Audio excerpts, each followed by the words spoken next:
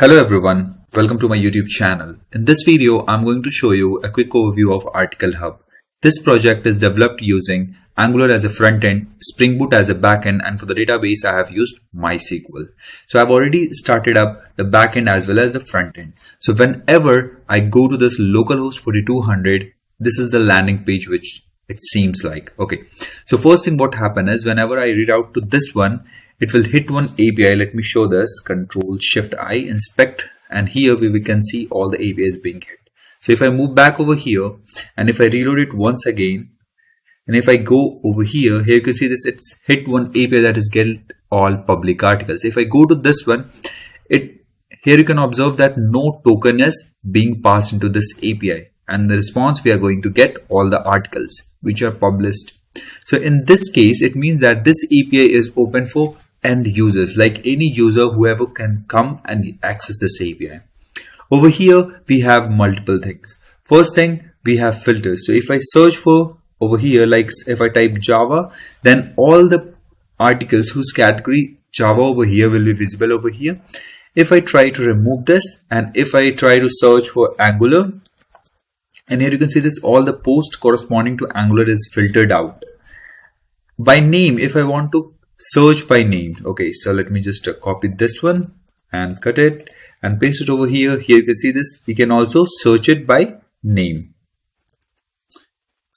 If I type questions, so it will show like this. If I try C, okay, so whenever we have nothing, then it will show nothing to show. Type C, so it means that C is also over here, and in all the names, anywhere C is there, then it will filter it out. So this is how filter works. Next thing what we have is, if I click on this, we can read the article, and over here we can also see when this article is published. So as I have published all the articles today only, so that's why it's showing the today's date. And here we can read this all by scrolling up and down, back and forth as per your requirement. Okay. Next thing what we have is, we have one option over here to change the themes. If I click on this, we have three different colors. So if I select this one, so now the color is changed. Here you can see the color for this one is also changed. If I try to change once again, so here you can see this one is also changed. Next thing, let's move back to this one. And after this, what we have is one login button. So if I click on this, here we have this Article Hub, the login pop-up. So here you can see this /login is here. If I click on back, we will reroute it back to the landing page. This is the home screen. We can say that of our application. So click on this, and now let's log in with the admin. So admin@email.com and admin, just log in. And here we have the dashboard. So in this one, here we can see we have the options to close this one and open this navigation menu. Okay. After this, again, if you try to change the theme of this one, if I click on this, here you can see this, the buttons and everything is changed, as well as the header is also changed. So let me move back this one to blue. Okay. After this, we have one logout button. Whenever we click on this, we will be logged out. So if I copy this path, and what we are going to do is we are going to log out, and yes, when I logged out, now you can see this, we have already copied the path, right? So if I paste it and try to read out to this one directly, so it will not allow us to read out. Why? Because we have already implemented the path guard. It doesn't allow directly to read out to some other path without logging in, because we need the validation for that one. Okay.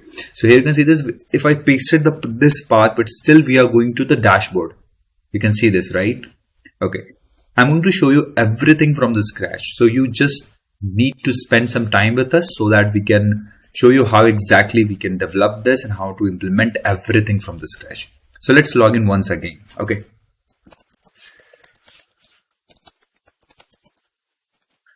Just log in. After this, what we have is we have one option for the users. So when I click on this, here you can see this, we have three different users. We are logged in with admin@email.com, but that one is not visible over here. Why? Because that one is a super admin. Super admin, you cannot delete it. You cannot make any modification to that one, because if we delete all of the users, then we may lose the access to our own application. In that case, the application is designed in such a way that you can only delete the new users which are being added. not the existing user, that is the admin, that is a super user. Okay. So here we have multiple options into this one. So first and foremost is the filter one. So if I try to search for foo, here you can see this, we can search it. If I try to search by ABC, you can search it. We can also search by the abc@email.com. It means that by the email also you can search, or by the name also you can search. Okay. So here we have multiple options. First, to edit it. So if I click on this, we have foo and the email is foo@email.com. Password you cannot modify from here. So, and here the status is also there. Status plays an important role. Whenever this status is active, those users only can log in. Okay. So if I try to disable it, okay, so user updated successfully. Next thing what I'm going to do is I'm going to log it out and try to log in with this foo.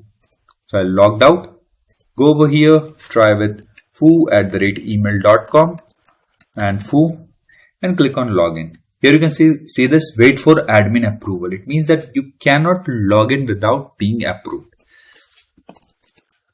So I'm going to log in with the admin. Log in and move to users and let's activate it. User updated successfully. Now we can log in with the foo.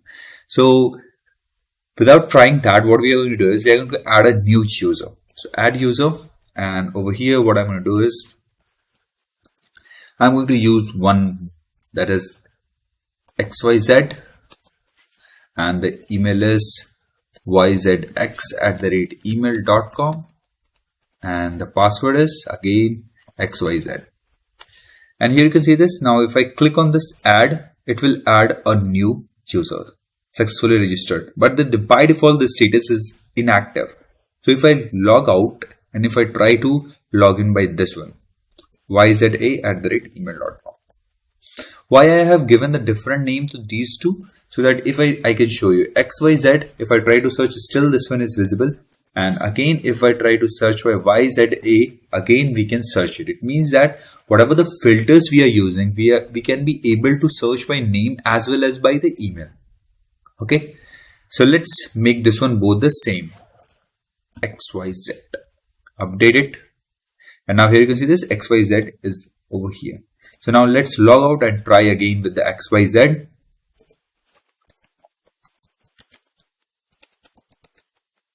XYZ. Login. Wait for admin approval. It means that this one is not working as this one is not approved, right? So let's approve it. Go to users. Click on this one and activate. User updated successfully. Now log out. Yes. Now try with this. XYZ@email.com. XYZ and login. Now here you can see this. Now we are able to log in. So if I go to users, here you can see this. Now XYZ is not visible. Why? Because you cannot modify or deactivate yourself because you are already logged in. So how you can perform the operation on the yourself, like activation stuff. So in that case, we won't be able to do it. That's the reason I haven't shown that over here. So the two records will not be visible. One's with which you are logged in, and the secondary stuff is the super user, that is the admin user. Those two records are not visible over here. If you observe, as I have told you that the first API, that is to list the articles, that doesn't use any token. So now for whatever the users API we are using over here, if I go over here, so if I check this one, get all users, if I scroll down here, you can see this, we are passing one token. So what are the details in the token is? Let me just copy this one and let me show you quickly. JSON web token, this website you have to visit, that is JWT.io, and just clean this one and paste it. So if I paste it, here you can see this, the email is xyz@email.com and is deletable is true. So whoever is deletable is true, those records is only visible. And second thing is, that is issue date and time, and expiry date and time. So the issue date is what? That is 7/23 and the expiry time date time is 3/23. It means that total of 8 hours duration we have given for the token. It means that if you logged in and just left it for 8 hours without doing anything, then that token will be expired. You are automatically logged out. Okay, so these things we are going to show you how to develop this. You can set the time for 30 minutes, 20 minutes, whatever time you feel like, you can set it. Okay, next thing is we have already shown this one, the edit action and the enable disable, and the filter is also working. After this, we have one category. In this category, we can add whatever the categories you want for the article. If you want to add a new category, you can add a new one. If you want to use the existing to publish your article, you can use the existing. You can also modify the existing category. So here we have Angular, HTML, Java, MySQL. So what I want is I want to change this Java to JavaScript or something else. So in this one, what I can do is simply go and paste Java 8. So if I update it, what it will does is this is updated over here, as well as whatever the articles which are published, it will be updated on that place also. So if I log out and go over here, you can see this. Now the everything is category under the Java is now updated to Java 8. If you observe it, Java 8. So earlier it was Java. Okay, now I have updated the category to Java 8. Now this one is Java 8. Now if I log in once again and let's move back to this one to Java, so that we can see if this one is working as expected or not. So go over here, go to category, click on this one and let's remove it and update it. Now log out and here you can see this. Now we have Java back in place. Okay, next thing what we are going to do is we are going to add one new, and over here we have also added the validation for the email is valid or not. You will see this whenever I typed invalid email, this one is showing is the field is valid.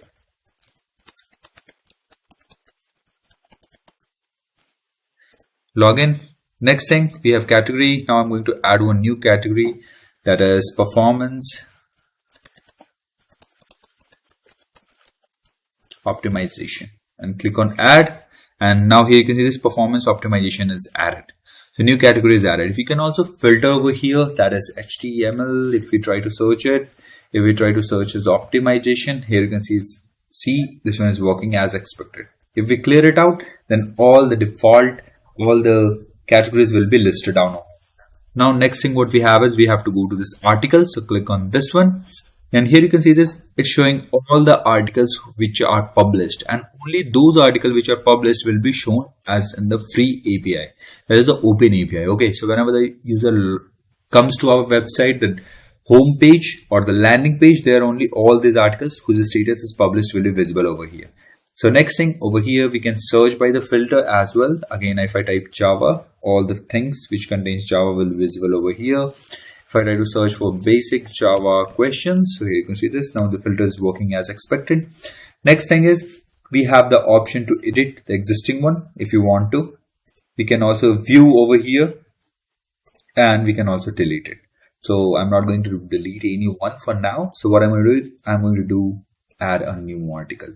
So this one will be performance optimization help. Okay, next thing what we are going to do is we are going to select for the category, that is performance optimization, and by default the status I'm going to put as a draft. Over here what we can do is we have this field where we can perform or we can play with the strings. We can, whatever the design we want to give, we can give it. Okay, so let me just quickly copy and paste some content so that we can play with it. So I have pasted this content. So what is performance optimization? There is most of the stuff like this thing. Okay, so next thing I'm going to select this one and select this and select the black color so that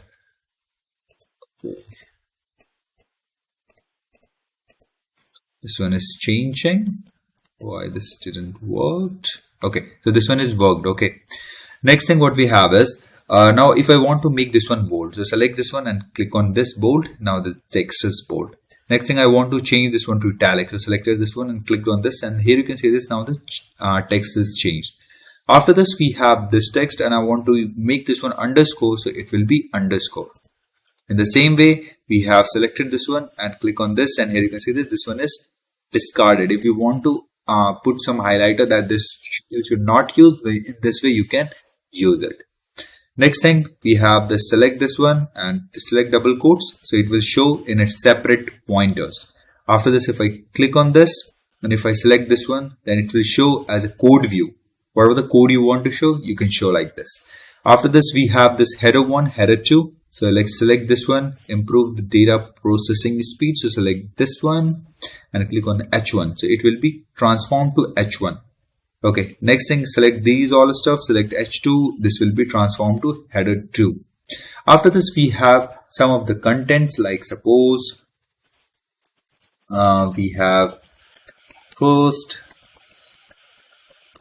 second, third, fourth, fifth. If I want to put the pointers, the bullet points, so 1, 2, 3 like this.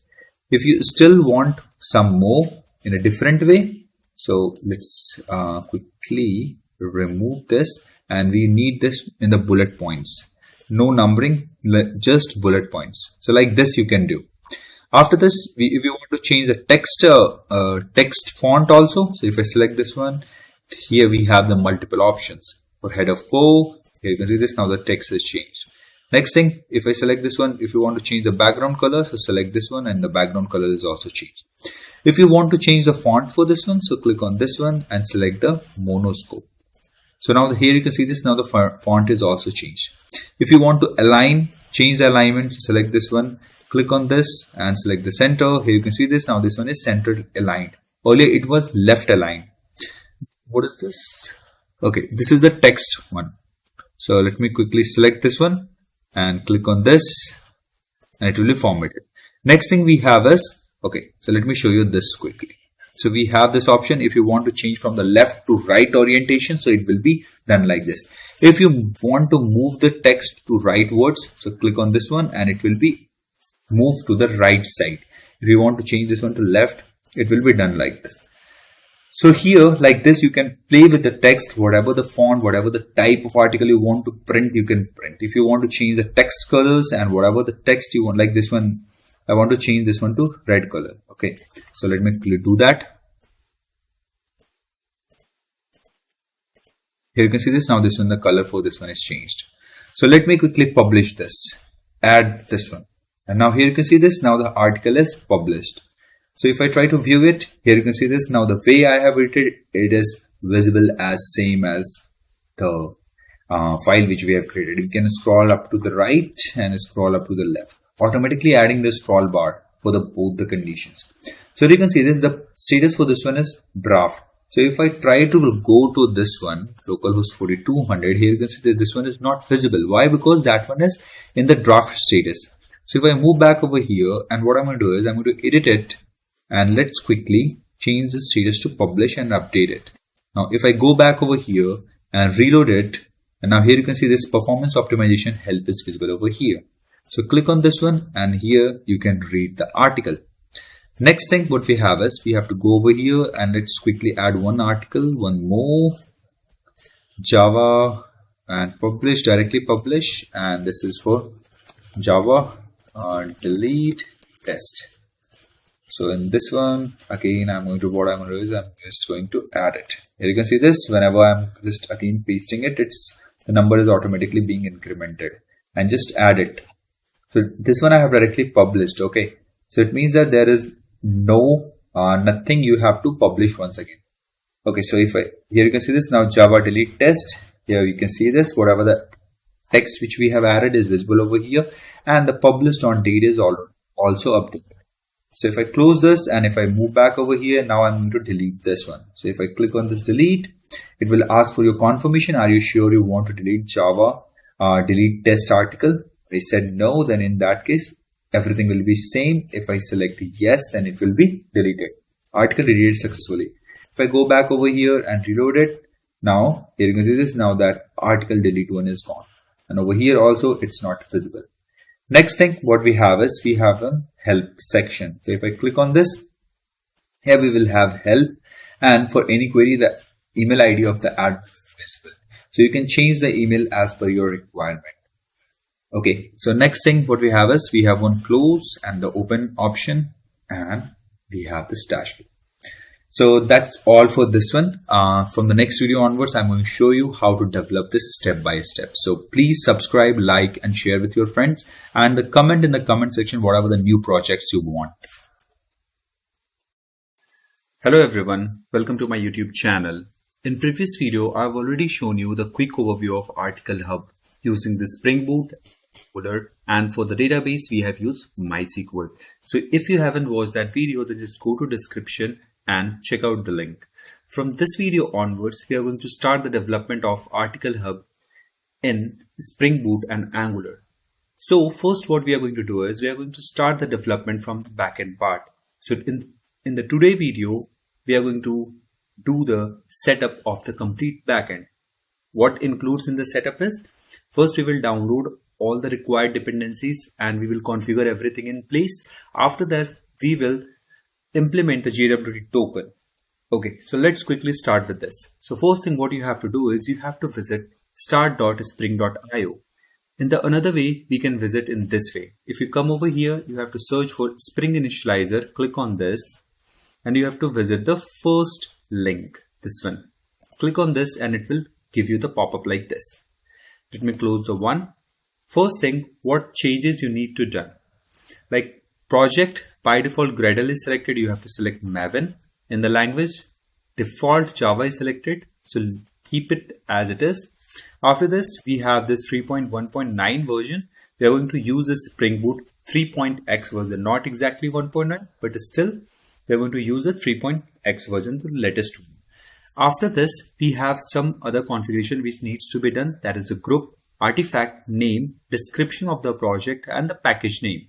So what I'm going to do is I'm going to give a name to the group, and the same name I'm going to give to the artifact tree, and the same name I'm going to give it to the project name. That is com.article.hub. Let me copy this, paste it in the artifact tree, same in the name and same in the package. So make sure whenever we put this 2 over here, it creates the package like this. So I don't want like this, I want like this only. After this, we have the description. So you can update it like this. Whatever the project is, as per your understanding, you can change the description. Over here, you won't see the option for Java 8 or 11 because when we work with 3.x version, we have to compulsory use JDK or Java 17. So make sure Java 17 is installed and configured in your system. If you are unable to do so, then you can contact us on Instagram. We will help you do that. Okay, after this, what we have to do is, if you want to understand the group ID, artifact ID, and name and package name, how these all internally work, then just comment in the comment section. We will create a separate video for it if you require. Next thing, moving forward, what we have to do is we have to add the dependency. So over here, first dependency we have to add is Spring Web. When we add a Spring Web, what it does is, after scanning the pom.xml, Spring knows that now we have to develop it as a web application, because when we add the Spring Web internally understand that this is a web application. On the basis of that, it places Tomcat server and other configuration related for web application is in place. Next thing what we need is we need a MySQL connector, MySQL driver to connect to the database, and another thing I need is JPA. JPA is a ORM tool which basically maps your entity to the table. If you find these all stuff complicated or you are not able to understand, you are a beginner, then don't need to worry. What we are going to do is, with time, with the step-by-step process, I'm going to explain and elaborate everything. I will make sure we are on the same page. So just hang on for some time if you are unable to understand. You can just comment in the comment section if you need a deeper explanation for any of the topic. Another thing what we have to do is we have to add the Lombok. Lombok is also, again, it's a dependency that is for basically to remove the boilerplate code from your project. So what is boilerplate code? So suppose if you define any variable into a class, and if you are generating a getter and setters, these are the boilerplate code. If you're going to add the annotation that is @getters and @setter on the class level, that is from the lambok, then these getter setters method which you have to declare manually will not be required. So we will see that also in the upcoming videos. So now everything is in place. Once this project is downloaded, I will add another required dependencies like for the Spring Boot security, for this JWT tokens and other stuff. So let's quickly download this. So we have to simply click on this generate and it will generate and download the zip. Here you can see this. Make sure your system is connected with the internet. So let me quickly move over here to the downloads, and here you can see this. Once zip is downloaded, right click on this, click on this one, and let me extract it.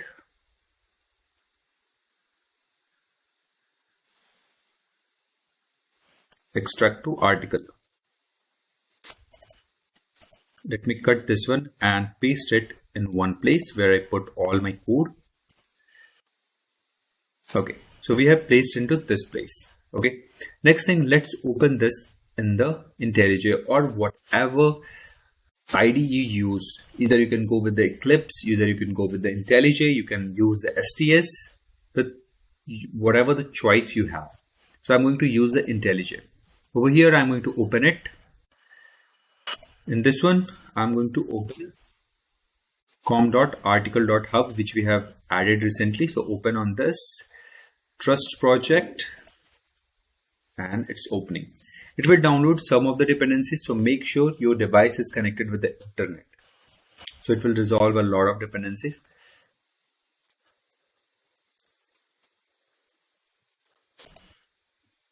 Here you can see it's downloading. Okay. So we have to wait for some time.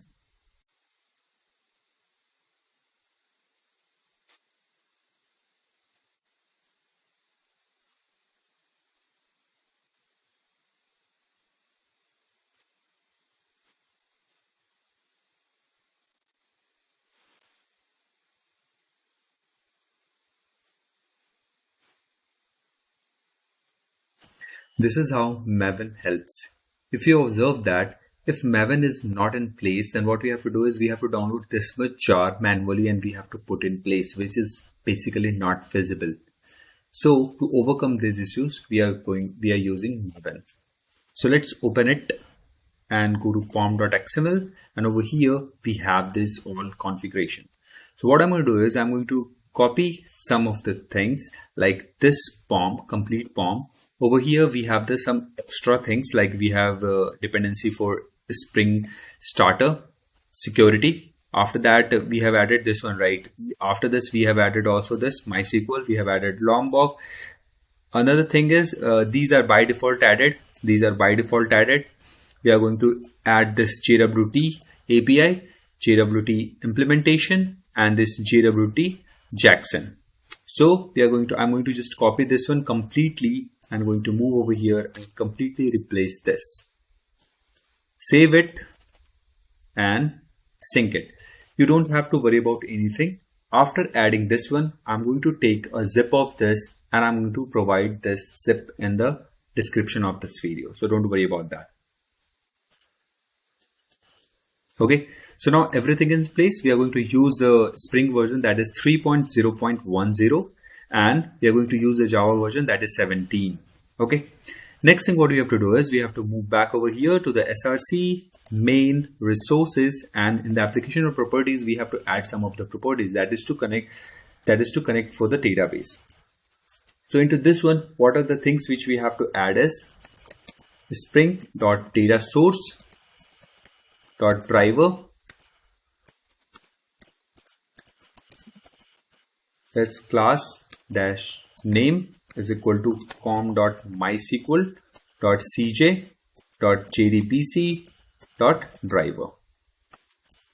After this, we have to add Spring Boot data source URL. So I'm going to add that spring.dataSource.url is equal to jdbc:mysql://localhost 3306. If you are using any Docker in your local system and if you want to use the MySQL running in your Docker pods, then you have to add the IP over here, the local IP.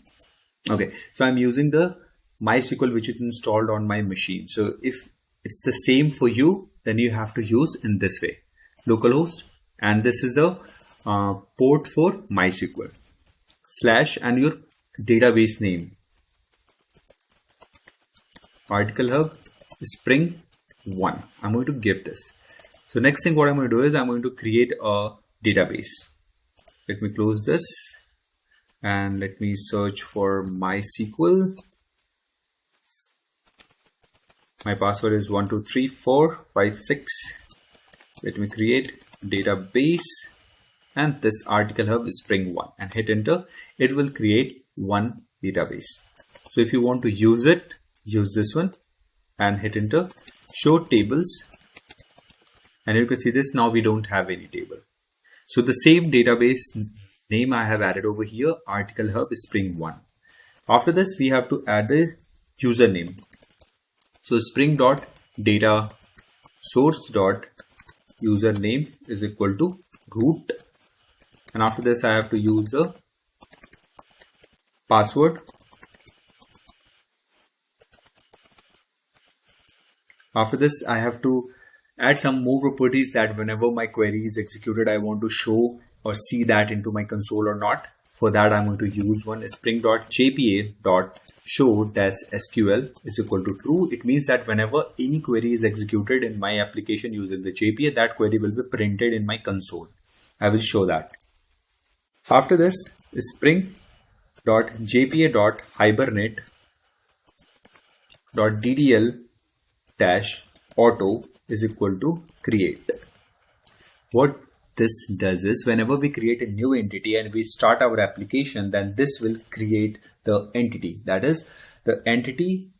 Suppose we have created one entity that is users. Into this one, we have defined the 4 columns. So for that entity, it will create the table into my database with those particular columns which are defined into that entity. We will see that. If you are confused, then no, don't worry, we will see that.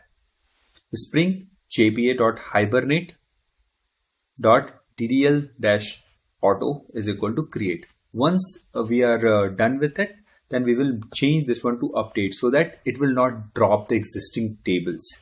Okay, so let's move further. Next thing we have to spring.jpa.properties.hibernate.dialect is equal to org.hibernate.dialect.mysql8 dialect. We are going to use this one. After this, spring.jpa.properties.hibernate.format_SQL is equal to true. Why this format SQL? Like when we write this one, it will print the SQL in a single line, but I want it in a formatted way. Formatted way means that into a readable, more readable way. We'll see this in the upcoming videos. How if I comment this, what will happen? If I comment this one, what will happen? Okay. So now quickly save this. So now I have changed the pom.xml and also these properties. So what you have to do is if you want to do the same in your application, what things you have to change? You have to change the database name over here. Make sure database is created. Next thing, you have to add the username or change the username as per your system. My system, it's root, and the password is 123456 in my local system. So I'm using this. So you have to change these 3 things: first, second, and third. These 3 things in your system. So next thing what I'm going to do is I'm going to just move back over here and right click on this and let me quickly zip this so that I can share this. Okay. I will share this zip in the description of this video. Make sure to download this, and after that you can start working. Okay, so let's move back over here. Next thing what we have to do is We are going to create some of the packages. In the Java, we have one. You can see this. We have com.article.hub, which we have given as a package name. So this is the package. This is the main application, that is article. So let me elaborate this. Okay. So over here, we have Spring Boot application, and Spring Boot application is the annotation which is responsible to start our application. It is responsible for multiple stuff. If I go into this one, we have three different annotation inside this. Can you see that? Spring Boot configuration, Spring Boot auto configuration, and component scan. So Spring Boot auto configuration, we will start with the configuration first. So configuration, what it does is, it denotes that the current class, that is the application, is a configuration class. You can declare any method with the annotation @bean, and it is going to create the object of that particular bean. It means that simply, in the simple way, we can say that application class is declared as a configuration class. Okay. Next thing what we have is auto configuration. It means that it will, when we put @enable auto configuration, it scans the complete application. It scans the complete application and search for. It scans the dependency, whatever the dependency we have added. On the basis of that, it creates the bean that required dependencies, like whatever the beans we are needed to fulfill those requirements corresponding to the dependencies we have added in the POM. Third is component scan. Component scan, what it does is, from this path, that is com.article.hub, from this part onwards, it tries to find all the classes which are annotated with the stereotype annotation, that is @component, @repository, @service, and so on. With these annotation, it fetches it, and for all those, it creates the bean and keep it in the IOC container. These three things are there. These three are mandatory things.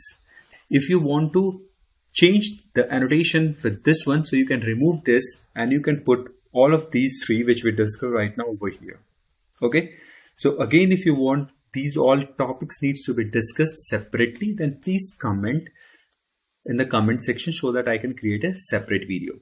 Before we go further, what I have observed is most of the people come and watch our video but forget to subscribe. So make sure you subscribe our channel. That would help us in growing in future. So let's quickly start with this. So move back over here, that is the com.article.hub. First thing what I'm going to do is I'm going to create a package. So make sure, click on this, click on package, and don't remove this. What I mentioned is you have to create all the packages after this root package, that is com.article.hub. After this, you have to create all the packages. So I'm going to create one package, that is entity. So all the entity I will place into this one. So right click on this, click on new, click on Java class, and I'm going to give the name user info. Hit enter. Into this one, I need some of the dependencies, that is @entity.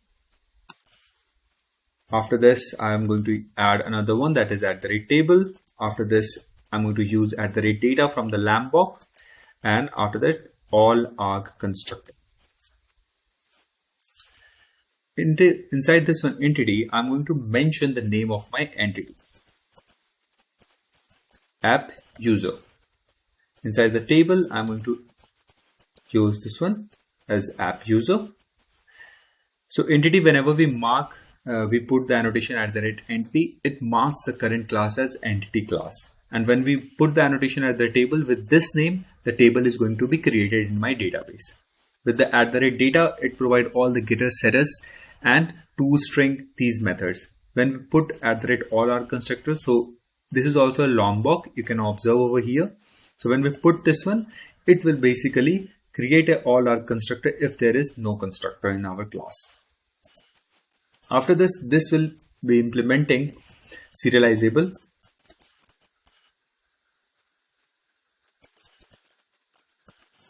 Because this is going to be if you want, it's better practice to implement this serializable, because this may travel over the network. So in that case, to serialize and deserialize, implementing serializable is important. So private static final long serial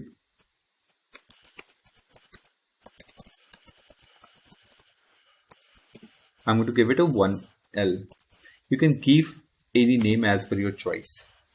Next thing what I'm going to do is, let me just scroll it down. After this, we are going to declare a primary key. So that is private ID int, and over there, here we have to add some annotation, that is @ID. After this, @generated value, and to this one, strategy we have to define, that is generated type identity, that whenever a new record is inserted, it will automatically generate a new ID. Let's scroll down and we are going to define some of more variables, that is private string name, private string email, private string password, private string is deletable,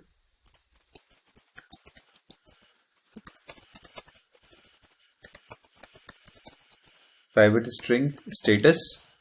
After this, I'm going to create a 4-arg constructor that we are going to use it. User info.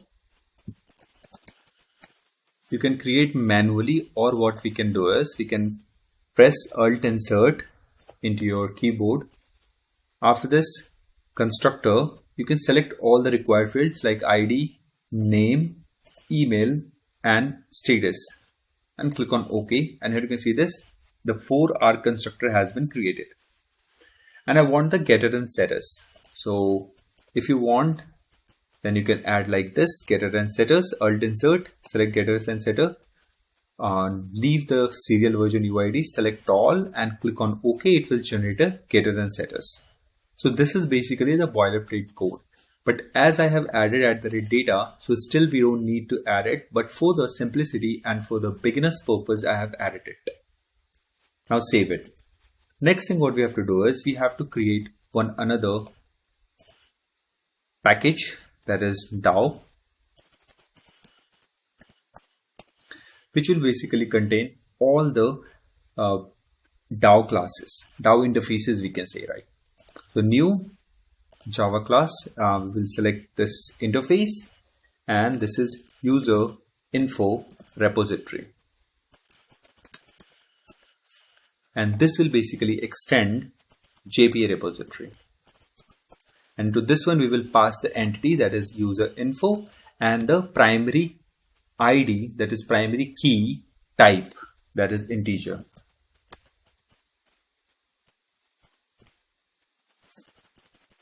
After this, into this one, what we are going to do is we are going to add one.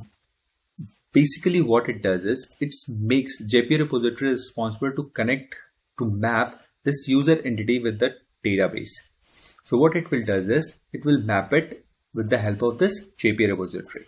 From here, I have to write one query, that is find by email, which we are going to use in the JPA. Like generating token, we are going to use it. So I'm going to write it optional. It will return user info. This is find by email. Into this one, we have to pass the string email. So if you are aware of this JPA, then you must know that whenever we type find by, and this is the field name. So if I go into this one, you will see email, right? So whenever we write like this and we pass the email ID, so it will internally generate a query like this. Select the star from user info, or what we have mentioned is app user, right? So let me move back. So internally it will generate select the star from app user, where email is equal to abc@melinator.com.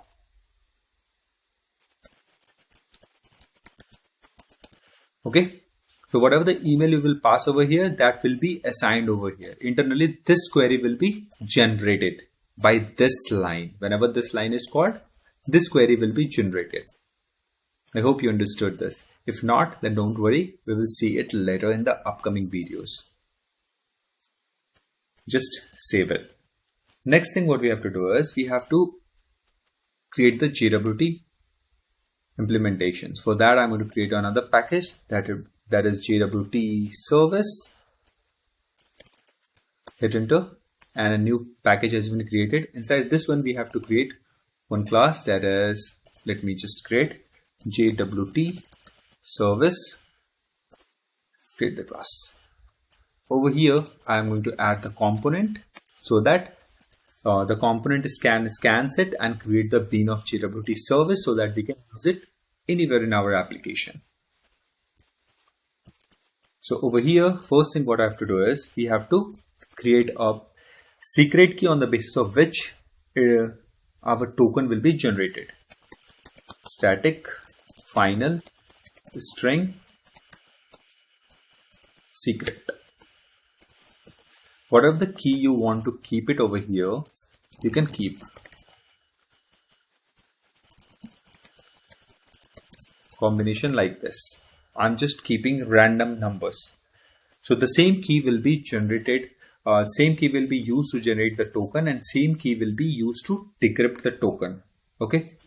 Next thing, after this, what we are going to do is we are going to write some methods which are required. Okay.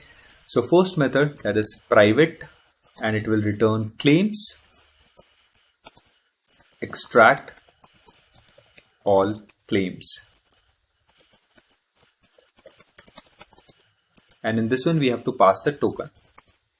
So what are claims? Claims, it means that whatever the data we are putting into the token, we are trying to extract all of those stuff. Okay. So return JWTs from the first one, that is JSON web token. Select this dot parse builder dot set signed key, and to this one we will call get signed key dot build dot parse claims JWS. Into this one we will pass the token and dot get body. So we don't have this method, right? So what we have to do is hover on this one, click on this, create a method gets sign key. Into this one we are going to write byte array key bytes is equal to decoders dot base64 dot decode. To this one we will pass the secret. With the same secret we are going to decode it. Return keys dot HMEC SHA key for, and to this one we will pass the key bytes.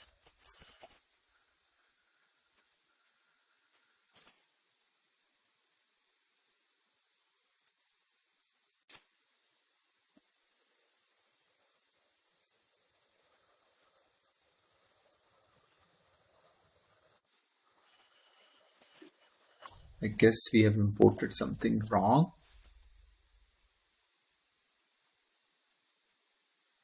Security keys. We have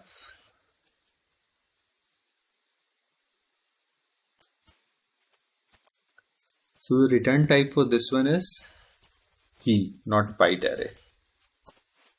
Yeah.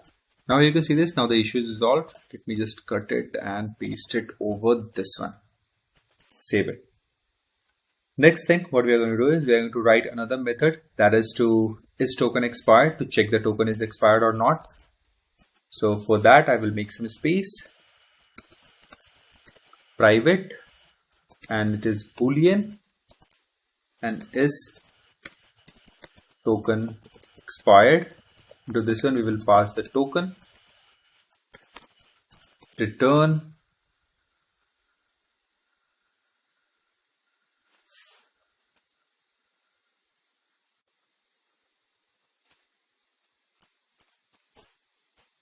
so for this one, just give me a moment. Let me just comment this. Before this, what we have to do is we have to write one method to extract the claims. Okay, extract all claims is over here. After this, we have one public, and this is of type T extract claim. To this one I will pass the string token, and to this one we will pass function, and to this one we have claims.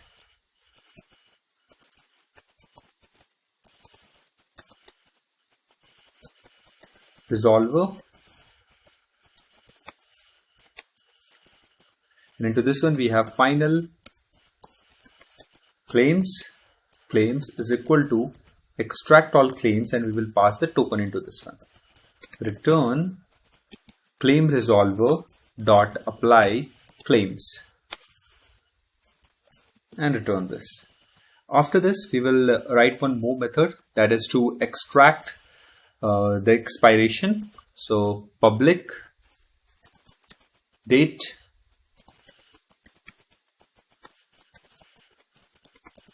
expiration string token, return extract claims. Into this one we will take the token, pass the token, and claims colon get expiration. Alt enter and import Java utility. Let me show you that. This one you have to import. Okay, if anything is different, if showing a red line or anything, you have to make sure to match these imports. At the end, once this class is done, I will show you all the imports which is done, which is imported over here in my package. Okay. After this extract expiration, I have to write one another method, that is to get the username. So public string extract user name string token, return extract claim. Into again you have to pass the token, and what we have to get is claims colon get subject. Okay, after this we have to get the token.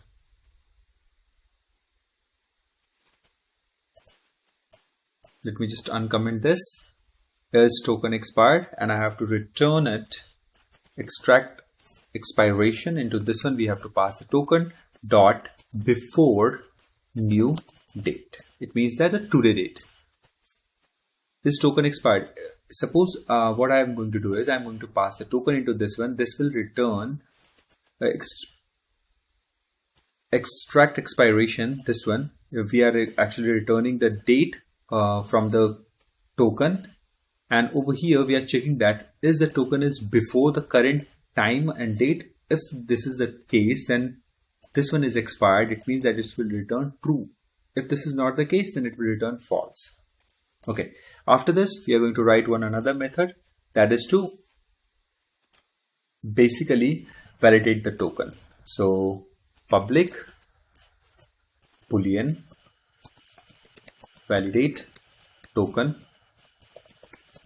string token user details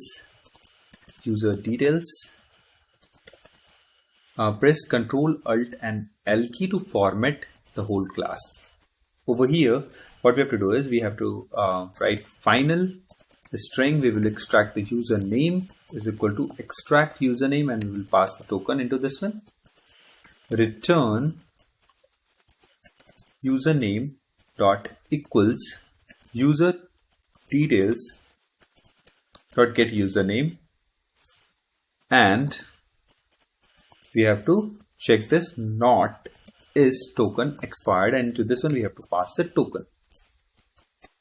So over here what we are checking is we have to pass the token over here, and the user details, that is from the database we will fetch by the email ID, and we have to check that the token is for the same user. If this is the case and token is not expired, then this token is a valid token. Okay. we already signed key in place. Next thing, we have another method, that is to create the token. So private string create token map string comma object claims comma string comma user name. Return JWTs.builder.setClaims. Into this one we will set the claims dot set subject. In subject we are going to set the username. Dot set issue date, issue at new date. Into this one we will pass system dot current time milliseconds. Dot set expiration, new date. Into this one I'm going to set system dot current millisecond plus 1000 into 60 into 120. So over here it will take the current milliseconds and we are adding 120 minutes to it. It means that 2 hours will be the expiry time for this token. After this, dot sign with get sign key, and into this one we are going to pass the signature algorithm, that is HS256 dot compact. Now close this.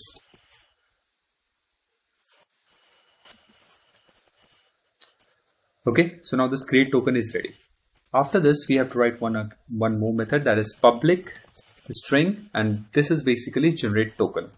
So generate token, and to this one we are going to pass the username,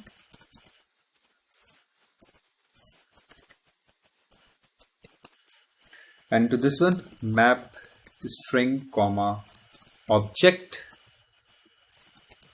claims is equal to new hash map.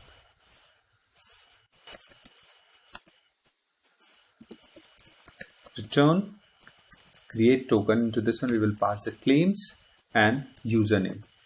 So the question arises is, if we are not setting anything into this claims, right, but why we are passing this? So why I have designed this in such a way that if you want to add anything else apart from this username, then you can pass whenever you're calling this method, you can pass the claims from your side while calling this method, and you can set it directly inside this one. So that's the reason I have made it dynamic. So now I'm going to show you once again. If you have any confusion regarding this one, then pause the video and just rewrite this all stuff. Okay. So let's quickly start with the below one, extract all claim, to extract all the claims, whatever the data which we have added into this one. After this, we have this signed APK, that is decode on the basis of base 64, decodes and the secret key we have to pass. After this, extract claims, extract all claims, and it will return that.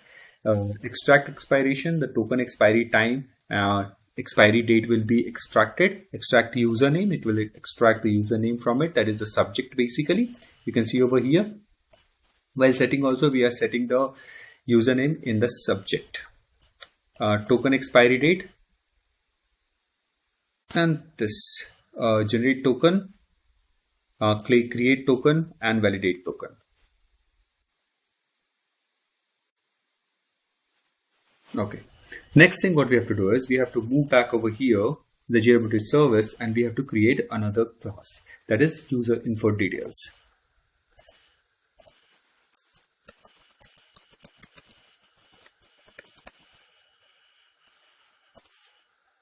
And this will implement user details, and this user detail is from org.springframework.security.co.userdetails.userdetails. So it is recommended to never put the name user details for your classes, because this is internally present in the Spring security jar. So implement methods, there are so many methods. We will implement it in a while.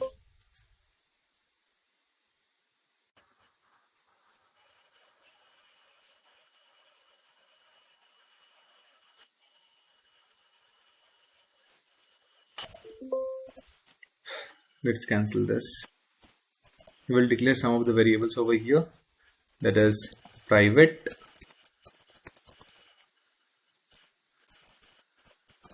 string name, private string password, private string status, private list of granted authorities.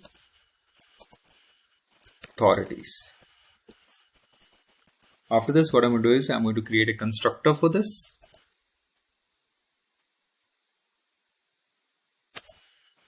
Like this, public user info details. Into this one we will have user info.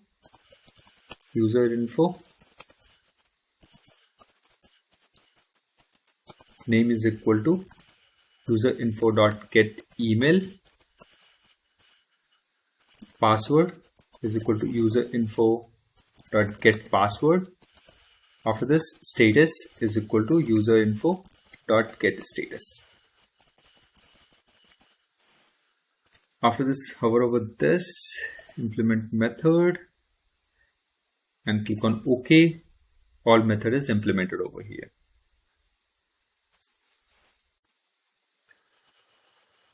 So over here return authorities, and over here return password, over here return username or name. After this, we have one extra thing, that is status. So for that, we are going to create one getters and setters. Select the status, and here we go. After this, what we have to do is we have to create another package. Right click on this, click on this one. Okay, not this one. Right click on this, click on this, new package, and over here I'm going to add one filter. Into this one I'm going to create another class, that is Java class, and this is JWT auth filter. This will extends once per request filter. If I hover over this, it will help us implement to filter internal request. Click on OK, and it will be like this. So before we do this, what we are going to do is we are going to make some space over here. So I'm going to create one list, final list of string allowed end points is equal to arrays dot as list. Into this one we have to put slash app user slash add new app user. After this we have another, that is slash app user slash login. After this we have article slash get all published article.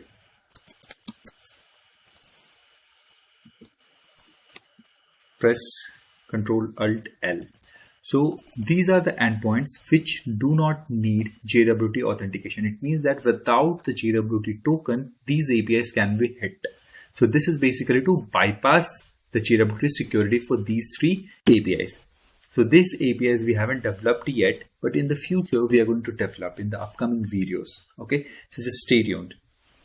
So this is app user, all in a small case. Case also matter, guys. So make sure to follow the same case. Add new app user. Next thing is app user login. After this, article slash get all published article.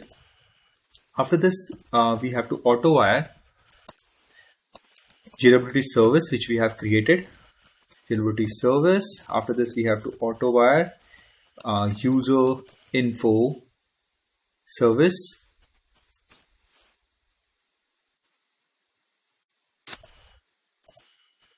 Okay guys, we missed one class from here, so we have to move back into this one, JWT service. Right click on this, click on this one, and over here we are going to create one user info service. inside this one, user into service, info service, what we have to do is we have to put the annotation service so that object for this one is created. After this, inside this one, we have to implement user details service, and hover over this one, implement method load user by username. So click on this, make some space. After this, auto wire private user info repository over here, and in the place of returning null, let me minimize this one. In the place of returning null, what we are going to do is we are going to call the method that is optional, and inside this one, this will return the user info user details is equal to repository dot find by email, and we have to pass the email over here. This is the username, so I'm going to change this one to email. So copy this one and paste it over here. We have to pass the email. So we have to simply return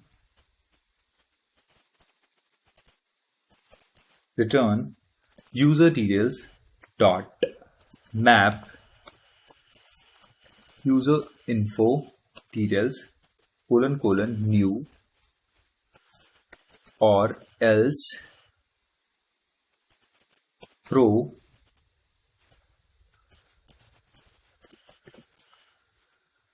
new user name not found exception. So user not found plus email. Control Alt L to format it. Okay. So now the task for this one is done.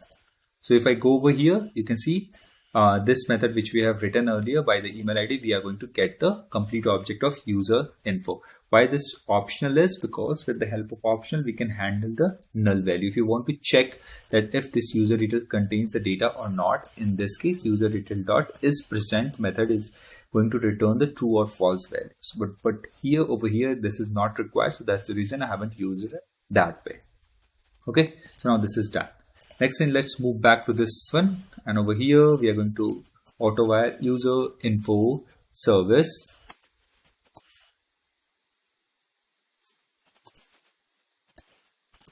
User details service. Save it. After this, I'm going to get the email null for now over here. After this, we have the method that is do filter internal.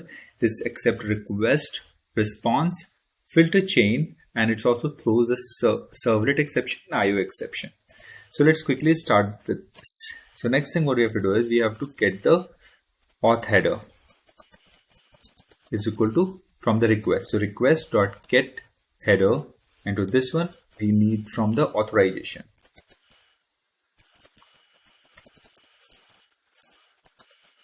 Next thing, we need the token. Token is equal to null if allowed endpoints dot contains request dot get request URI.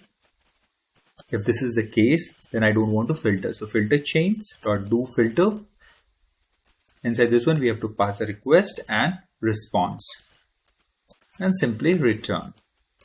So now this is the case when we don't want to filter the request. If this is not the case, then what we have to do is if auth headers is not equal to null and auth headers dot starts with bearer, because the JWT token starts with a bearer. After that, bearer space and then the token is there. So bearer space and after that token is there. So token is equal to auth header dot substring 7. So why this 7? From that token, we have to exclude this 7. 1, 2, 3, 4, 5, 6 and one space is 7. So we have to extract those 7 stuff. Okay. Next thing, we have to extract the email from the token. So email is equal to JWT service dot extract the username. Into this one, we have to pass the token. Okay. Next thing what we have to do is make some space. Now you can see the use of the extract username, whichever we have developed in this user service. Okay. Extract username. So move back over here. Now we are in JWT auth filter. After this, what we have to do is we have to check if email is not equal to null and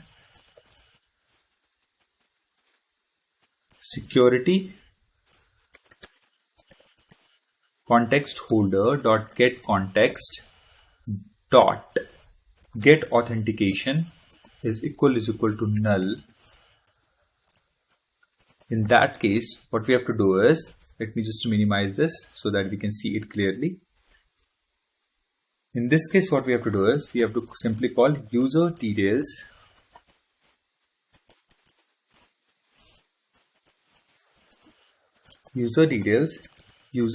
is equal to user details service dot load user by username, and inside this one we will pass the email. If JWT service dot validate token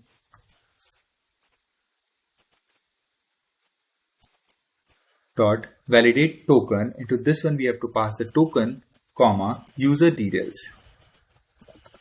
Then if this one is true, because validate token is again going to return the boolean value. So if I go over here, you can see this, we are passing the token and the user details. So user details, we are comparing the username from the token.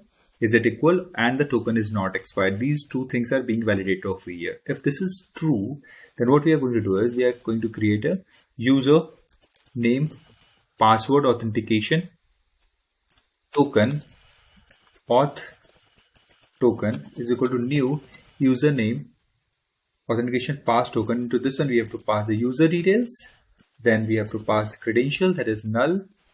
After this we are going to pass the user details dot get authorities.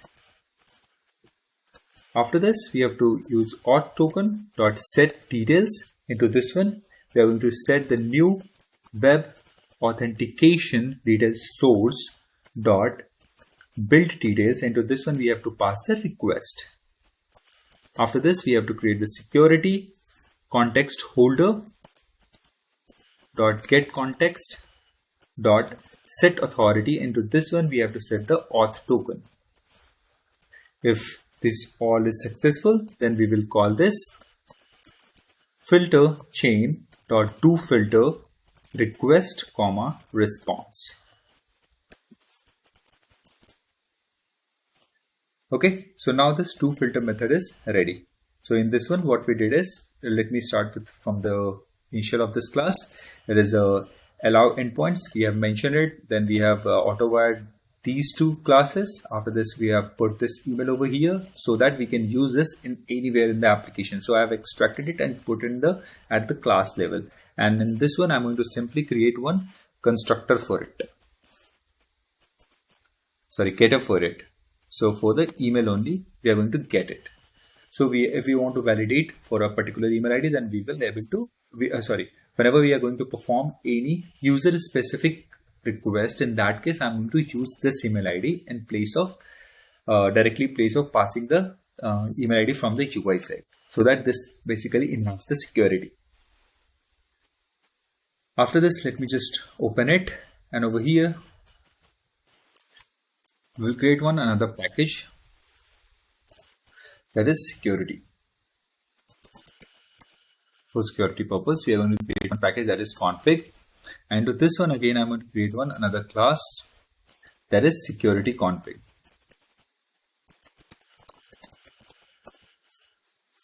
Into this one, first thing what we're going to do is we are going to put some of the annotation, that is configuration @enable web security @enable method security.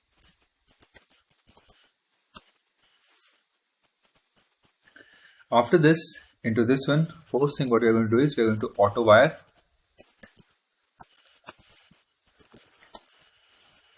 JWT auth filter. After this, public user detail service and this is basically going to return a new user detail service, user info service, because user info service implements this user detail service. If I go over here, you can see this. Okay, and over this, what we have to do is we have to put the annotation @bean and @primary. After this, we have to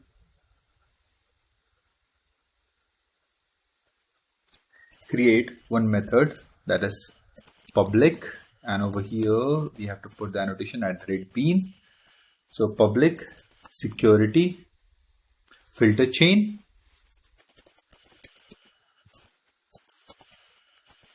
security filter chain. Into this one we have to pass http security,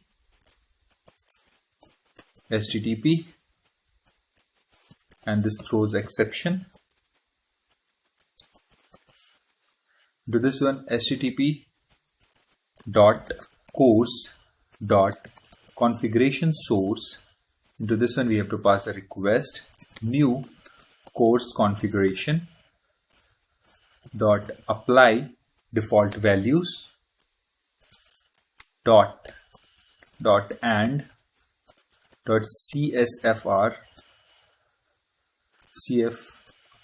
csrf dot disable dot authorize http request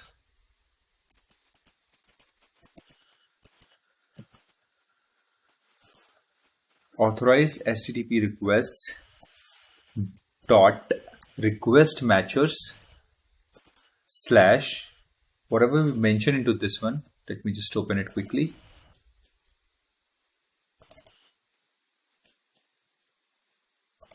Where is this allowed one?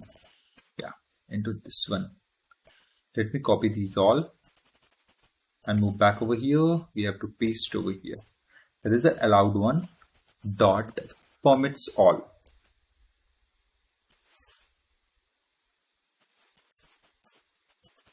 And return http dot build. That's it. Next thing,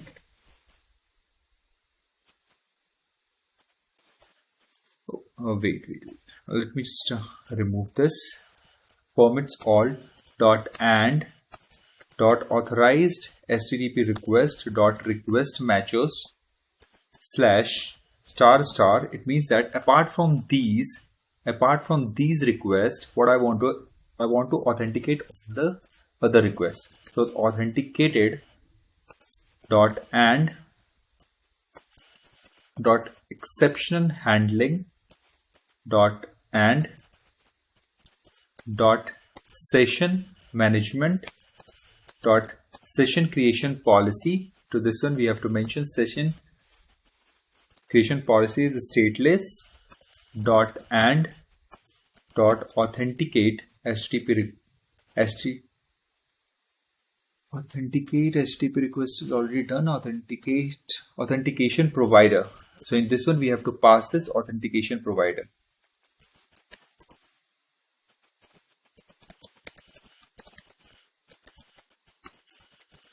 So this is the method which we are going to create just in a while. So add filter before auth request, this auth filter. So this auth filter we have to mention it over here.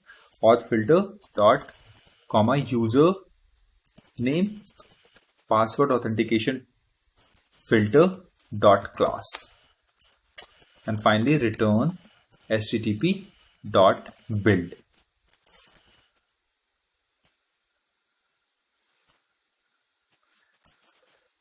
And this authentication provider, create one method, that is authentication provider. Inside this one, what we are going to do is we're going to create this.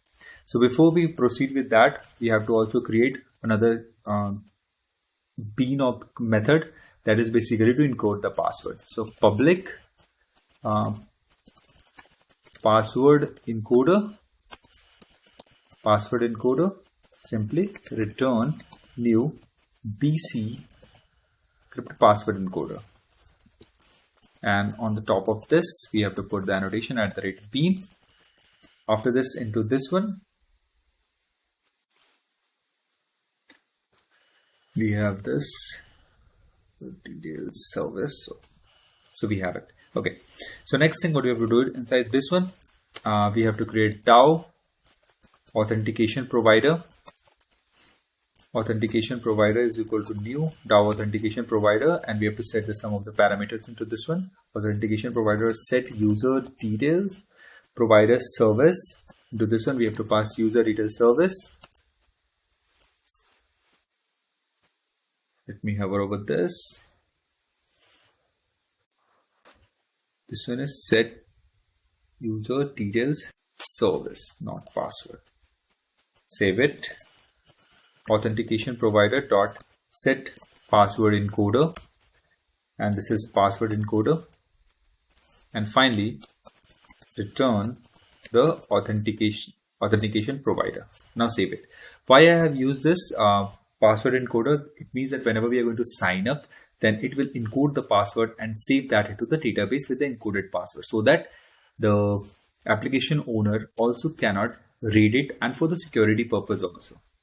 So it's never recommended to store the plain password in a plain text. Okay. Next thing, we have to create one more bean. Okay, so we have to put the bean annotation over here also. That is public. Let me add a bean annotation over it. Public authentication manager. It's going to return authentication manager, and this is going to keep the authentication configuration. Config, which also throws exception. Return config dot get authentication manager. So now the task for this one is also done. So what basically this is a Spring filter chain. Basically, the configuration, we got the request, and then we disable the CSFR. After that, we bypass these all stuff, these all endpoints, permits all. After this, any request apart from this, it means this is a pattern, regex pattern, authenticate, and exception handling and session management. Other stuff is done over here. Okay, and to authentication provider, what we are going to use? We are going to use this DAO authentication provider. In this one, we are going to use this user detail service, and in this side, this user detail service, this is from the this class. This one is implemented. This one, load a user by username. So we are going to use this one internally. Okay, so this one is not directly called. This is internally called whenever the request is hit. We have to validate the token. Okay, now let's quickly try to start our application. So move back over here. Now click on this, run application. So if our application is run or started successfully on the port 8080, it means that everything is configured properly. Okay, so this is failed. So at the rate bean method or the neighbor must not be private or final. Okay, so let's quickly fix this.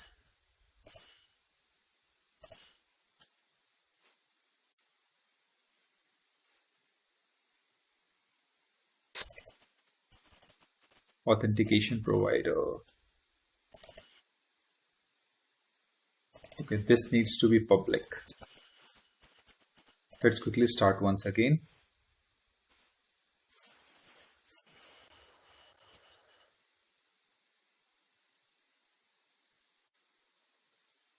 Okay, we got one more exception.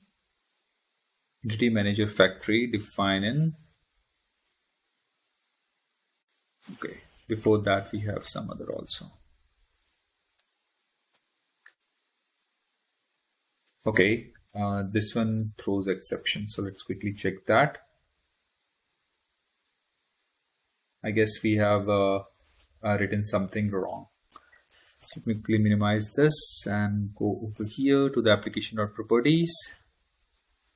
Spring dot data source dot driver dash class dash name. Okay. Hibernate dot dialect org hibernate dot dialect MySQL 8. Okay, this one we don't have to add it. Let me start the application.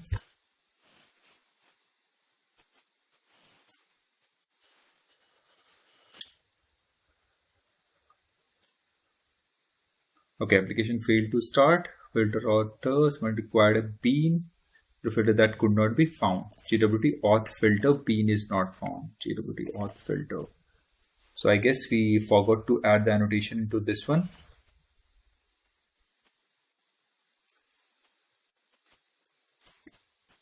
So over here we forgot to add the component. So let's try once again.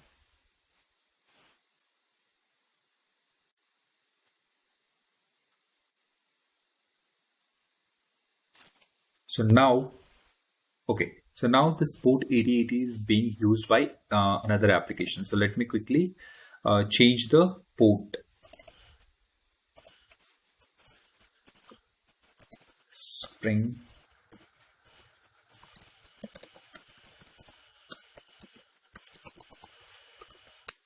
Default port is 8080, and in my system I guess I have run some other application on 8080. That's the reason it's throwing an exception that we can't able to run the application on the port 8080.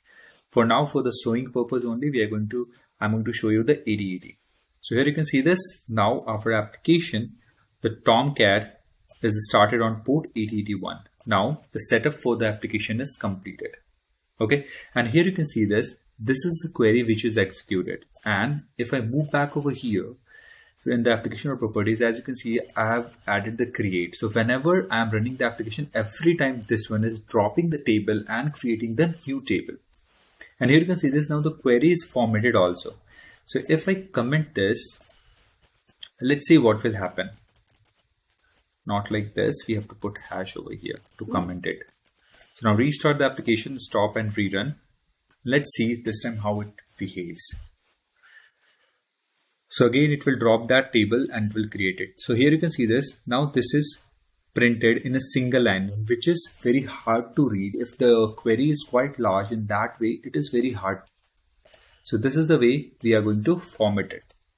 If I remove, if I comment this one, then that query itself will not be printed in the console. And if you want to, if you don't want to drop the table and create the again, in that case, what you have to do is you have to use update. So what it does is, if any changes is there in your table or any new table or any new entity you have added in your project, in that case, it will create that. It is not going to drop your existing table and recreate that. So let's quickly restart it and see it also.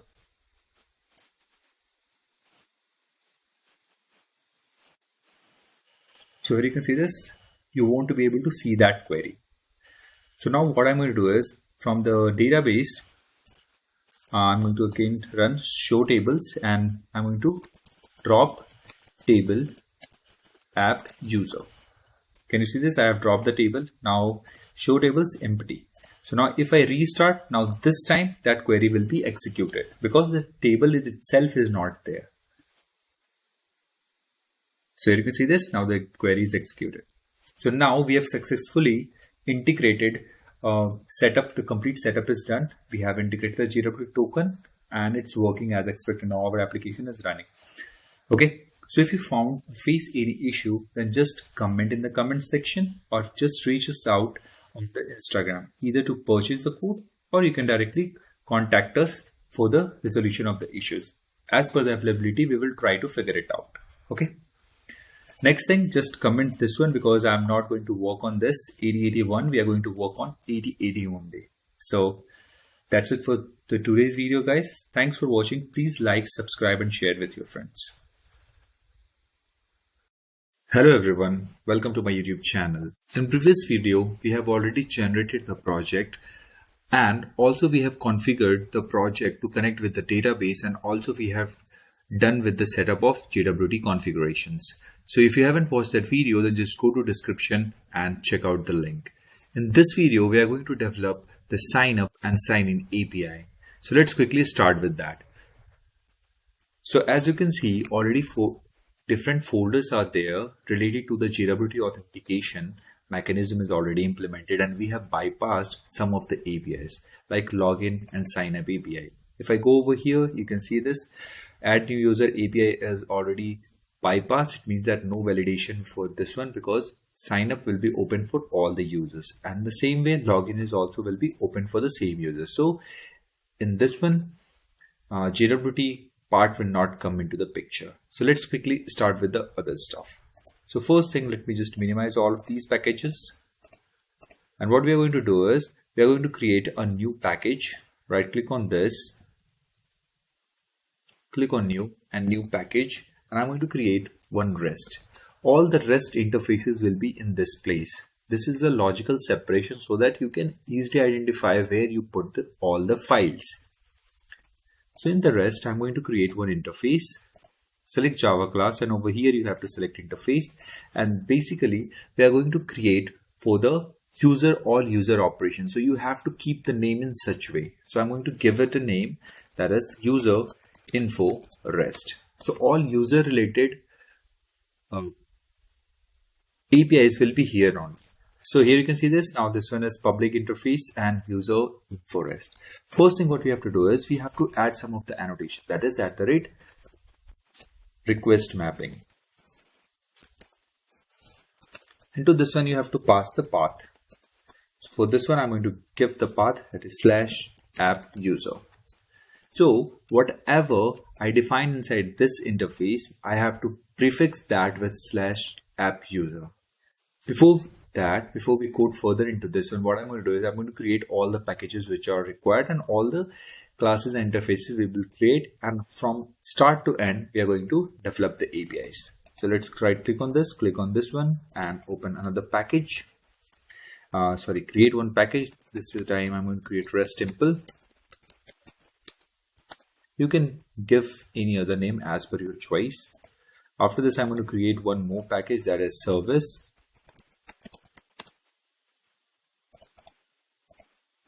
I'm going to create one more package, that is service simple.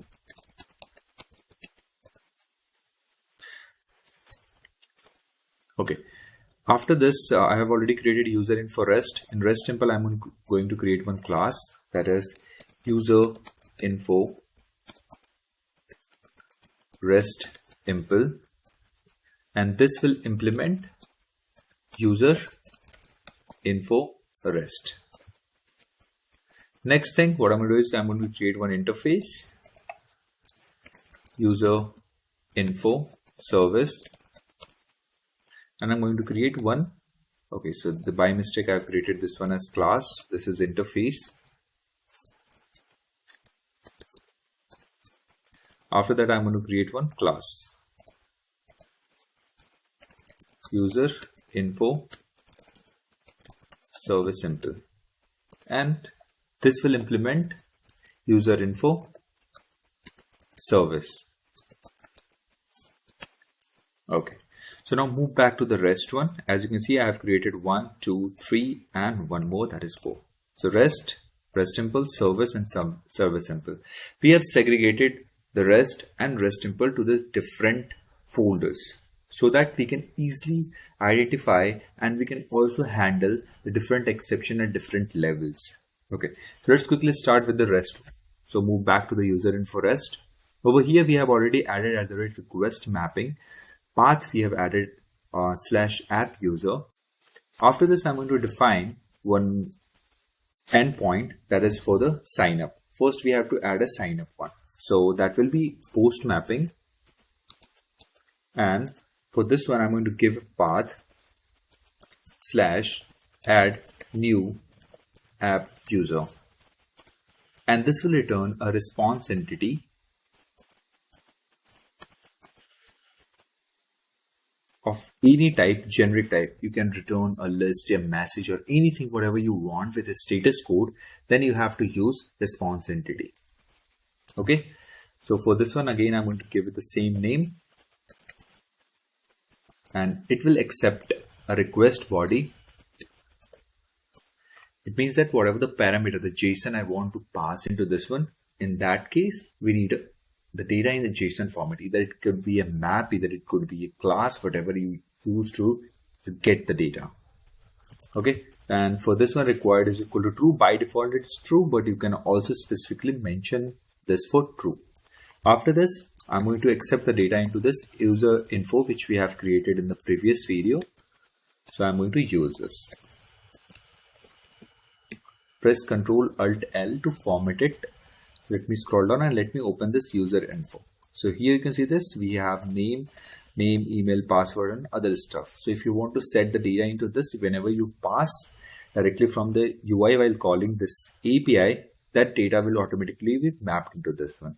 That is a separate part of discussion, how the data JSON is being converted into a map and or any class, how its conversion is being done. If you are interested in knowing those topics, then please comment in the comment section that know more.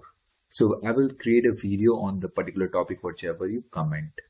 So let's quickly, it's showing one problem because this interface is being implemented by user info REST temple, but inside this one, we haven't implemented anything. For that method, we haven't provided the body. So I'm going to come over here and implement method and select this one and click on OK. You can manually type it also. And over here, first thing what we have to do is we have to add a annotation that is REST controller.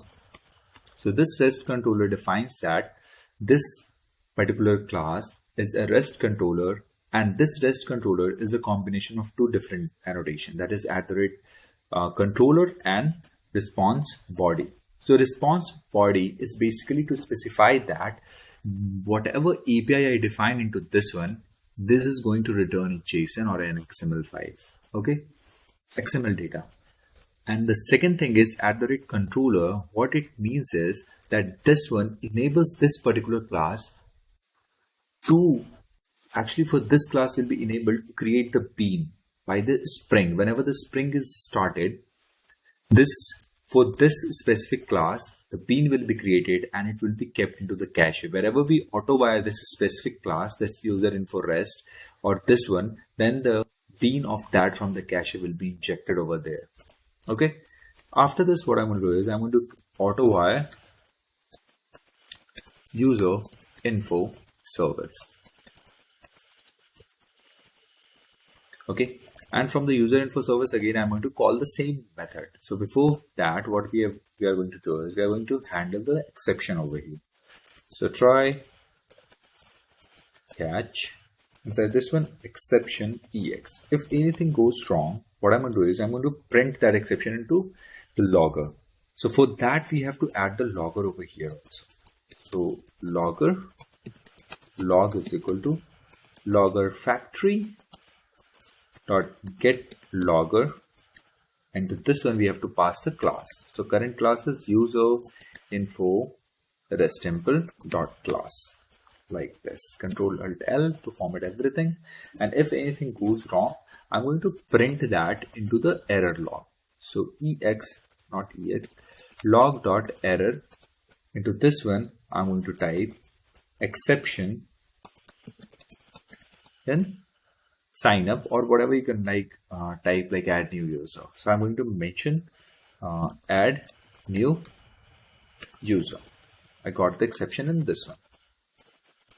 And this curly braces basically to where you want to insert the data, whatever you want to set, like comma x.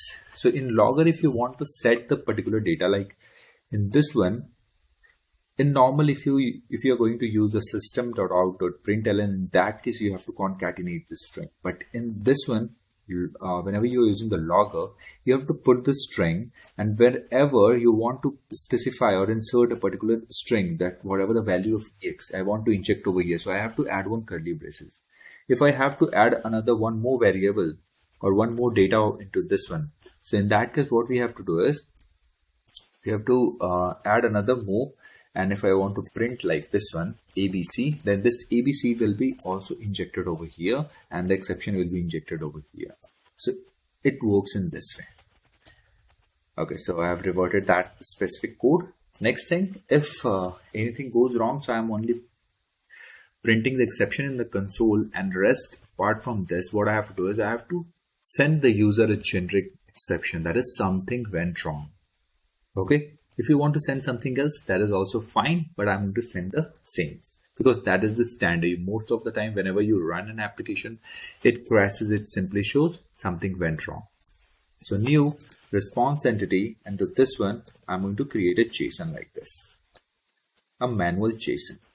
So this is a message. So it will show error because we have to put the slash, what we can say, escape sequence. We mentioned it, right? So we have to put that over here. And to this one like this, something went wrong. And this will pass an error code that is HTTP status dot internal server error. So in my system, it shows like this because I have enabled that wrap text. So if I minimize this one, so it shows like this one. Can you see this? Colon double colon slash slash slash. We have to put it over. Control Alt L to format it. Let me just open Chrome over here so that I can show you how to actually fix this issue which is being shown over here. So we have to simply search online escape JSON. Free online escape JSON. Okay. So now move back over here. Let me quickly copy this and move back over here. Paste it. Escape JSON. So this JSON is now escaped. Copy it and paste it over here. Okay, so it's an extra 2 slashes. So let me just remove it. In this way, you can do it. So now here you can see this. Now the error is gone. So whatever the messages you want to escape or like put it over here, either you can put it in this way, or what you can do is you can create a map like this one, map of string comma string, map is equal to new hash map. And in the map, whenever the exception happens, map dot put message comma something went wrong. And you can also put this map in the place of this complete message. It's going to return the same stuff. So this is the another way you can do it. So to optimize the memory utilization, I'm using it this way because I have to pass only one stuff. Why? To create a complete new hash map. So I'm just not using that. I'm just showing you the different approaches. Next thing what I have to do is I have to just handle the exception over here. Next thing, simply return user info service dot add new user. Add new user is not there. So what I'm going to do is I'm going to just copy this one and paste it over here. And to this one, I'm going to pass this user. It's showing the error. What I will do is I hover over into this one, create method, add new app user. So if I click on this, you can expand and you can see this. If I go to this user info service, I have auto-wired it and I have called it. So here you can see this, it's automatically created. Why? Because I have selected to import it or create it. Okay. Let me make some space over here and space over here so that it should look nice. So it's showing an error because we haven't implemented the same in the implementation of this method is not available in the user service empl. So if I go over here, this interface is being implemented by this class, but implementation is not there. So I will hover over this, click on this and click on OK. Before we start working on this, what we have to do is we have to auto-wire some of the objects which are being required in the upcoming coding. So first thing is logger, because again, they're going to log as much as possible for the better understanding. And you must have heard that code without a log, it's something which you can't understand, right? So make sure you log properly, not too much. Okay, so user info service empl. So now save it. So in this one, in the get logger, you have to exactly pass the current class name. Okay. Next thing what I have to do is I need the user info repository which we have created in the previous video. So make sure you watched the previous video. Not this one, user info repository. And if I go over this one in the DAO, user info repository, we have also defined one method that is find by email. So we are going to use this also in the while sign up. Okay, I will explain why we need it. Next thing, okay, so we have to actually auto wire it. When we put auto wire, then the Spring basically find the bean related to this repository and check that particular over here. Next thing, we need the bean of password encoder. So let me define it: private password encoder, encode, and then we need the JWT service. So private JWT service, because if we need name or email ID from the token, then in that case we can extract it. As we have already defined the method which will return the email or other stuff whichever is required. So after this, I need authentication manager. After this, I need JWT auth filter and auto wire it. So now all the required beans I have already auto wired over here. Now let's start with the add new user. So first thing what we have to do is we have to again put the try catch block as usual. So try and catch exception ex, and this one again log.error exception in add new user, same as the previous one, and this one we are going to simply print the exception. Next thing, let me just move back to this user info rest, and I'm going to copy this part and just paste it again over here. Let me minimize it. So we are in the user info service simple, so don't get confused. Okay. Next thing, before we go further, what we have to do is we have to validate that this user info is not null and contains all the data whichever is required. So what I'm going to do is I'm going to simply write one method, if not validate user info, and to this one pass the user info.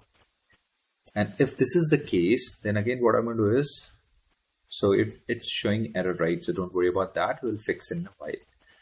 So in this one, next thing we have to simply change the message, that is missing required data, and the HTTP status code will be bad request. So this one, whenever you hover onto this one, you can click and go inside this and you can see the status code for this is specific, that is 400. This is a bad request.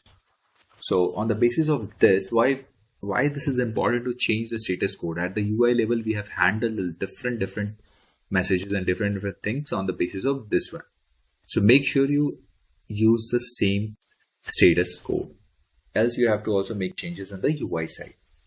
So if I hover over this one, create a method that is validate user info, click on this, and here you can see this one is created.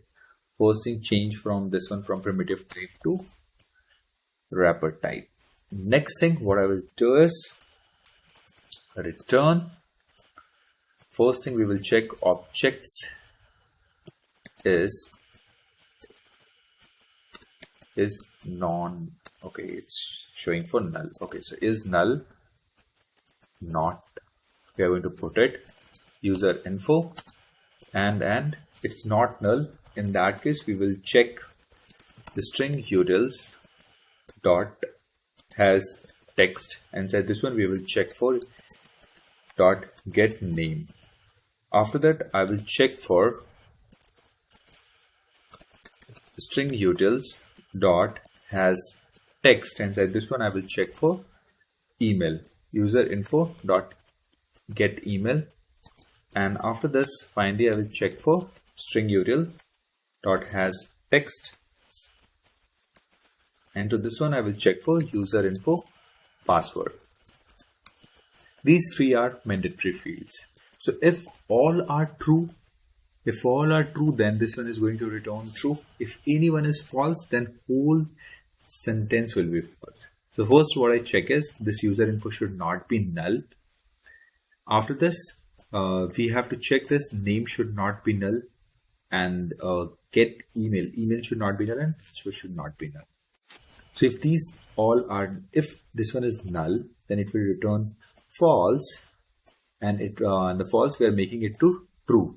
So this will return this message, that is missing required data. After this, what we have to do is we have to check that if everything is correct. In that case, what we have to do is we have to check that if that particular email already exists in our database or not. So for that, what we are going to do is we are going to use user info repository dot find by email, and so this one we have to pass the email. So user info dot get email, like this one. And this, if I go into this one is going to return an optional user info. So let me copy this, move back, paste it over here, and give it a name, that is DB. This data is from the database. Again, I will check if DB dot is present, it means that I found the same data in the database. So in that case, what I have to do is again copy this message, paste it over here, and to this one, email already exists. So let's quickly change the message.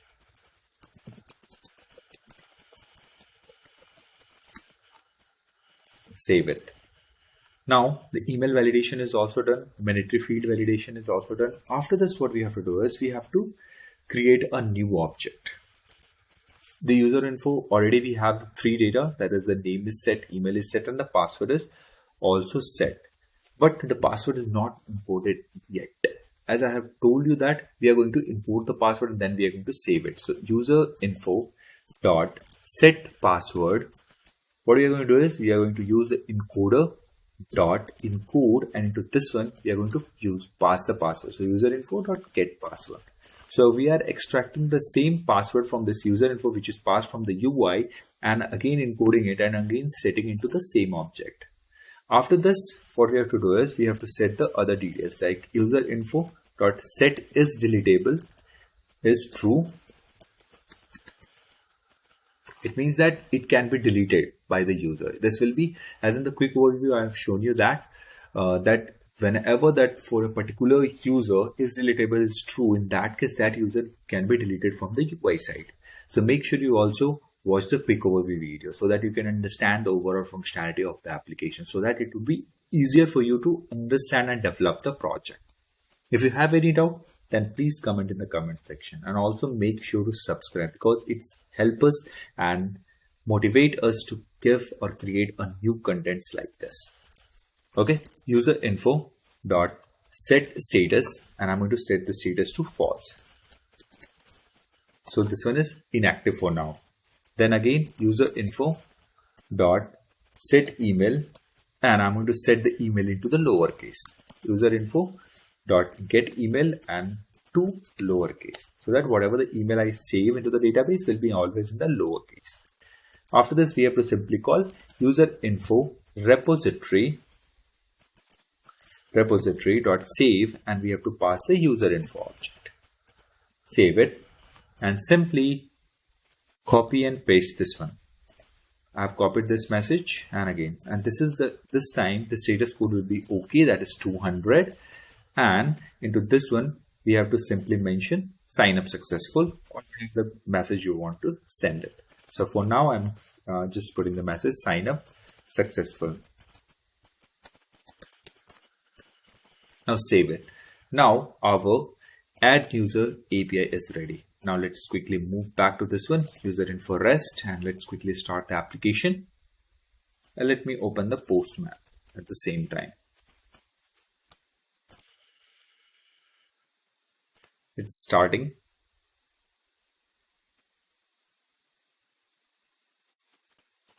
So let's quickly fix this. User info service. Okay. So I guess we missed one annotation, that is, if you go over here, okay, so we missed the annotation over here, that is stereotype annotation at the service.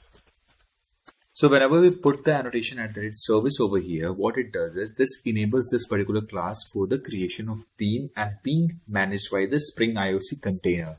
So basically it means that the bean, the object for this particular class will be created, and whenever this auto wire, we are using the auto wire, in that case the object of this one will be injected.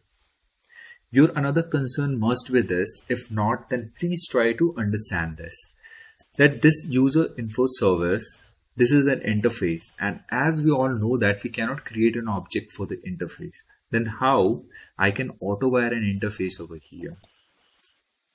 If you know this, then please do comment in the comment section. If not, then do let me know. I will create a separate video of this, how internally it works. Okay, for now understand this. So I have added the @service annotation into this one. So this will basically create an object for this, and that will be injected into the REST temple so that we can use a method presented inside this one. So let's quickly start the application.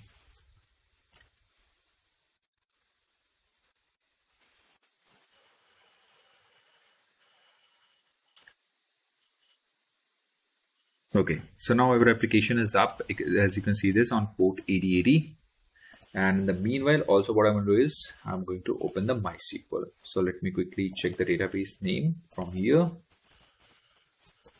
and open the MySQL.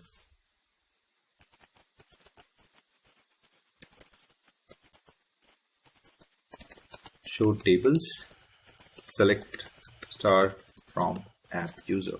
As you can see, this one is empty for now. Nothing is there.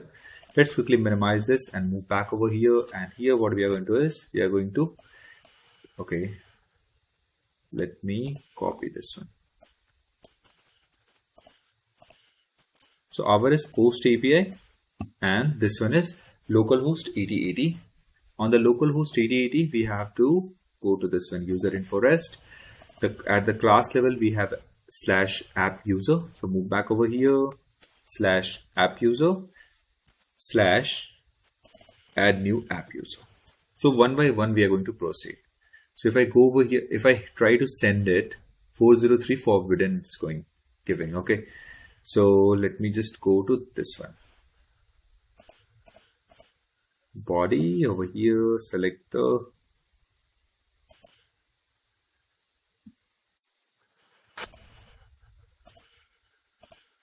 something has changed, I guess. Body raw JSON, correct, right? In the body, select the raw, select the JSON over here. Okay, so now put the JSON like this and try to send it. Okay, so again it's giving forbidden. Name colon name, something like this. So this one is throwing 403. Let's quickly check this. So let's move back to the code. Let me minimize this one. And here we have the app user in the caps. Let's quickly check in the security config. And here we can see this app user is in the hue is small, right? So what we have to do is we have to paste it. And we have to paste it over here like this.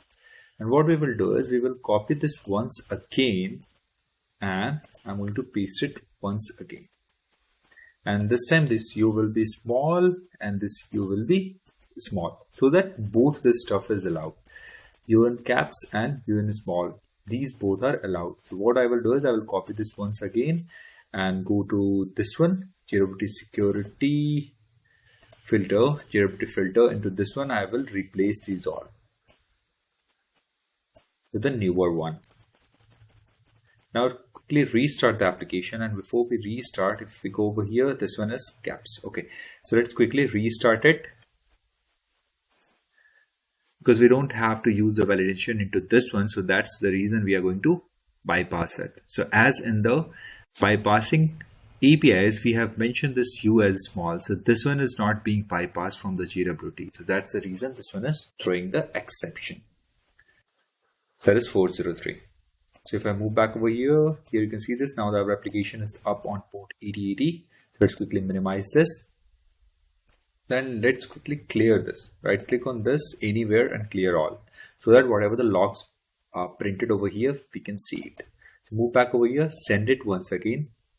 Again, we are getting this 403. So let's quickly copy this whole line and let's see if this is present over there or not.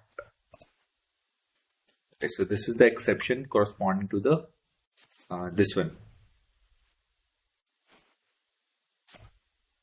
Cannot construct instance of user info like default exist through exception itself. Okay. So let's quickly check this one. If we have it, yes, we have it. Add new app user. So let's quickly copy this and back to the user info rest and search for this one. Yeah, we have it. Now save it, and I guess let's quickly go into this one and inside this one we have name.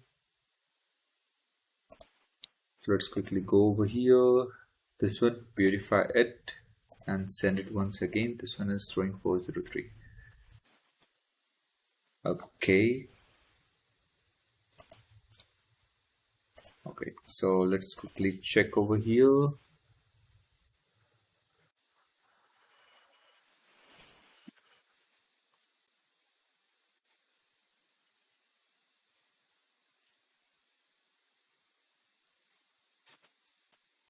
Okay, so we are good.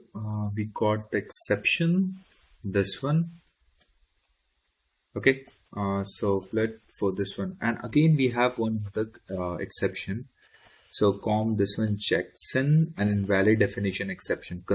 Cannot construct instance of com.article.hub.entity user info. So it means that it's trying to create the user info instance but not able to create it. So the instance problem is resolved over here. It's showing an exception that causing 403.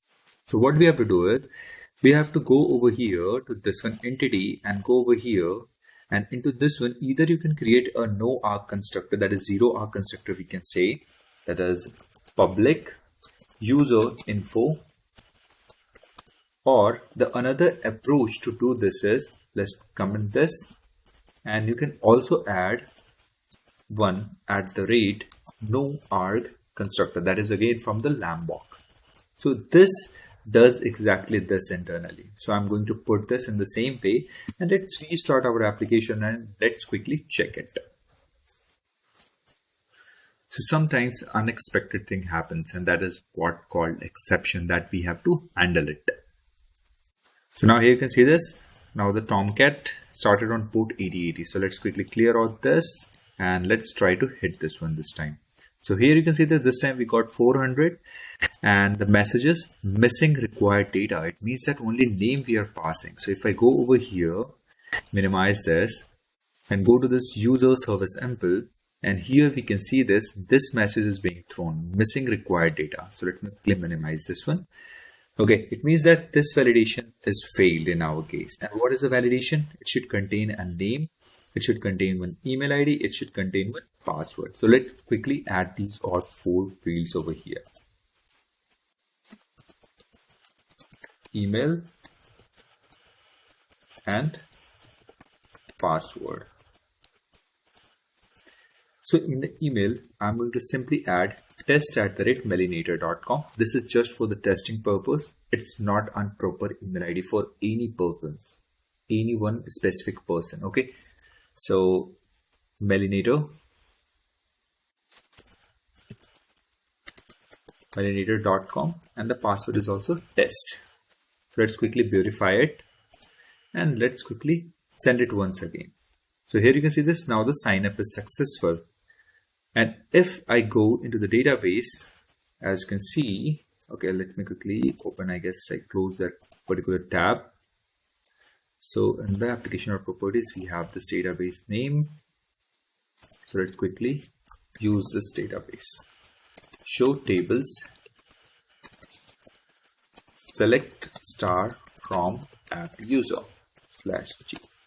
So here you can see this. Now the email is test@melanator.com, is relatable is true, and after the name is name, and again the password is this one. This is the encrypted password. We are not storing the plain text in our database. And the third thing is false. So it means that if you try to insert manually data into this app user table from here by writing the query, in that case it will not work because the password will be not encoded in that case. So make sure if you are going that way, then you should follow this particular step. Okay, next thing, let's quickly move back and check the another stuff which we have added. So in the while sign up or while adding new user, we have added one validation, that is the same email ID. You cannot add another user. So if I go over here and if I try to send it once again, so here you can see this, we got the exception. Email already exists and the status is 400, that is bad request.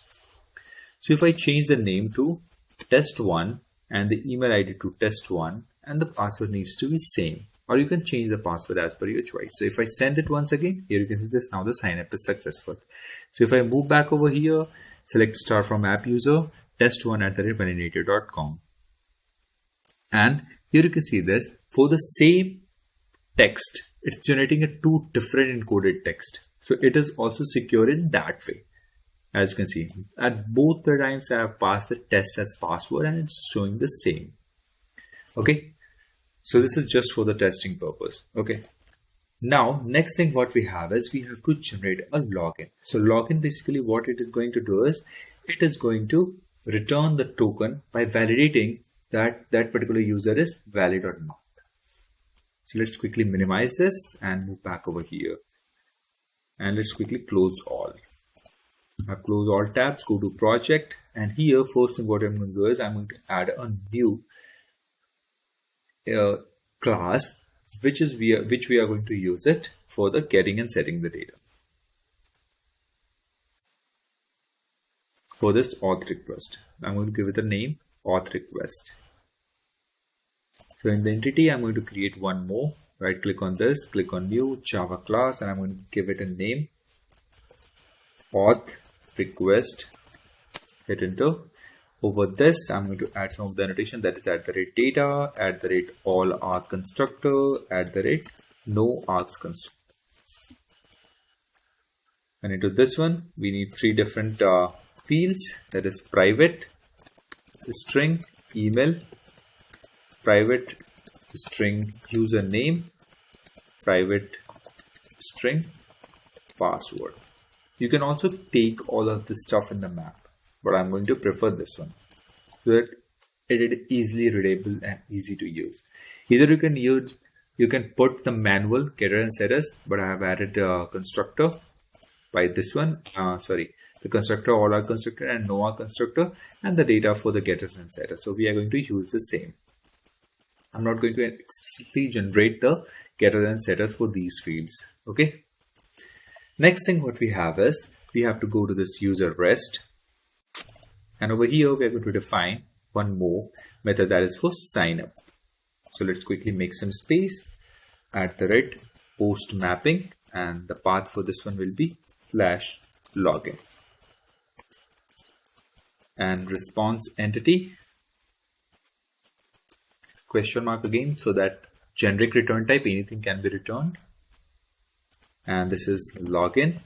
It's going to again accept one request body, and required is true.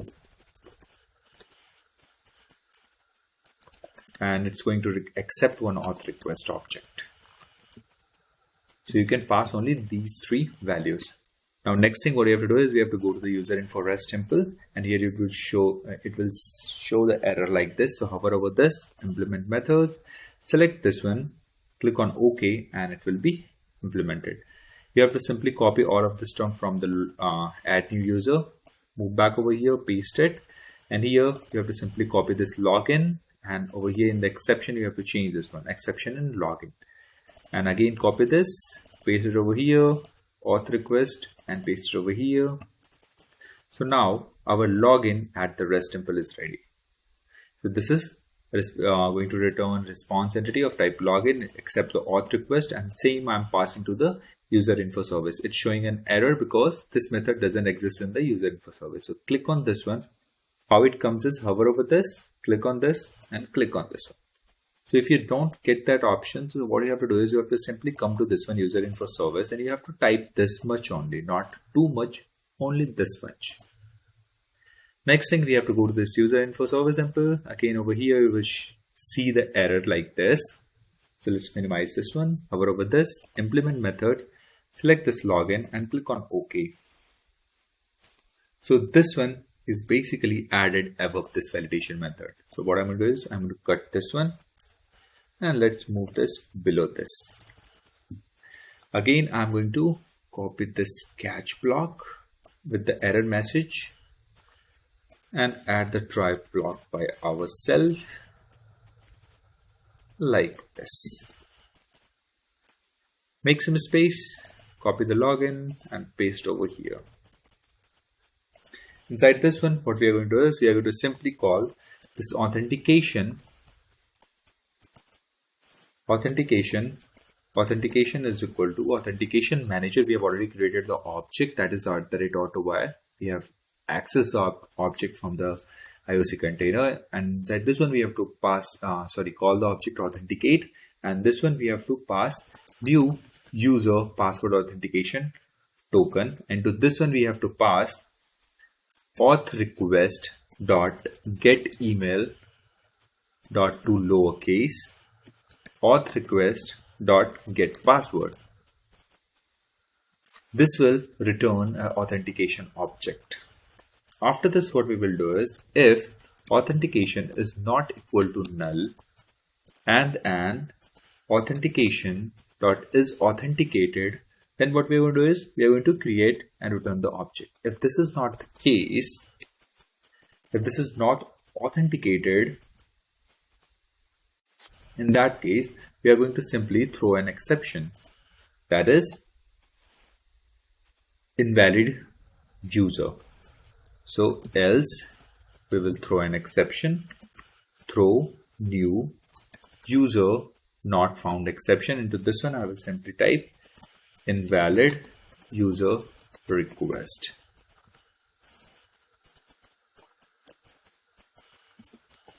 Save it. Once the authentication is done, next thing what I'm going to do is I'm going to check for user info details, and we will check that the status is enabled or not. So user info details, into this one we will simply call authentication dot get principal, and this will return the user info details. So this is we have to manually convert this one. Typecasting is required. So if I do like this and if I do like this, all the details will be converted to the user info detail. This is the class which we have created. If I click on this, here this is the name, password, status and the authentication. So we are returning the status also, so that's the reason we can fetch it. Okay, so after this what I will do is I will check if true dot equals ignore case and user info details dot get status. If this is the case, in that case what we have to do is we have to simply generate the token and return it. Else what we have to do is we have to return the message and wait for admin approval. So let me just copy this one so that it should save a bit of time. Okay, so into this one let me just remove this, something went wrong with wait for admin approval. Save it, and this is a bad request, not the internal server error. Okay, if this is not the case, in that case what I have to do is let me just delete this extra line. In that case I have to return a new response entity with the token. So let me quickly paste it and let's quickly change the message, the key name to token, and in the values what I have to do is let me just remove these all, and I'm going to concatenate JWT service dot generate token, and into this one we have to pass the email ID. So auth request dot get email dot to lowercase, and after this what I'm going to do is I'm going to concatenate plus and this the closing JSON symbol. Okay, slash double quotes JSON close and it's done. Okay. So auth request get email dot to lowercase. Don't worry about this symbol. This is just denoting that line has been changed. Here you can see this. Here you can see this. So it is a continuous word. Auth request dot get email. So let me quickly show you like this. Let me delete this much space. Now here you can see this. It's like this one. I'm trying to fit this particular stuff into the JSON format. So make sure you do the comma and everything in the same way. Else you will be in trouble. So let's quickly check this if login is working fine or not. So let's quickly restart our application and let's check the login part with the username and password. So I started the application and let's quickly copy this one and paste it over here. Change this one to Postman body and change to raw. Select JSON, minimize it, and our application is up on port 8080. Let me just clear this. Move back over here. Change this one to login, and into this one, the expected part is username and password.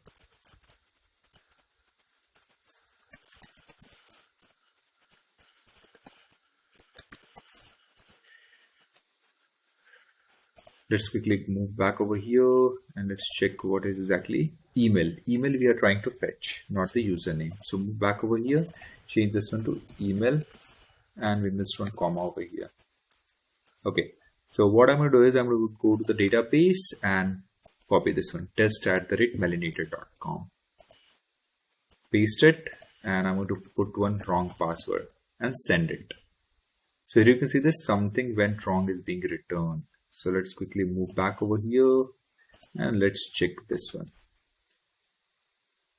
So now the database query is being executed by the email ID. User account is locked. Authentication. Okay, so exception is being thrown over here, but that particular exception is being printed into the console, not being returned to the user. As we have copied the message, right? So it's returning the something went wrong. So if you want to populate that specific message to the user, in that case, we have to make some of the modification. This is not the login. Okay, authentication rate. Okay, so we have to handle the different cases of the exception. Okay, so let's quickly make a small modification over here. So what I'm going to do is I'm going to put some other catch blocks. That is for bad credentials exception. If this is the case, in that case, what I'm going to do is I'm going to add the another response message. I will catch this exception and return the proper message. Okay, so this is not internal server's error. This will be basically unauthorized. And to change the message also, something went wrong will be not the proper message for in this situation. In this situation, it will be invalid credentials. Okay, another catch block I am adding for username not found. So catch username not found exception, that is again ex, and again paste it.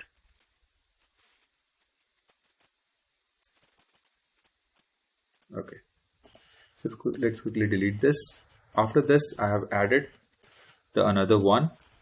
Let's make some space. Make some space. Okay, this will be this is basically we will simply throw the exception or throw ex user not found. In that case, it will go into this exception block. It will print the exception and it will simply return something went wrong. So let's quickly restart the application and let's see if this one is working for me or not. The important is this one. It's always user is going to try with the invalid.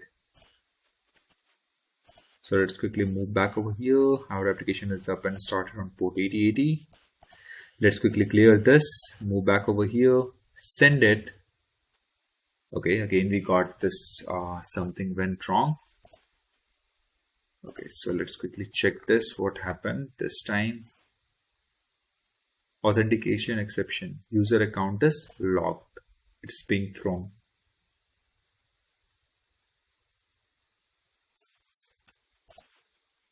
Let's try with the valid stuff. Test and send it. Again, we got the same issue, I guess.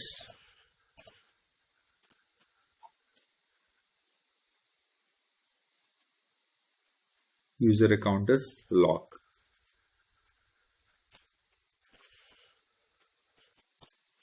So this one is throwing the exception, that is user account is locked. So how to fix this issue? So what we have to do is we have to simply minimize this and go over here for this one, and in this one user info details, we have implemented user details, and we have observed that whenever in the previous video we have created some of the predefined override method. So by default we haven't focused on this one, but these all are passing as return false. Is account is non-expired, then this one is false. Is account is non-locked, then this one is false. So basically this is locked in that case. So what we have to do is we have to simply change this one to true for all of these methods, the return values. So now quickly save it and now restart our application and let's check now.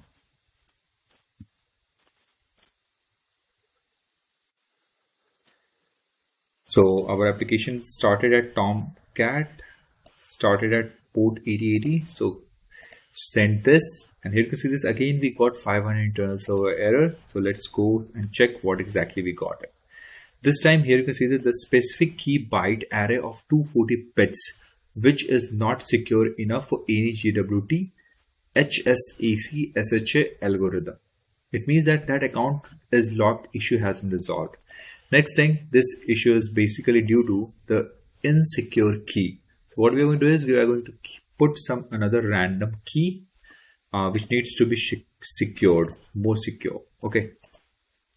So let's quickly search for that one. Yeah, this is the key, right?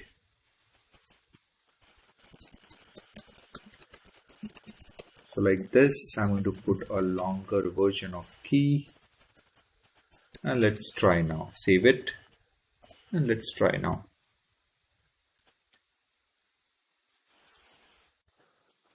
If this works. Start it and send it once again. And here you can see that this worked. But this time it returned also 500. So what we have to do is we have to simply go over here. I guess while copying and pasting it, we have missed the status code. So while returning, we have to return OK. That is the 200. Save it and restart our application. And let's quickly check it.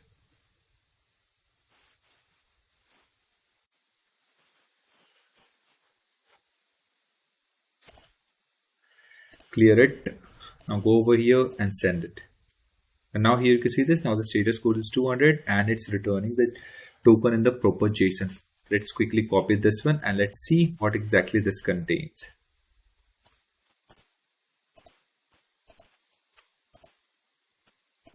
JWT.io.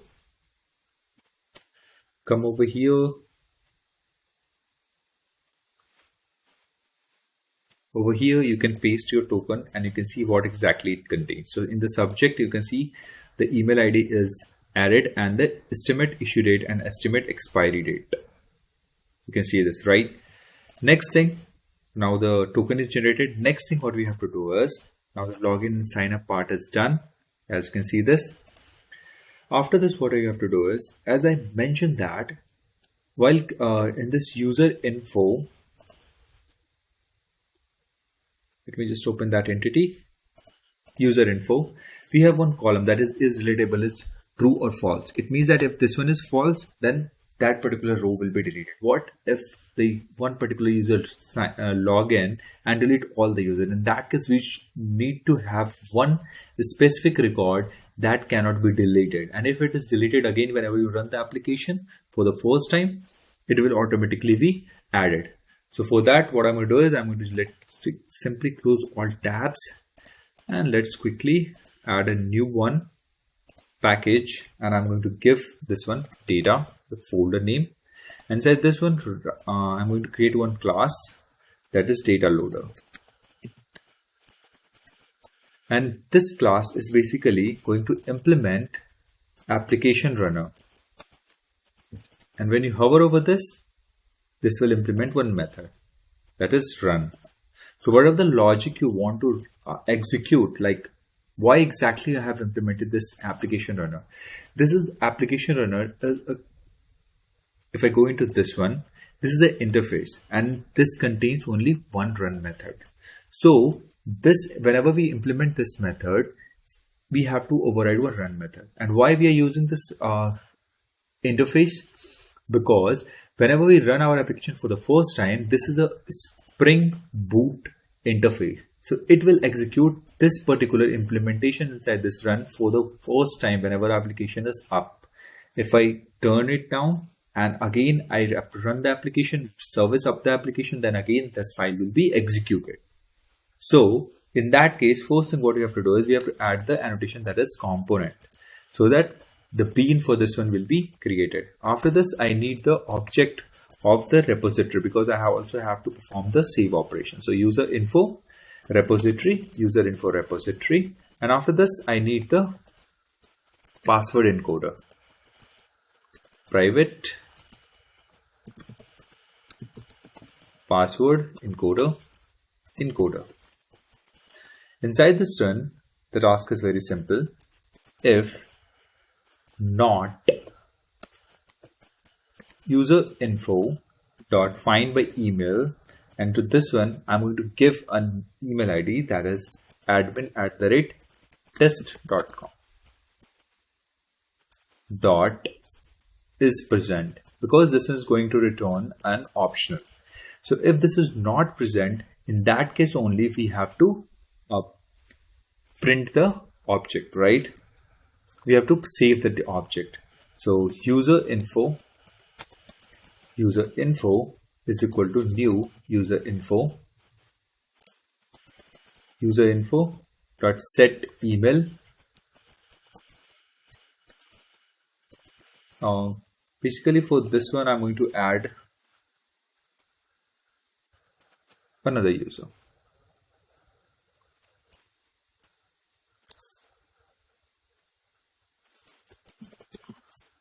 Okay, like this one. Again, I'm going to copy this and paste over here. And this user info dot set is deletable to false. This cannot be deleted. User info dot set status to true. User info dot set password to encoder dot encode, and to this one I'm going to set this as admin, and simply call this user info repository dot save and pass this user info object. After saving it, I'm going to print this one into the console.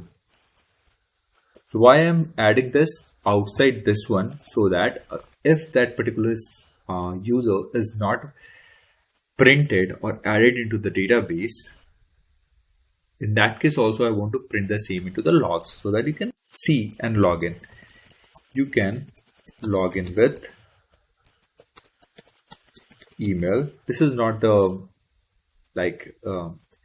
this is not a suggested way, but for the learning purpose I'm adding it over here. So if you lost the access, then again you can gain the access by viewing this for your application. Okay, so admin @ like this one, and password is, this is just for the learning purpose, guys. Okay, this is not the suggested standard. So if I rerun the application, and you can just observe the console this time, we can see if this one is particularly executed or not.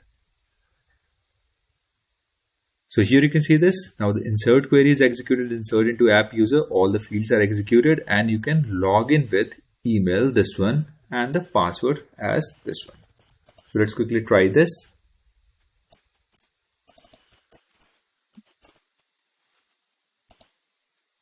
And here you can see this. Now the token is generated. Let's quickly check into the JWT.io. And here you can see this. admin@email.com. Next thing, let's quickly check into the database. So here you can see this. Okay, so we forgot to set the name.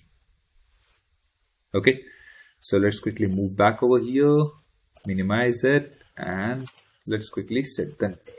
User info dot set name to email. Oh, sorry, admin. Let's move back over here. Delete from user, from app user, where ID is equal to 3. Okay, now select star. Now we have only 2 records. Now simply go and rerun the application. It will insert the new admin@email.com.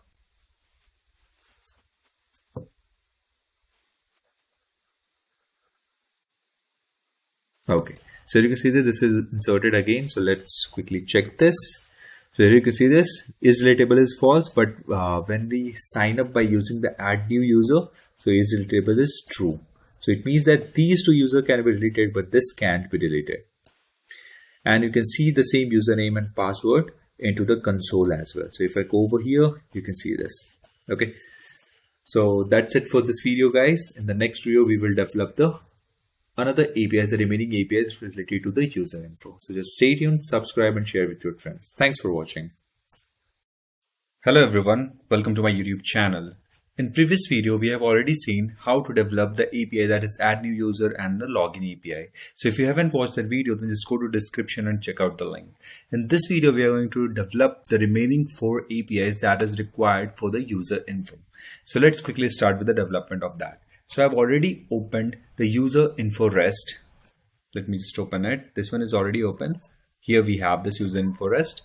Go over there, and to that one, first thing what we are going to do is we are going to develop one API, that is get all app users. So that will be get mapping.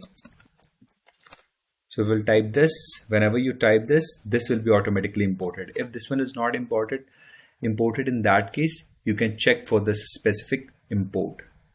org.springframework.web.mine.annotation.getMapping. After this, in this one, I'm going to give it a path. Path is equal to /get all app user, like this, and it will return a response entity of type question mark. It can return anything.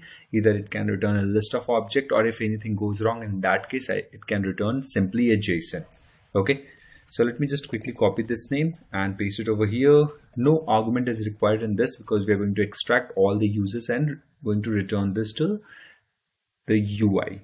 So get all user, get all app user. Okay, next thing, what here you can see this is showing one related problem. What is that problem? Because this interface is being implemented by user info REST simple. So you have to go over here and you have to implement it. Hover over this implement method and select this one and click on OK. If I go over here, you can see this, it's automatically implemented, sorry. So let me minimize this. Now here you can see this, we already have 2, that is add new app user, login, and we have this get all app user. So now what I'm going to do is I'm going to just copy these all the stuff and just paste it over here. And over here, what I'm going to do is I'm going to simply copy this get all app user and paste it over here, remove this argument, and also this exception is in get all app user, and if anything goes wrong, then simply return something went wrong and internal server error. So this method is not there in the user info service. That's why it's showing the error. So if I hover over this, here you can see this cannot resolve method get all app user. From here also you can directly create it. So if I click on this, it will directly create a response entity of question mark type get all app user. Okay, so if you want to create explicitly, in that case, what you have to do is, let me just remove this one and move back over here. So here you can see this, you can go over here. Here we have the service, user info service, and here we have to manually write it. Response entity of type question mark get all app user, like this.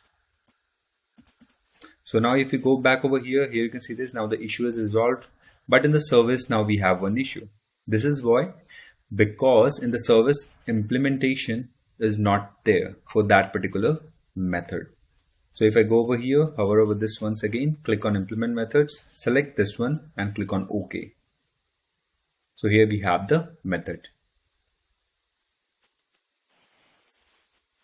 Into this one, first thing what we have to do is we have to again put the try catch block. We just quickly put that try catch exception ex like this, Control Alt and L key to format everything. Now minimize it. After this, inside this one, if anything goes wrong, then again we have to print the exception. So let me just quickly paste it and change the name of this one in the exception. Exception in get all app users. Okay. Next thing, ex.get message I'm going to return. You can explicitly return the complete object of the exception, or you can simply return the exception message. If anything goes wrong, in that case exception is printed in the console, and after that we have to simply return something went wrong. Next thing what we have to do is we have to return the object, like the data also. So in that case we have to write return new response entity, and inside this one we have to return some data, and we have to return the status, HTTP status code, that is OK. To get the data, we have to write the query, and that query is going to accept the email ID. On the email ID basis, we have to exclude that and we have to return the whole data, right? So suppose whichever you are logging, you want to be able to change the status of that. This is the logic. If you have, you can relate this thing if you have seen the quick overview video. If you haven't watched the quick overview video, then please go and watch it. Okay. So let's quickly move back over here to user info repository. Over here, first thing what we have to do is we have to write one repository call, which will basically execute and fetch all the data, and which we are going to return to the UI. So let's quickly write this. So list, and this is of type user info. So user info we have created in the previous video. So make sure to watch all the videos in a sequence. Okay. Get all app user, and this is going to accept one email. Okay. And after this, I'm going to give an implementation for this one. So I'm going to go over here, that is user info, and here I'm going to write a named query. So make some space over here, put annotation @named query. Into this one, we'll give the name is equal to, in the double quotes, we will give the name of this class dot and the method name for which this implementation is, that is this one, get all app user. So move back over here, dot, and paste the name. After this we have to give the query. So query, and again we put the double quotes. In that case you can see the error over here, this named query is gone. Over here was, after that I'm going to write the query. So select new, and we have to pass the object, that is user info, this one, current object. So where it is, in the com.article.hub.entity. So I will copy this and paste it over here, dot this current class name.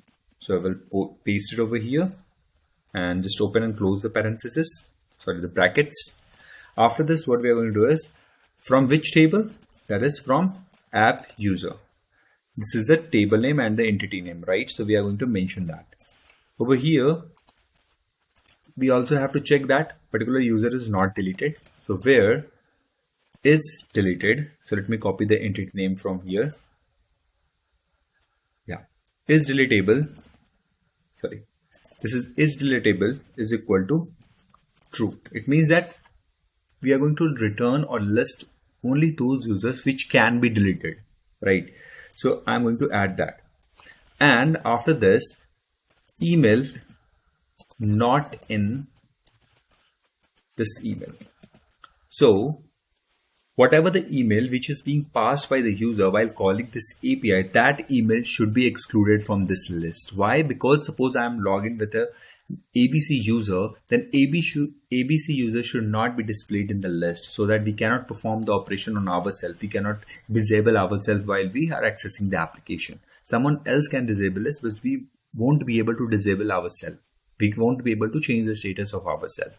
Okay, so the structure of the query is ready. Next thing, we haven't mentioned that what fields we need. So over here I need the ID, then name, then email, then status. Let me format it, Control Alt L. Let me minimize it. Okay, so you must be worried that we are passing email over here, but you have seen on the multiple places people are using over here @param. So that param is required when that the name of this one is different and whatever the name we use over here is different. In that case, you have to put the parameter @param and you have to mention that a specific name. Okay.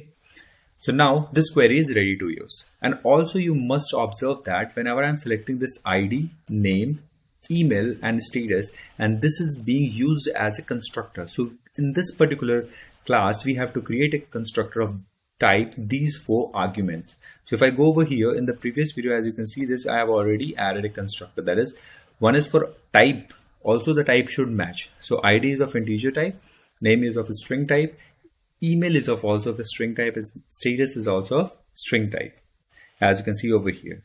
So let me move back to the user service impl. So over here we have to call that. So from here what we have to do is we have to simply call it. So user info repository dot get all app user. Into this one we have to pass the email. Again, from where we will get the email? From the token we are going to get it.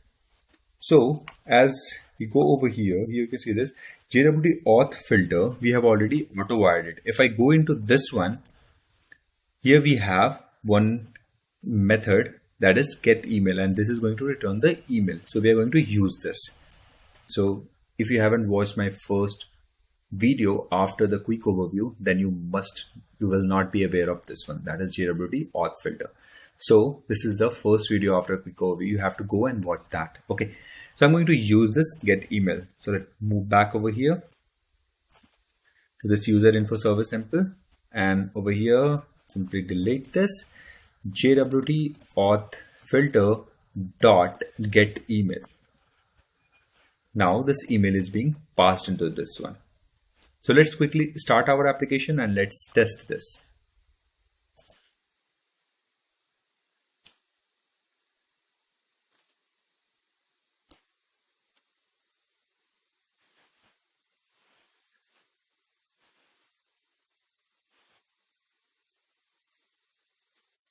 Okay, so our application is already started. Let me clear all fields. Move back over here. Let me close this one. Let me duplicate the tab, and this is a get mapping. So let's change this one to get mapping, and this is app user. Let's move back over here, and we have this get all app user.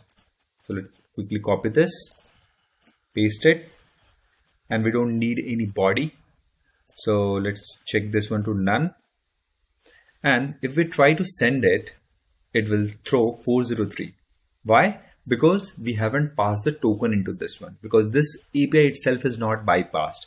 So first thing what we are going to do is we are going to hit the login API. So this is present in my database. So with this, I'm going to hit the API and I'm going to get a token.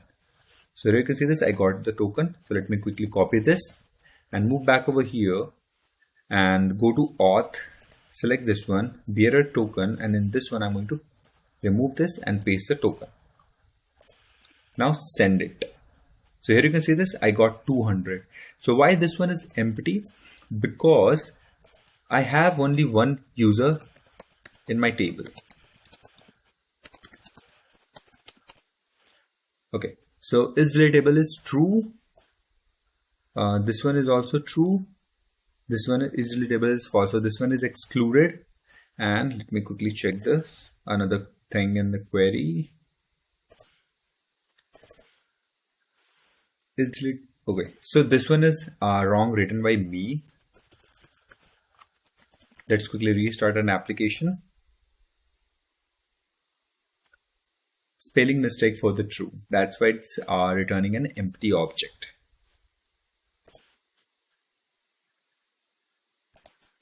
Let me clear this and move back over here. Let's send it.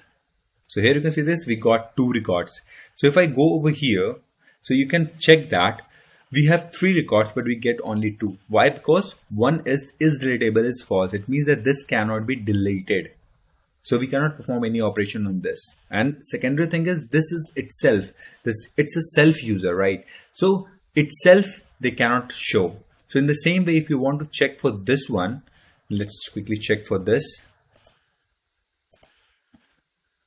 So the password is encrypted. So I have to give it a random try. Okay.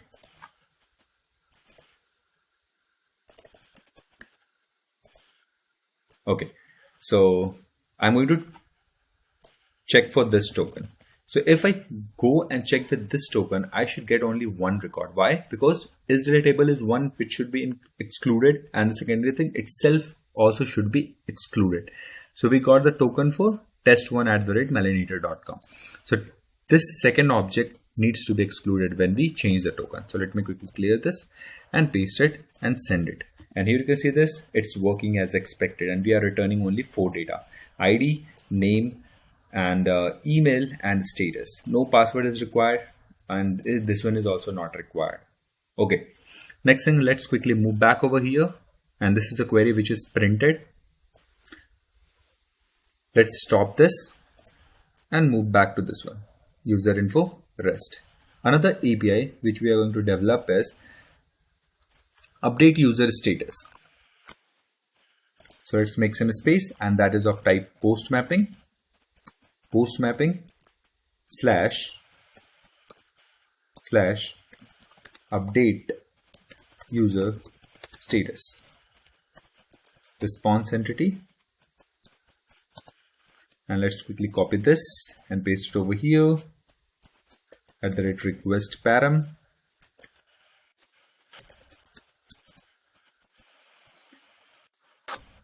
Request body, sorry.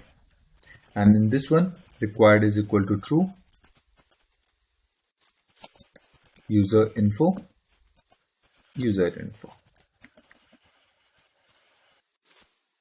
Okay. Next thing, Control-Alt-L to format if it's not formatted. Okay. Let's go to this one, user info REST simple, because here we have to give the implementation for the same. So hover over this, click on implement method, select this one, click on OK. The implementation method is here. Again, we have to copy the whole stuff from the upper one. We have to make a minor changes. So first thing, update, changing the exception message, and also change over here. And here we have to pass the user info. If I hover over this, it will ask us to create a method that is update user status in user info service. So click on this, and here you can see this one is created. Next thing, in user service, we have already this one. So we have to go to this user info service simple, click on this, minimize this one, go to the top, hover over this, click on implement method, select this one and click on OK. So now the implementation method is here. Next thing what we have to do is we have to provide the implementation for this. So first thing what we have to do is we have to check for the particular object if this one is null or not. So first thing, let me just copy this whole part and let's quickly paste it. Copy this method name and put it into this one. Okay. And after this, let me just remove this one, save it. First thing what we are going to do is we're going to check for this one. So if not objects dot is null, in this one we have to check for user info, and not objects dot is null user info dot get ID.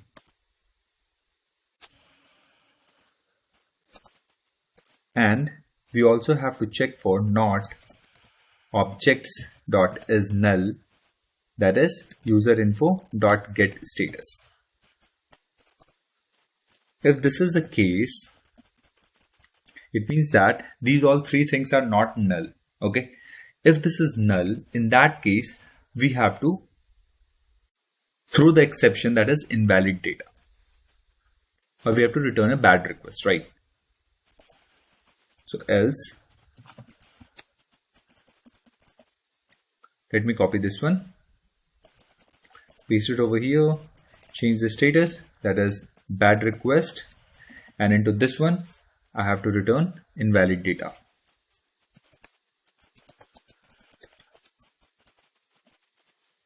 After this, what I'm going to do is everything is as expected.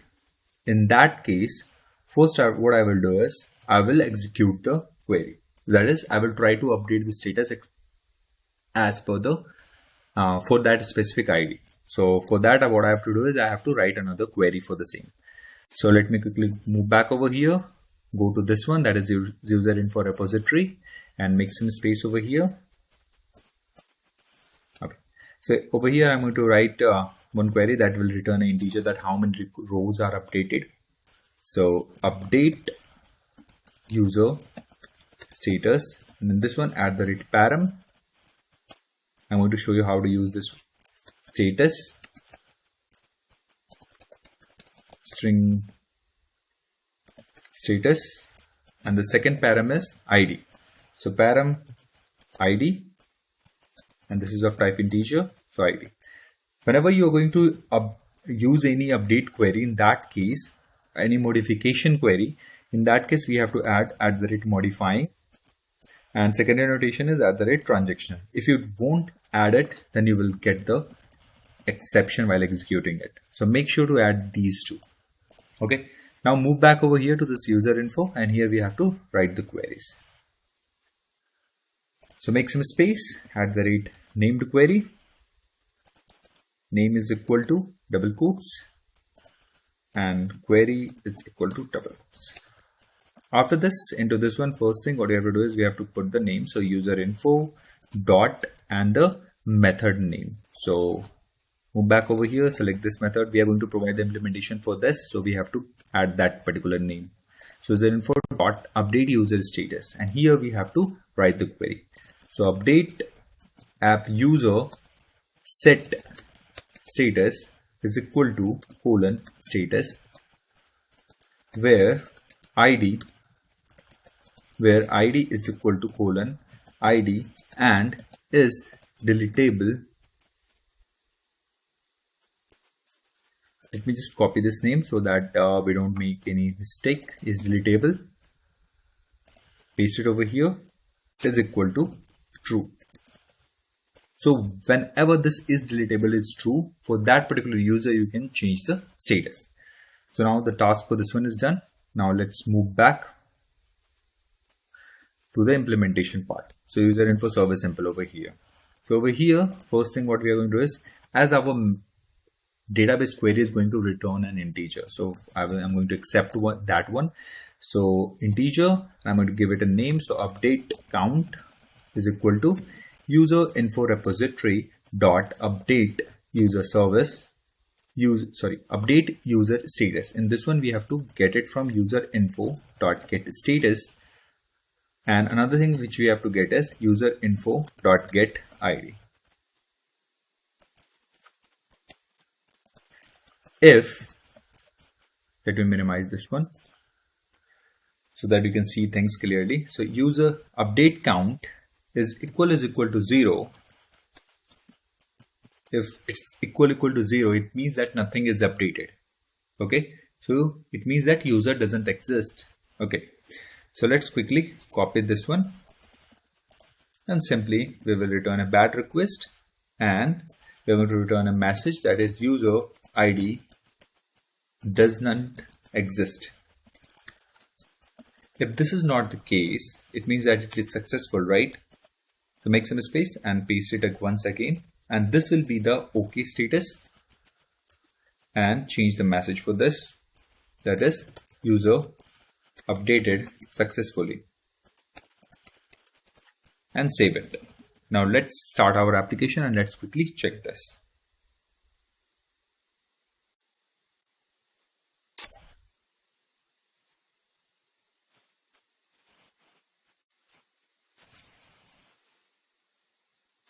We have to put one more and over here.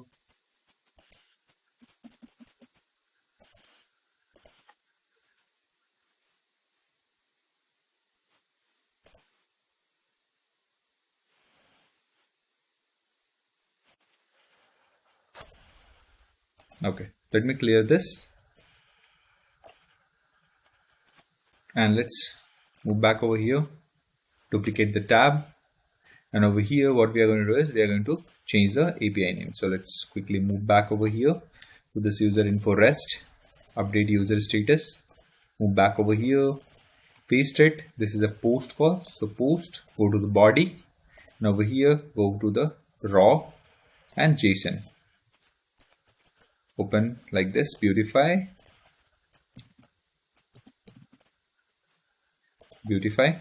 and in this one, if we move back over here, what things we are expecting from this one. So let's quickly move back over here. So we need this status and the ID.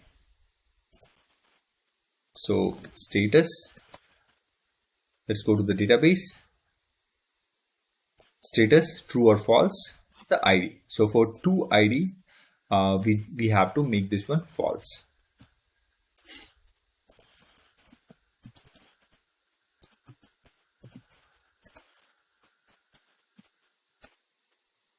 So now if I send it, user ID doesn't exist. It's throwing an error.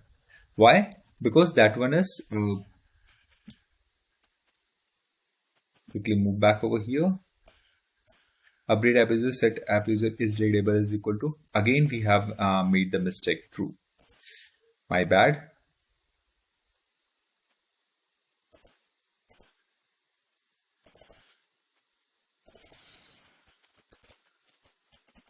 So restart the application, rerun it.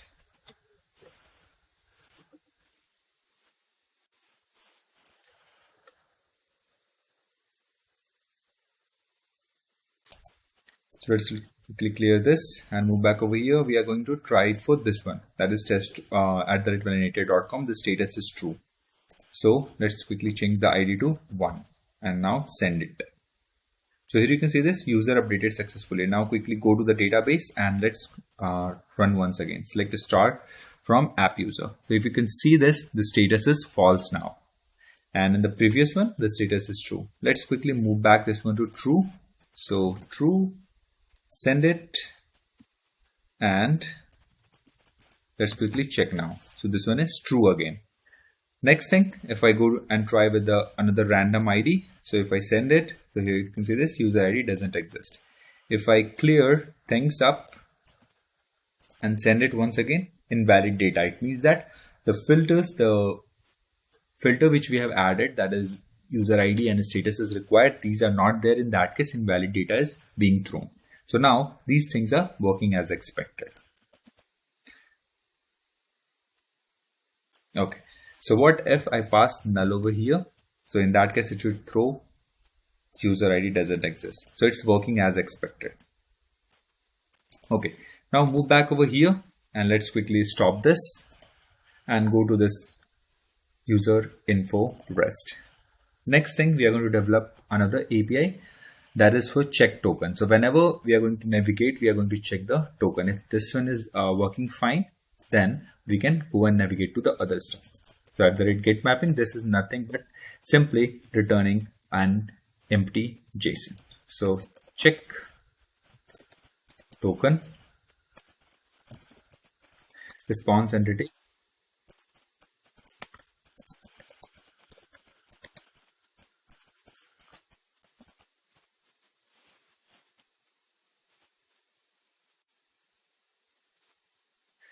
Go to this user info rest temple, make some space, implement method, click on OK. And as this method is never going to throw an exception, so what we're going to do is simply copy this and paste it over here.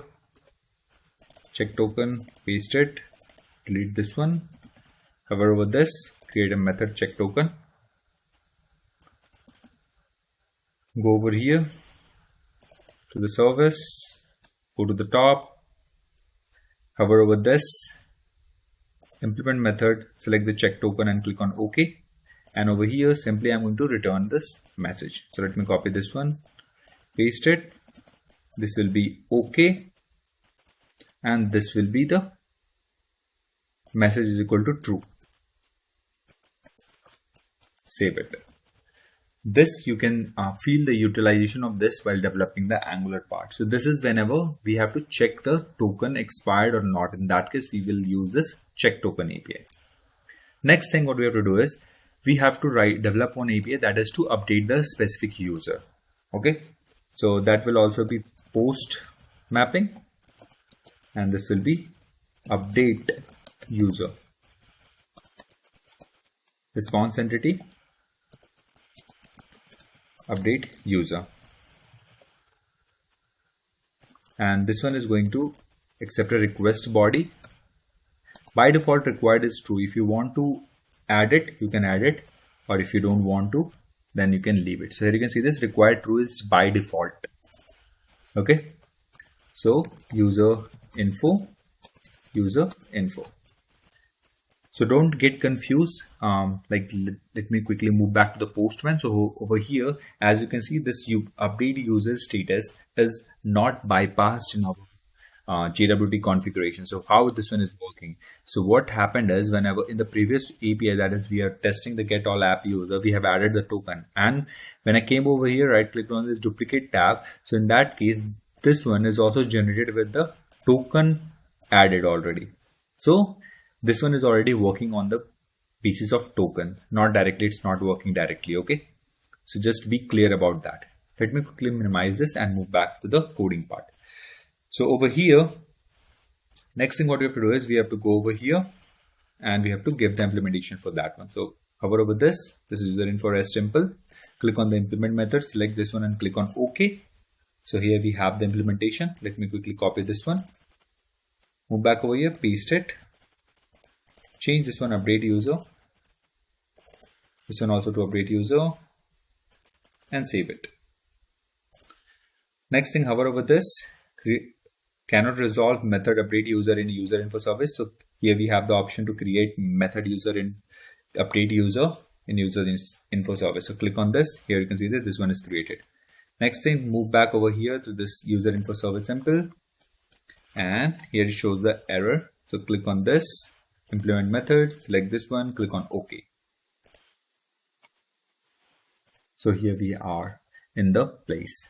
So let me quickly go over here and copy this part.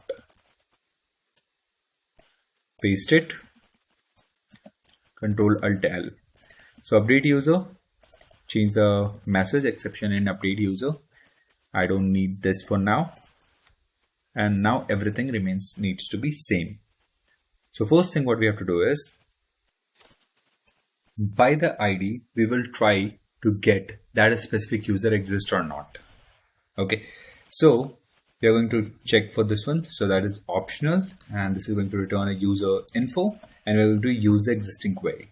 So optional user info is equal to user info repository, which we have already auto wired. So dot find by ID, and in this one we are going to pass the user info dot get ID. After this, if optional user info dot is present, and we are going to add a not symbol on the front. If this is not the case, then what we are going to do is we are going to return.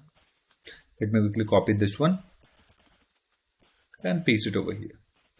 So this will be a bad request because we are trying to update as user which doesn't exist. So here we are going to return the message user not found.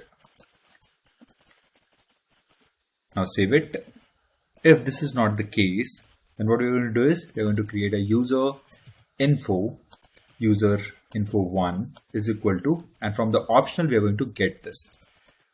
When we try to get optional user info dot get, in that case object of this user info will be return, and that we are going to store in the user info. And whatever the data we want to change or make the modification into this one, we can simply change it. So user info 1 dot set email, we can update the email. So user info dot get email, user info 1 dot set name, name also we can update. So user info dot get name, and we can simply call this one. So user info repository dot save, and inside this one we have to pass this user info 1. So user info, this is the object and this is the user info 1. Okay, so we have to remove this one. Okay, so in this user info we have to pass the ID, email and the name, and we have to call the save. So in that case, and everything apart from that is already coming from the database, because we are fetching everything from the database. Okay, and after the saving it, let me just quickly copy this one and paste it over here, and this will be okay.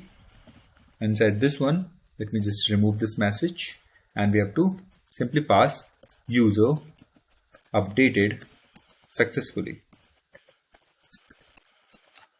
and save it. Now quickly start the application and let's quickly test this.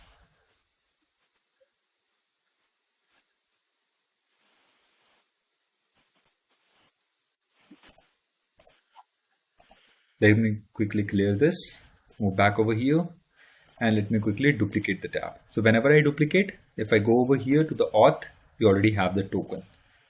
So make sure you also have the same. If you are coding after a day, after coding the previous video, in that case you have to go again to the login page, you have to hit the API and you have to get the fresh token and you have to replace over here. So as I'm doing in a sync in the current video, so we can use the existing token. Okay, so now first thing, let me just quickly move back over here and we have to change this one, the API endpoint. So go over here, this update user, move back over here, change this one, go to the body, and over here we need 3 different things. That is what things we are required. Let's quickly check. To minimize this, first thing is ID. So ID is already there. Let's quickly remove this status. ID is required, and from the user info, email is also required. So let's quickly move back over here, and I'm going to take one email, test1@mailinator.com.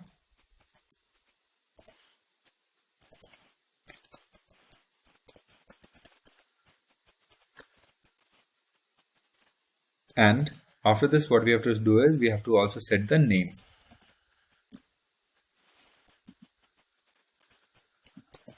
And name is test1. So I'm going to rename it to test1111 like this. Now beautify it. So ID is 2 for the same. test1@mailinator.com. The ID is 2. So now send it. Here you can see this user updated successfully. So the email needs to be same, but the name needs to be updated, and everything apart from that needs to be same. So let's quickly select this, and here you can see this. Now test111 is renamed. Let me quickly move back to the original one and send it. And here you can see this, it's to the original one. Also, I want to change the email. So let's quickly do that also. Send it. And here you can see this, the email is also updated. Next thing I'm going to try with okay, let me just invert this one.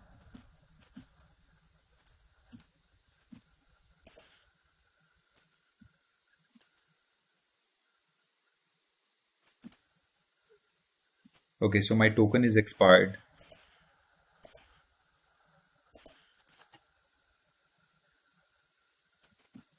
Okay, email ID itself is changed, so that's why I'm logged out.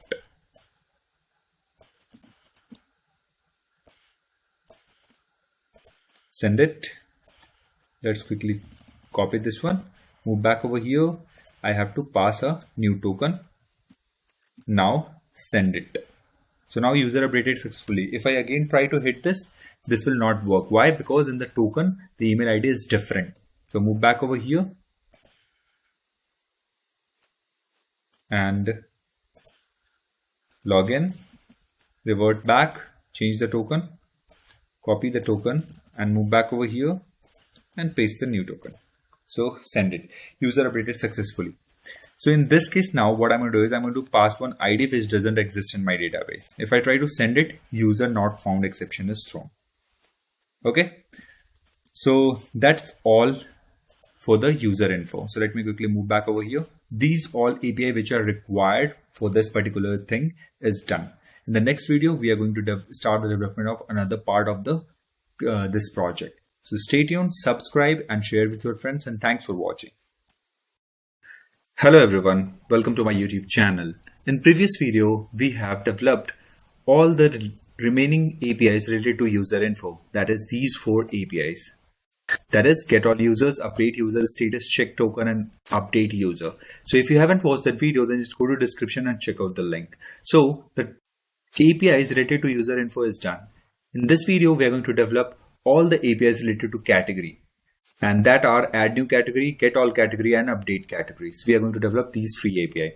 Before we start the development of that, we have to create the entity for the category. So we will go into this one, that is entity, and here we will create a entity for category. So right click on this, click on this new, select Java class, and over here we will type category. Hit enter and it will create a class. This will implement serializable so that it can be transferred over the network. On top of this class, we have to add some of the annotation. First is @entity to denote that this particular class is an entity, not a normal class. So name is equal to category. After that, I'm going to add another annotation, that is @table, that will specify the table name in the database. So name is equal to, and again category. After this, I have to add another annotation, that is @data, that is of the Lambok. And why I'm adding this? So that it's basically remove the boilerplate code, that is automatically generation of the getter and setters and string hash code. These all are provided with the @data. You can also manually add it. After this, add all our constructor. So if you don't specify any constructor, then you can put this one. It will add all our constructor. It means that however, suppose in this class we have declared 5 variables, so it will generate a 5 variable constructor so that we can set the values. And if you have 5 variable constructor, then we also need to explicitly add no arg constructors. So like this, by using these annotation, you can specify these, or you can specifically mention in the particular class. So let's quickly add some of the required fields in the category. So first thing, that is the serial version UID. So private, static, final, long, serial version UID. So this ID is basically used in order to encode serialize and deserialize the this category class whenever it's transferred over the network. So you can put any number over here. After this, I need to put one ID, that is private integer, and it's just keep it ID. That will be auto generated, and we also have to put the annotation that @ID. So now in the latest version, we are using this jakarta.persistence.id. After this, we have to add another annotation, that is @generated value, and we have to mention the strategy. So strategy, and this strategy generation type will be identity. Okay. Next thing we have is the name. So private, string, and name. So the category name should always be unique. So I'm going to add a constraint over here. So @column, and to this one, I'm going to add a unique is equal to true. By default, it's false. So you have to explicitly add true over here. After this, what we have to do is we have to create a constructor. If you want, either you can use these two, or you can generate like this. Alt insert, select the constructor. Don't select here, select none, click on this, and here you can see this constructor is created. If you want to call the super inside this one, so you can call like this. If you want to add all our constructor, alt insert, select constructor, select both, click on OK, and this all our constructor is added. After this, I want to add the getter and setters. So Alt insert, select getter and setters. For these two I want, so select these two and click on OK. So now the getter and setters for these two has been created, as you can see it over here. So here you can see this. Now this one is showing the error because constructor we have manually added over here, and we have also added the 0R constructor. So that's the reason it's showing an error. So let me just comment this. You can use any of these two. Either you can uncomment these two and remove these two, will also work, or either you can comment those two and you can place these two. I hope you got it right. If you have any doubt, please comment in the comment section. I will create a separate video for this, for clarifying this particular issue. No worries. Okay. Next thing what we have is, for this category entity, we have to create one DAO.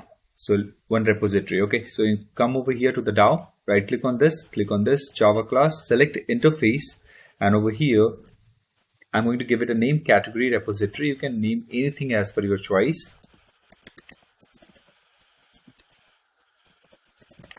Hit enter. This will extend JPA repository, and inside this one we have to pass the entity name, that is category, and the primary key type. So our primary key ID is of type integer, so I'm going to pass integer. If I go over here into this category, the primary key is this one, and the type of this one is integer. So I'm going to pass that. So integer I have passed over here. Next thing what we have is, into this one we have to add some of the queries which we are going to use. So first one is boolean, that is exists by name and ignore case. Inside this one we are going to pass the name. So why I'm going to use this? So this is a JPA query. I don't have to explicitly implement the query for this one as we did in the previous videos by using the named queries. In this one we have to, this will automatically be generated by the JPA. So by the name it will check exist by, so it will basically return true and false, and exist by name. So this is the column name from the entity. So if I go over here, you can see this, the column name is name. Okay, and while comparing I have to ignore the case, so I have mentioned that. So this query will generate the query accordingly. Okay, next thing, while adding we have to check that if the particular category already exists, then we will not allow to add the same duplicate category. Okay, that's the reason I have added this query. Next query which we want is to update the category. So for that I'm going to add another query. So integer update category. Inside this one I will take name, param, name, string name. After that @param, and inside this one I will take ID, and this is of type integer. And as this is a update query, so we have to explicitly add @modifying and @transactional over this one. And for this query we have to give the implementation, because we are going to explicitly update the query, explicitly update one specific row. So let's go to the category. Let me copy the name of this one. Go to category, go to the top over here, @named query. Inside this one, name double quotes, paste the name, and this class name, or we can say entity name, paste it, dot this one. After this it's showing an error because we haven't written the query. Control Alt L to format it. After this we have to simply write the query. So update category, set name is equal to name, where ID is equal to ID. In this way. Okay, this name will be this particular name. If you have changed the name over here, so you also have to change this one. The second part after this colon is from previous one, that is, let me show you that from here, this name you have to mention over there. Okay, so name over here is this one. This name is from the repository. This ID from here. This ID is from the repository. Okay, so now this query is ready. Next thing what we have to do is we have to create some of the interfaces as we did for the user info. So in the same way, we are going to create the user info, category REST, category REST impulse, category service impulse. So right click on this one, click on Java class. Over here, we are going to create a category REST. And select the interface over here and hit enter. Next thing, after this, what we have to do is we have to create one category REST impulse. So Java class, this time it will be a class. So category REST impulse, hit enter. Implement category REST. And over this one, I'm going to add one REST controller, because this is a REST controller. Annotation we have to add. This annotation is a combination of two. I have already explained in the previous video, so make sure you watch that. Right click on this. We will create one interface again for category service. Hit enter. After that, I have to add another class, that is category service impulse.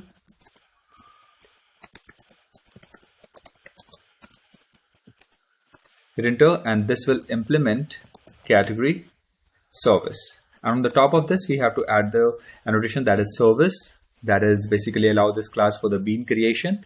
And whenever we see service, we can understand that this particular class contains the business logic. So now quickly move back to the REST, because all of the classes, whichever classes and interfaces which are required is already in place. So move back to the category REST, and over here we are going to implement 3 different APIs. So before we go ahead, first thing what we have to do is we have to add a mapping at the class level. So at the rate REST request mapping. Okay, inside this one we have to give the path. So path category. After this, I'm going to add one post mapping. So at the rate post mapping, this will be path will be / add new category, and this will return a response entity. Let me quickly copy this one and paste it over here, and this will accept category at the rate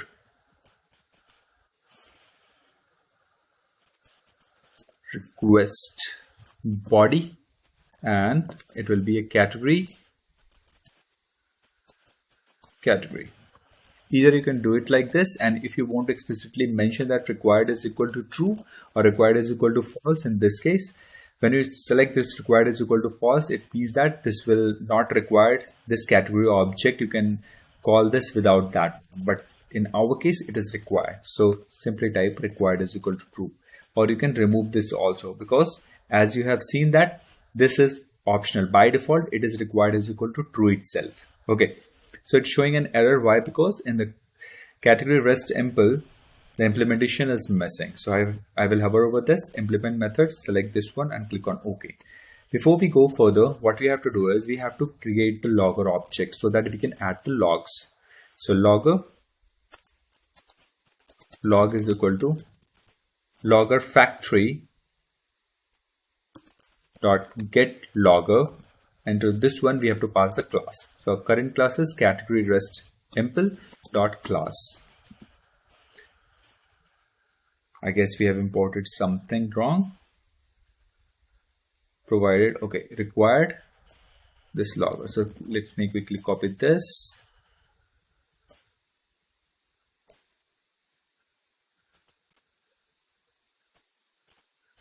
Okay, we will move back over here and let's quickly check this.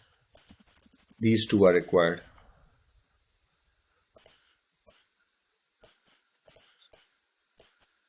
Just simply paste this. This one is not required. This was wrongly imported. Okay, now here you can see this. The issue is resolved. Next thing, we have to auto wire the category service. So at the rate auto wired category service.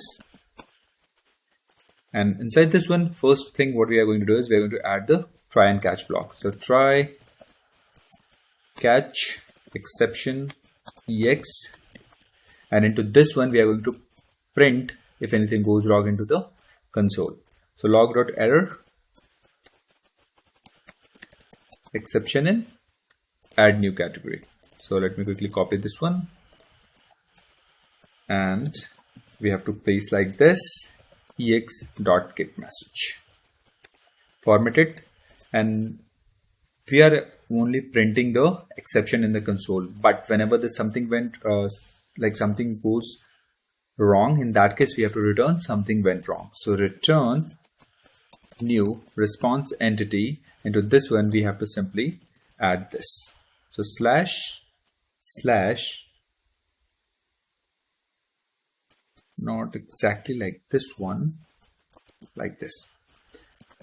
So message, so we will add one slash before this one and one slash after this, colon, then again in the same way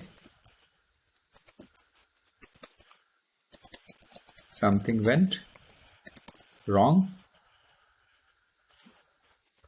and after the message we have to add the status code. So http status dot internal server error. Let me minimize this one. So you can see this, now everything is in place. Next thing what we have to do is simply return category service dot add. Let me quickly copy this one and paste it. Into this one we have to pass the category. So this is not there in category service, so we will hover over this, click on this create method, and it will create a method over here. So let me press Ctrl Alt L to format and make some space over here. Now next thing what happened is it's showing an error. Why? Because in the category service impl we don't have the implementation for this one. So if I go over here, make some space, hover over this, implement, select this one and click on OK, and this will add it. Before we go further, first thing what we have to do is we have to again create a logger object. So logger log is equal to logger factory dot get logger. Into this one we have to pass the current class name. So category service impl dot class, and we have to auto wire the repository. So auto wire category repository. Again inside this one we have to remove this, and we have to add the try and catch block.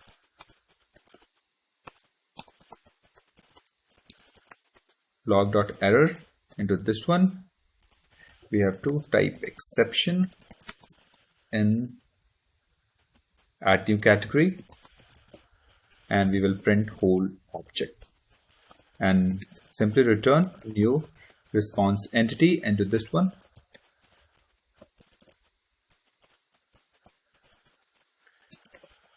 message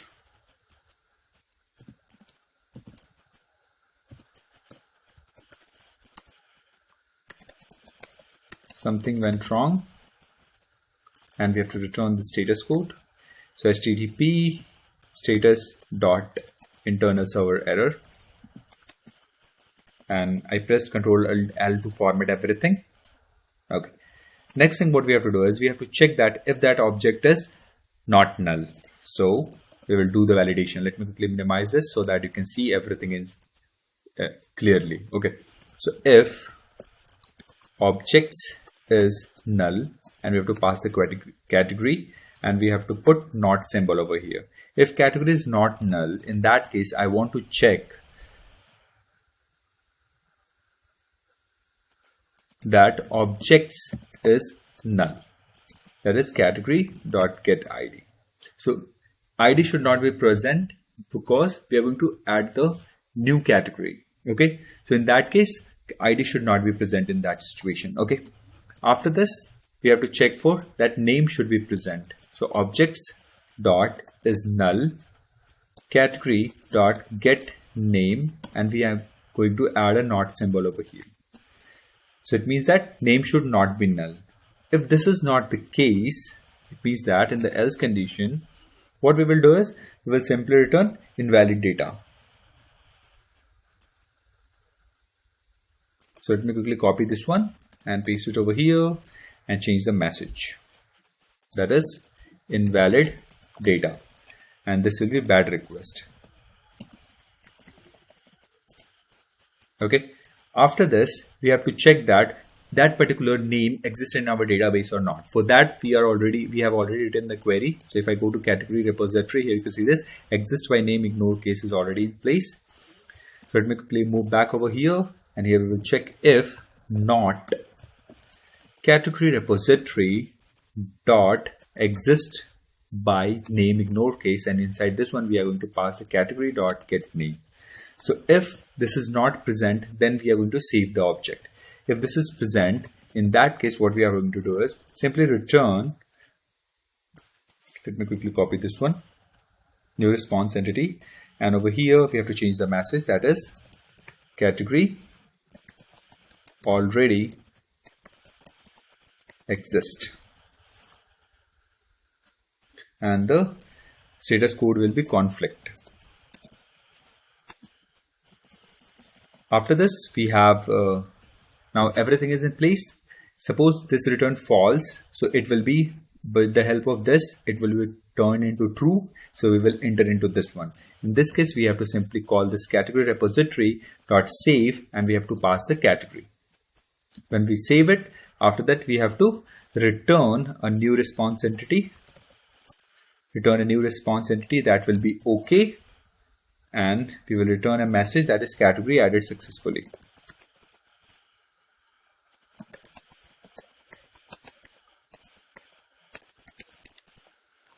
So now this API is ready. Let me quickly open the Postman and also open the database.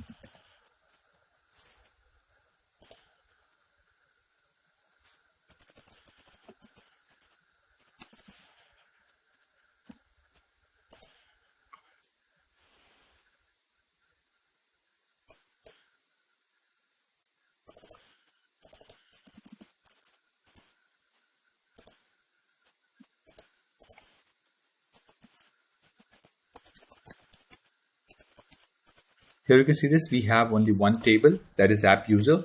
So if I move back over here to the application properties, here you can see this DDL auto is update. It means that now if I run the application, it will create a new table for which we have added the entity, that is category. So let me quickly run it and let's see if the new table is created or not.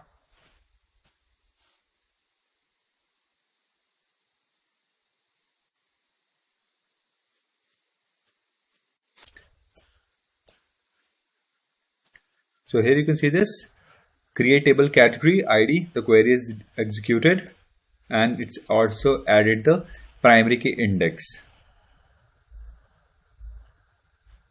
Let me clear this. Okay, wait for a minute. Let's go over here and let's check the tables now.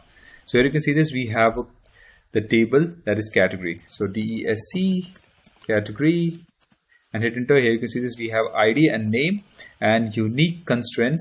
Here you can see this key has unique constraint, which we have added in the entity label. Okay, so now move back over here. Let me clear this and go to Postman, and now we have to test it. So first thing, before we do anything, we have to generate a new token, that is from the login. So if I send it, new token is generated. Let me quickly copy this one. Go to the last one. Let me duplicate the tab. Go to auth. Select the bearer token over here. Clear this and paste the token which you have copied. Go to the body. Inside this one, we have to simply pass the name. So I'm going to type mobile and simply, oh, this one is app user, update user. So, but our endpoint is different. So let's quickly move back over here to the category rest. And this one is category, and then add new category. So let's move back over here, change this one with category, and this one with add new category. So let's quickly paste these two. Now send it. And here you can see this category added successfully. Move back over here and let's select star from category /G And here you can see this one record is there, that is mobile. So if I move back over here and go to the console and let's check what are the queries which is executed. So first thing, this one is executed to check that exists by ID or not. If that is return false, so in that case, insert query is executed. Let me quickly clear this and we are going to try once again for the same one, that is the mobile. So if I hit enter, here you can see this category already exists, 409 conflict. So if I move back over here, here you can see this, only select this one is executed. Okay. So, and another validation which we have added is if ID is present into this one, so ID 5, and if I try to send it, okay, so we have to add the comma over here. If I try to send it, here you can see this invalid data because ID should not be there. We have added the validation for the same. If I change the name of this or if I remove this one and try to send it, invalid data once again. So let's quickly try with another one. If I try to make this one M capital, again it will throw category already exists because we have checked by ignored case. If I go over here, here you can see this, it's converting this one to upper, both the part, and then it's comparing. So it's working the ignore case. Okay, so now this one is done. Next thing what we have is we have to develop another API that is to get all category. So let's quickly do that. That is at the rate get mapping. So path is equal to / get all category. This will return a response entity of type generic, that is question mark. Simply copy this name and paste it over here. It will accept no parameters. Go to the category rest temple, hover over this, click on implement method, select this one and click on OK. Let me minimize this. Simply copy this whole part, paste it over here, change the name and paste it over here. Remove this one. Hover over this, click on this one and it will create into the service. So if I move back over here, you can see this issue is gone. Move back over here, one related problem. Why? Because in the category service simple, the implementation of that one is not available. Let me minimize this and move to the top. Hover over this one and implement method. Select this one and click on OK. So this will add this part. So let me quickly copy these 3 lines from the end and paste it over here, and we will add the try block. Control Alt L to format everything.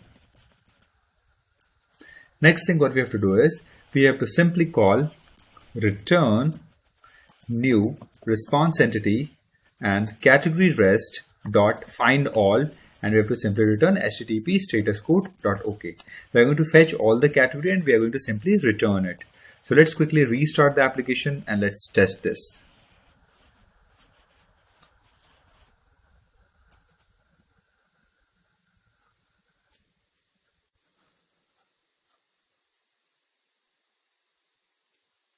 So our application is started. Let me clear all the logs.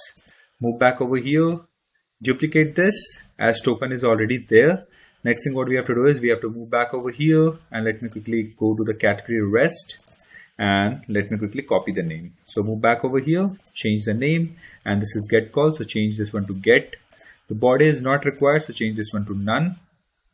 Auth only token is required and send it. And here you can see this, we have only one category, that is mobile. So let me quickly add another category, that is laptop. Send it. Category added successfully. If I move back over here and press send, so here you can see this, now we have the laptop. So one small stuff.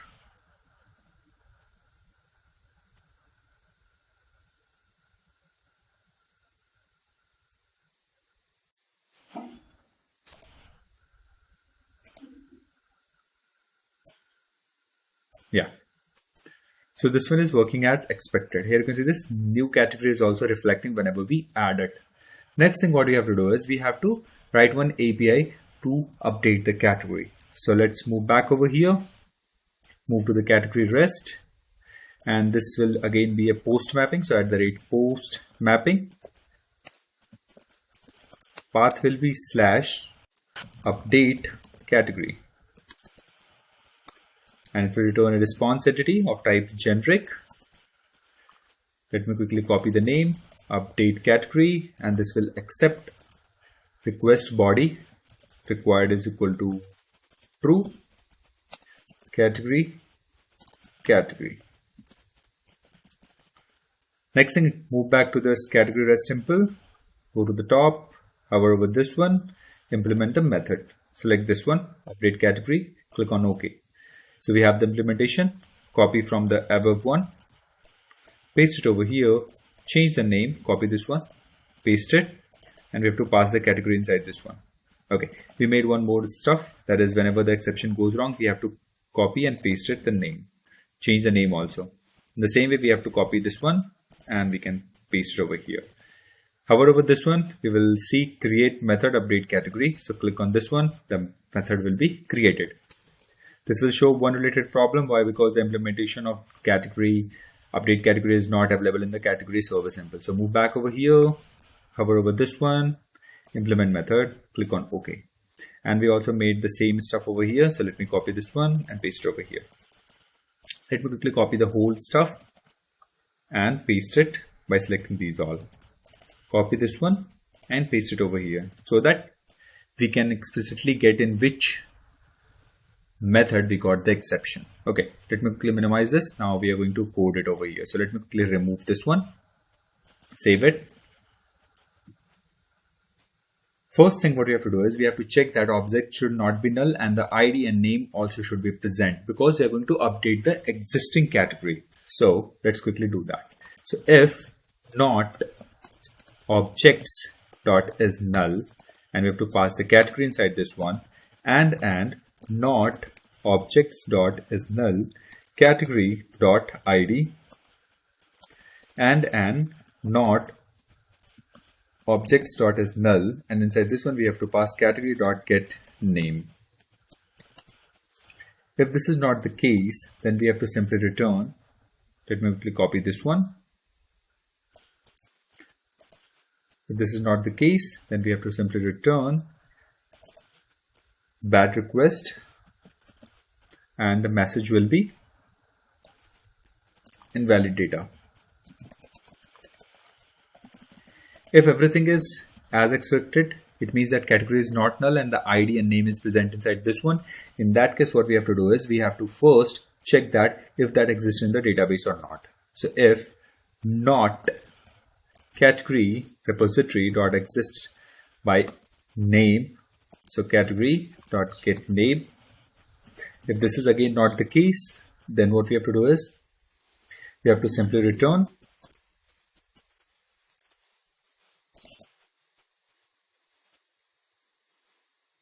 category with this name already exists.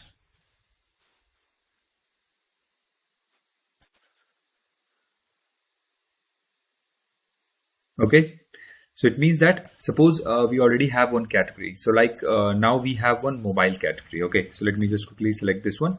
Suppose we have one mobile and we try to update it with laptop. So we also have to check that if that new name also exists in our database. If it exists, then we don't allow it to update this mobile to laptop.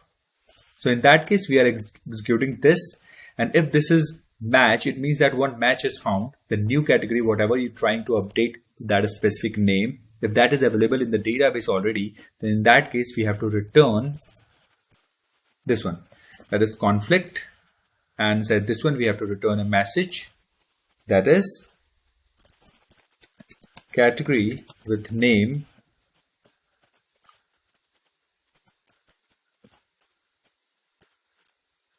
plus category dot get name plus double quotes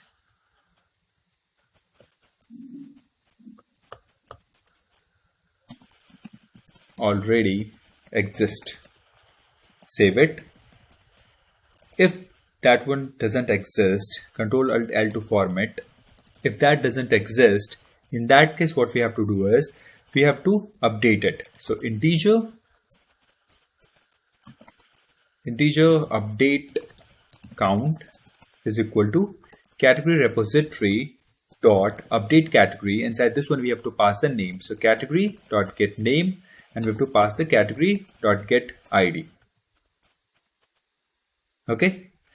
If update count is equal to 0, Control L again to format it, and else if the count is 0, it means that nothing is updated. It means that that particular ID even doesn't exist. So in that case, we have to print this one, simply return this one, that is not found,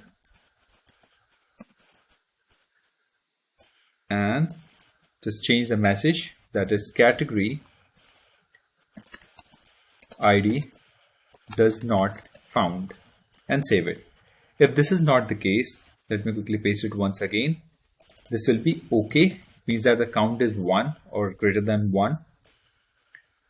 So in that case, what we have to do is we have to simply return category updated successfully and save it. Now restart the application and let's quickly check it.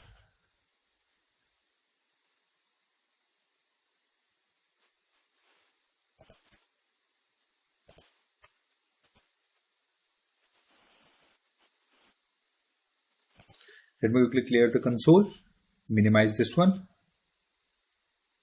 Let's move back to the category rest. This one, update category. Let me quickly copy this one, move back over here. Let me duplicate this one and change the name. So this is localhost 8080 category and update category. Auth, the save token, it's not expired yet. Go to the body and inside this one we have the ID. So ID is 1 and ID1 is of type mobile. So if I go over here, you can see this ID1 is mobile, but I'm trying to update the mobile with laptop. Here you can see this.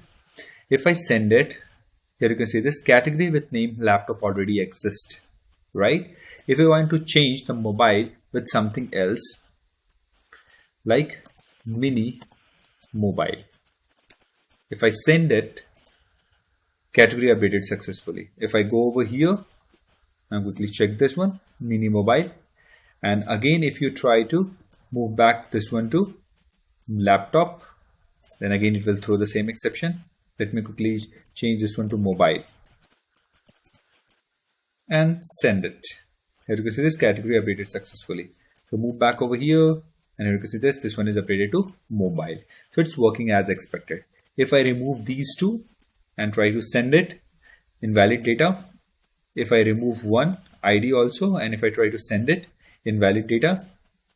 If I remove the ID, the name, sorry, and if I try to send it, again invalid data. So every validation is working. Let me quickly move back to the code and let me explain this in a while. Okay, so first thing what we did is we checked for that this particular object is not null by adding this not symbol. After this, I checked that in this particular object we have this ID and it should not be null. So in the same way, I have checked for the name. If any of the case fail, in that case, what happen is it will go to this block, this one, and it will simply return invalid data with a bad request status code. That is 400. Here you can see this 400 bad request. If this is not the case, then it will enter into this if block and then it will check for this one. With that category name, whatever we have passed, any record exists or not. If it exists, again it will go to this else block and it will return category with name, particular this one, whatever the name you have passed already exists, and it will return a conflict, that is status code is 409. Again, if this validation is passed, it means that is returned false, and with the help of this not, this become true, then it will enter inside this one and it will execute this query which we have written in this video, in the start of this video. So if I go over here you can see this query is executed and we can see the implementation of this one, that is update category set name where ID is equal to ID, whichever we have passed. If this returns the update count is equal to 0, it means that no record has been updated. So it will return category ID doesn't found. So if I move back over here and if I pass a wrong ID like this one and send it, so here you can see this. Okay, so it's checked for the laptop name first. So I'm going to give it a random name which doesn't exist. So category ID doesn't found. It means that it's executed the update query, but this ID doesn't exist in the database, so it has simply executed without creating or updating any existing record. So if I move back over here, select to start from category, here you can see this, we have only 2 records, no new records has been added. And this will be thrown or returned. So if this count is greater than 0, in that case this will be executed, that is category updated successfully, which we have seen right now. So that's it for this video, guys. Please like, subscribe and share with your friends, and in the next video we will see all the APIs related to the article hub. Okay, after that we will start the development of the front-end part. Okay, so just stay tuned, subscribe and share with your friends. Thanks for watching. Hello everyone, welcome to my YouTube channel. In previous video we have already developed all the APIs related to category. So the APIs are add new category, get all category and update category. If you haven't watched the previous video, then just go to description and check out the link. In this video, we are going to develop some of the APIs which are related to article. Okay, so let's quickly start with that. So let me close this. First thing what we have to do is we have to create one entity that is a table for the article. So on the entity, right click on this. Click on new, select Java class, and over here we will create one class with name article and hit enter. After this, what we have to do is this article will implement serializable so that we can transfer this over the network,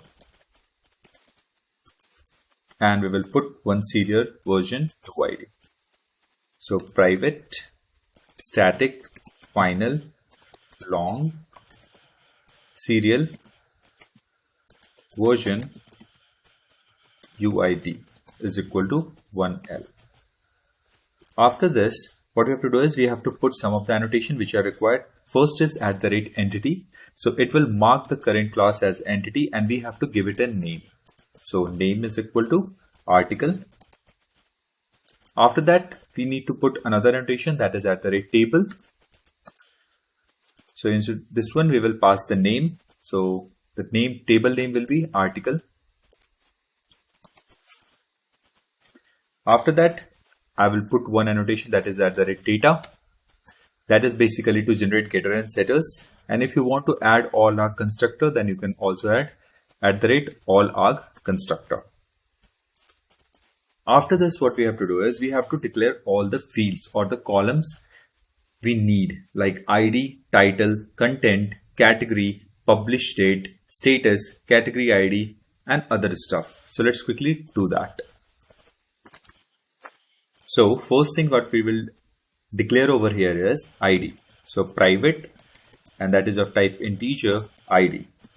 Second thing after this we have is private string title.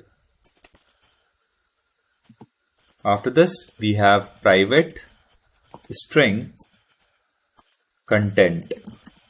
As you know that content, in the content, as I have shown in the quick overview, in this one we can add the text, a larger text, and then the different formats. Differently, we can change the color and we can do everything. So this content over here we will declare as a string, but it will be a lob. So for that, to declare it a lob, we have to put one annotation @lob and hit enter. After this content, we have to add another column, that is category. So private, and it will be a category which we have declared in the previous video. So make sure you have to select this first one, not the second one, com.article.hub.entity, which is the category which we have created. So select that one, name it category. And over here, I'm going to put one annotation @many to 1. It means that many articles can be mapped to a single category. Okay. After this, I will put one annotation, that is join column.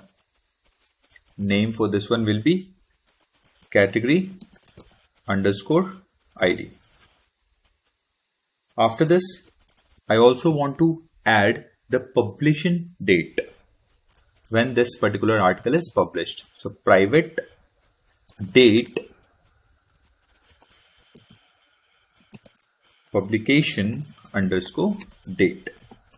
After this, I also need to add one column that will store the status, like this article is published or draft or saved. So these all we need to manage. So private string status. Okay, so now the task for this one is done. One thing which is remaining is we have declared this ID, but we haven't declared the generated type for this one. So first we will declare this one as primary key by putting the annotation @ID. After that, we will put the annotation that is generated value, and this one we will put the strategy. So strategy that will be generated type, and it will be identity. It means that for each record, a new incremental ID will be added. After this, what we have to do is we have to generate the getter status of these all, and also I need two different variables that will store the category ID and the category name. But that will be a little bit of difference. Why? Because I'm adding this comment so that I can explain you what exactly I'm going to do right now. Okay, so private, it will be integer, and it will be category ID. And another one is private string category name. So if I add it like this, then if I run my application, then these two also will be added into the create table query. So whenever the query will be created, but whenever the table will be created in the database, these two fields also will be in the column name. So what I want is, I don't want to add these columns in the table. So how we can achieve that? We can achieve that by using one annotation @transient. So when we add it, let me add this. So when we add these two annotation @transient on these two variables, then these two particular variable is excluded while creating the table, excluded for the columns while creating the table. So the table will be created only for these values, not for these two. Okay. After this, we will generate the getter and status for all of them, excluding the first one. So I have pressed Alt and Insert in the keyboard and selected all these. Okay, you can manually also create it. Okay, after this, we have to add some of the constructors. So let me quickly add that. So public first will be 0 constructor, which will simply call super. After that, I have to add another constructor, article. Let me just revert this. Press Alt and Insert, and here you can select the constructor. Into this one, we have to select ID, then title, then content, then status, content, status. Then we have the publication date, this one. Then we have the category ID. Then we have the name.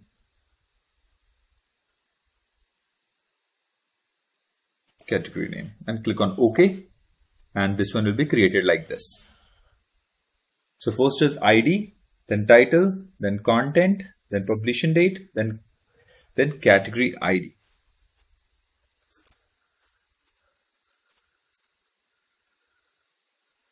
After content, we have to add this status. Why I'm changing this status, the order of this one, because in the query it needs to be in the same order. In couple of minutes, I'm going to write the queries. This one, then category ID, then category name. Okay, like this one. After that, I'm going to add one method that is check for null values. This one is first is ID, then title, then content, then status, then publication date, then integer, that is category ID, and then category name. Okay, so next thing what I'm going to do is I'm going to write one method that is public, and it will return one string and check for null values. Okay, in this method what we will do is we will simply, if title from the current object is equal to null, then we will return title. If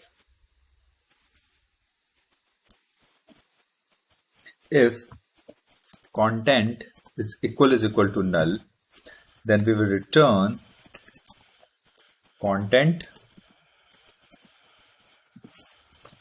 if category ID is equal to null, then return category. If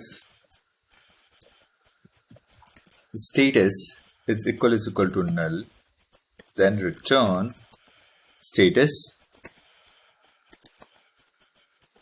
else return null, and press Ctrl Alt L to format everything. Okay, so now everything is in place. Next thing what we have to do is we have to create a repository for this one. So this one is ready. Pause the video and write everything if you have missed anything. Okay, this is the method and this is the constructor. Make sure you add this in the same order. Okay, so let me move back to the project, and over here to the DAO, right click on this, click on new and select a Java class, and over here select an interface. I'm going to give it a name, that is article repository, and hit enter. This repository will extend JPA repository, and to this one we have to pass article, that is the entity name, the class, and the ID, the primary key type, so that is of integer type, and press Ctrl Alt L to format. Okay, next thing, we need some of the queries which we are going to use in the article by manipulating the articles. That is, first is get all articles, update articles, and delete article. So these three queries I'm going to write straightforward so that we can simplify the development of the APIs. So let's start with the get all article. So this will return list of article, and I'm going to give it a name, get all article. And to this one we will pass one param. So param name will be status. On the basis of status we will get all the articles. So string status. After this I need another API, another query that will return, that will basically update the article. So it will be integer, it will be update article, and into this one we will pass some of the params like title, content, category ID, publication date, status, and the ID itself. So @ param. Into this one we will pass title, string type, title. After this we have @param, that is param. Into this one we have content, string content. After this we have param, category ID,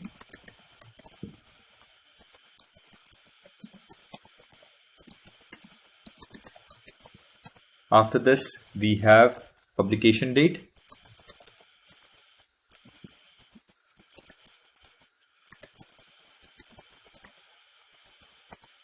that is of type date,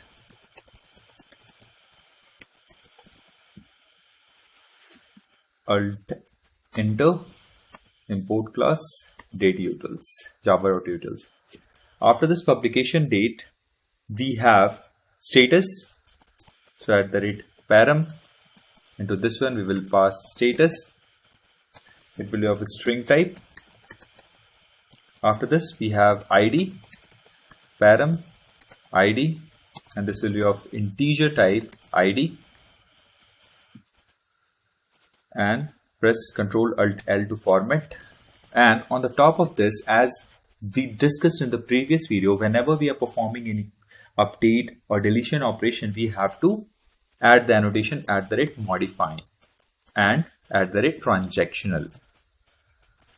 Now save it. After that we need one another query, that is to delete the particular article. So that will simply return integer, that how many rows are affected, and I'm going to give it a name, delete article. Into this one we will pass one param ID, and it will be of type integer, so integer ID. Again, this is also a delete operation. It means that manipulating of the existing data. In that case, we have to add the annotation @modifying and @transactional. Save it. Now the task over here is done. Next thing what we have to do is we have to write the queries related to these three in the article. So let me quickly click on this one and move to the top. And over here, we will be writing named query. So @named query. And into this one, we will pass the name. So the current entity name first dot get all articles. So if I move back over here for this one, I'm going to provide the implementation. So copy the name, move back over here, paste the exact same name. Okay. After this, we have to write the query. So query and is equal to double quotes in this way. Okay.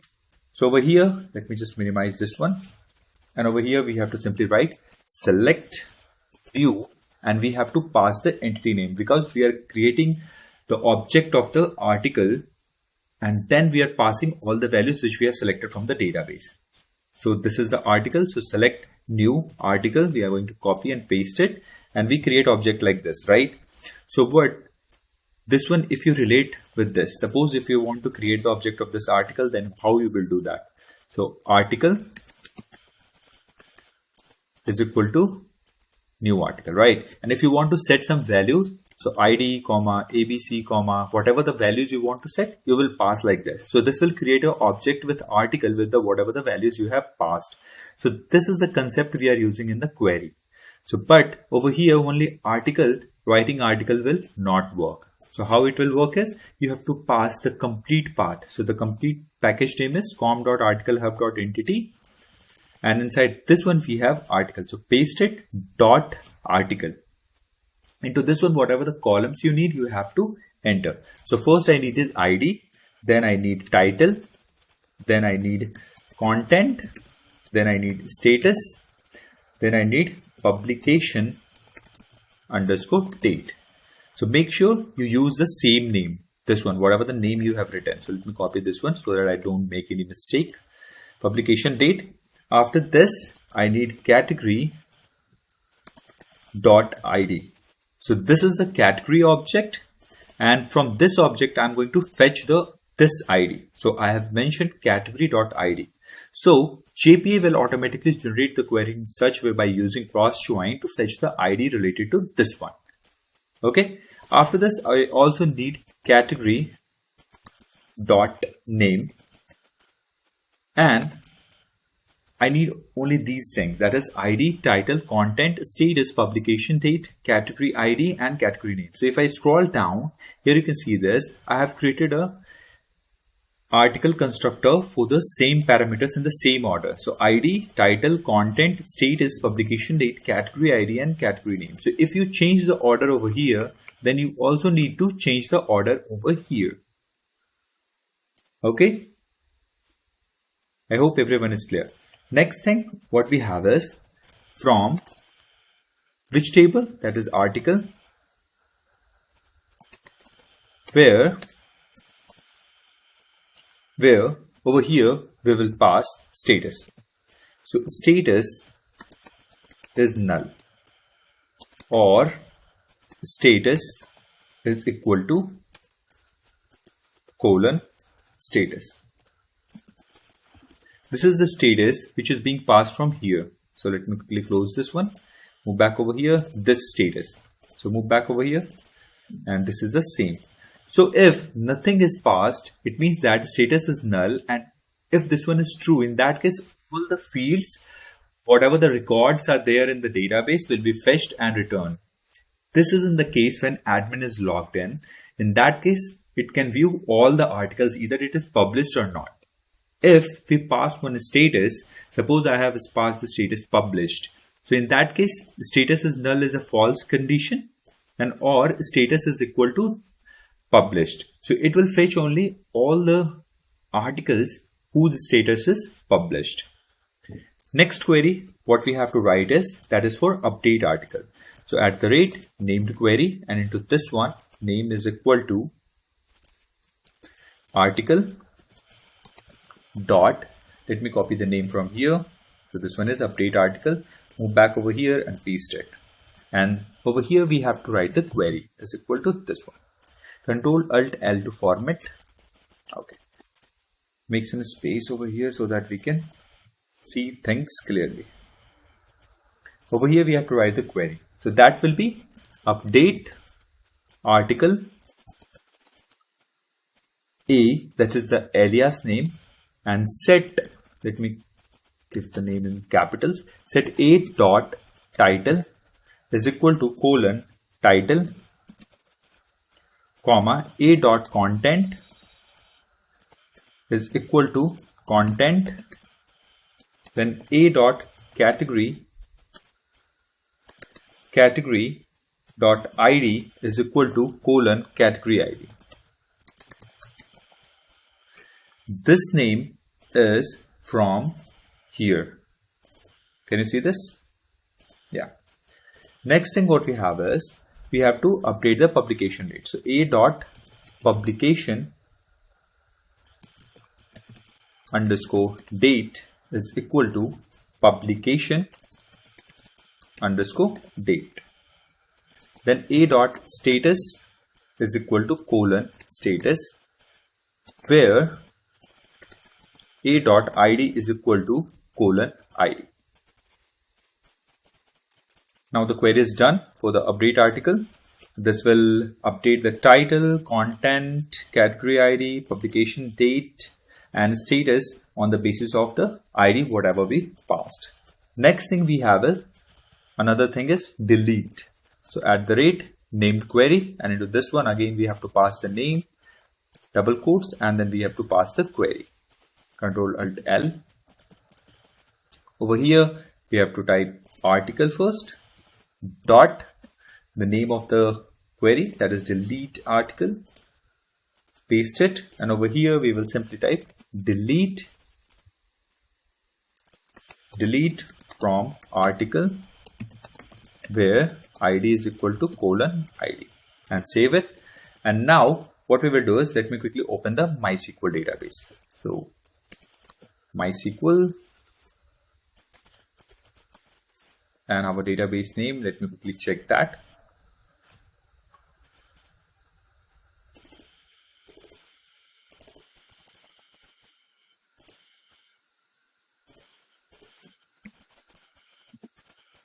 Show tables, and we can see we have only two tables, that is app user and the category. So when we start the application, and a new table will be created with the name article. So let's quickly do that. And if the application is started successfully, it means that we haven't made any mistakes in the queries. So the create table query will be added over here also. Okay, so let's quickly check that. I guess we have made some mistake.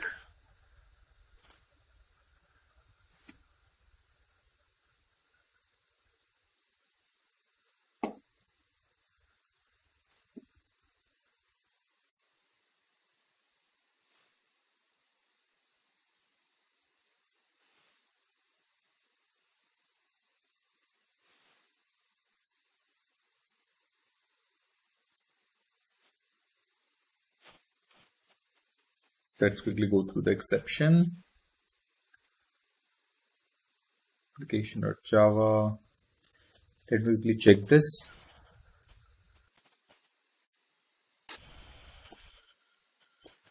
So the error over here is, let me quickly open this one and let's quickly check it over here. So the error is due to this one. That is many to many we have added, but it's mentioning that the category is not a collection. It means that over here we have put many to many. It means that on other side also it needs to be have one many to many responsibility. The connection needs to be in that way. So over here we made the mistake because this one is many to one. Okay, save it and let's quickly start our application and let's check it. So I've started the application and here you can see this. Now the table is created. with the ID, content, publication date, status, title, category ID as primary key. But you can observe that for these two, the tables, the columns are not created. That is the category name, the category ID. So move back over here. Let me show you, show tables, hit enter. And here you can see this for the app user, for the article. Now that we have article, let's quickly check the table, the column's name. So DESC article. Hit enter, and here you can see this. We have ID as primary key, content, publication date, status, title, and category ID. But we don't have other two columns. So let me quickly minimize this. These two we don't have, right? Next thing, we have one category ID in the table because of this one, not because of this. Okay. Next thing, what we have to do is, as you can see, the application is not up because it's showing that in my local system, it's the application is already another port 8080 is already in. So we can change the port for now and we can test. So let me quickly change this. Let me quickly change this one to 8081 for now and restart the application.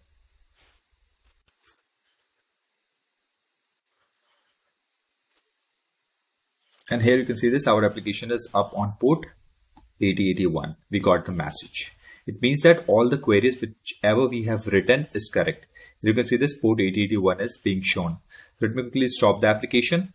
After this, what we have to do is we have to start the development of the APIs. So before we start the development of the APIs, first thing what we have to do is we have to create all the respective classes and interfaces which are required. So let me move back to the REST, right click on this, click on new, select Java class, select interface, and over here I'm going to give it a name, that is article REST.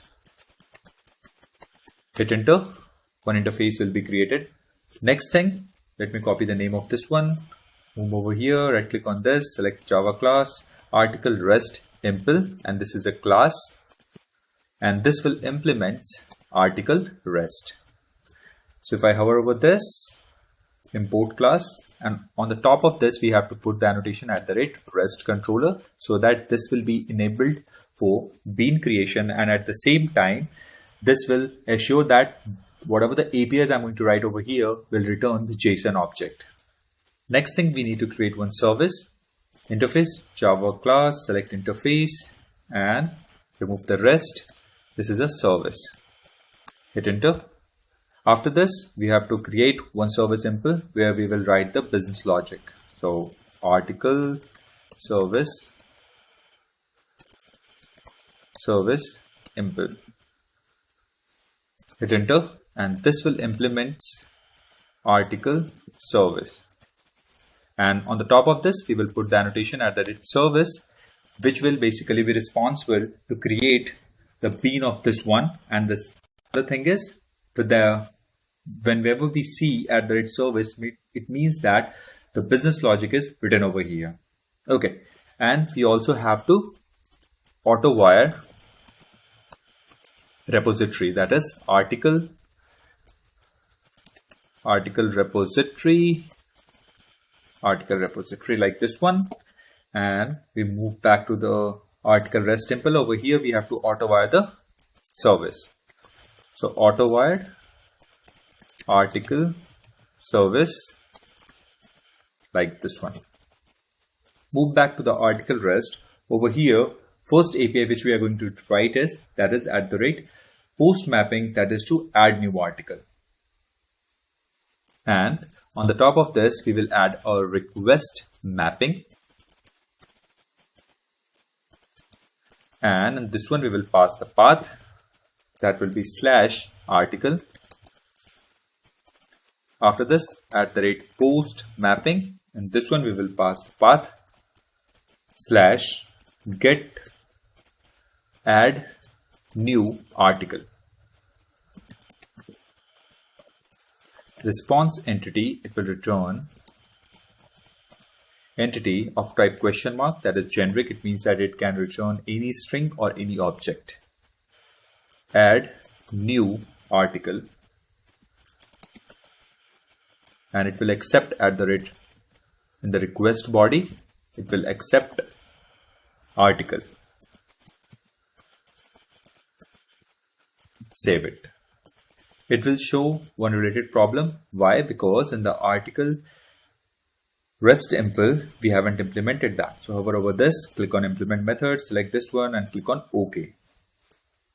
Over here, first thing, we need to create one logger object.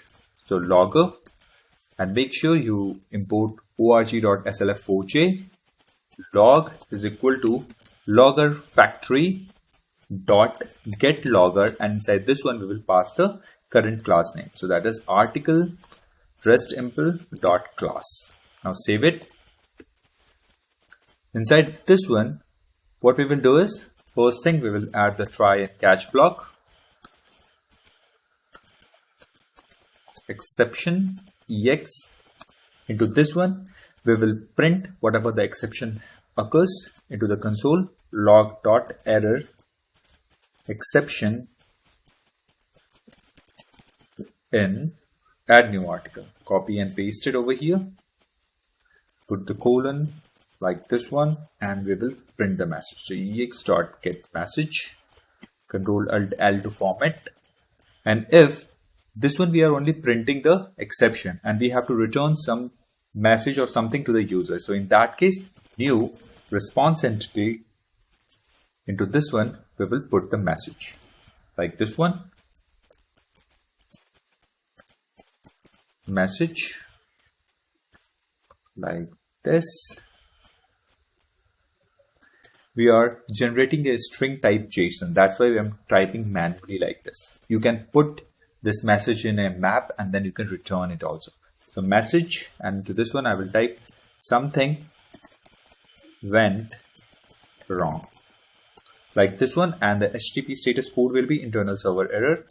So HTTP status dot internal server error. Ctrl+Alt+L to format.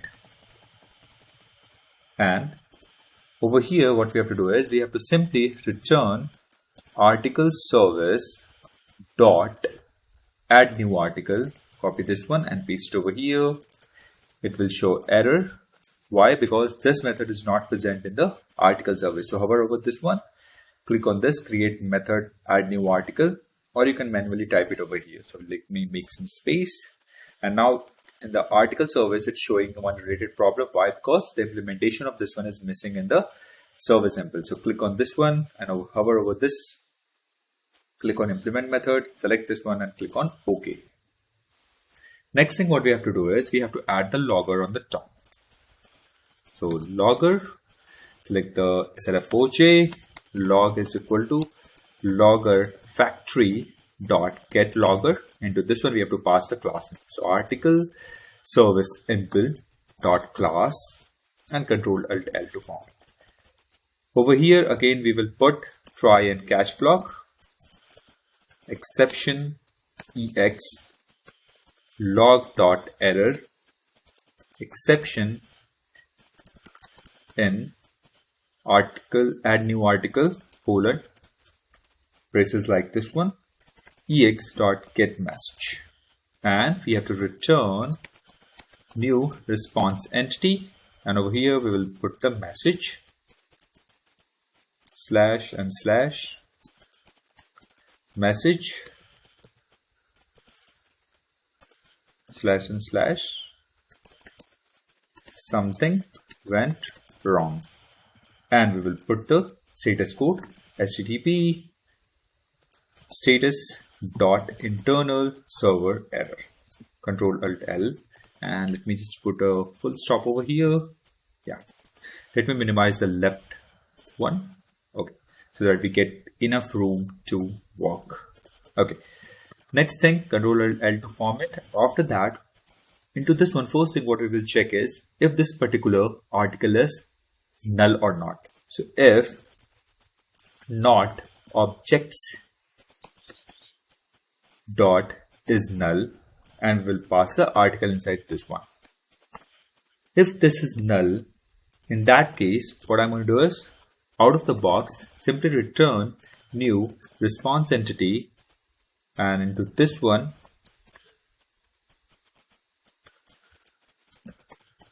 message And over here, we will simply return invalid data. Invalid data, and the status code will be bad request. Okay. If this is not the case, it means that article contains the data. It means that this object is not null. In that case, what we will do is we will check that. We will simply call one method, that is article dot check for null values, which we have created, right? So if I click on this control and click on this one, so here you can see this, it will check all the values, title, content, category, ID, status in the current object. And if anyone is null, then it will return that name. If everything is there, like these 4 fields are required and these 4 fields are present over there, then it will return a null. So let me move back. And this is going to return a string object, right? So the string error key value is equal to this one. If objects is null and this error key value, it means that every data whichever we required is present over there. Now we are good to save the data. If this is not the case, in that case what we have to do is we have to return that which value is invalid. So let me copy this one once again and paste it over here, and this will again be a bad request.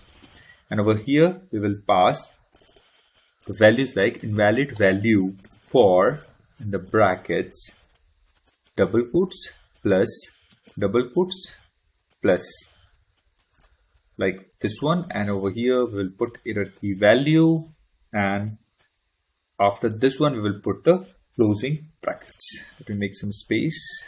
Yeah, Control Alt L to format.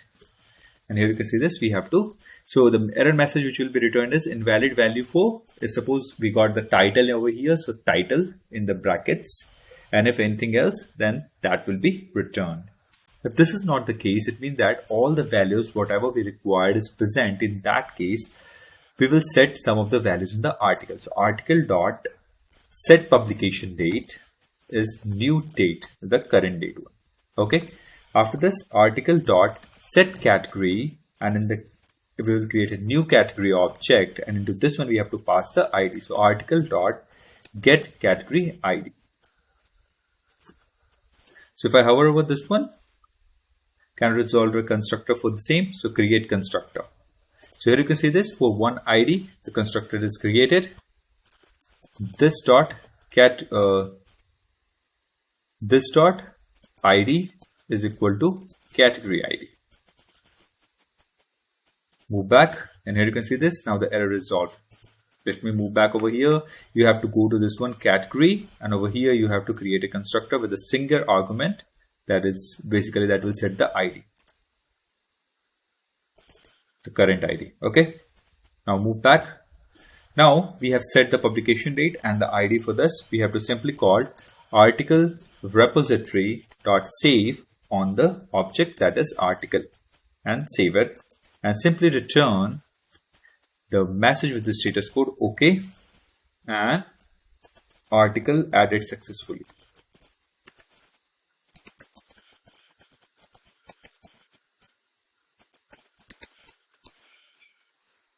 Save it, and now quickly start the application and let's test this. Let me open the Postman. Now our application is running on port 8081.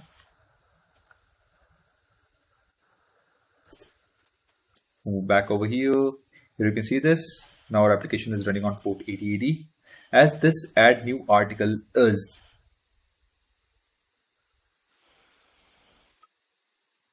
not an bypassed API, so it means that we need the token to access this one. So move back over here, dismiss it. Let me hit the login API first. Login API, where it is. Yeah. So this is running on port 8081. So let me change that. So if in your system it's running on 8080, that's totally fine. Don't need to worry about that. Let me copy the token. Move back over here. Click on this one. This is again a post API, so let me copy this and paste it over here. Port 8081, move back to this one, go to project, article rest. Let me copy this endpoint, paste it over here, copy this one, paste it over here. This is a post call, so select this one as post, go to auth, select this one as bearer token. Over here we have to paste the token. This is the token which we have copied. Next thing, go to the body, select this one as raw, select this one as JSON and create an empty JSON and try to send it. So here you can see this invalid value for title. First it's validated for title. So let me quickly add the title over here. Let me simply add HTML and let's send it once again. It will validate for content. So content, we have to add the content. C will be small. This is my content. Now send it once again and you can see this invalid value for category. So category is missing. So if I go to the database, select start from category /G. This category ID is 1. So I'm going to add in mobile. Okay, so let me change this one to new mobile. Okay, I'm going to pass the category ID. So category ID and the category for mobile is 1. So I'm going to pass 1 over here. Now send it. Here you can see this. Now the status is missing. So I will pass the status.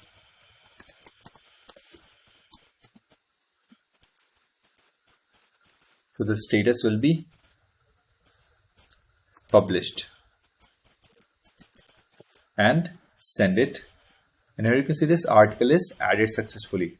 If I go over here, select start from article, and here you can see this, the status is published, and we have also added the today date and current time, and the category ID is also updated.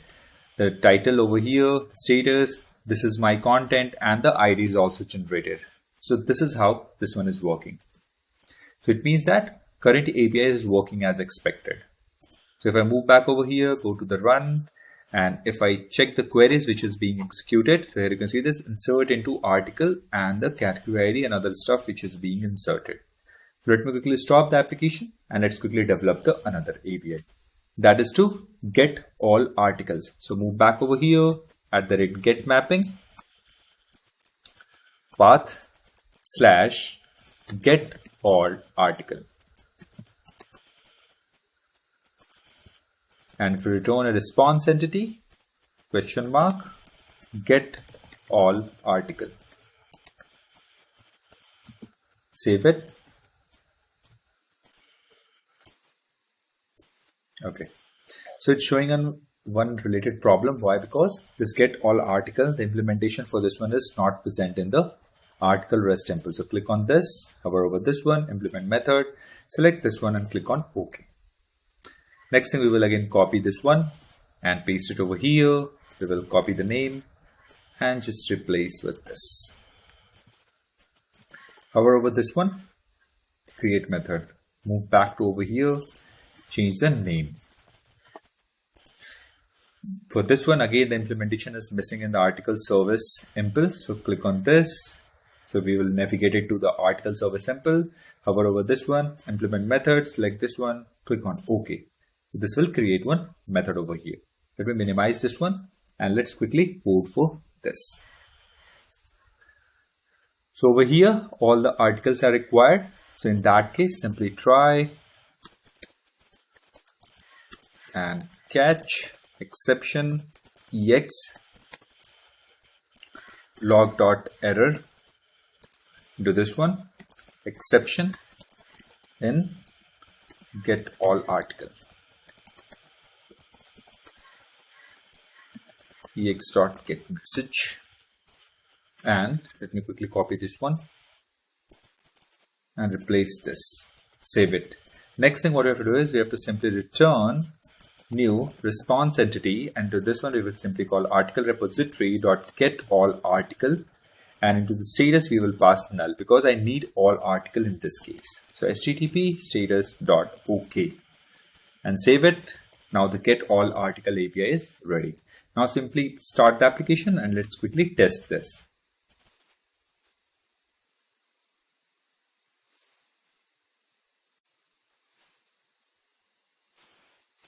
Move back to the Postman, duplicate this one, right click on this, duplicate tab.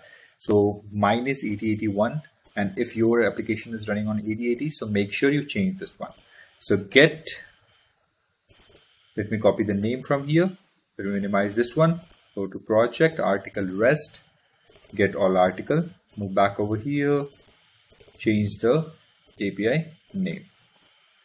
Go to body, I don't need to pass anything, so select none. Auth, the token is already there, which I have generated few minutes back. Send it, and here you can see this. I got ID, new mobile. This is my content. Category is null. Publication date is there. Status is published. Category ID is 1 and category name is mobile. So this is the query which we have written, and it's fetching the data as we need. Next thing what we have is we need all the get published article only. So let me minimize this one, and over here again I need one get mapping. So let me quickly copy this one and paste it over here. So get all published article.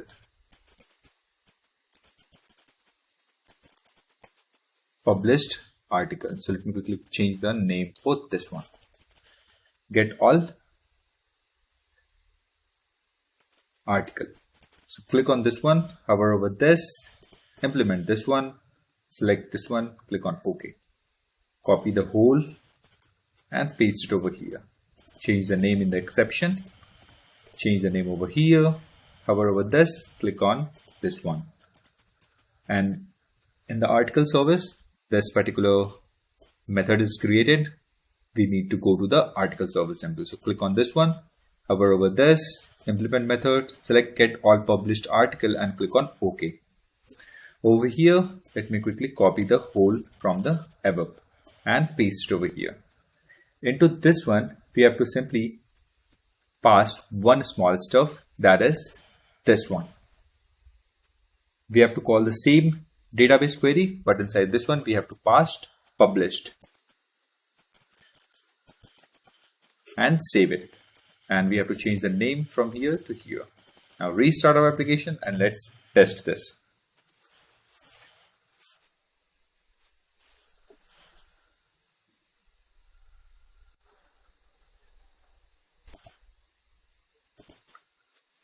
Clear all. Move back over here.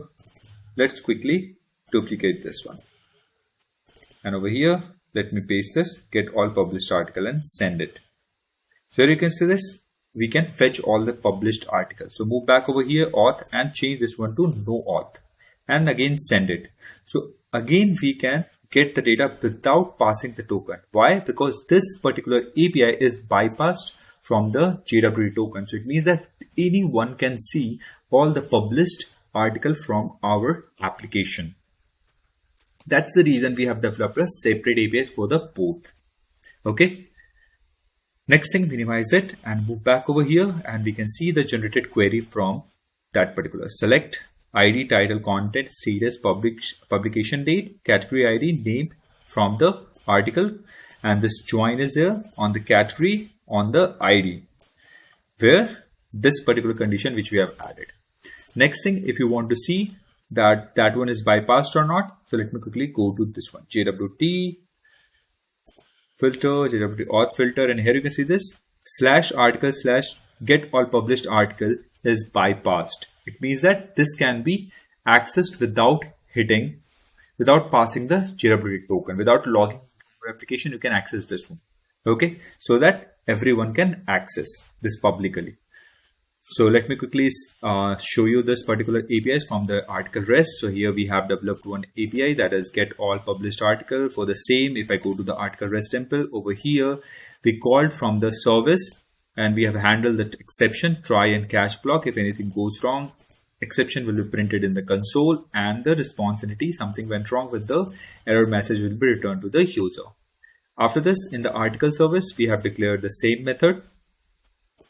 And if I go to the article service sample, over here, we have again implemented this one, public get all published article. And over here, we have returned by fetching all the article in the database with the status published. Okay. And the error, whatever the exception goes, suppose we are unable to acquire the JWT connection. In that case, if any exception is thrown from the database, in that case, we will print that exception into the console and we will return something went wrong, eternal server error. Okay. So that's it for this video, guys. In the next video, the remaining two APIs which we are going to develop. After that, that is update article and delete article. Once that one is done, the backend part is done. After the next video, we are going to start the development of the Angular part, that is the front-end application. So please stay tuned, subscribe and share with your friends, and thanks for watching. Hello everyone, welcome to my YouTube channel. In previous video, we have developed the APIs related to article. So these API which we have developed in the previous video, that is add new article, get all article and get all published article. And also we have created the entity, that is article, and the article repository, and we have written all the queries related to the article. So if you haven't watched that video, then just go to description and check out the link. And you can also check out the playlist so that you can watch from the first video itself. So let's quickly move back to the article rest and develop the remaining two APIs, that is update article and delete article. This video is going to be the last video for the backend. After the next video, we are going to develop the front end part. So let's quickly move back over here. And for the update one, it will be a post mapping. So post mapping, and I'm going to give it a path / update article. And it will return a response entity of type question mark, update article. And this one, it will be accept one request mapping or request body, and this will accept article object and save it. It will show one related problem. Why? Because in the article rest simple, we don't have implementation for that one. So hover over this, click on this one and select implement method and select this update article and click on OK. Over here, we will copy this one and paste it over here. Copy the name, paste it over here and call this one over here. And to this one, we have to pass the article. Minimize this one, and here you can see this will show an error. Why? Because in the article service, we don't have any update article method. So create method, update article in article service. So click on this, and here you can see we are in article service, and this method is created. Again, when we save it, it will show one error. Why? Because in the article service, the implementation of this one is missing. So if I move back over here, and over here, can you see this? Implement method and select this one, update article. Click on OK, and here we have the implementation for this one. So let's quickly type out the things. So first thing, we need to add the try and catch block. Let me copy all the code from above and paste it over here and remove this one. And copy this one and paste it over here. So now the exception handling is done. After this, press Ctrl Alt L to format things. And one more important thing is, in the previous video, we have changed the port for the testing, right, to 8081. So let me comment this, because we are going to work on port 8080. Either you can comment or you can change this one to 80. Anything is fine. Okay. So let's move back over here. Let me minimize this. And over here, first thing what we are going to do is we are going to check for nulls, which we have written one method. So error key value is equal to article dot check for nulls. We have written this in the previous video. So let me show you that quickly. In the article, we have written this to check the mandatory fields. Okay. Let me move back. Okay. After checking this one, we have to validate that this objects dot is null, should be null. It means that all the required fields are there, and also we have to check in the update case, we have to check for the ID. So objects dot is null, and to this one we will get this article dot get ID. If this is not the case, it means that something is wrong. So in that case, we have to return the message. So else, let me copy this one and paste it over here and change the status code to that request. And in this one, we will simply return invalid value for, in the brackets, plus error key value plus double quotes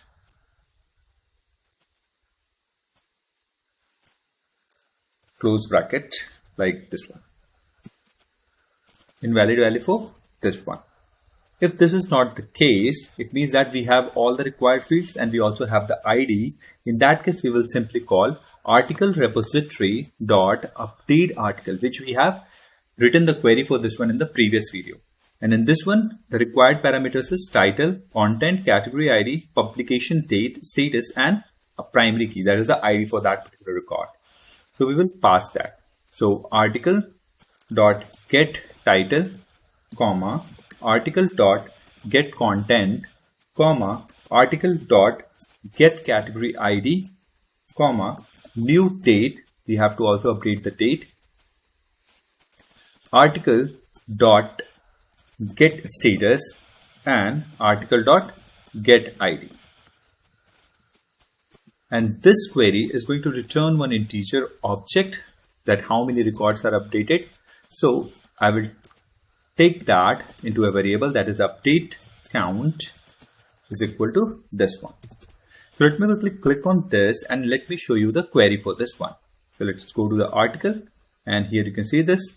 For the update article set title, content, category ID, publication date, and status on the basis of ID. So this is the query which we have written in the previous video. So make sure you watch the previous one. Okay, let's move back to the article server simple.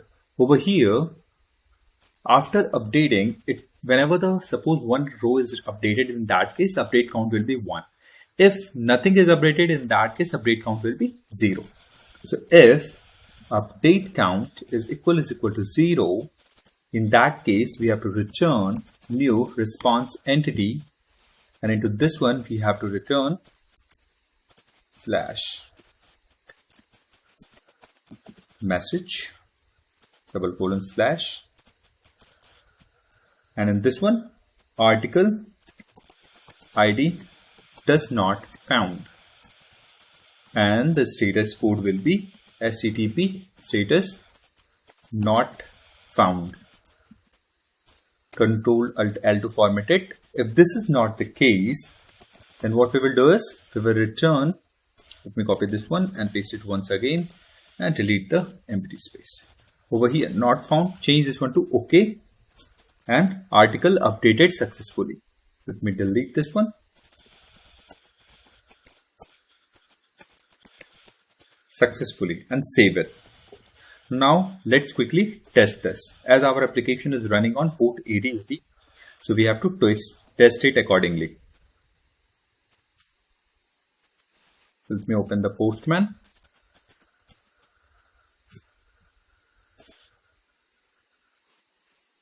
Okay, so port 8080 is already in use. So if you got this issue in your system, then what you have to do is search for CMD. And over here, we have option as run as administrator. So click this one. Yes.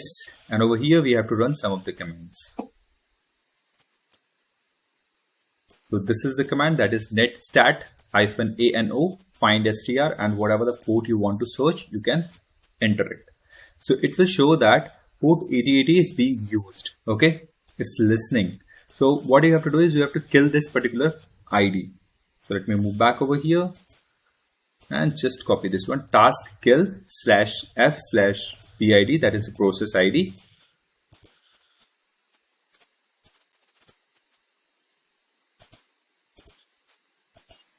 And you have to type 7052 and hit enter.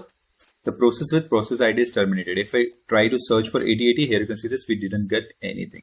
So let me minimize this one, and you can like note it down, this particular commands, okay, by pausing the video.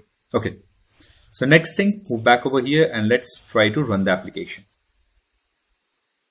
And move to the postman, dismiss it.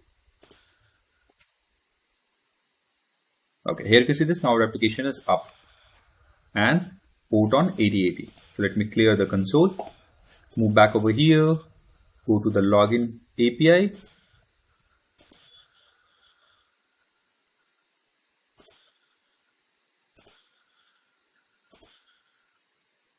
update user,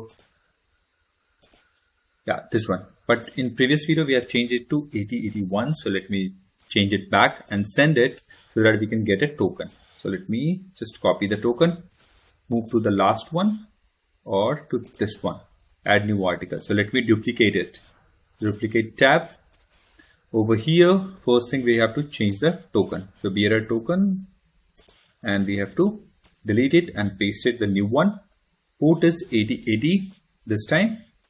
Move back over here, and first thing what we have to do is we have to get the path for the same. So that is update article. So copy this one, move back over here, paste it, and in the body we also need the, that is the particular row ID. So let me open the MySQL.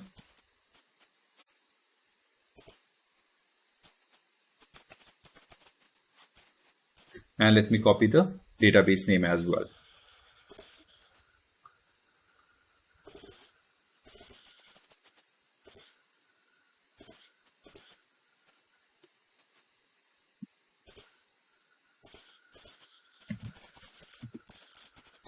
Select star from, okay, show tables first, select star from article /G. So first article I want to modify. Okay, so let me move back over here to the postman, and the ID is equal to 1. You have to put the comma over here. So let me just remove the status first and now send it, and you can see this invalid value for status is there. So now next thing, this is my content, this is my updated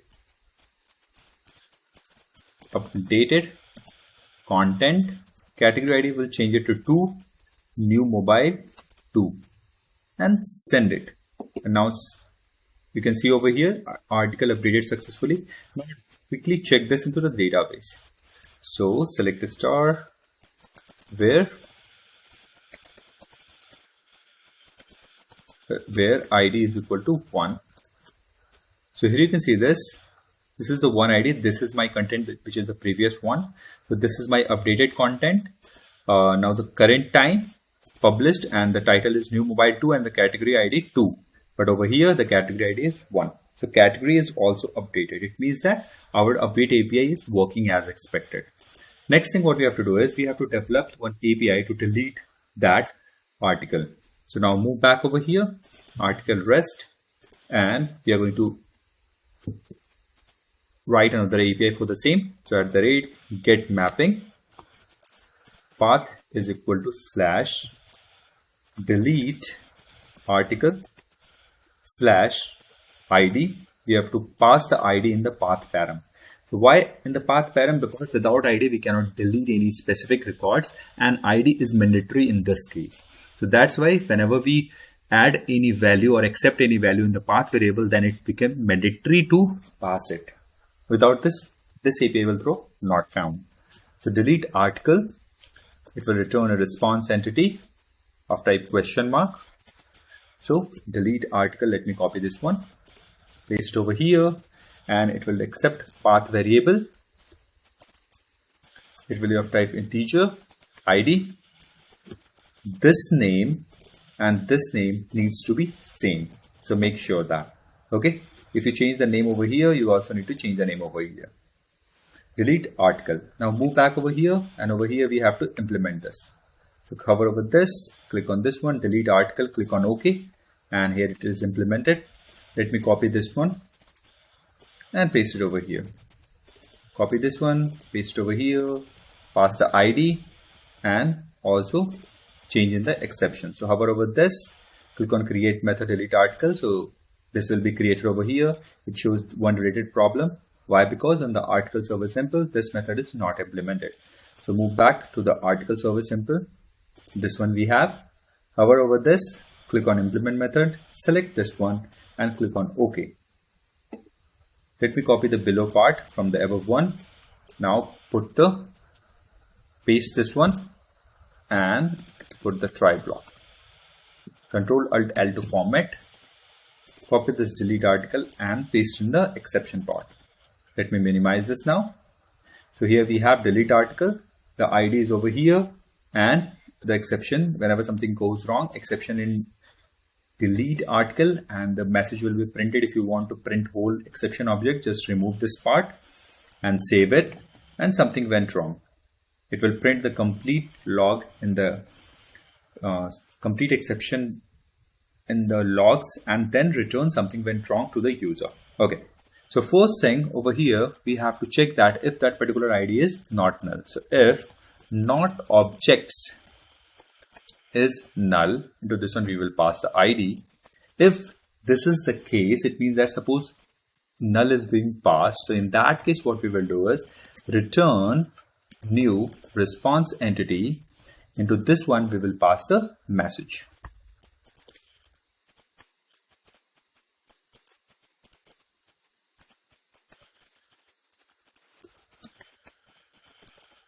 Message that will be invalid value for article ID,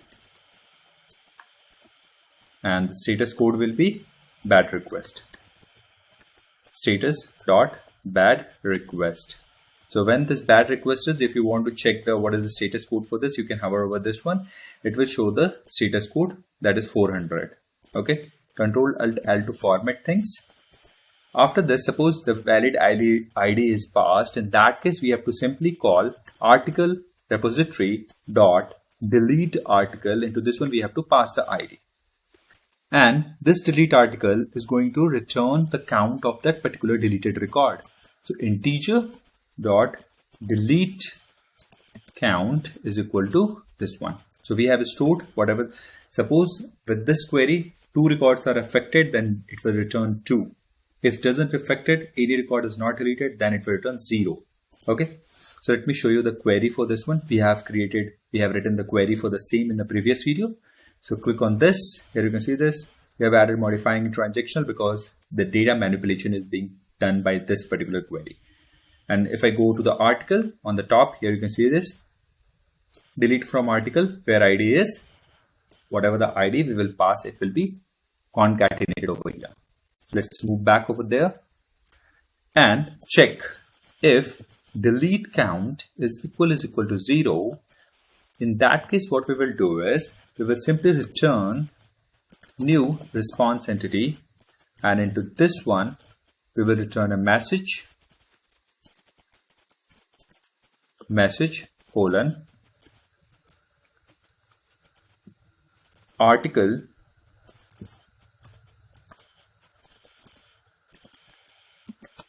ID does not found, and into this one http status dot not found. If this is not the case, it means that update count is greater than 1 or 1. Then in that case, simply return new response entity, and we will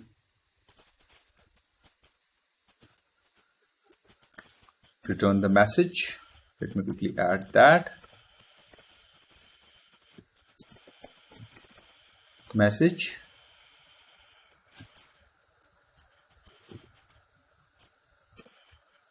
and over here we will add article deleted successfully. HTTP status.ok. And now Ctrl+Alt to format it. Now here the task is done. Next thing, we will restart our application and we will test the delete article.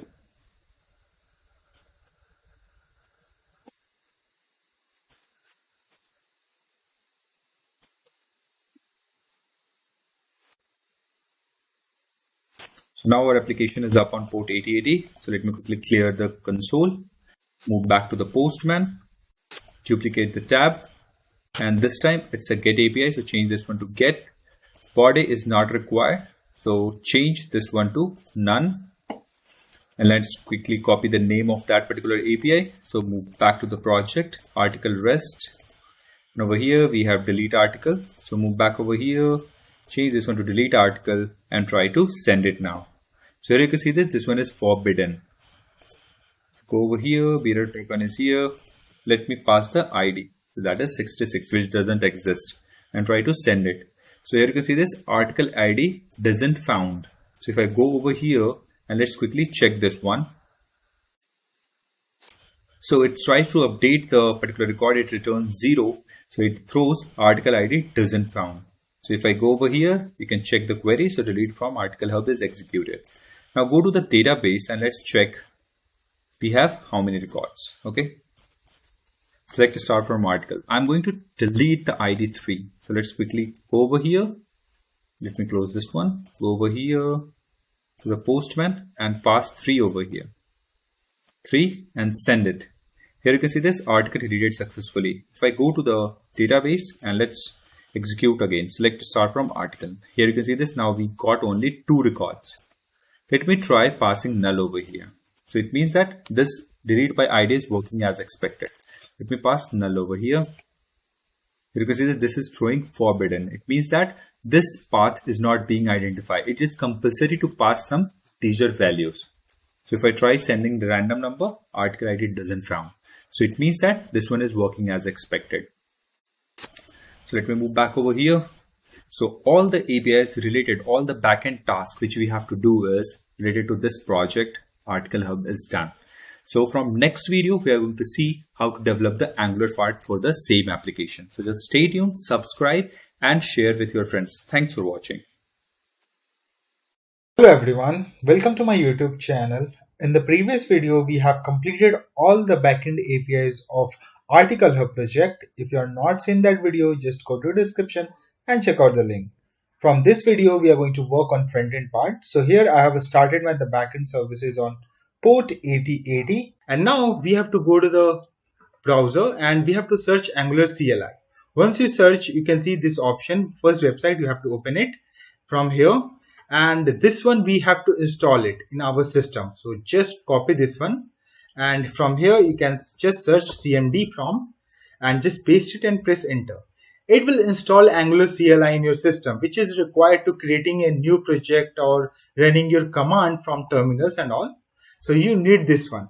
So let me show you which version of Angular CLI I am using currently.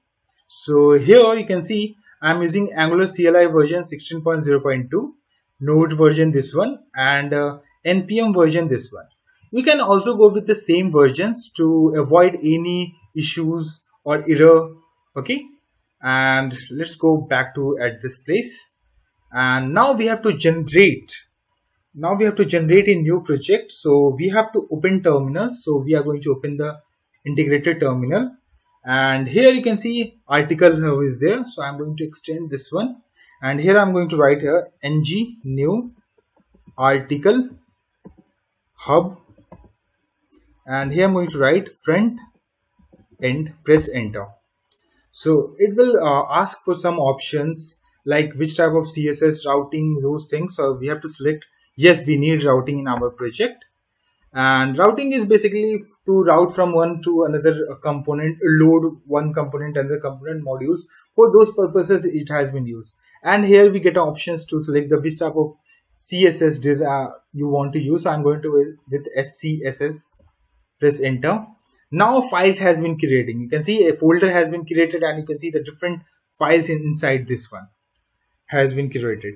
So we have to wait for few minutes to generate all the files. Now here you can see it has been completed. So if you are seeing this warning, just ignore this. Okay.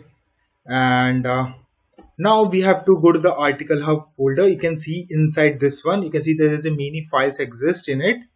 So we are going with one by one. So node modules. So node modules folder that comprises of libraries which has been installed using npm. So it contains all the files. If I extend this one, you can see there's a lots of files. So these are all the packages which has been installed, we can see in it. Okay. After that we have src folder. So is in this folder basically we store all the dynamics and non-dynamics files, or you can say source level file for the root level applications. Okay. And after that .editor.config. So as you know that there is a multiple types of software is there to read the codes, right? So there's a maybe chance that different users using different editors. Okay. So to the quality of the code will be not consistent. So we can declare a pattern of code, like how it will be written and those things in this file. So we are not going to use this file, as we are going to use the VS Code, and it's mostly used when you are using in organization where multiple users is working on the same project. After that we have git ignore. So it is used to untrack the files that does not say stored in our git, like node modules. Whenever we want to download it, we just need to run npm install. It will get all the dependencies installed in the system. So we does not need to push this node modules in GitHub. Okay. So those things we can ignore. You can see there's a node module is mentioned, means we have to ignore. We does not need to push to the git. So all the ignoring folder or untrack our files, we can mention it over here. After that we have angular.json. So this is for all the CLI configuration for all the project in the workspace, and whatever in this project we have this one. And after that we have package lock and package.json. So in this we have actually stored all the dependencies, or all the dependencies which has been installed by npm, that is present over here. You can see all the angular CLI and all those things. And after that it in the package log.json, we store all the versions information of all the packages that has been installed in node node modules. Okay. And after that readme, just to for any new user coming to your system. So for the initial steps you can just read it, write like this, those things is there. Okay. And this one is typescript configuration file, this one ts app config, and this too. And this one, whenever you see a spec, it is for the testing purpose. So we are not going to do any testing and all for testing so just ignore this one. Okay. After that, inside src you can see there's an app which contains all the logic, all the components, and pipe services, everything is stored inside this one app folder. And after that you can see there's an asset, right? So it consists of all the non-dynamics files like images, text, pdf, and other static resources we store in it. After that, this one is for the icon, and this one is the index.html page. So this one is our first page which is going to be served whenever our application is going to be a start. And after that, main.js, and main.js is the entry point for our application. It basically compiles the application with a compiler and bootstrap the application. Okay. And it basically convert and chunk that compiles and convert the static DOM into dynamics. For those purposes, main.js is used. After that we have a style.csss. So it is a global CSS. If you declare any CSS at this place, you can access it in complete all the components and all. Okay. Now I'm going to extend this one app, and now here you can see app module is there. Okay. So in this app module, we have to declare every modules which or libraries that we want to use in our application, and all the dependencies we need to inject. Let's say if we have created new components, so we need to declare it over here. If we want to use any modules which is externally or provided by Angular, you want to import and use in here, so we have to declare it over here, like app routing module. And here you can see this has been component is there. You can see HTML, CSS, spec file. We are not going to do anything with the spec file, and TS model or controller, you can say. So this component is there, and in app module.ts, if you go to the bootstrap over here, you can see there's an app component is there. It means that it's going to be start with this component. It will bootstrap from this component. Okay. Now, and here you can see there's an app routing module is there. So in this, we are going to declare our all the routings related to this project, like from this module need to be called, or this component need to be called. For those purposes we are going to use. Now we have to go to the browser. Now we have to search Angular material. So Angular material component we are going to use in our application. If I go to this site here and you click on get started, now you scroll a little bit down. Here you can see ng add Angular material. You have to just copy paste this one, and here you have to just paste it over here. Press enter. Okay, we have to go to inside article hub folder. As we are outside, we have created the folder. You can see this folder. Inside this folder we need to go, then we have to run that one. That's why it starts throwing error. Okay, so it will ask for a few things like which theme you want to use, or other options it will ask us, and it will also take few minutes to install in your system. So just need to wait. You can see the package, this one will be installed and executed. Yes, we want this. Installing the packages. Here you can see we are getting option Indigo, Ping, this one. These are the theme options. So I'm going with the first one. Okay, it was somewhere. Just close this one. Press enter. Then we are getting this option. Just go with yes. And yes, I want to include the animation. Go with yes. And the final, it will going to generate this, install this package, and package installed successfully. And here you can see the files which has been updated: index, style, angular.json, app modules. This files has been updated. So just close this one as our has been stored. Now we have to go to the app module, and here we need to import few things.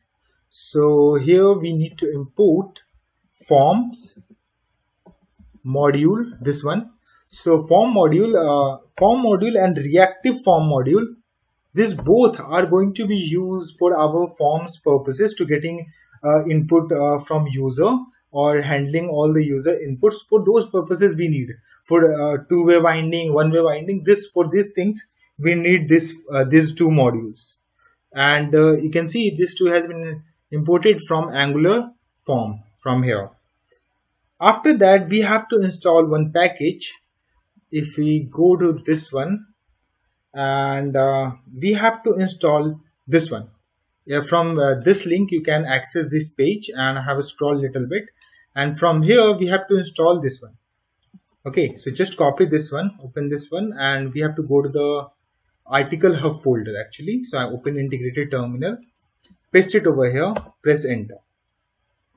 And this package basically used for making our application responsive. It will going to handle our some of the responsive. Okay, it has been installed. If I go to the package.json, and here you can see the flex layout has been installed. And if you see, Angular material will be there. Material, you can see Angular material is there. So all the packages, these two packages has been installed. Now we have to go to the app module, and again we have to import this one. So just close this one for now. And here we have to write flex layout module, this one. And here you can see this has been imported from this place. Okay, and after that we need to create a folder here in the inside app folder. Create new folder, shared, and rename it as shared. And then we have to create a new file, and the file name will be material modules.ts. Sorry, module.ts. So in this folder we are going to install all the material modules. Let me show you what I'm talking about. Okay, so we have to go to this place, and here there's a component option is there. When you click on this one, you can see there's a multiple component is there. You can see the button one, you can see the different designs of buttons, and you can see there's a card option, check option. If you want to use this card buttons in our application, then we need to import these modules. So if you want to see the module of this button, let's say, so you have to just go to the API, and here you can see the module. So we have to import all the modules which we want to use in our application. So, and now you have to go to the description of video. I have provided a link. From there you will get this file, and from there you have to copy paste this one. You can see there's an arrow, right? And here you can see the name of which file you need to copy the code. So here, from here we just need to copy paste this line of the code till this point. If you does not see the next this one, you have to copy it. Now we have go over here, you have to just paste this, and you can see we have mentioned all the materials which we are going to use, or some of them we does not use, but still we have imported because this is a common. You can remove it, and if you want to search for this one, material button module, you are able to find it in this one. You can see we have imported this module. You can see this one, and we are going to use this in our project. So we need to import this one in our app module.ts. So here we need to mention material, and here you can see we are getting this option pop up, right? So you have to press control spacebar to getting this option. Just write few initial word and then just press control spacebar, and if you'll get the related options. So you can see material modules has been imported over here. Now here we have to use HTTP client.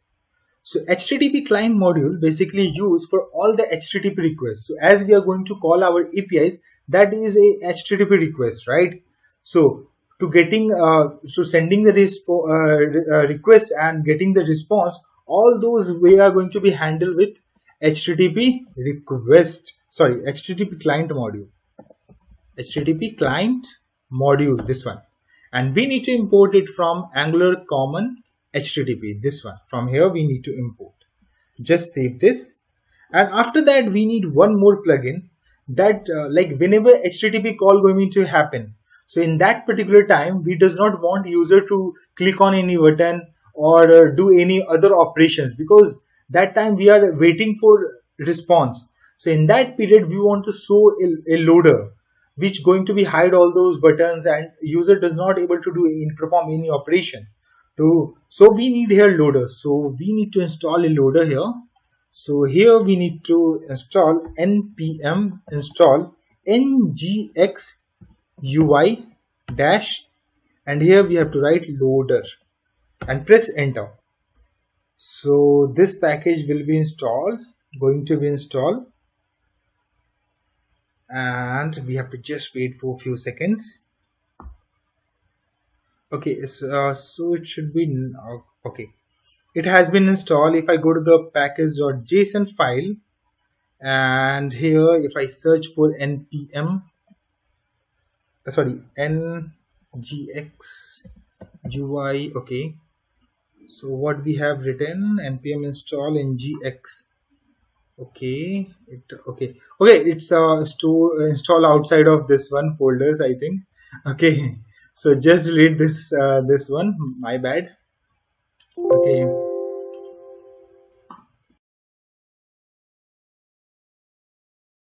now here we have to go to the article hub for front-end folder. Now we have to write npm install and ngx ui loader, and then press enter. and then it will install that package inside our Article Hub project. And here you can see, if I search now, you can see it has been installed successfully in our system. Now we have to go to the app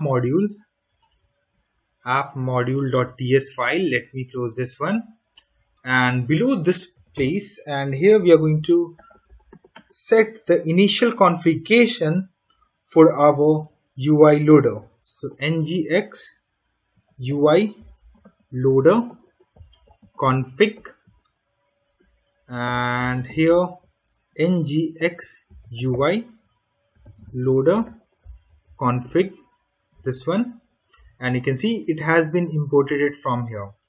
This one we are going to import it from here, and after that curly equals, after equals we have curly bracket, and this will be containing of text. At loader below we are going to show the text that is loading ... and the text color we are going to set text color we need to set, and that should we also need to put a comma over here, and then we have to write here like white, and text position we need to pass, so that I'm going to pass the center, and pb color, and this one is also going to be white, and bgs color, this one is also white. These are the different loaders, and those background, those colors is there. fgs color, and this one is also going to be white. You can change this color as per your choice. And fgs type, and here we need to pass the spinner actually. So a spinner we have imported from here, and this spinner actually, and we have to pass which type of a spinner it is. So if I go to over here, and from this site, and here you can see there's different types of loader is visible currently, and from this you can select any one and you can use in your application. If I go back over here, so spinner dot ball, you can see we are getting multiple options which you have seen over here. And if I go back this one, and here we have to write ball spin clockwise, this one, and if I go over here you can see block spin clockwise, so this loader will be visible. Okay, so now get back over here again, and after that fgs size, so I'm going to pass here 100, and pb direction, there's a line at top of the browser, there will be here, you can see at this place where you cursor you are seeing, there will be a line of loading will be visible. So for that we have to write pb direction dot left to right and right to left. This two option is there, so I'm going to select left to right, and pb thickness, and it is set to 5. So these are the initial configuration we need to do. And here after that we have to go to the, as we need to import as we want to use in our project. So here we have to write ngx UI loader module, this one, and it will also going to import it from here. And after that we have to write for root, like this will be like accessible to complete applications, each modules, every place. For that purpose we have mentioned the root, and in this one ngx UI loader just need to pass this one name actually. Here just need to paste it and save this, and right click on this one to format this one, and you can see the space and all is has corrected. Okay, now we have to go to the app component.html, and here this is the initial code you can see currently. So just need to remove all the codes, leave the last line of this one, router outlets. So basically it is used to tell us the where we have to show all the routes or routes views. Okay, and here we just need to add one line of the code, that is ngx ui loader. So just like this one, ngx ui loader, and just close this one and save this file also. After that, we have to go to this folder, src folder, and right click on this open integrated terminal, and here we are going to generate a environment file. So in the older version of Angular, by default we get environment file, but here you can see in the latest version 16 I think we are using, in that environment file is not there, so we have to generate it manually. So this file is used to store our APIs, URL configurations and all. So here I'm going to just write ng generate environment and press enter. It will going to generate a folder and with having two files. You can see this one is development and this one is for testing. Okay, and inside this one we have to paste our APIs. So here we are going to write this will be production true as API URL we need to mention, and here I'm going to write HTTP and local host 80 our backend services is up and running.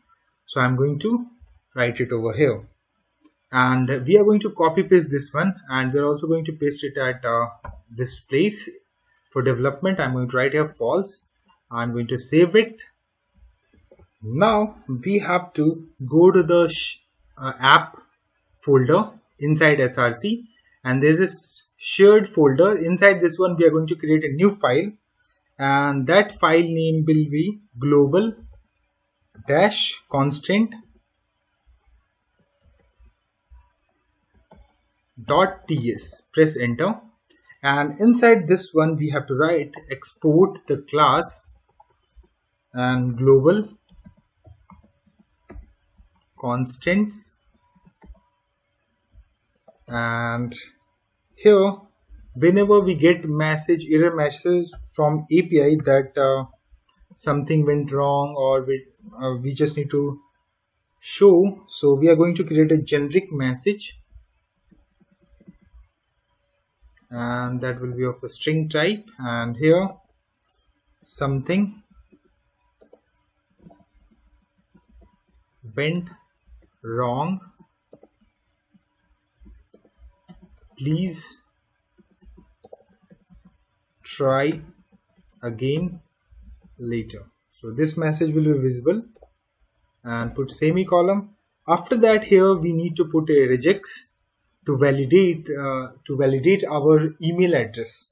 So here I'm going to write public static and then email regex, and that will be also a string type, and in the double quotes we need to pass that regex. So if I go to this file, and here you can see there is a global constant.ts, and here you can see the regex. You have to just copy paste this one, and here you have to paste it. Okay, it went to a different line. Just delete this one and save this. You can see now global constant has been completed part. Now we have to go to the new folder we have to create. Inside app we have to create a new folder, and the folder name will be services. And inside this one we need to generate few of services. Right click on this folder, open integrated terminal.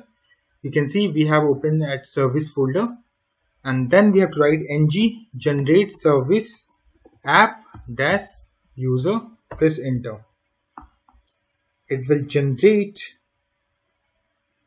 a new folder, new files inside service folder. If I extend this one, you can see there's a two file is there, but we don't need this spec file, so we can just ignore it. We have to go to this one, app user services, this file. Okay, and inside this one we need to write the codes.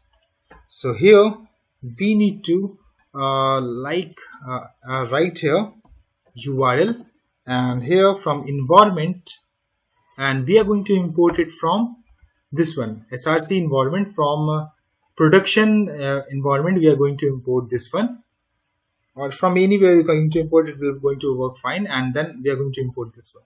And here you can see one more thing, there's an injectable written over here. So basically, and inside this one you can see there is a provider in root. So it means that it is like accessible in every component or every module if you want to use in it. Anywhere you're going to inject this particular service, you can able to use it because it is provided in its root. Okay, and then we have to go to the constructor, and here we need to import we want to use HTTP client module. So HTTP client, and this will be the name, and then we need to import HTTP client, and this one HTTP client, and you can see we are going to import it from here. And then we have to write here login, and inside this one we have to pass the the data where we are going to getting it from the component. And then we have to return, and this going to be called the HTTP client, and which type of API we are going to want to call. So we are going to call post method, and inside this one we need to pass the URL. So URL, the initial URL will be localhost 8080. Okay, till this part. After that, here we need to write /app user /login. So this will be our URL, complete URL. After that, this URL plus this one, this will be our complete URL, right? After that, we have to pass the body, whatever the data we are going to get it from component, that need to be passed it over here. So here we have to write data, and then here we have to pass the headers, and it will look like this. Here we have to put a curly bracket, and inside this one we have to write headers, and then we have to write new HTTP headers, this one, and we have to set as this is a JSON. So we have to just write few things. So content and type and application /JSON, and then just save this. And after that, we have to just format this document and save this. After this, we need one more service. So ng generate service, and that will be theme service. Press enter. In the same folder we are going to generate, and here you can see theme service has been generated. Now inside this one we need to write we have to create a private method and apply theme method for function we are going to create, and this method we are going to call it from component to update the theme. Okay, so in this we are going to get the name of whatever the theme we want to select, and inside this one this is as a private, so it is not going to be called directly. Okay, so but we will indirectly we are going to call it. So just follow this one for now. And so document get element by tag name, this one we need to write, and then body at dex0, and after that body dot class list dot remove all this primary warn, all those things we need to remove. So primary theme, then ancient theme, and then warn theme. After that body dot class list dot add, this one, and then here we have to put a backtick, you can see this one. After that dollar and curly bracket, and then here we have to write theme and dash, and then we are going to complete name. Okay, and it's throwing. Okay, so backtick will not going to close over here, it will close at the end of this parenthesis and put semicolon at the end. Okay, just save this one. Okay, it's throwing some kind of. Okay, here we have to put the backtick actually. Okay, so error has been removed. After that, here we have to call the set theme, and here theme, whatever theme we are going to get, the string type, and inside this one we are going to call the apply theme, just going to pass the theme. And one more thing here we want, in the whenever any theme is going to be changed, and then we want to store that value in our local storage. So local storage where we're going to store our variables for like some for period of time or some, and that can be easily modified by those who are having the basic knowledge of application. Okay, or web browser. So we does not store sensitive information that can affect us. So we store okay, we store these informations like theme colors or token access token, which we are going to use to sending it every time. So those things that cannot be manipulated by user easily, and for those things we are going to store in this local storage. Okay, so first we need to in the single quotes we need to pass whatever the name of that, as it will going to store in our key pair value, right? So key name first we need to pass. So here I'm going to write here theme color, and then we have to pass the theme, this one, and save this. So theme has been set at this part of the code. Now it's time to return the whatever the theme we have.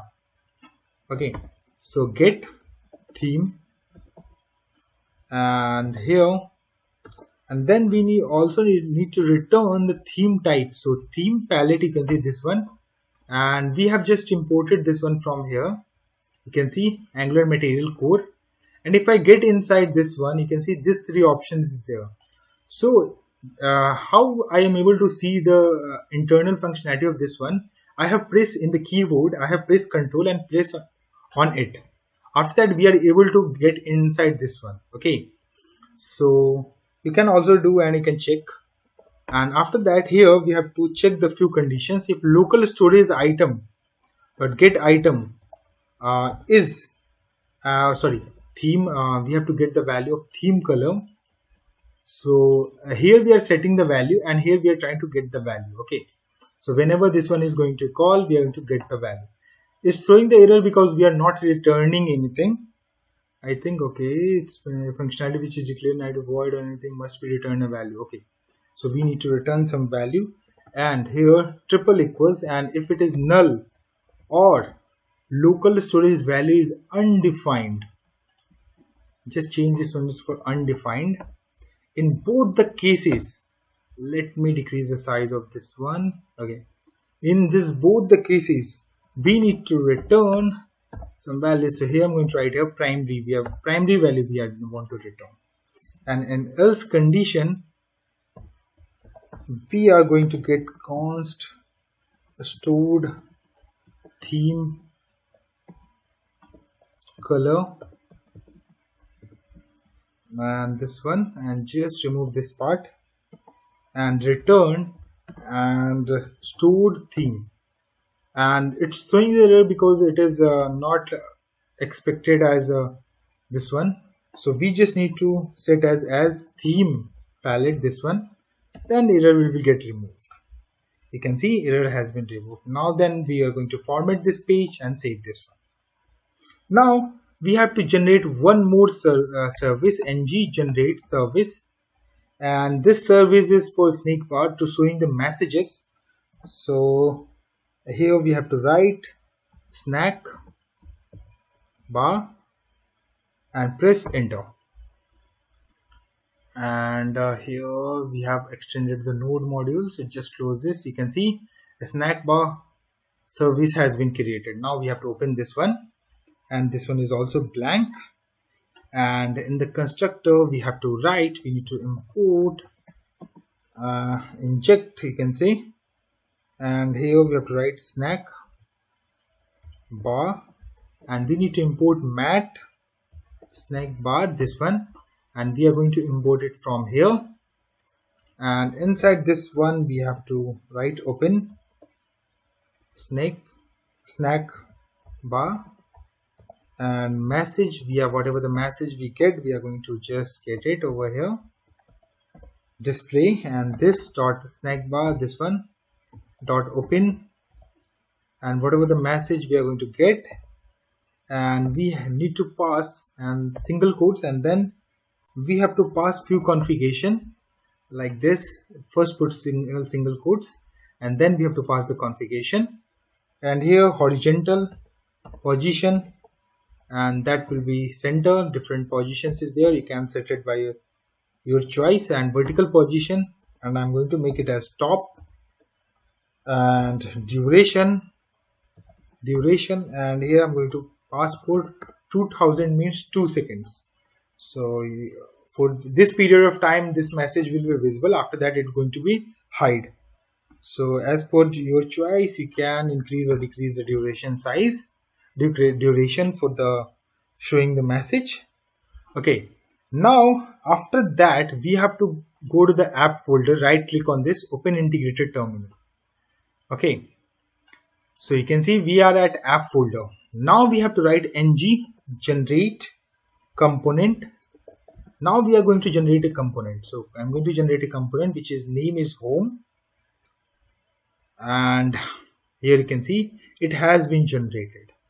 Now we are going to generate one more component, ng generate component login. Press enter, and it will generate one more component, and we can close this other PowerShells. And this operations you can also perform it by using terminal.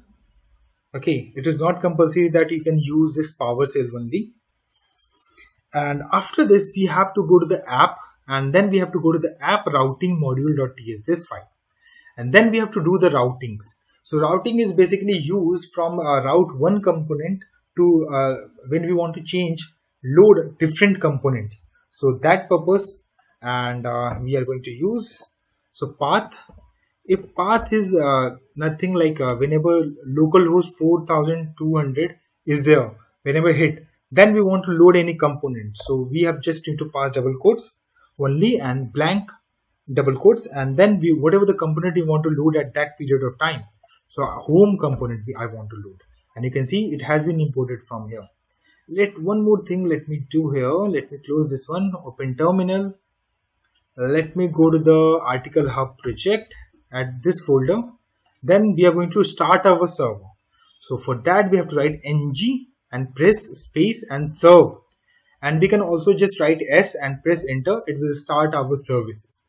So let it start our server, and let's get back over to the app routing module.ts file and just write the code. After that, this one, the next path will be login, and for this corresponding component, login, and after that comma component, I want to, whenever the login path is going to hit, then we want to load the login component. This component we need to call. Okay, so we have declared it over here. After that path, and if there's this two asterisk sign is called wildcard. So whenever routing is wrong, let's say someone is drawn, if it does not go to this routing or login routing, and he tried to access some routing which does not exist, then wildcard is used, and then we can also declare which component or which module we want to route. So here we just need to write home component and save this. You can see so it will going to route to the home component. Let's test this out. If I go to this one, and here I'm going to write a localhost 4200, you can see home works, right? Currently message you are able to see. If I go to the login, you can see I'm going to login works, this message is visible, right? If I write here something test and try to hit this one, you can see we are again get back to the home page. If I change this one anything, press enter, it will again go into the home works, because we are using wildcard over here, and it does not allow us to route anywhere or throw any error. So it will directly going to route us to home component. So that purpose we are using wildcard over here. Now we have to go to the home at this page, and then we have to go to the home component.ts, this page, ts file of this home component, and then we have to call the constructor, and then we have to inject here. So we are going to write here public and theme service, and theme services which we have created earlier we are going to call, and here you can see theme services has been imported, and you can see the where we have imported this one. You can see from here we are going to import this file. Okay, and we can now use the functions of this theme services. Now here we are going to create a change theme function, and in this we are going to just pass the color of any type, and here we are going to call the theme services, and we are going to set the theme, and here we are going to set the color, pass the color. Okay, so this is going to be called the set theme, and inside this one, if I go get inside this one, you're going to call this apply theme, and here you're going to change this one to set whatever the theme we are going to set, and we are also going to update the local storage. Okay, so this method is going to be those things. After that we have to go to the home component SCSS file. Now we have to go to the file which I have provided earlier. You can see there's a home component SCSS file is there. So we have to copy all the CSS related to this one till this point. Okay, and get back to this place and paste it over here. We are not going to focus much on CSS part, and these are very easy things, and we are mostly going to focus on Angular or Node.js part. Okay, so now we have to go to the home component.html, and we are going to remove this one. Now here we have to write mat toolbar. This is the component which has been provided by the Angular material. So if I check here, toolbar is there, toolbar, you can see this one, material toolbar. So this one we are going to use as a header. You can see this one. This is a different example, so is also there are different types and options you can see. And this is the API we need to import for using this module in our project. So we have already declared, so we can use it. So close this one, and after that here we have to write class mat version.jedit, and here we have to pass the color. So I'm going to write a color, and in this we have to pass the theme services, this one. So this variable we need to pass, and here we have to write theme services dot get theme or color, you can say. Save this one, and if I go to this place at article hub frontend, you can see we are getting the color. You can see the primary color is visible at the header. You can see the mat toolbar color. It means that it's working fine till this point. And after that we have to write article hub, and then we have to span and class spacer. This one we are going to use, as these are already declared, so I'm not going to put much effort on it. You can see this one is spacer there, so I'm going to just ignore this one. And then we are going to write a button. So this button going to be open the options to select the color. So button mat icon button, and mat menu trigger for menu, and close this one. And inside this one we have to write mat icon palette, this one. Save this, and outside of this one, we are outside of button, we have to write mat menu hash.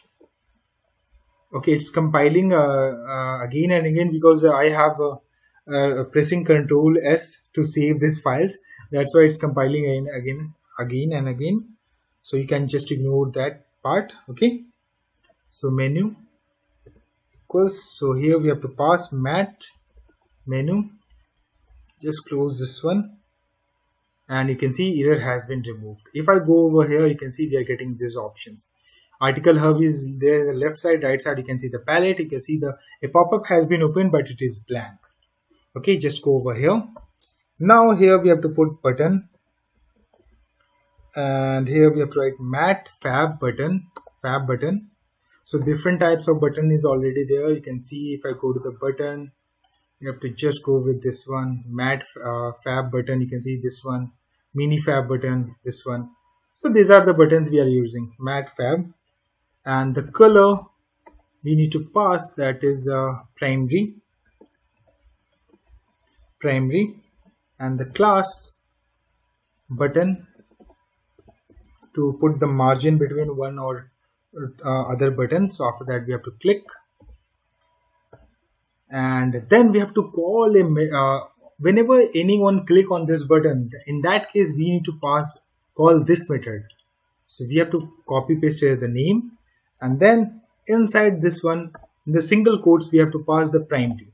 So this color is going to be passed whenever this method is going to be called, and close the button. And inside this one we have to write mat icon, and then we have to close this one, and here we have to write done. And this icon should be only visible whenever this color should be selected. So we need to put a condition over here. So here I'm going to write a star ngif directive we are going to use.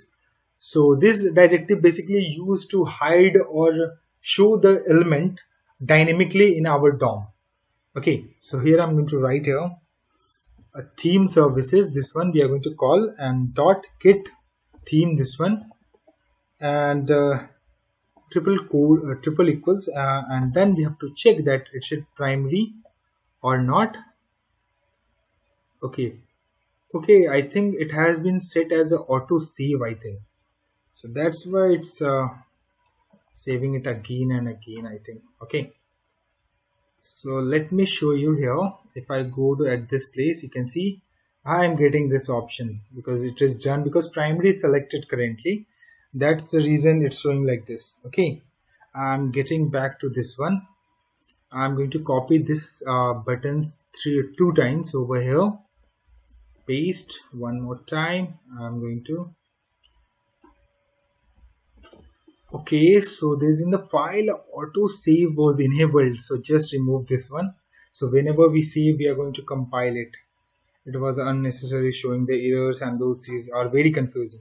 So just, okay, so now here we need to change to ACCENT, this one, and just copy this one and change here also, and here also change this one and save this.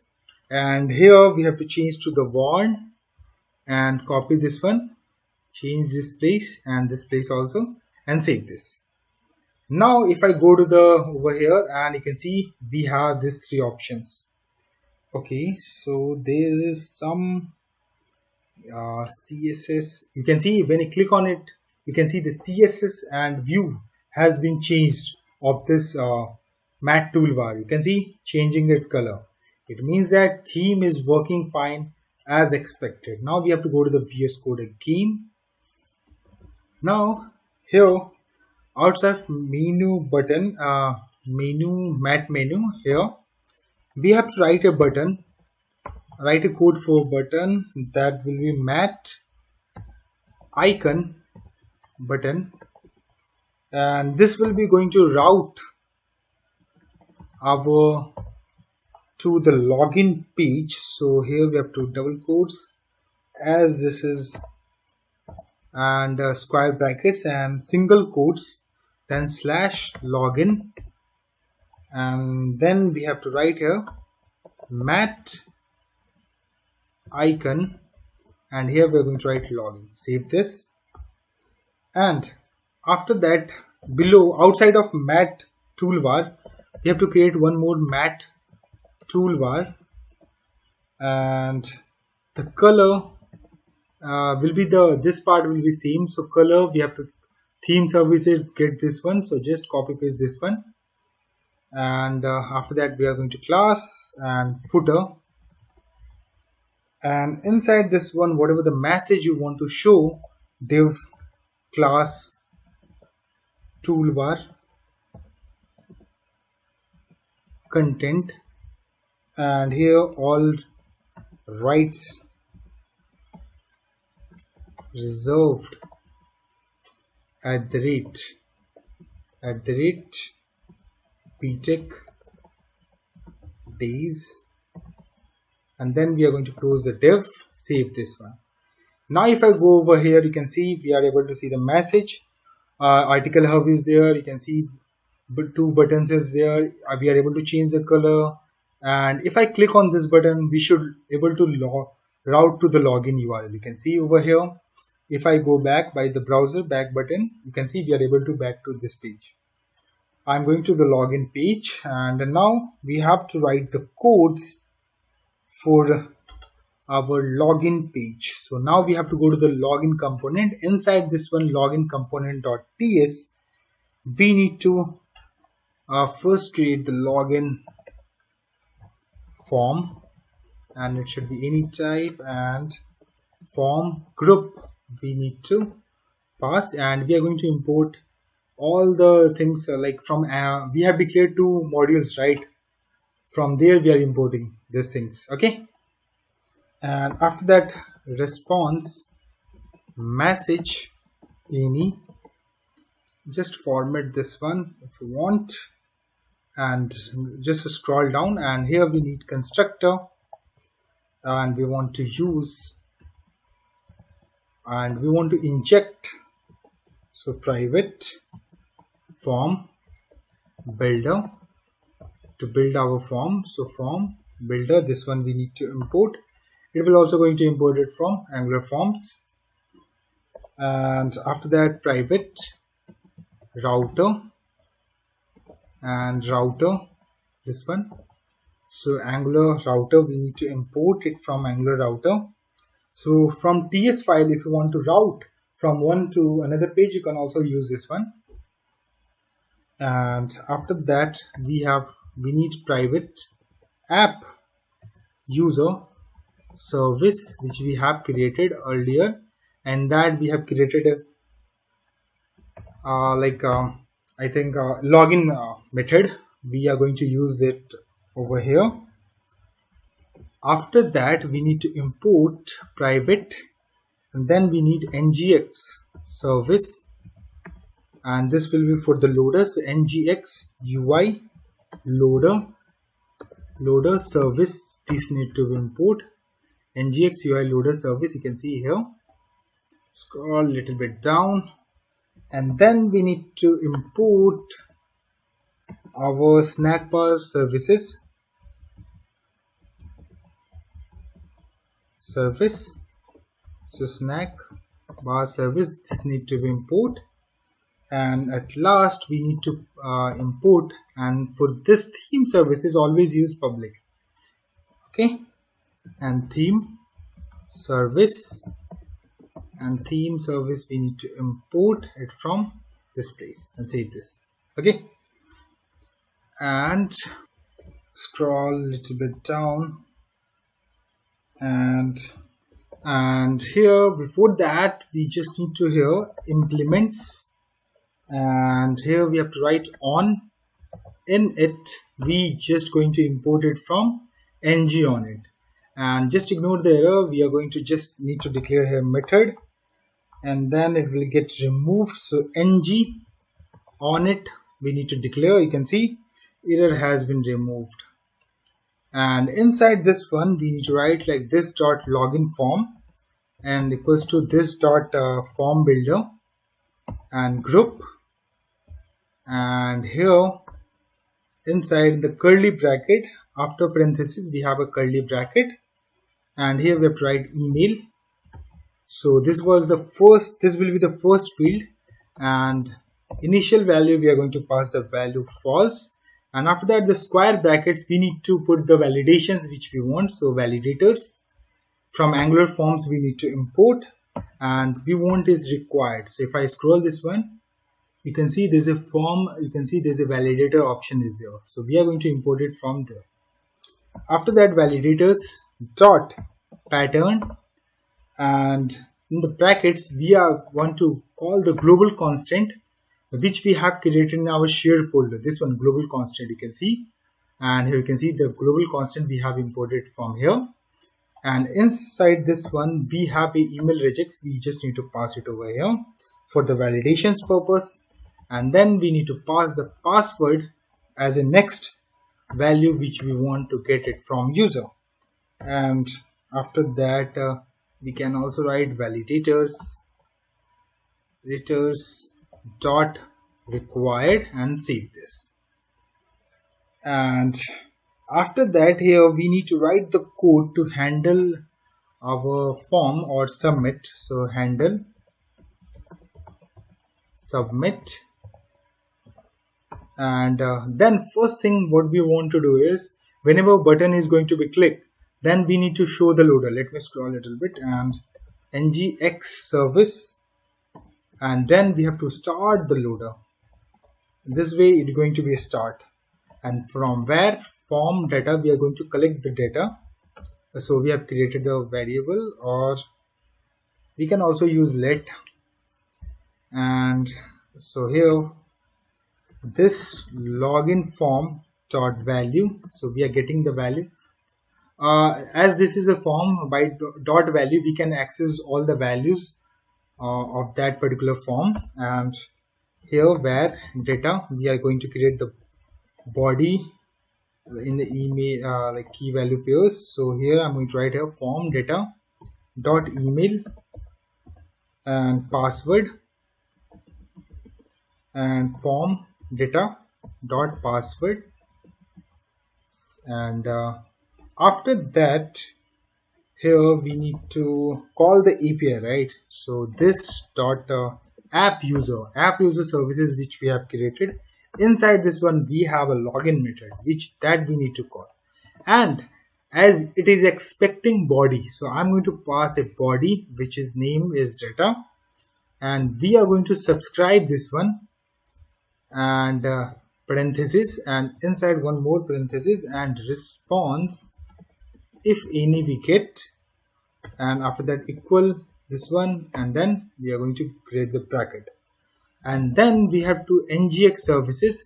So whenever we get the response successfully response, then we are going to stop our loading part. So I'm going to write here loading stop, and local storage dot set item, and we are expecting a token from UI.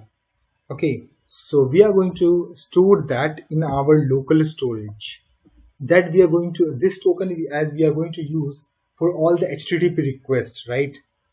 Okay, and this dot router dot navigate, and we need to navigate to some page.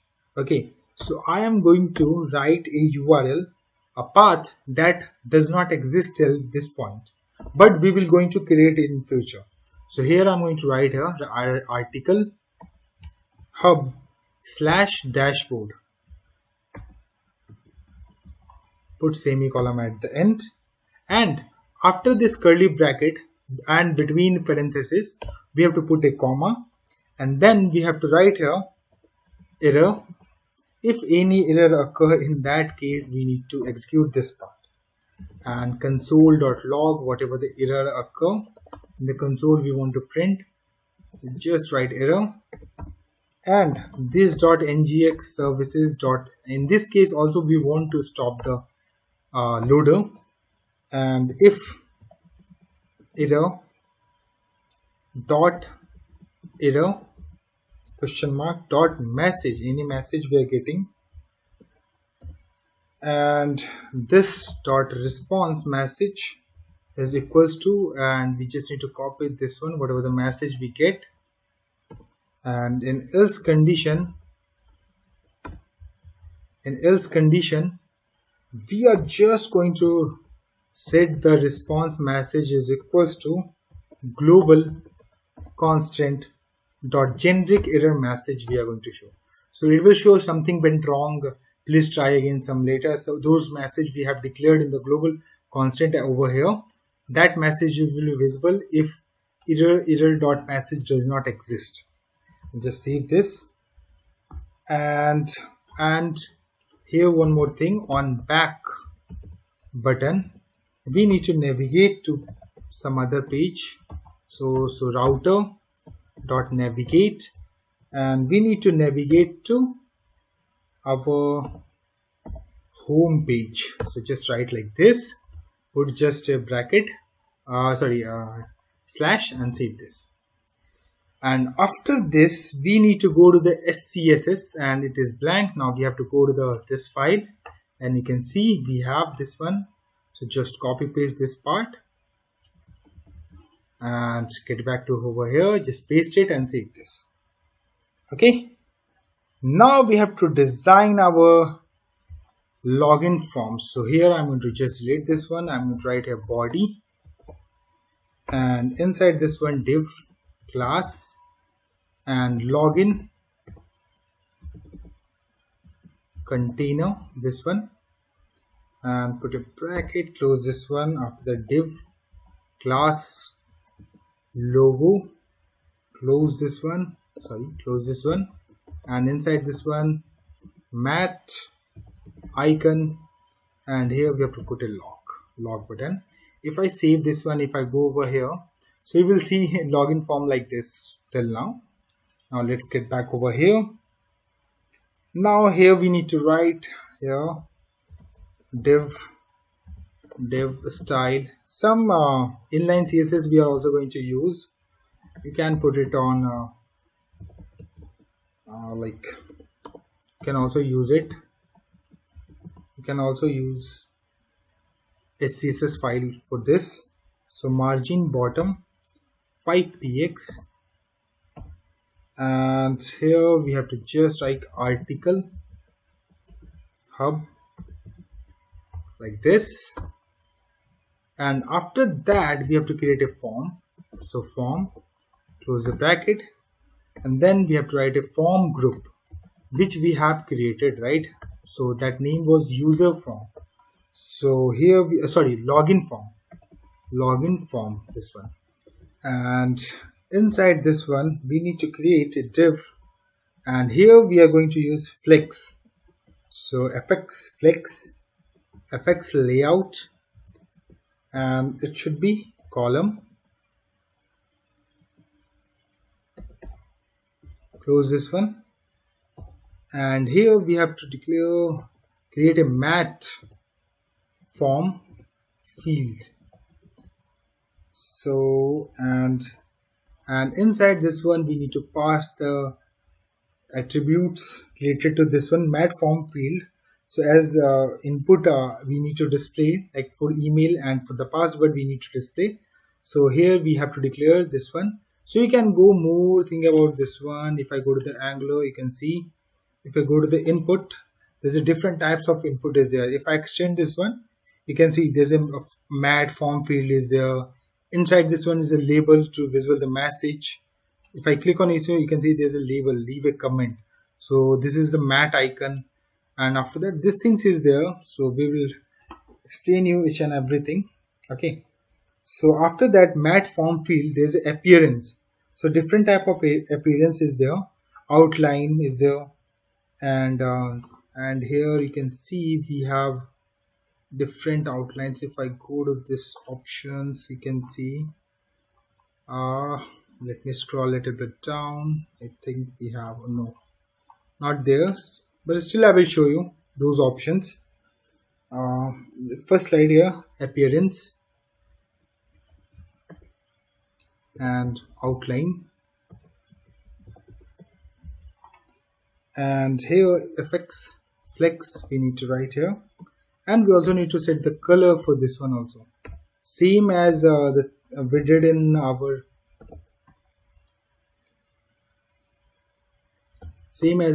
our mat toolbar. Okay, it should be outside my bad outline, it should be close it over here. That's why it was throwing some error. So theme services, this one, and get theme, this need to be called. And inside this one we have a one more thing, that is mat label, and it should be email. You can see this one email, it will be visible, and inside this one input and mat input and form controller name. So this will be going to be control the form with this name. So as we have created email and password, so first we need to pass the email.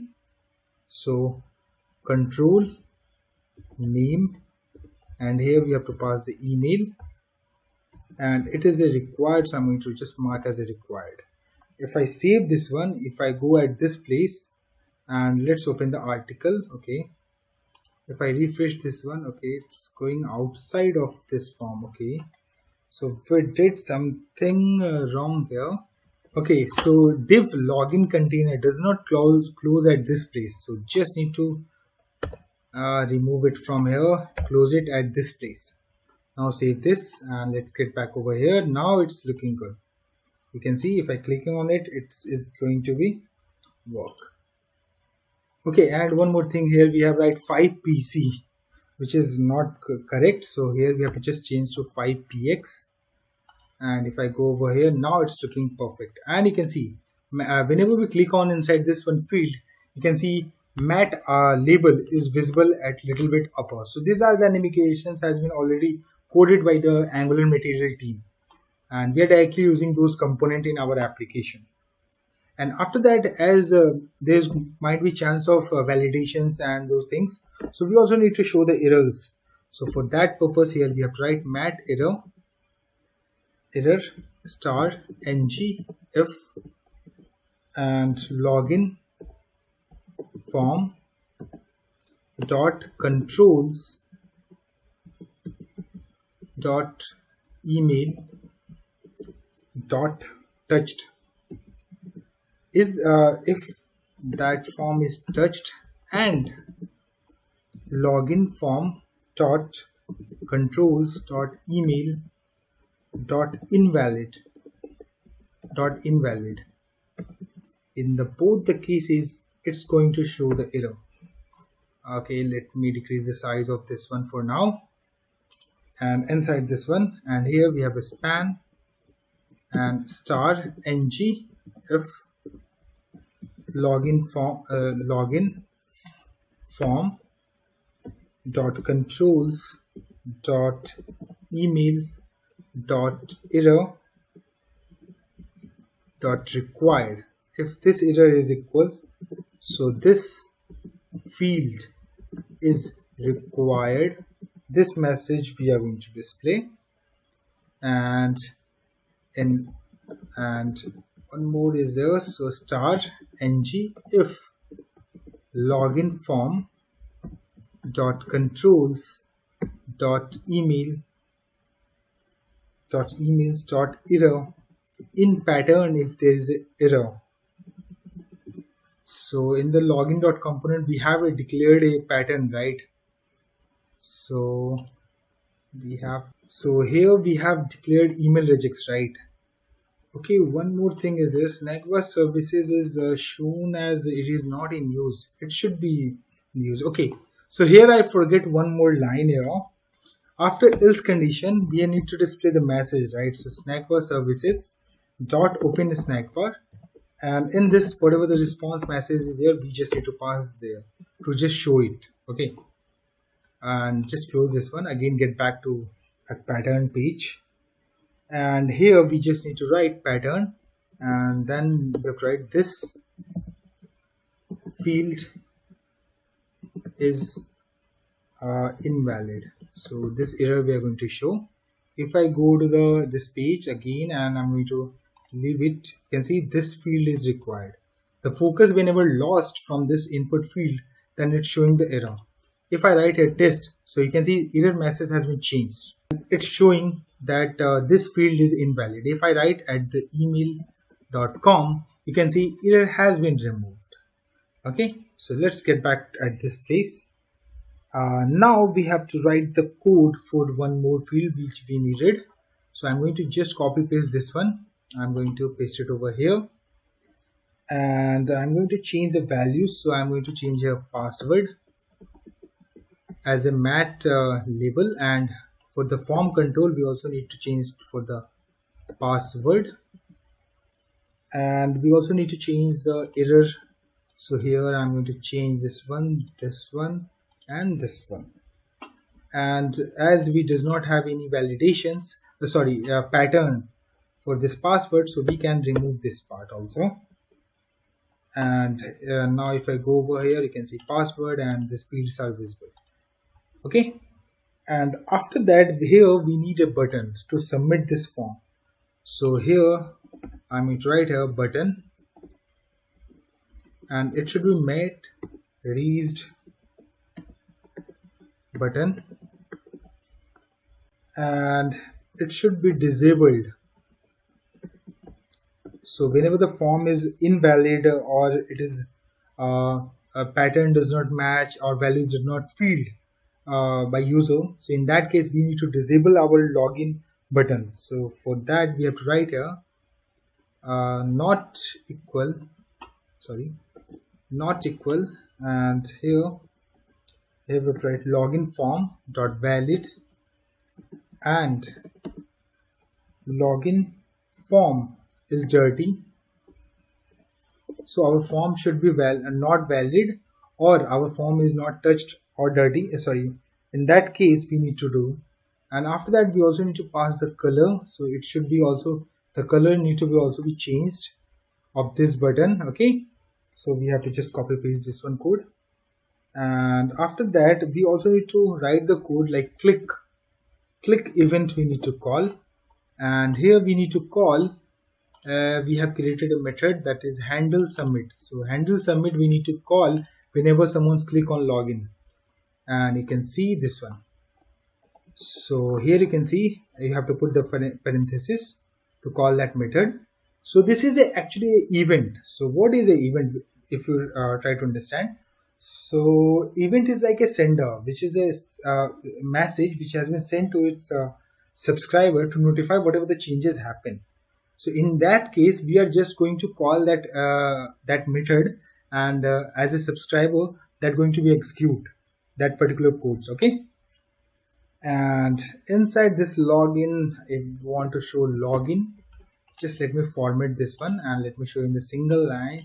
You can see matrice disable, and this is the, and after that color and click handle submit. Okay, and after that form, after this form close, then we need to write the code for the back button. So I'm going to do class and home link. I'm going to write like this, close this one, and here we have to write a span, and here we have to write click and on back, and put close this one and put a space little bit and put one more span. And here the style color we are going to set to blue, and cursor pointer, and here back, and then we are going to close this one, save this, and our form has been created. Now here we have to write first wrong email address and password. So I'm going to write here email admin.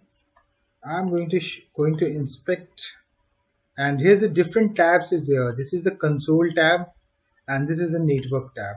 From here you can see all those APIs which we are going to call it from here. And if I go to the application, and if I go to the local storage, and here you can see localhost 420. If I click on it at this place, you can see we have, okay, remove these things for now, just refresh this one, as this has been stored the local storage from my other application project. I'm going to change this one, and here you can see theme color is font set to right currently.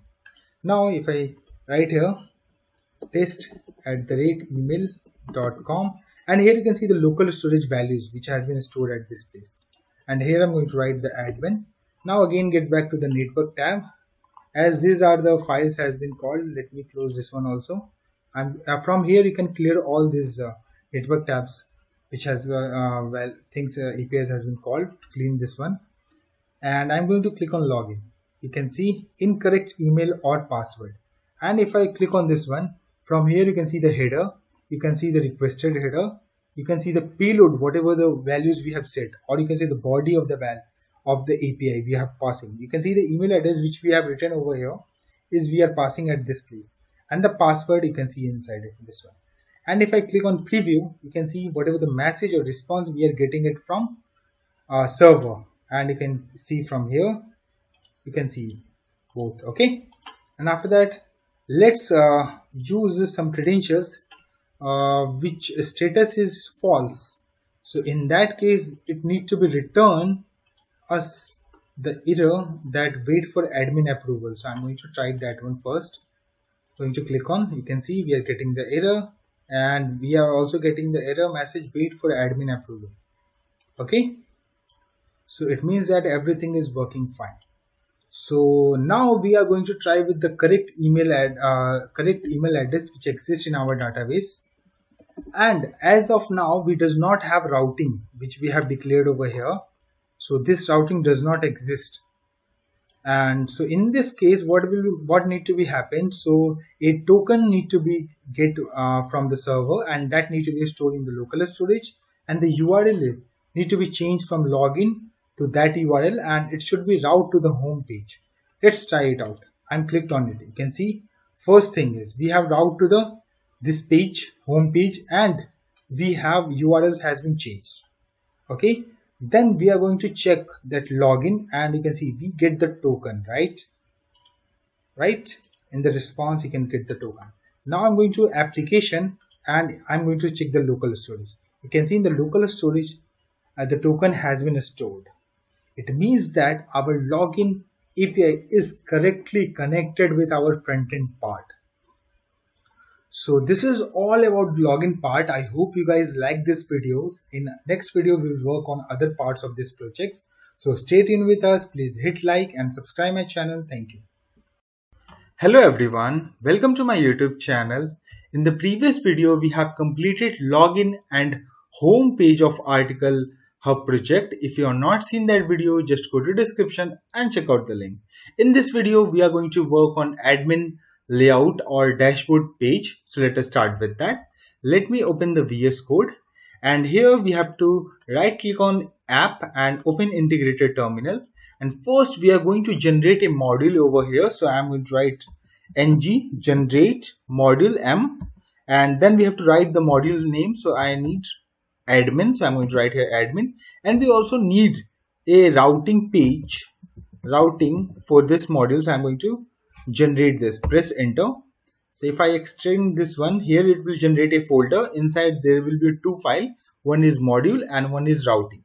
You can see files has been created. If I open this folder, you can see inside we have two different files.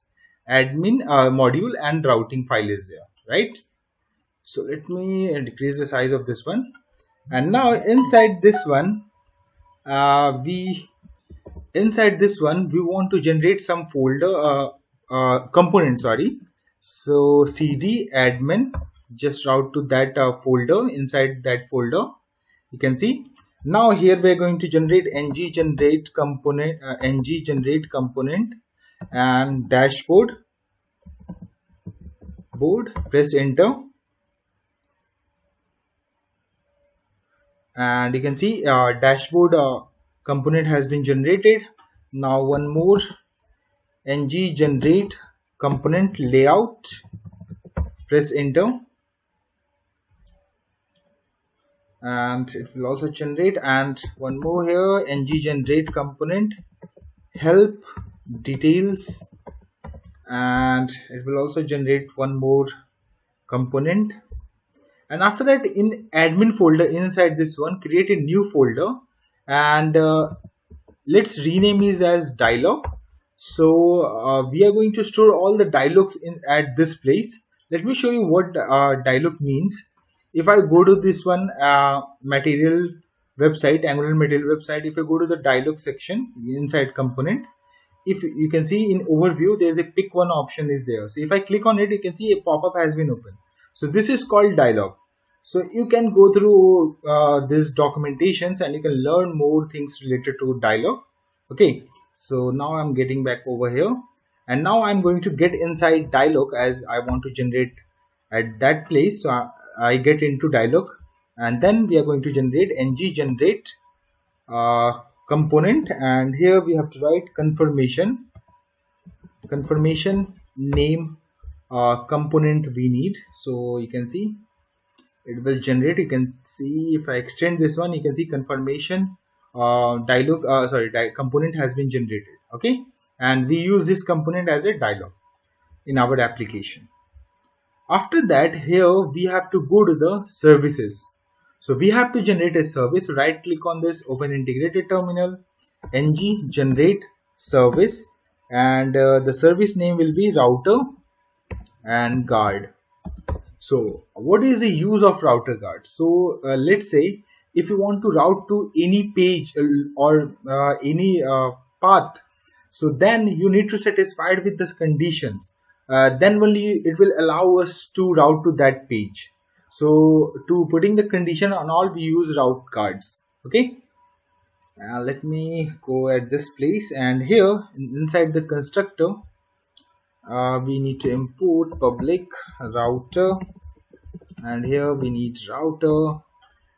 From Angular router we need to import or can activate, and it should be returning boolean type, and then const and token, and it will get local storage get item, and it will get the value from local storage and token value.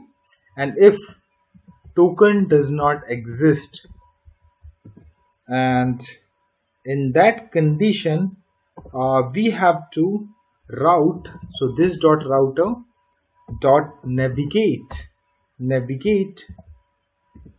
at at this place, like at we need to send this user to the home page of this application and return false. And in else condition we just need to return true and save this. Okay, now we have to go to the app routing module.ts, as our admin module is not connected with our app routing, so we are not able to access those. So for that purpose we need to do write a code for the routing. So here I'm going to write a path, and it will be article hub, and then here as previous, here you can see we are using component to be loaded whenever we are going to hit any path. But here I want to load a module, complete module. So for that we have to write here load children like this, and the way we are loading the module, that is called lazy loading technique. So what is lazy loading technique? It is whenever any module or component is required, then only it's going to be loaded. I will also going to show you that one also with example, but for now just write it. Okay, so here you can see import, and here we just need to import the folder admin module, and after that dot, then we need to load here m.admin module like this, and then comma, and then we have to write can activate this route. Okay, so whenever in our local storage token exists, token name value will be exist, then only we are going to allow it to route to this page. So I'm going to route guard and guard services. So you can see it has been imported from here, and here you can see, let me put a comma over here and save this. So now we are going to open our this one UI, and I'm going to inspect. I'm going to application. I'm going to remove this token values, and here I'm going to write here admin@email.com, and here admin. And in the network tab here you can see like till now the admin module does not load in our at this browser. So if I click on login, you can see these two things you can see over here, login, and you can see a new module has been imported. You can see here an app admin module.ts. So it means that this module is loaded whenever we try to access that one. Okay, so let's get back over here, as it route to the home page because we don't have any routing inside our admin, so admin routing, so that's why it returned to the home page. Because okay, so let's write here some codes related to the routing, and here path and single quotes, and after that component, and here we need to load layout component, and inside this one we want to in the layout we are going to create the structure. Let's say in the left side we are going to show the buttons, and right side we are going to show the corresponding contents related to those button actually. So for that purpose we need to write here as like children, and inside this one we need to write like this, and here we have to path and component and dashboard, this one, and after that here, and it will be the same. Let's copy paste once over here, and here just write here dashboard, and after that we need to write here, and we also need to here can activate, and we can import here router guard services which we have created, so we can paste it over here. And after that here we need one more page that will be for help, so here I'm going to write the path help, and component help details component we need to load, and can activate and router guard services. Okay, like this. And after that, at last we also need to put the wildcard one, so here I'm going to write a path. I have already explained about the wildcard routing in the last video, and so if you are not seen those videos, just go to description and check out the link. And here we have to write route guard services and just save this. Okay, let's format this one, format document. Let's make it like this so that it looks similar. Okay, and format it again, save this. After this we have to go to the component of dialog, and here we just need to write the codes. So here, so this confirmation basically used as a dialog when we want to log out, let's say, or we want to delete some files or some entry. So there for confirmation, like are you sure you want to delete that file, for those purposes we need this component. So now here we need to write here implements, and on init it will going to import it from Angular code, and here we need to write on emit status change. So after that event emitter, this one we need to import it from Angular code, ever we can see from where we have imported this. After that details and in. Okay, so event emitter basically used for notify the changes and all. Okay, and after that we have constructor we need to, and we need to get some values from other component, as this is going to be used as a dialog, so some value need to be passed for the message or anything. So for that purpose we need to inject, as we are going to get the values. So inject, and here mat underscore dialog data, this one we need to import, and you can see it has been imported from here. And after that here close the parenthesis, and after that public dialog data, and it should be any type. And one more, here we need to import the public theme actually. So public theme service, and theme service, this one we need to import. And then we need to write here ng on init. Just remove this, okay, leave it. And if this dot dialog data and exist, in that case this dot details is equals to this dot dialog data. Whatever we're going to get it, we are going to update it over here and save this. And any changes happen, or someone if selected yes, in that case we need to handle it. So handle change action, and in that case we are going to emit that yes, changes happen, and it will notify to our component. Okay, so just save this. And after that here we have to go to the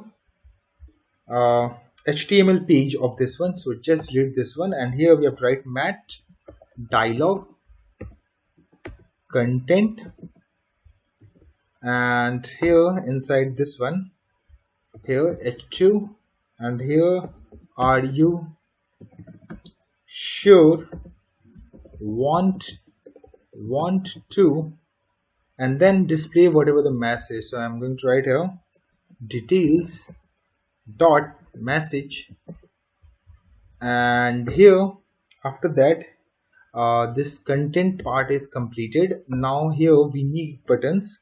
So mat dialog actions, and align item at the end, close this one. And inside this one we need two buttons, which is going to be yes or no. So button mat raised button, and here color, and it should be theme service dot kit theme. And after that, if someone is clicked on yes, in that case we need to call this method. So just copy the name and paste it over here. After that parenthesis, close this one, and here just need to write yes. Let me decrease the size of this one. And after that just copy this one and paste it over here. And click event we just need to remove from here, as we don't need to notify anything. And here change no, but inside this one we have to write mat dialog close. So whenever someone selected no, so we are just going to close the dialog, and we are not going to update that anything to our component. Okay, and just save this one. Now we have to import one module which we want to use it, because I think it's throwing the error. Okay, so we have to go to the app module actually, and we just need to import the material modules. So here I'm going to write here material module, and just save this, and error has been removed. So if I go to the page, now it's still showing as okay, layout works. Okay, so now we have to go to the layout component, and then we have to go to the TS file of this layout component, and inside this one we have to write constructor, and here we have to write private dialog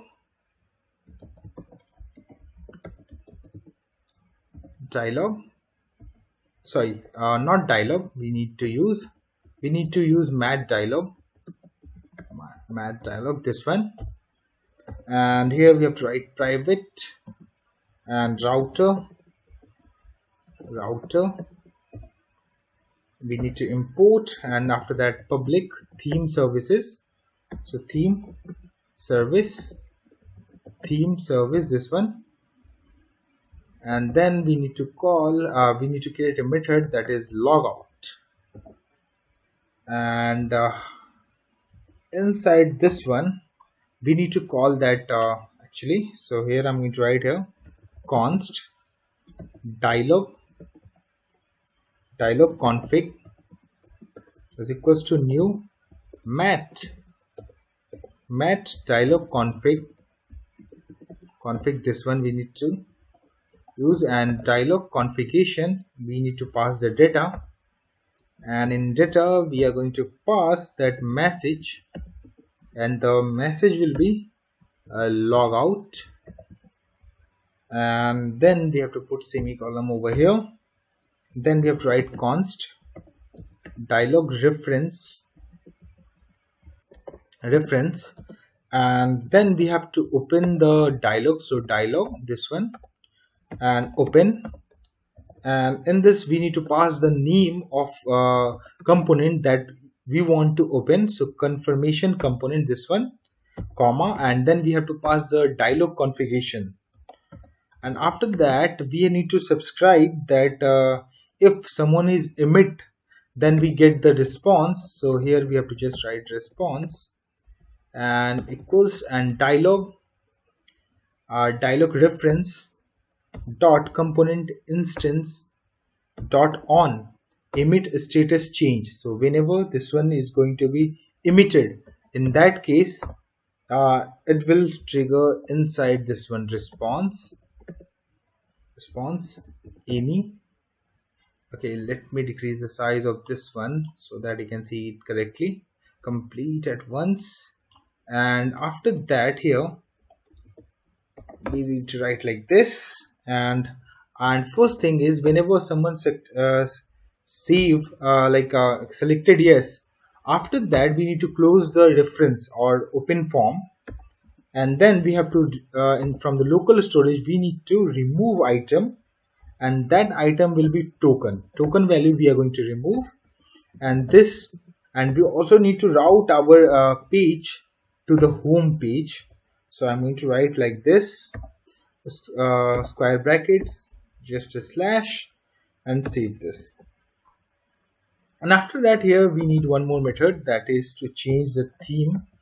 So just write here theme, and this dot theme services dot set theme, and here we need to pass the color, and we are also expecting here color. So I'm going to write a color any, and here just need to write a color, put semicolon, and save this. After that we have to go to this file, and from here you can see there's a layout component CSS file is there. Just copy paste, and we need to go to back to the layout.component.ta SCSS file, save this, and then you also need to check in the resource file I have provided this image also. So you have to just drag and drop here, and you have to go to the assets and just release it over here. You can see profile.png has been added inside assets folder. So in this folder, as you know, we are going to store all the static file inside this one. So after that, just close this, and then we have to go to the layout component.html at this place. After that here we just need to copy some code from our home page. So just go to the home page or home component.html, and we are just going to copy all this code and paste it over here, layout, and paste it over here. First thing is we does not need this one, so just remove this part, and login we does not need it, so just remove this one also. And here we need palette, and here we does not need. Okay, so just you can also delete this one. And after inside this one, if I go to this page, you can see it's look like this one. Okay, so this one is here because I think example space is there. Okay, so just remove this one, and from layout SCSS you just need to change the name, or you can also change the here example dash spacer, so it will fix the issue and it will move to the right at this place. Okay, and after that here we need a sidebar as well as let me close this one, and here you need a left side navigator and right side for showing the component. So for that we need to write the code. So inside the mat toolbar we need to put a button, so I'm going to write here button, and mat icon button will be there. So mat icon button, let me put little bit of space over here. Okay, and above also, and here we need to write here star ng if site nav dot mode is equals to single quotes, and then we have to write site, and then click is equals to side nav side. Okay, here we have a spelling mistake, side nav this one, and here we have to write site nav dot toggle, and inside this one we just need to write like this. So mat icon we need to change, here we have to write menu, and this icon will be visible, so at whenever slider side nav dot open,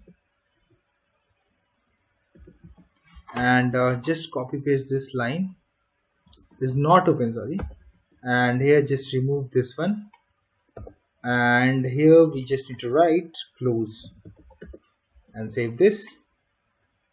I believe it will throw the error expected. Now we have to create the container and all for the side nav and all. Okay, so here we have to write mat side nav container. So this is also a part of Angular material component. If I go over here, so in this one, if you search for side nav, you scroll down, you can see there's a side nav is there. So we are using it this one actually. If I extend this one, you can see the code, container, mat side nav, mat side contents. So these are all options is there. So we are using this one. Okay, so you can all explore more about it from here. I'm getting back at this place, mat container. After that, mat side nav this one, and then we have to write a hash side nav, and we need to write here mat side nav. Okay, and by default it will be open is equals to true, and mode is side, and after that here we need to set the image, and image class, and here we have to write avatar this one, and mat Asian dash Z8, and after that source from where we need to import. Okay, so we can also choose this way to get inside the folder. So and here you can see by writing this, after that assets, that profile.png, then close this one, save this, and after this and then we need here a mat divider. So it will divide, just put a line between buttons, so divider,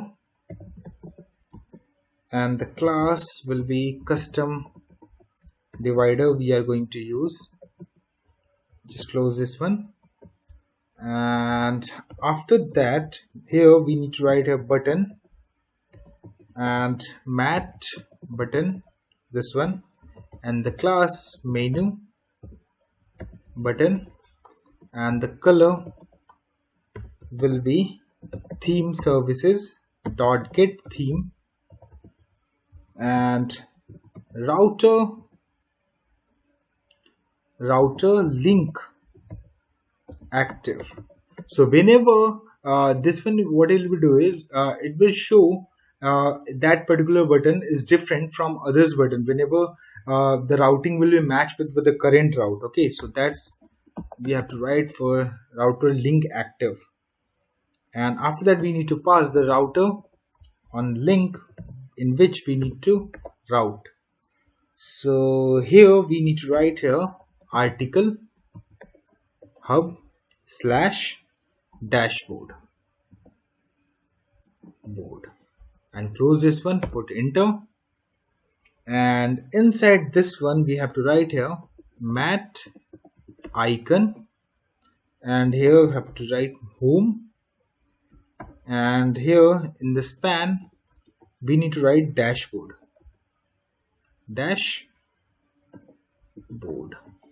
Save this, and in the same way we just need a divider here, just paste it after button, and then we are going to copy this button code and paste it over here after divider, and here we just need to change for help. Here in the span we also going to change for the help, and we also need to change here in the route. So here we just need to change here help and save this. After that mat side nav. After that inside, after that we need here container. Okay, so whatever the container, so to show the values or related to the page, and so here we have to write content, close this one, after that save this. So here it's showing some kind of error because error need to be removed. So let me, so at third line it's showing the error. Okay, so here we did not put the one. Okay, here we did not added this one, that's why it's was throwing error. So just save this.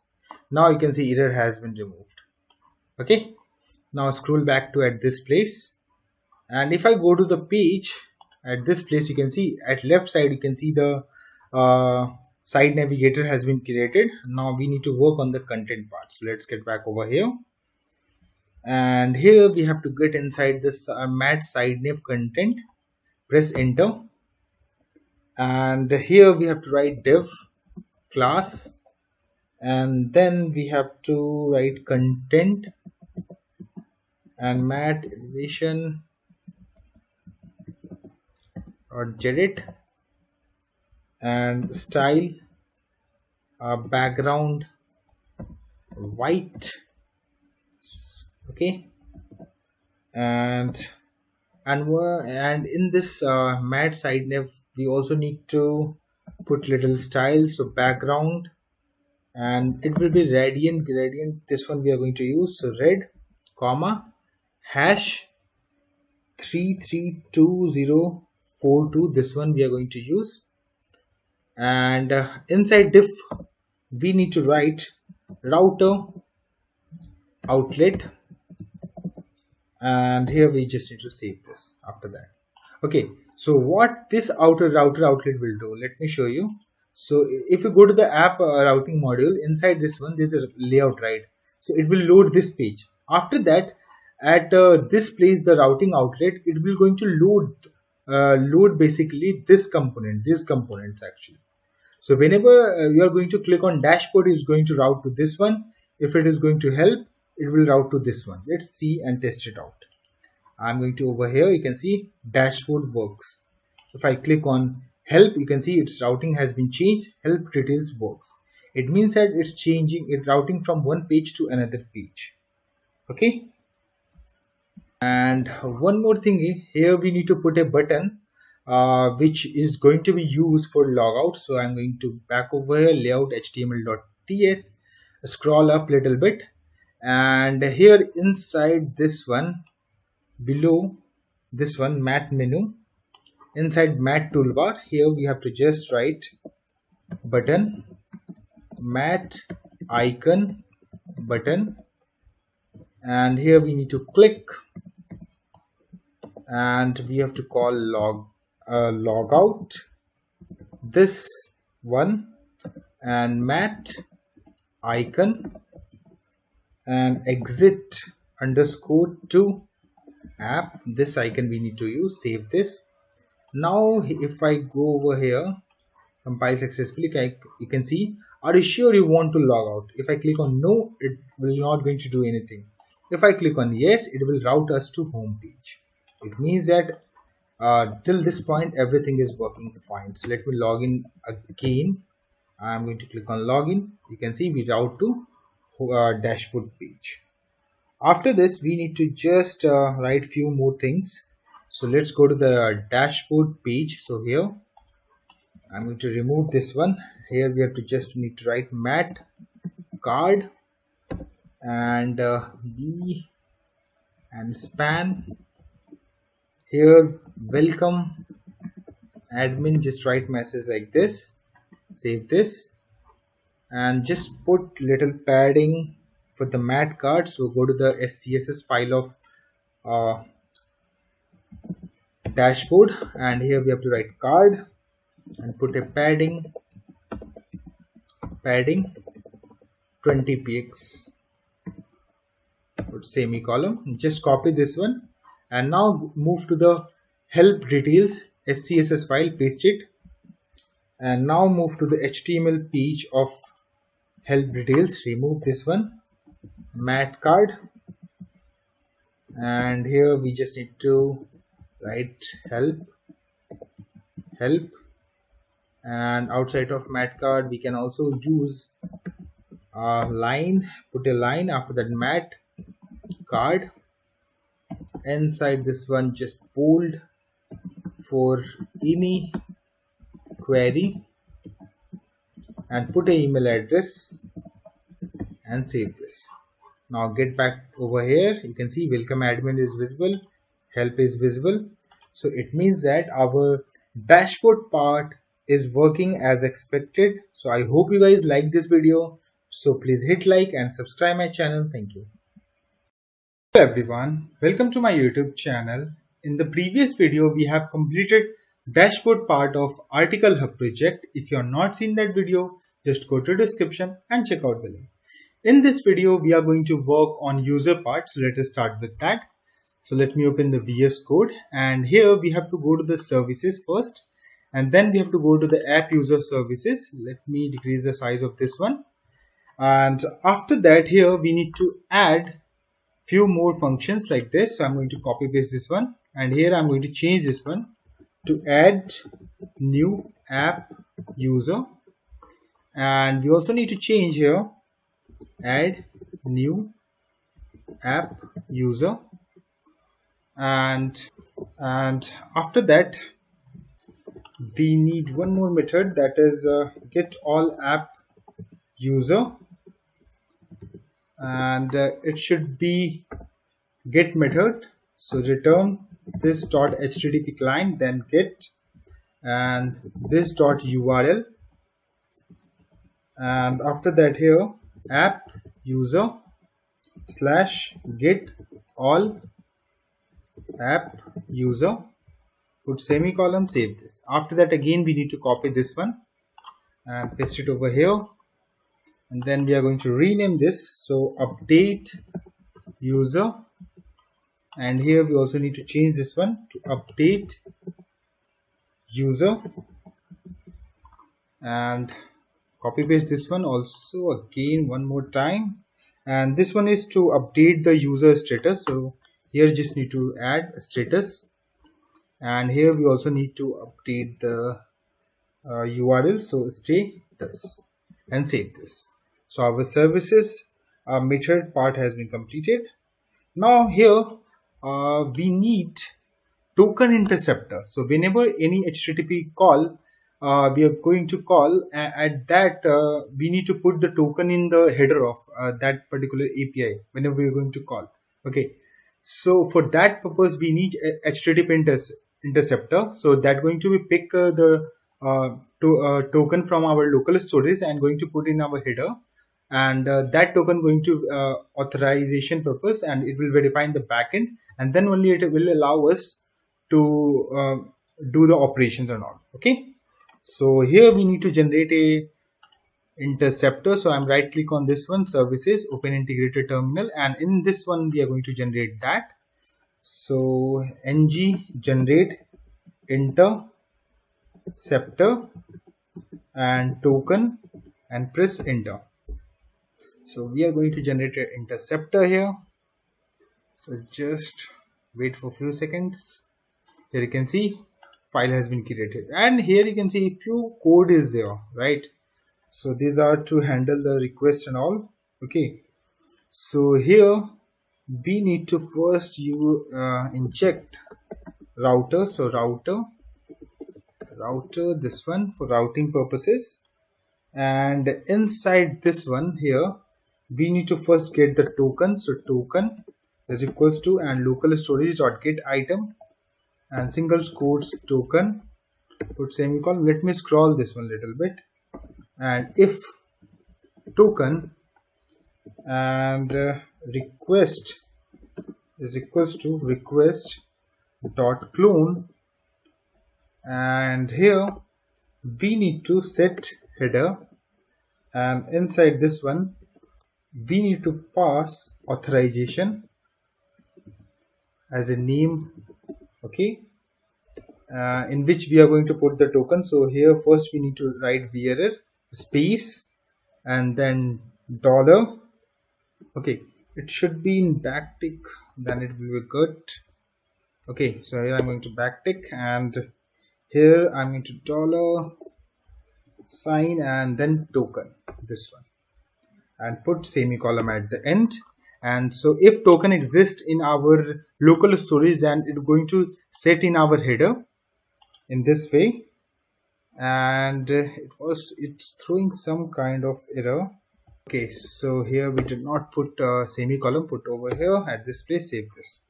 Okay, after that we need to go to at this place, and here we need to delete this one semicolon. Then we have to write pipe to handle the request.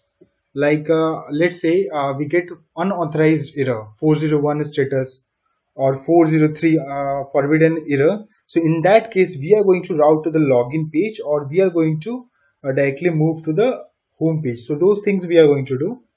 Okay, so after that here catch error, this one, and inside error then curly bracket, and if error instance of HTTP error response, this one, and we need to import HTTP error response, and here you can see from here we are importing it.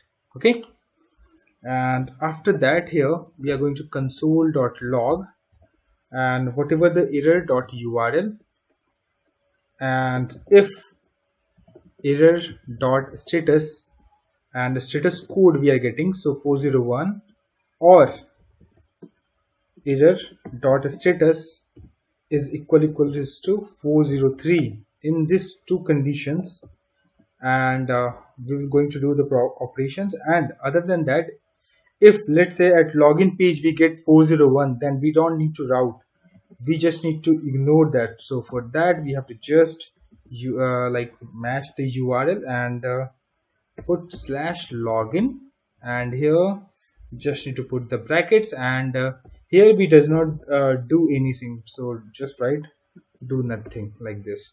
And in else condition local storage dot remove item, and then we are going to remove the token, put semicolon, and this dot router dot navigate, and from here we are going to just navigate to home page. And after this 3 brackets, we just need to close throw the error, so return throw error, this one, whatever the error will be there, we just need to throw and save this. You can see error has been removed. Okay, so now we also need to register this token interceptor, so we need to go to the app module, and here in the providers, here first we need to import HTTP client module, and then provider, and in this HTTP interceptor, this one, and after that we also need to pass which class we are going to use. So use class, this one, and then we need to pass the token interceptor which we have created. So you can see we are going to import it from services, and after that comma and multi, and it should be true. So it's said to be true because multiple requests are going to be hit at same time, so we are going to put the tokens at multiple requests. For that purposes we have set here multiple true. Okay, just format this one, save this. Now we have to move to the admin folder inside this one, and now we have to generate few files. So right click on this admin and open integrated terminal, and increase the size of this one, so ng generate component and users, press enter. Okay, so file name should be manage users, so open integrated terminal again, so ng generate component manage dash users, press enter. Okay, so file has been generated, and after that we have to go to the dialog folder, click and just need to go to the dialog folder, press enter, and then we have to generate here, so ng generate component users, and this user component we are going to use as a dialog to add or edit the users details. Okay, after that we have to go to the app routing modules, and we need to just put a routing at over here. So I'm going to copy paste this one and paste it over here. Then I need to change here users, and here at dashboard we need to change manage user component and save this. Let me delete this too and save this. You can see error has been there's no error. So after that we have to go to the layout component dot html, scroll down, and after home button we need to copy paste this complete code, and we have to paste it over here, and then we just need to change the URL, and here, and here we need to change dashboard to users, and after that we need to change the name for icon. So here I'm going to change for group, and then here we just need to write user and save this. After that, if you go to the UI, you can see there's a one more button is there. If I click on this one, you can see I'm able to route to this page. Okay, after that we have to go to this file. From here we have to copy some CSS, so I'm going to copy this one, and here I'm going to style.scss, and I'm going to just paste those codes and save this. After that we need to go to the manage user, so just go to the manage user which we have created earlier in admin module. Now here we need to first write implements on init, and after that here we have to write ng on init. Okay, and after that here first we need to create few more columns, so displayed columns, and that should be a string type like this. And okay, so just remove this one, it should be a square bracket, and inside this one we need to put the columns names of the table. So here first I'm going to write name, email address, we need to show email, and then status, edit, and data source, and any response message, any. And after that, here we need to declare the write the constructor, and then we need to inject, so private ngx service, ngx ui loader, service, and then we have to write private dialog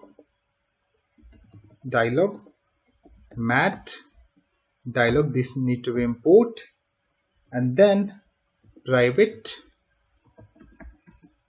snack bar services service, and here snack bar service, this one need to be import, private router, this need to be import, and then app services, app user service, and here app user service, and public theme service we need to import. After that, in ng on it, we are going to start the loader, so ngx services and dot start, and put semicolon and save this. And after that, we need to create a method, so table data, and then this table data we are going to call whenever like this page going to be load. Okay, so for that reason we have put that code in ng on it. Let me scroll this one, and here we need to write this dot app user services and get all users, and after that we are going to subscribe that, and here response any type, and here we need to write this dot ngx services dot stop, and this dot data source is equals to new mat table data source. Okay, and it will also going to be import from, okay, it's underscore, no, we don't need this one, so first go with the first one. Okay, need to be import this one, material table data source. After that, inside this one we just need to pass whatever the response we get, and if any error occur, in that case we just need to write like this, and here we need to print first console.log whatever the error is there, error, and after that here if error dot here error question mark dot message, if anything like this exists, in that case this dot response message is equals to just copy paste this part and paste it over here, put semicolon, else this this dot response message is equals to global constant dot generic error, put semicolon. After that, outside of else condition, this dot snack bar services dot open snack bar, and we just need to pass this dot response message, put semicolon and save this. After that, for the searching in the table, we just need a filter, so we have to create a method for that, so apply filter and event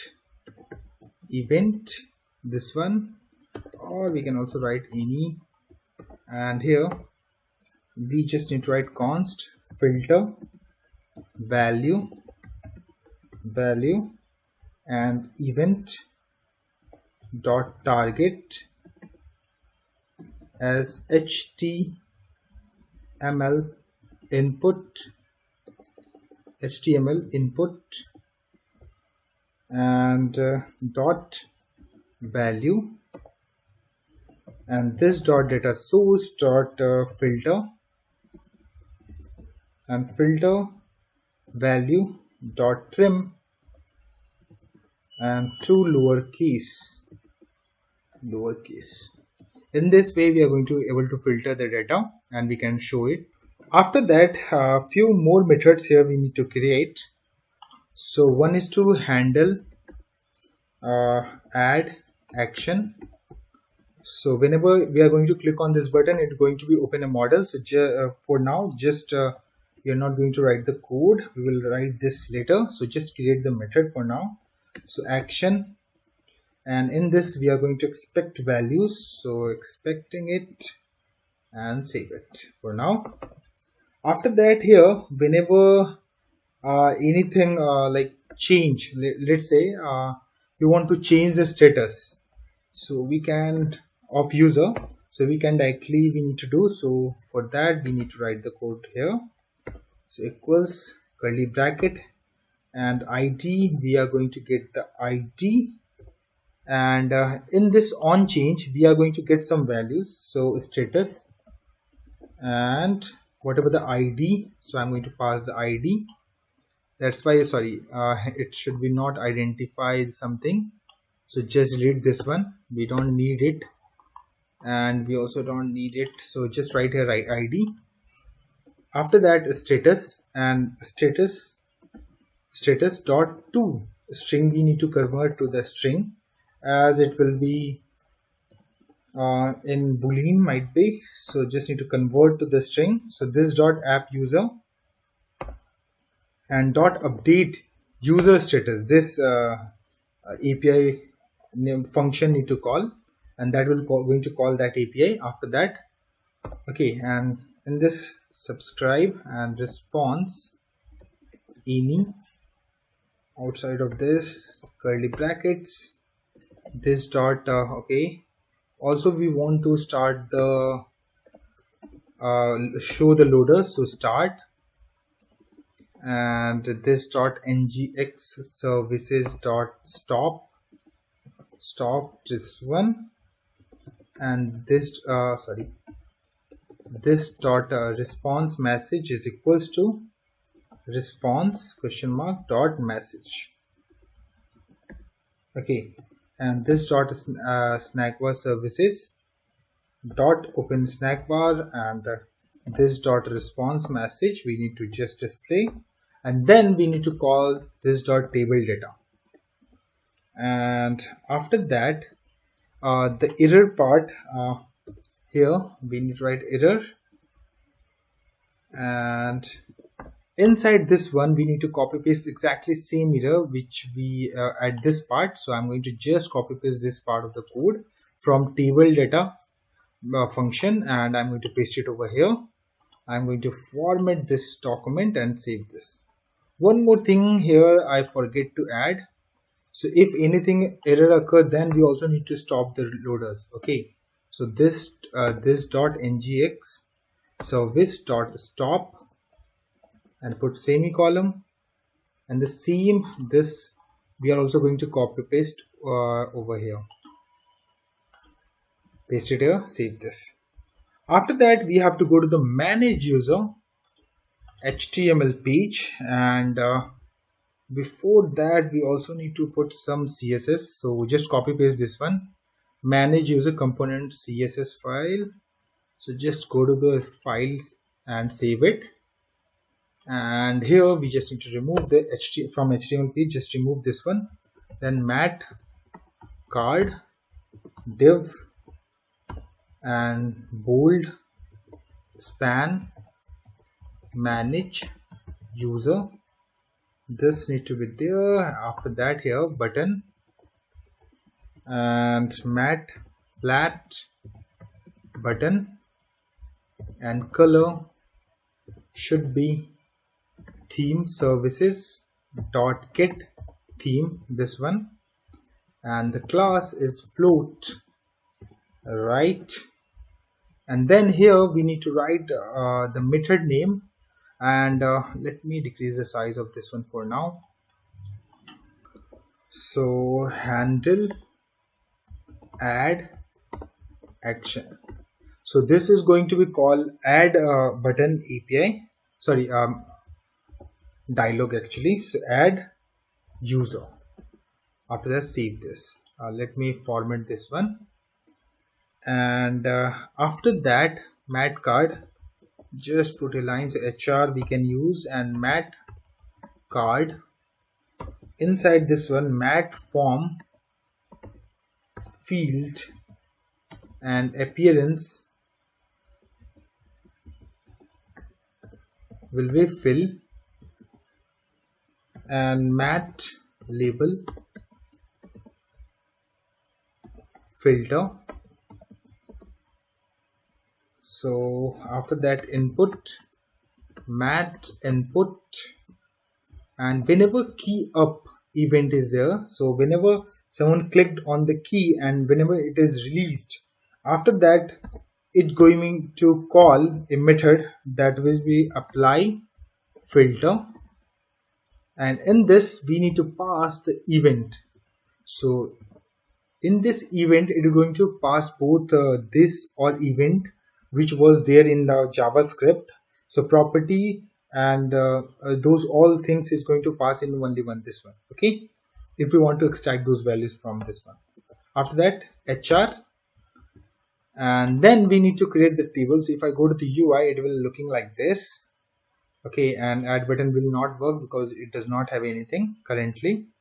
So after that, here we need to create the tables. So now here div and then class, and here responsive underscore table, and after that here table we need to create. So table, and it should be mat table.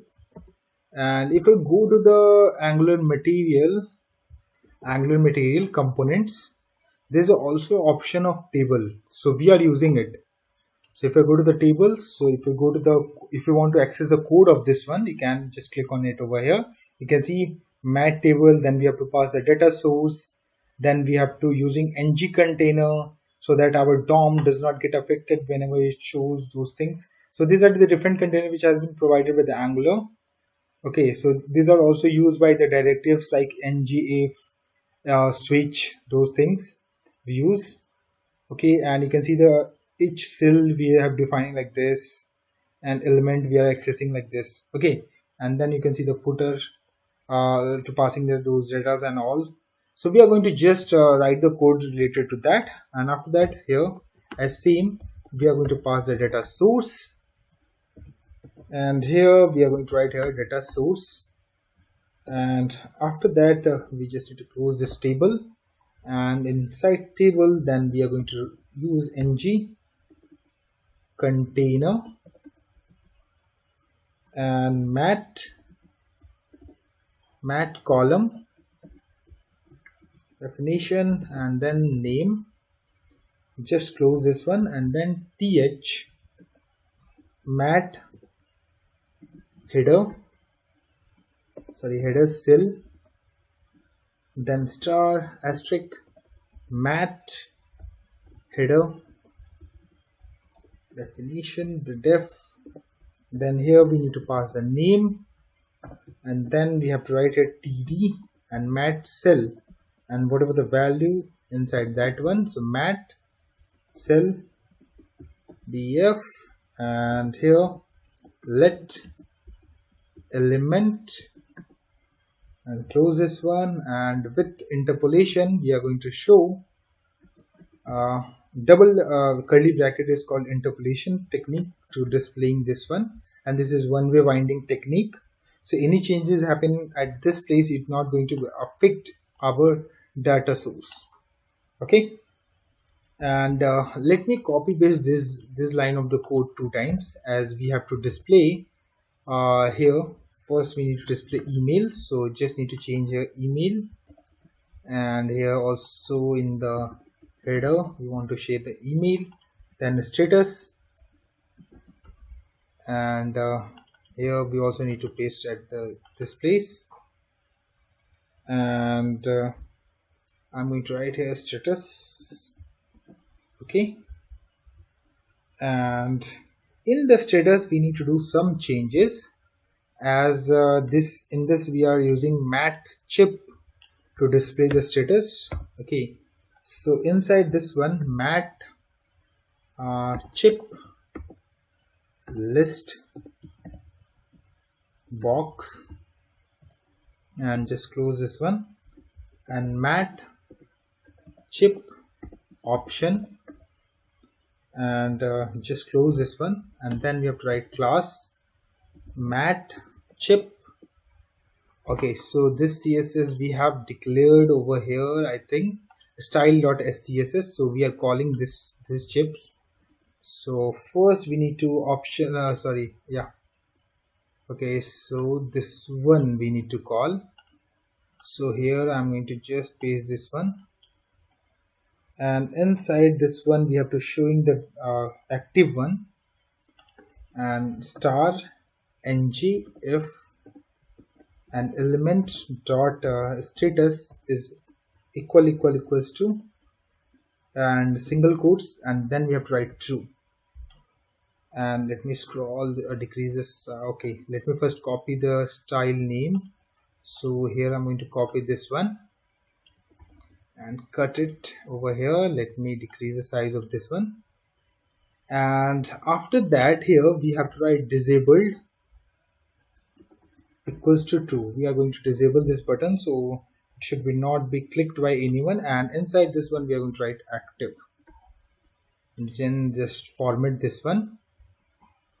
Okay, and here okay, here we have curly bracket which is open till this point, so just paste it over here. And active, let me format it again. Okay, now it's looking good. Okay, so after that we just need to copy paste this one and paste it over here again, and then the just copy paste we have did it from style.css the name, so just paste it over here and change this one is to false, and if it is inactive then it will be visible. So inactive, and then it will be visible. Okay, and after ng on this container we need to again, I'm going to copy paste this one, and after ng on ng container, sorry, I'm going to paste it again over here, and this time it will be for so this column's name as we have declared over here. So as per this column's names we need to create a container for showing all of them. So here we just need to write edit, and here I'm going to write action. Okay, and inside this one we just need to remove this part, and here we are going to write a class action dash link, and press enter, break the line, and here we need to create button.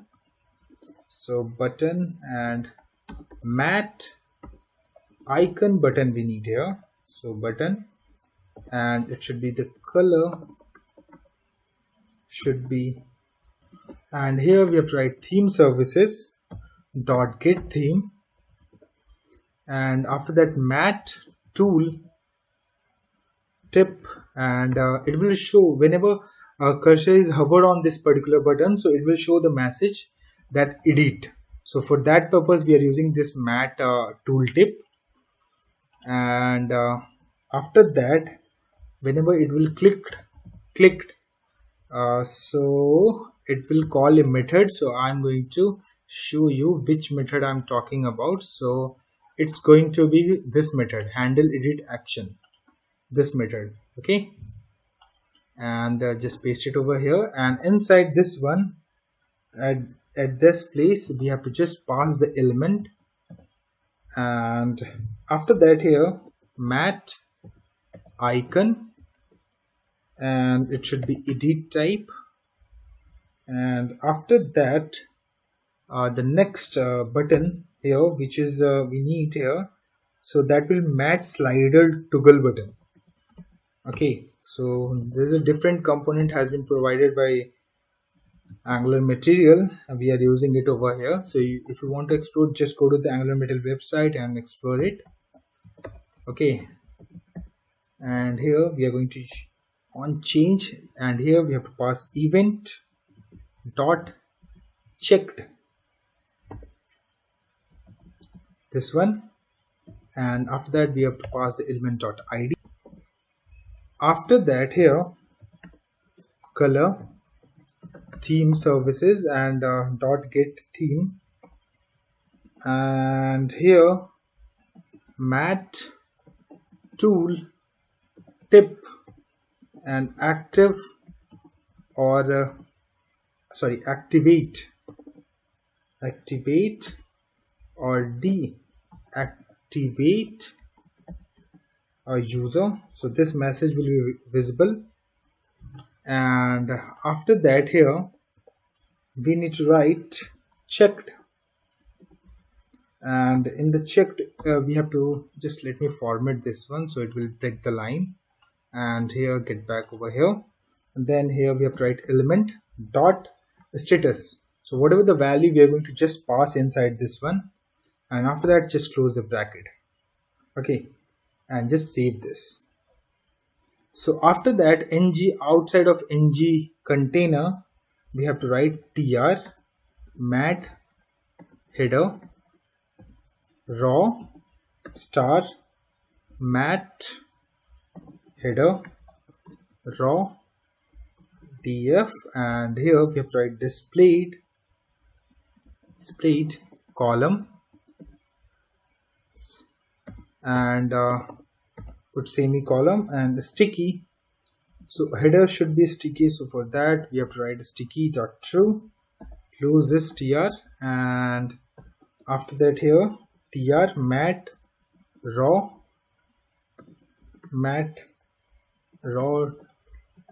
diff, this one, and let raw semicolon and columns displayed columns, this one, put semicolon and close this one and save this. Now it should need to be removed the error, but it's showing some kind of error. Checked, let me check it out. Okay, so it's showing the error because we have right here mat slider, so it should be slide. So just delete that one r at the end of this too and save it. Now it should be removed the error. Okay, so now if you go to the browser and if you go to the, okay, still throwing some kind of error, so let me check it out. Okay, so we have made error, we have at all the ng container, so we just need to change the name little bit. So if you see here we have written mat headers df only, and we just need to change it mat headers cell, we have to write as cell. Okay, and just copy this one, and in the email we have to change status, we need to change, and at last we have actions, change it and save it.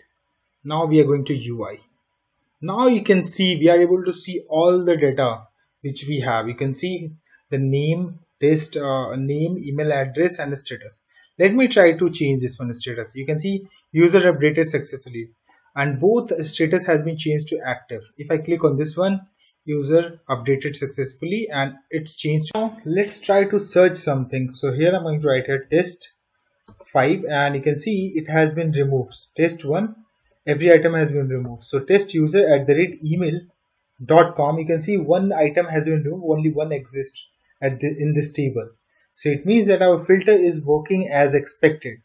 Now we have to write the code for this add user and this button. Okay, and here you can see whenever we hover on these buttons, you can see a message is visible, edit and activate or deactivate. So this has been achieved by using mat tooltip. Okay, component. Now we have to go to the dialogues, and we have to go to the users at this page, and before that we also need to import some of the packages which is modules which is required for this project. So I'm going to app module.ts file, and here we need to import form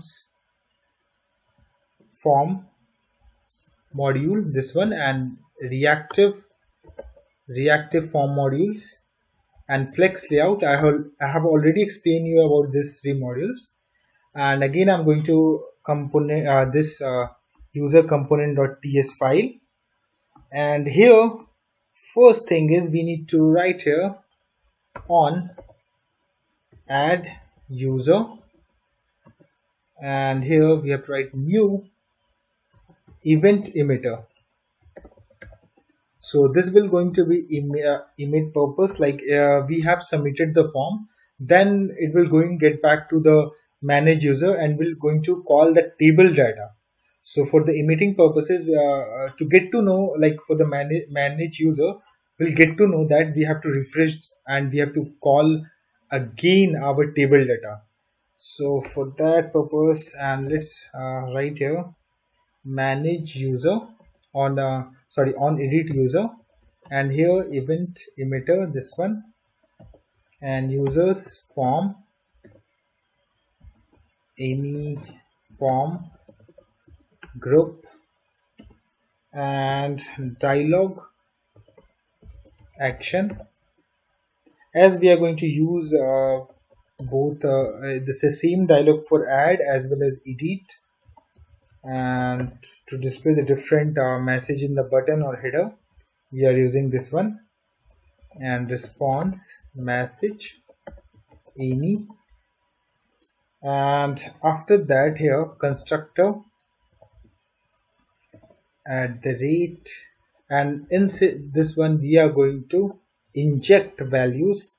So mat underscore dialog data we are going to import, and here we are going to write public dialog data, and it should be any type, and after that private, and form builder we need. So as we are going to use reactive forms here, so form builder and public dialog here dialog reference, and mat dialog reference, and here we need to pass the same component which we have right currently, and private snack bar, s should be small as we are following the same way. So snack bar service this one, comma private public theme services,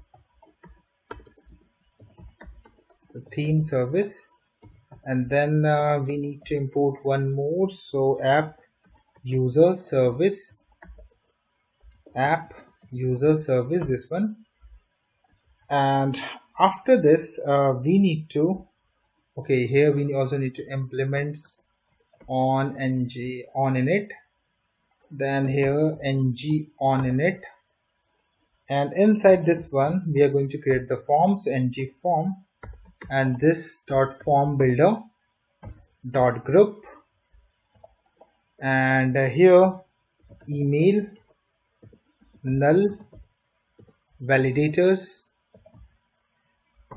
dot required, and validators dot pattern, and we are going to get the email regex, and we are going to use it for validation. After that name, okay, so email validation required, validation pattern we are going to match. After that name, and it should be null, initial value will be null, then validation dot required. After that email password, and here we are going to write null, and validators dot required, okay, and put semicolon at this place, and if condition this dialog data dot action, and this value will going to be pass it from our manage user page, that what type of action we want to perform, and if it is edit, then this dialog action we need to just write edit, and this dot action is equals to update. So this will be going to visible at the top or in the mat toolbar, and this will be shown in the button. Okay, and this user form, and then we also need to patch the values. So patch value, it means that in the respective columns, whatever the value, we need to populate. So for that purpose, this we have to write. So this dot dialog data which we are going to pass, and this we are going to contain all the fields informations. Okay, and after that here, like the password we does not want to update by the user again, so we need to, as this is a part of form and this is set as a required, so whenever edit is open, we are going to hide this field, and we just want to these two fields. So as validation will work as the same way, so for that purpose we does not make it as blank, right? So we are going to set some values here. So user.form.controls and inside this one, password dot set value, and we can write anything, but I'm just going to write here password. So whenever any edit form is open, so by default we in the password we are going to set this value.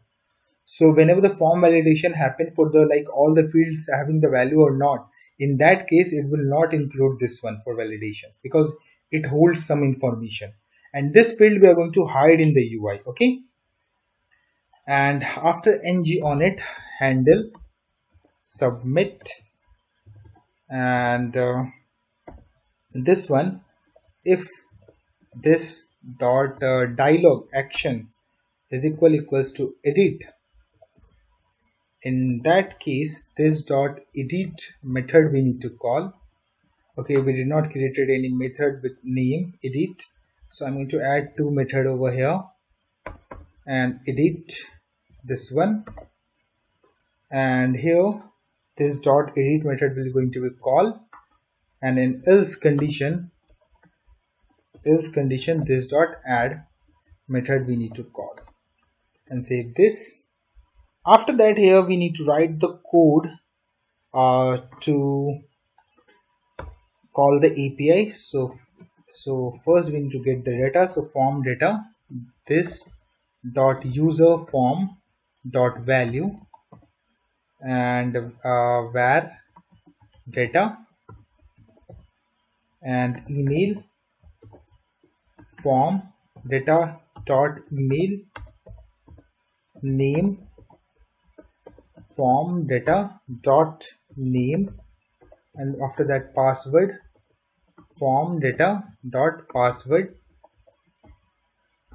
and our this one data has been completed. Now we have to write this dot app user services dot add new user, and data we are going to pass, then subscribe response any, and here this dot dialog reference dot close, and then we have to emit.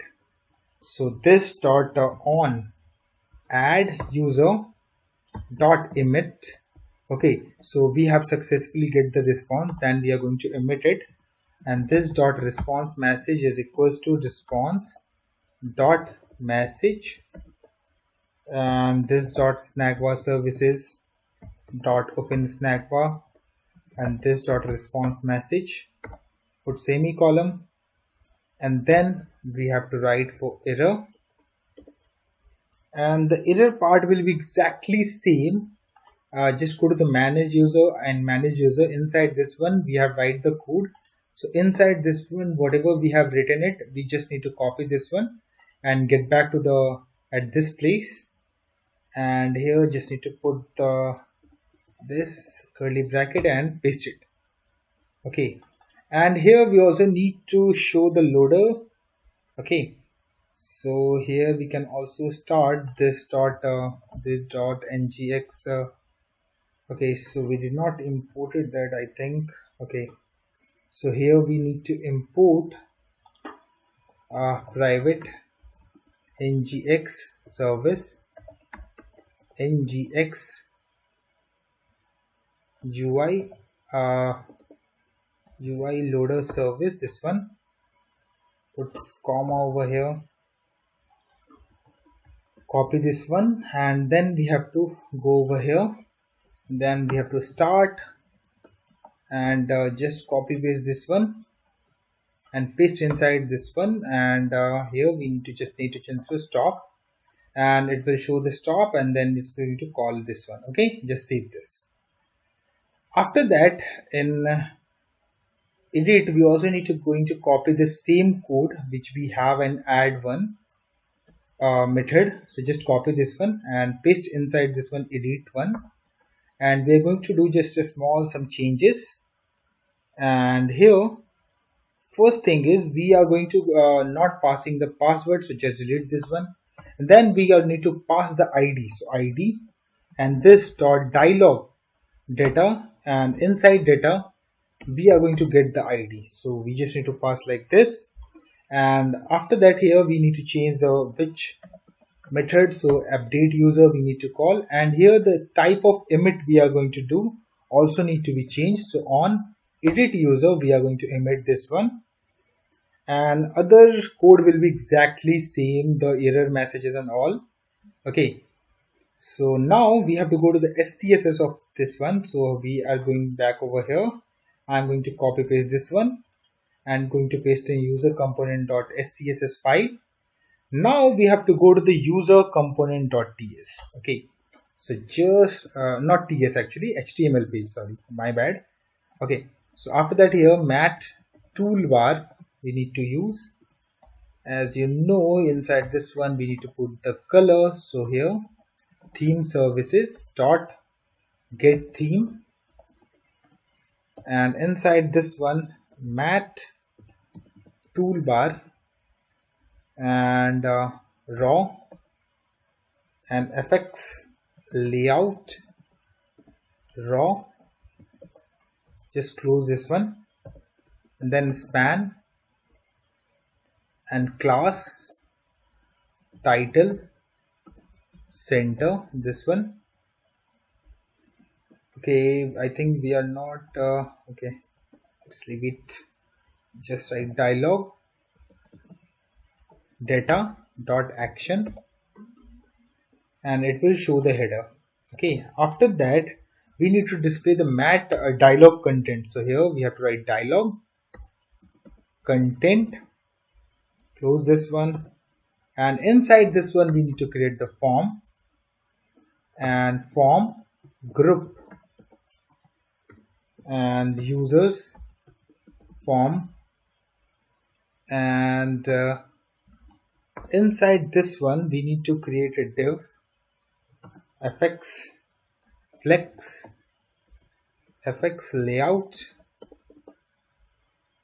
layout is equals to column, and close this, and then div fx layout and raw wrap, close this one. And after that, here mat form field and appearance is fill, and this is different type of appearance like fill, outline, you can use it.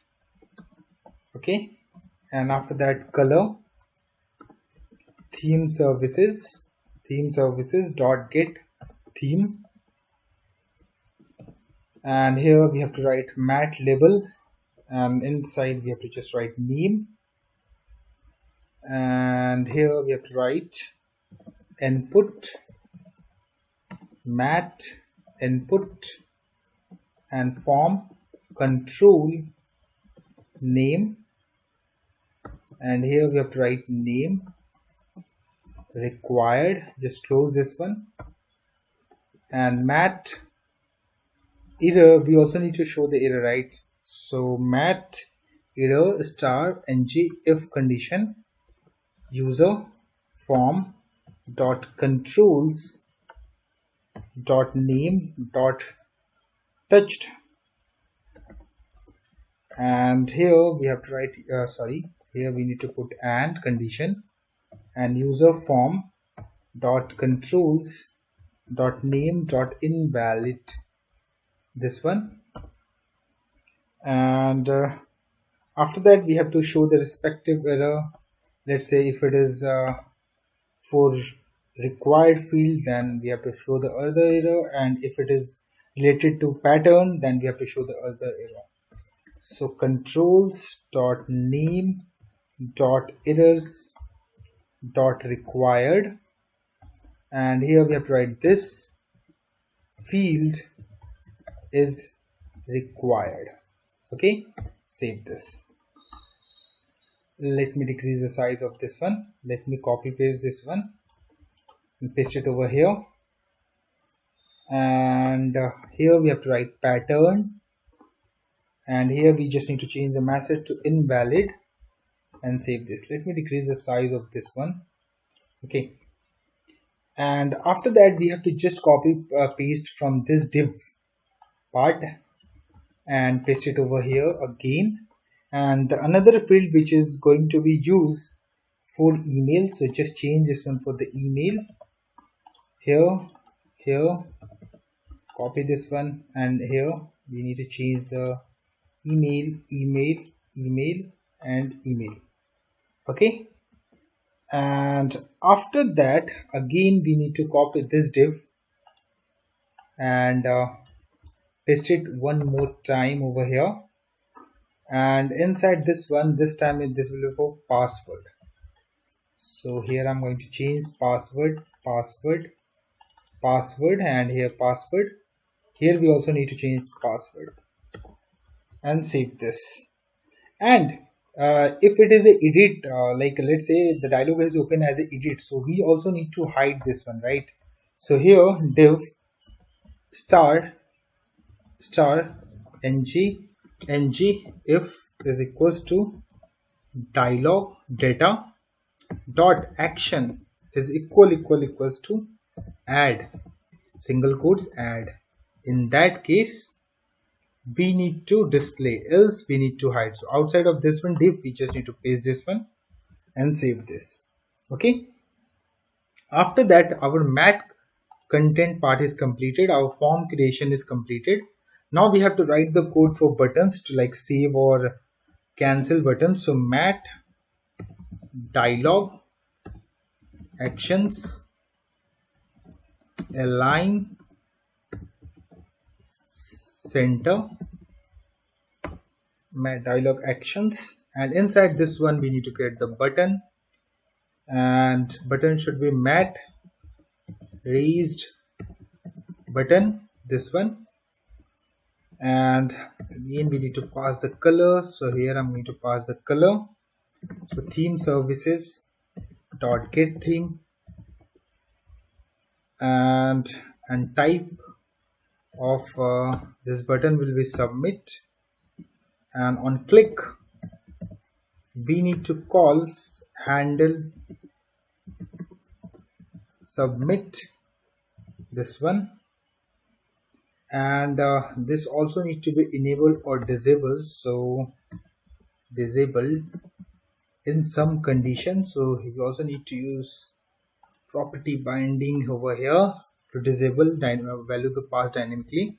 So here user form dot valid and user form dot dirty, and inside this one we have to just write action. And after that here we need one more button, so button and mat raised button, and here we have to pass color theme services dot get theme,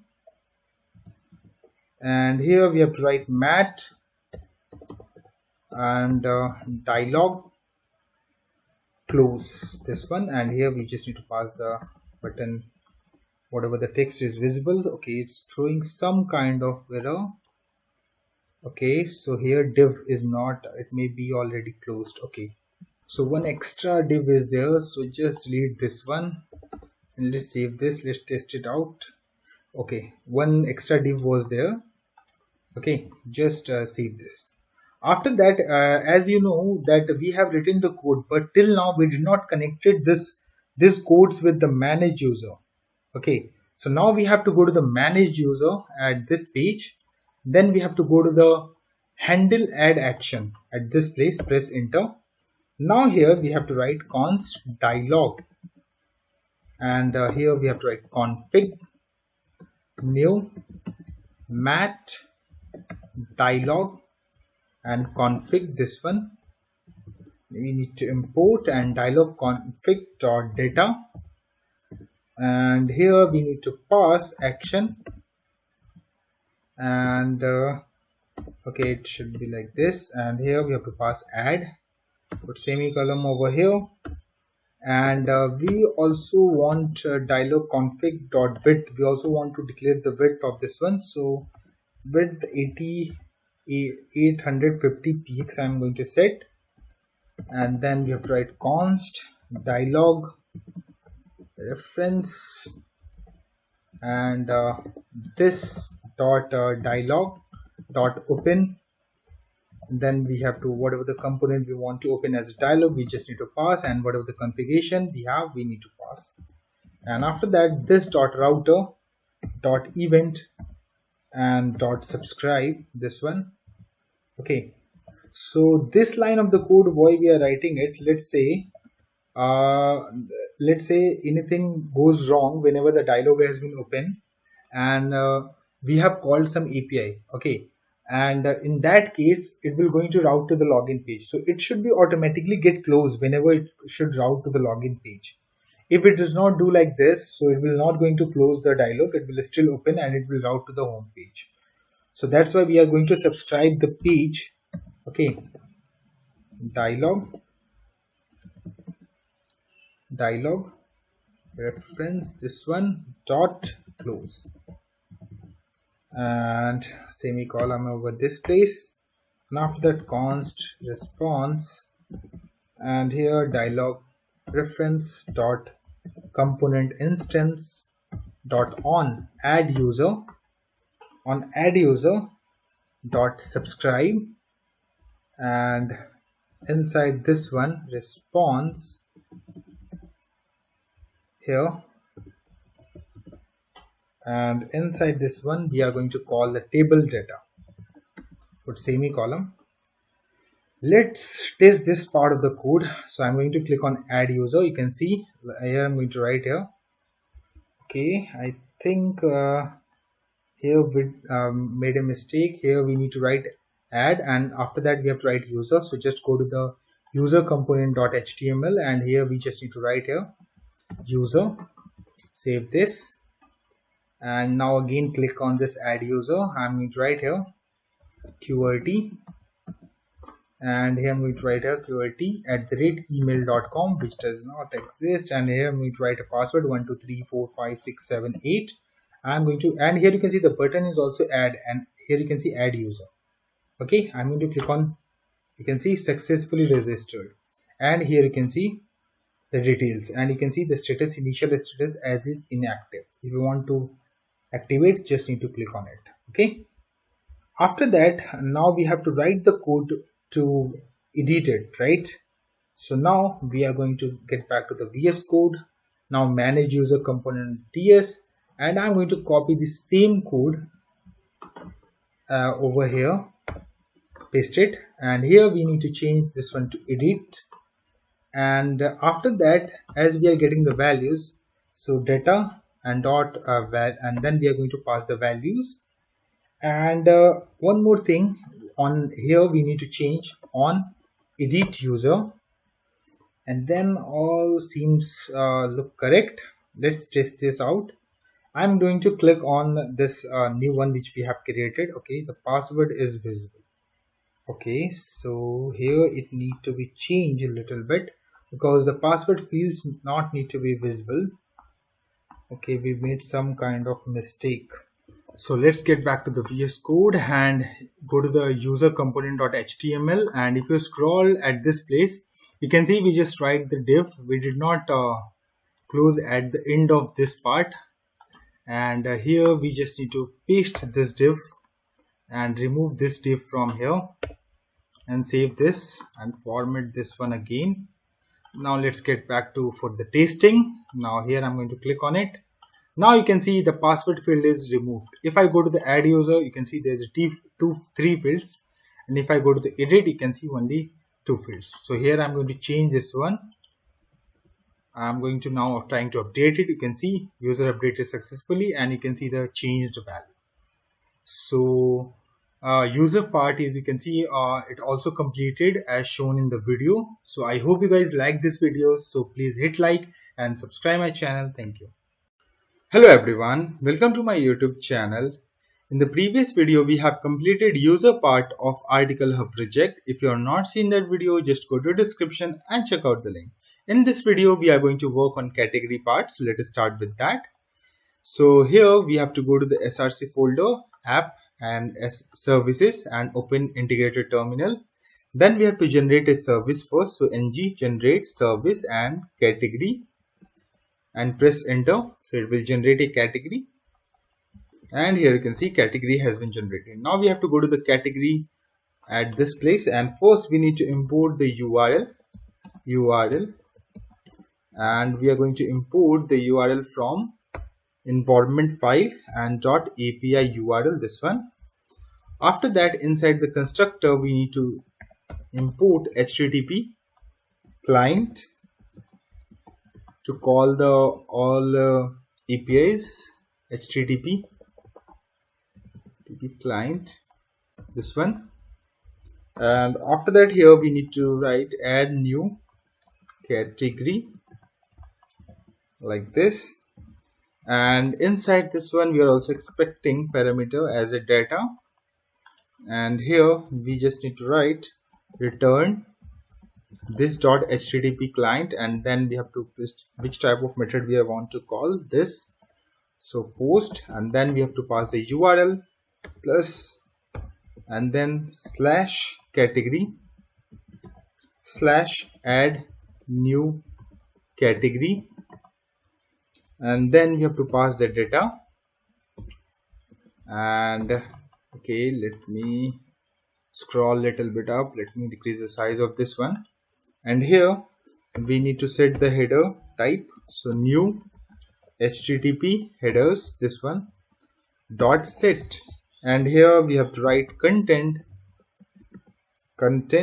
type, and then we have to pass the application slash JSON and save this. Now we need to copy this line of the codes and paste it over here, and then we have to just change this one to update category, and here we also need to just copy paste this one, update category, and the method will be the same, the post method, and URL will be this.url category, update category, and the header we need to pass the same. After that, we need here one more method, so get all category, so like this, and inside this one return this .http client .get method and this .url plus slash category slash get all category, and just save this one. Okay, so our services has been created. Now we have to generate the component. So just go to the admin module, right click on this one, open integrated terminal, and here we have to write ng generate component manage category and press enter, and it will generate files, you can see, and it also updated the app admin module. And now we need to move to the dialog folder, and inside this one we have to generate a category dialog, and after that we have to go to the, you can see those two component has been created. After that we have to go to the app routing module at this file, and after that here we just need to copy paste this line of the code over here, and here we just need to write category, and here we have to just change this one manage manage category component. We need to just call this one. After that, we have to go to the layout HTML, and here we just need to copy paste this user button part code and paste it over here. Let me decrease the size of this one for now. And here the router link we need to change this to category, and we also need to change the icon name. So icon name will be apartment, and here we just need to change to the category and just save this one. If I go to the UI, so it should know a visible button. You can see the category. So if I click on it, it's routing us to manage category works page. Okay, so it's working fine till this point. Now we have to write the code in the manage category.ts file, and here we want to show the table. So the column of the table will be play. So we have to declare columns, displayed column, and it should be a string type and array, and here first name and then edit with semicolon, and after that data source ini and response message ini. After that, here we have to write constructor and private and category service, and category service we need to import, and after that private ngx service, ngx ui loaders service we need to import. So ngx ui loader service, this one we need to import. Then private dialog, so mat dialog, and after that we need to import snack bar service, snack bar services, this one. And after that we need to import router and router, this one. And then we have to import theme services, so theme service and theme service we just need to write like this. And after that just implement here, implements on init, and here ng on init we need to declare, and this .ngx services start the loader.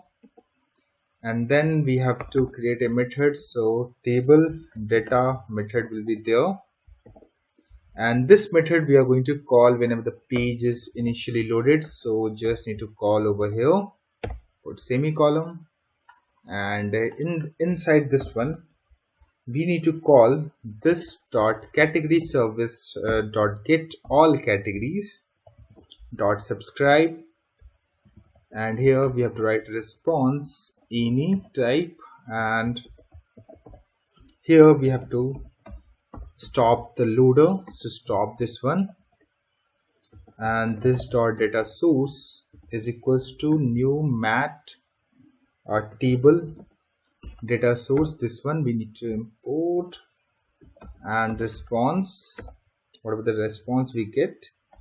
And after that inside there is a chance of error, so error and any, and here we just need to this .ngx services stop the loader first, and then console.log whatever the error we have.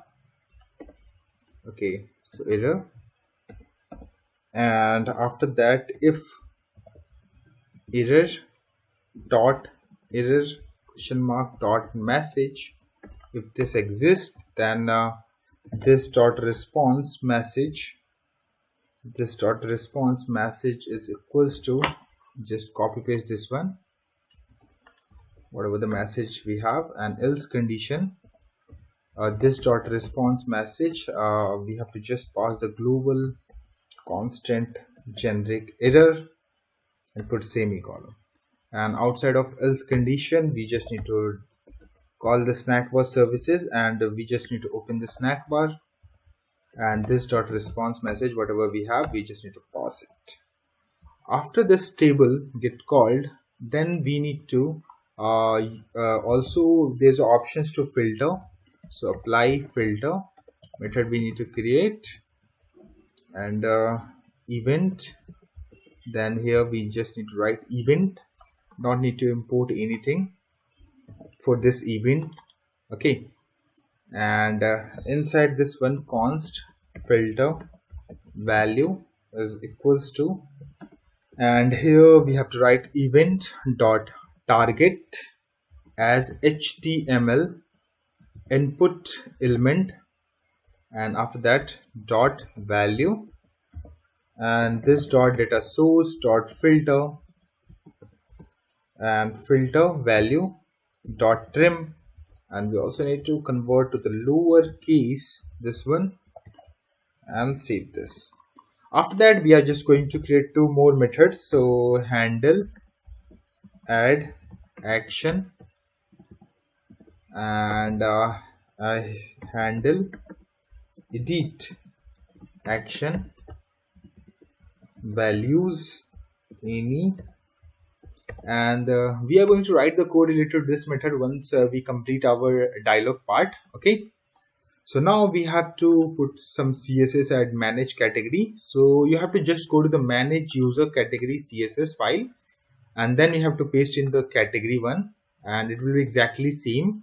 And then we have to go to the HTML file of manage category and just delete this one.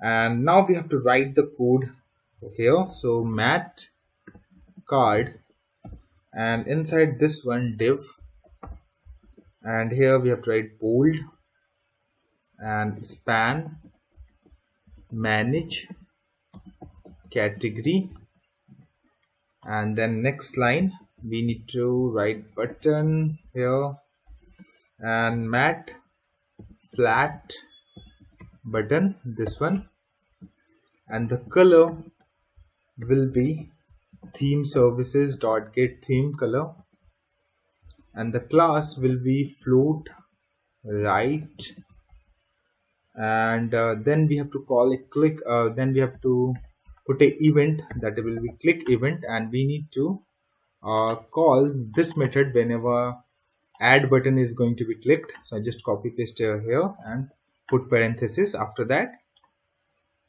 and inside this one we just need to write add category, and let me format this page. Okay, view, and let's wrap this one. Okay, so now you can see at once.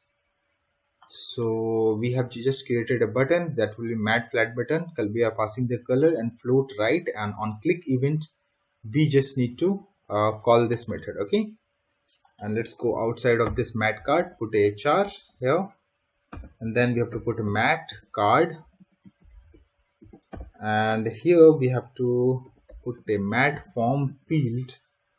So mat form field, and appearance will be fill, and color will be theme services dot get theme, and inside this one mat label, and here we have to write filter, and then we have to create a input field, and it should be mat input, and then we have to write here key up and apply filter, and then we just need to pass the event, and then here we have to just write input, close this one, save this, and then here again outside of mat we have to write HR, and then let me scroll this one, and then we have to create the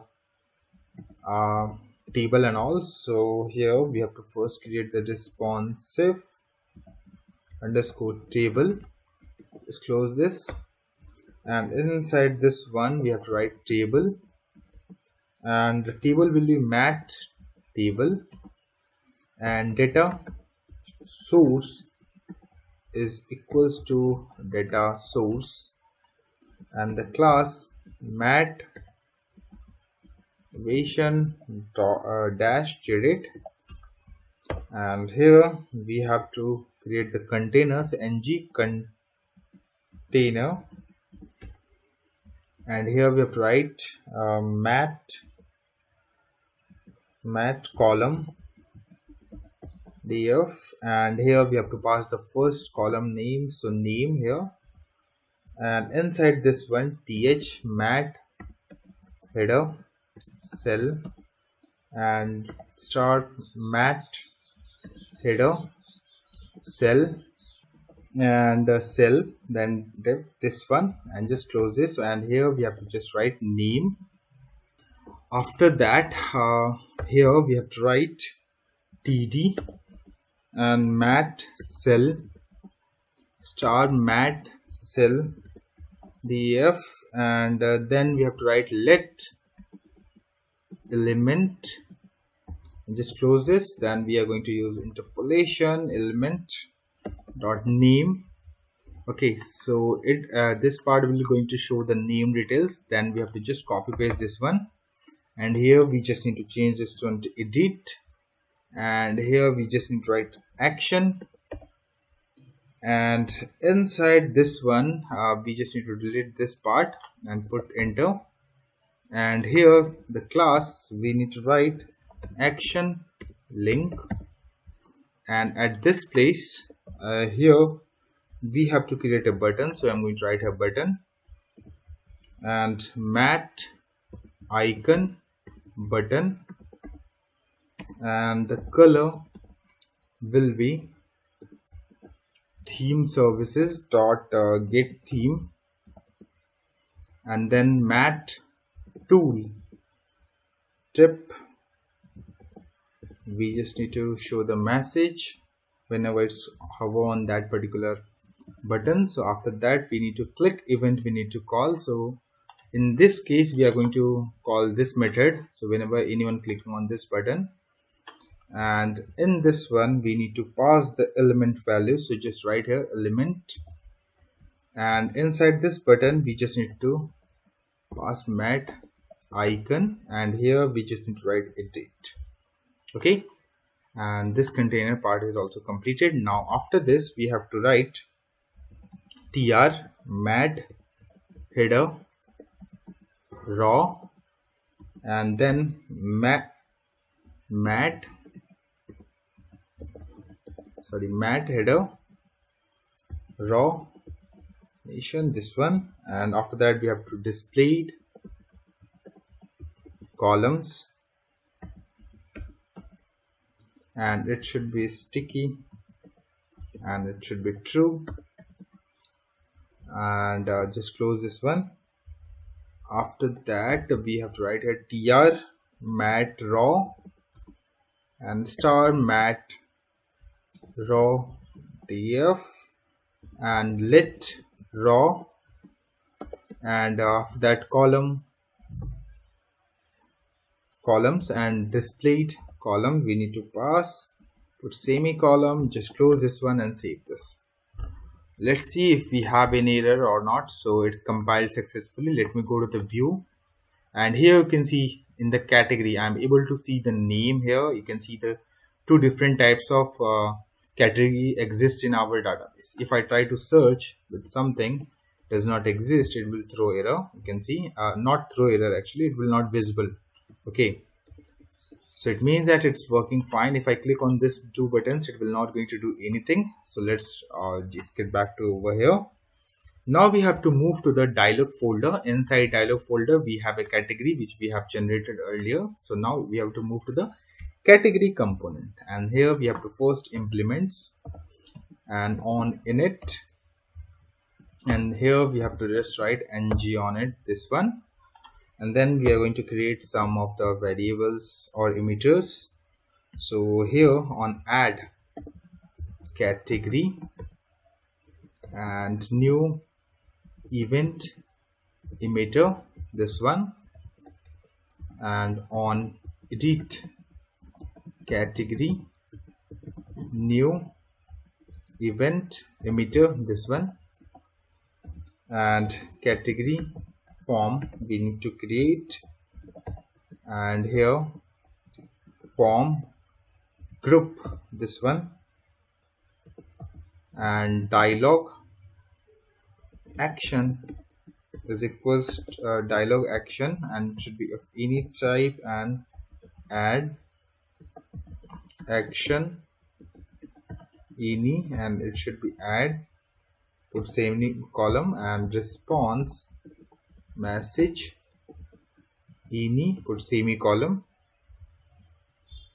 After that we also need to inject some services, so constructor, let me scroll this one, and here we have to write inject first, so inject, and we are expecting some values, so dialog data, and public dialog data, and it should be of any type, and private form builder, and form builder, this one we need to import, and private category service, and here we need to import the category service, and then public dialog reference mat dialog reference, this one, and we need to pass the current component VR, so category component we need to pass, and then we need the snack bar, so to display the message, so snack bar service, and here we have to pass this one, snack bar services, and then we have to write public theme service, and here we need to import theme services.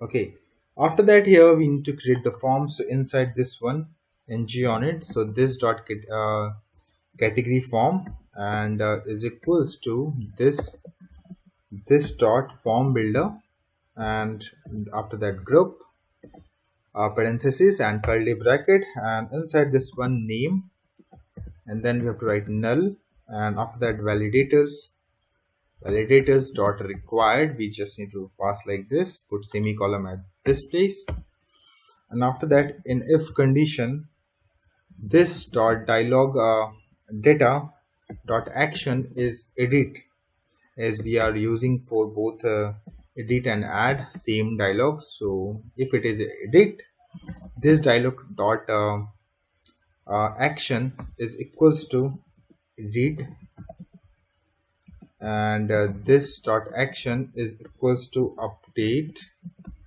put semicolon, and this dot category form dot patch value, and here this dot dialog data dot data we are going to patch the value of our form. After that here we need to write the code to handle the submit button, so handle submit, and inside this one if this dot dialog action is equals to and it should be edit, and if it is edit, in that case this dot edit method need to be called. Okay, so edit method does not exist till now, so that's why it's throwing the error. So let me create here add, and then we are going to create edit. Okay, and just after that in else condition, okay, else condition, this dot add, this method we need to call, and inside add we need to write the code to submit the form. Once the handle submit has been called, then we need to call the API, so form data is equals to this dot category form dot value, and where data, and here we have to write name form data dot name, and this dot category services dot add new category, and here we just need to pass the data, and dot subscribe, this one, and response any type, and here this dot dialog reference, we are accessing to close the dialog, and this on add category, we need to add category, and then we have to emit it, and this dot response message, whatever we're getting in the API, so response dot message, and this dot snack bar services, and open the snack bar, and this dot response message.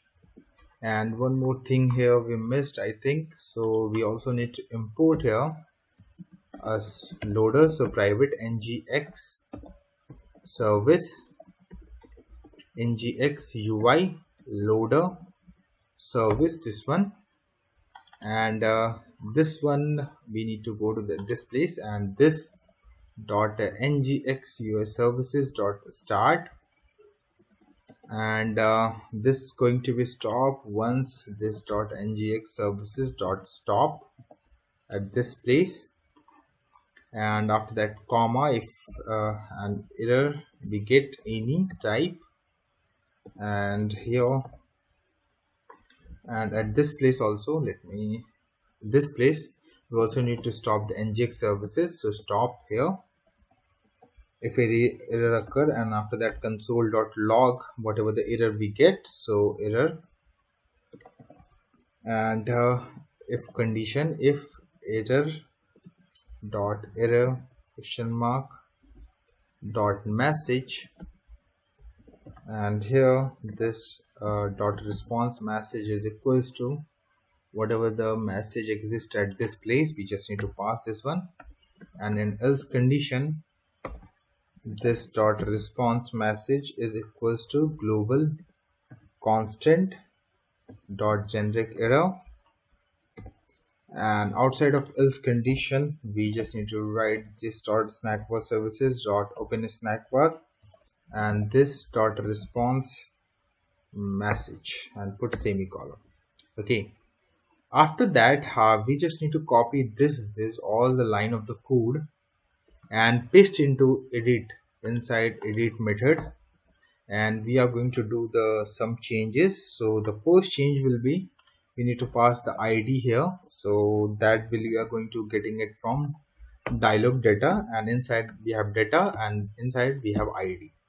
Okay, and after that here we need to call update category, and then we also need to change on edit category, and other thing will be same. Okay, and just save this.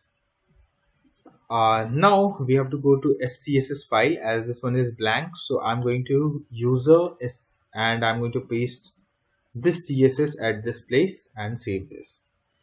Now we go to the HTML part of category, and here we need to write the code for the form and all. So mat first toolbar, and here we just need to write color, and theme services dot get theme,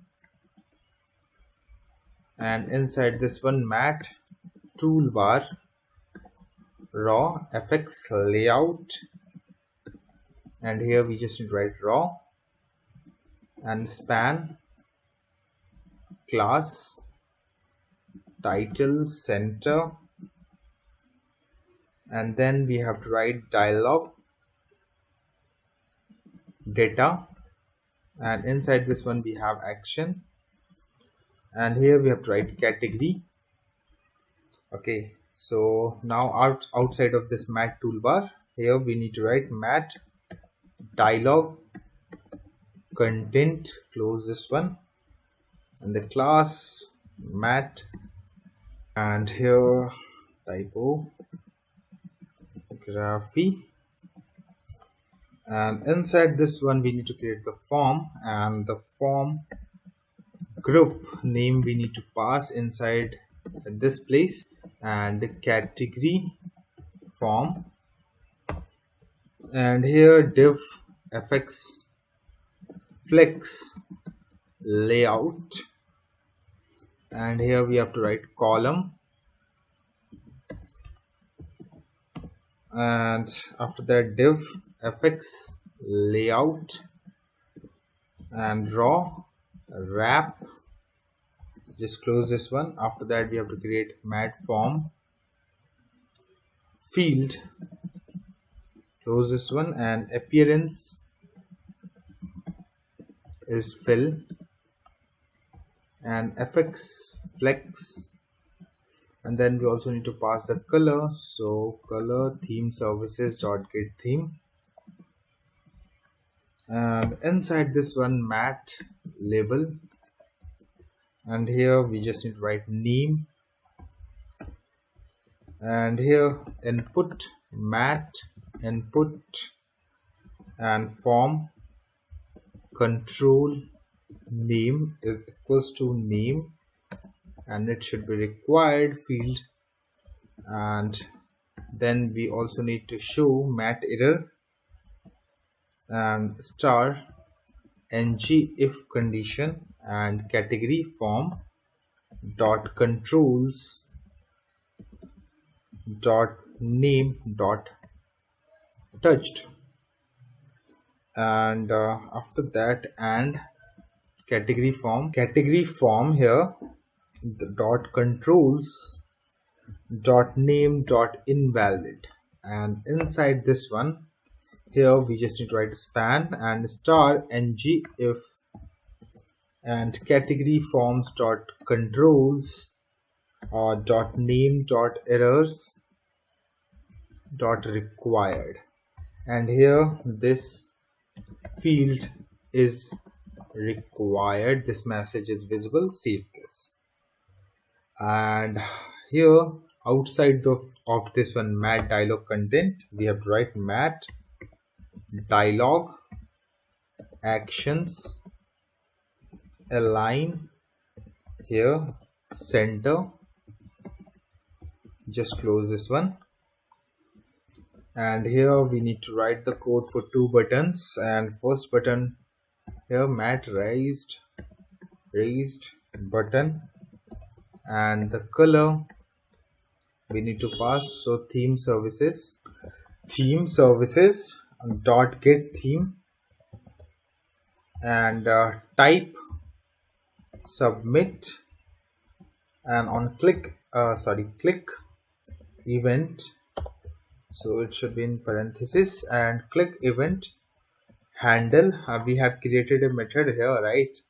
So that this method we need to be called whenever we have clicked on this button, and just copy paste over here, put parenthesis, and we also need to enable and disable this button. So disabled in some condition. Let me format this one. Okay, let me wrap this one. Okay, and inside this one we need to, and here we have to write category form dot valid. If it is not valid or dirty, in that case we need to disable the button. Okay, and outside of this one we just need to put the action as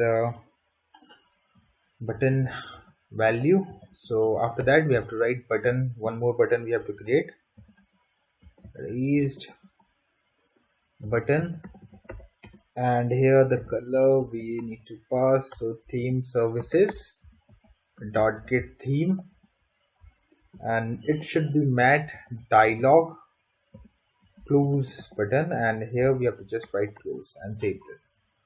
Now our HTML part of category is also completed, and till now we did not connected this category with manage category. So just go to the manage category, and here whenever add is on clicked, this method is going to be called. So then we have to call that component as a dialog. So here we have to write dialog const dialog config is equals to new mat dialog, and config, this one we need to import, and dialog config dot data we need to pass, and here action is equal here action, and here we need to write add, put semicolon here, and dialog reference dot width, and here we am just going to pass 850px, and here we have to write const dialog reference, and here this dot dialog dot open, and category component, this one need to import, and dialog reference, and after that this dot router dot event dot subscribe. I already explained you about these codes in the previous video.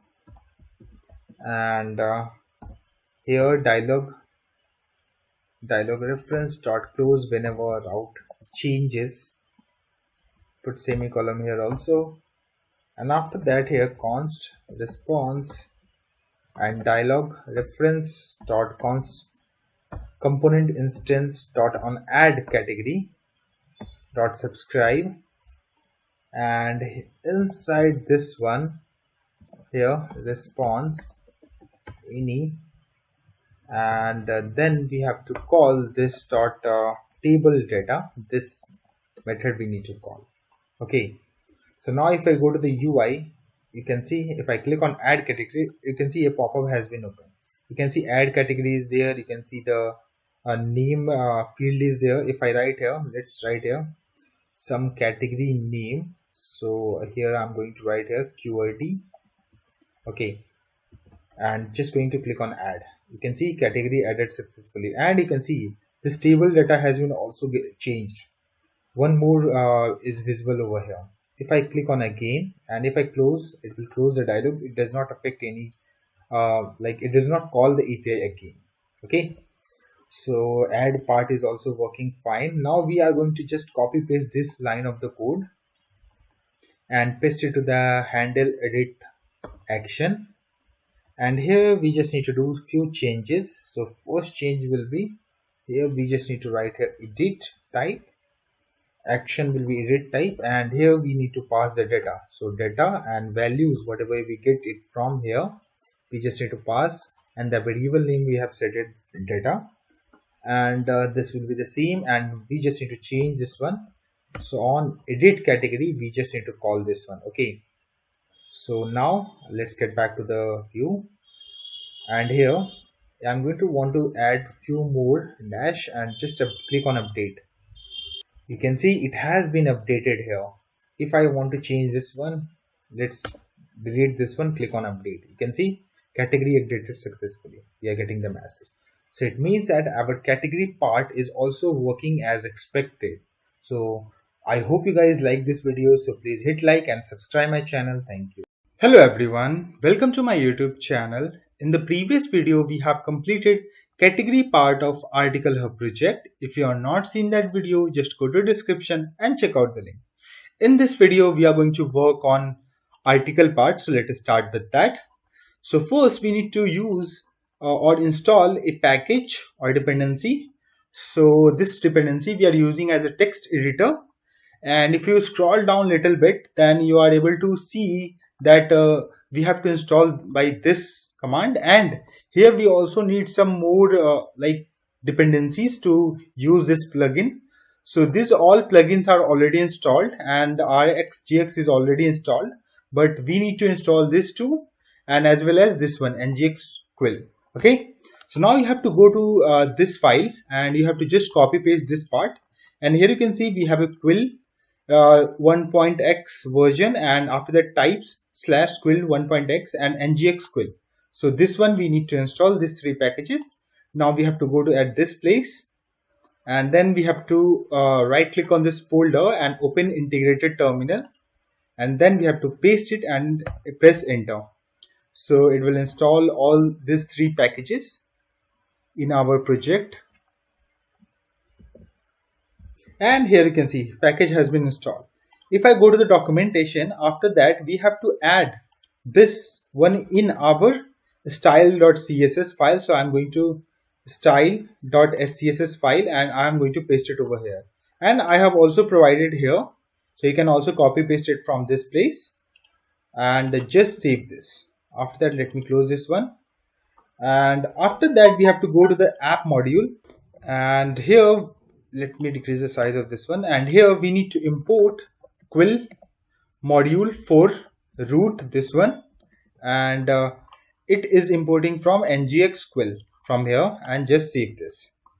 Let's see if we get any error or it executed successfully. Just wait for a few seconds. Here you can see it is compiled successfully. Okay, after that here we need to create a pipe basically. So here just create inside app folder, create a new folder and rename it as pipe. Press enter, right click on this one, open integrated terminal, and here we have to write ng generate pipe sanitize html and then dash dash flat. So flat will not going to create any folder inside this one, it will likely going to create this files. Then press enter, and here you can see files has been created. And basically this sanitize html is used as we cannot use html, external html directly in our project, so we need to bypass or we need to make those html is considered as a trusted. For that purpose we need to use. So here first we need to constructor here, and here inside private, and here dom sanitizer, and then dom sanitizer. This one we need to import, and we are going to import it from this place, and at the rate angular platform browser. After that we just need to remove this one, and here just remove this part, and here we just need to write string, and here we have to write safe html, this one, and this dot dom sanitizer dot bypass security trusted, this one not this one, bypass security trusted html, security trusted trust html, sorry, trust html, this one. And inside this one we need to pass the value, and it currently it has been declared in app module as we have created, you can see. But as we have to use this module in this pipe in the multiple modules, and we cannot declare the same pipe into multiple modules, so we need to create a shared services shared module. So just open integrated terminal and shared folder, and then we have to generate a module. So generate a module and shared folder, and then we are going to just generate the file. So flat, it will not going to generate a folder inside those files, so just it will going to create a new file. Here you can see shared modules is there. So inside this one we are going to do the declaration, and here we have to write sanitize html pipe, and then we also want to export this one. So export and export sanitize html, and just save this. After that we can go to the app module and we can import that here. So shared module, we can declare it over here, module, and you can see it has been imported from here. And we can also remove this pipe one because we are not using in this one. And after that we have to go to the app module. So admin module.ts, and here we are also going to import quill modules for root. And after that here shared module, we need to import shared module. And now we are going to service folder, and in this we need to again generate a new file. So ng generate component article service, not component, it should be service. S we need to write and press enter. And let me delete this PowerShell script. These are open, just close this one, and file has been generated. And here you can see article services. Now first we need to import the URL. So URL environment dot API URL, and in the constructor we have to write private HTTP client, and here we have to write HTTP client, and then we have to write add new, and add new article,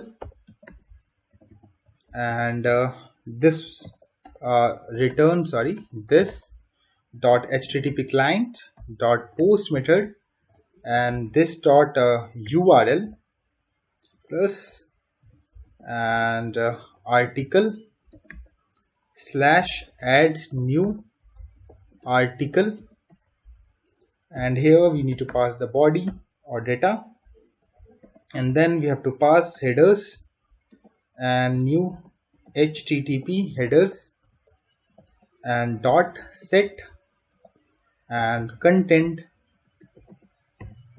type and double quotes application slash json. And okay, so it also need expecting some kind of value, so in the parameter, and after that just save this and just copy paste this one. Okay, and here we need to paste it, and this will be for update article, and it should be also post method, and we just need to change here update, save this, and after that the next method, so get all article and return this dot http client, and it should be get method and this dot url plus slash article slash get all article and put semicolon at the end.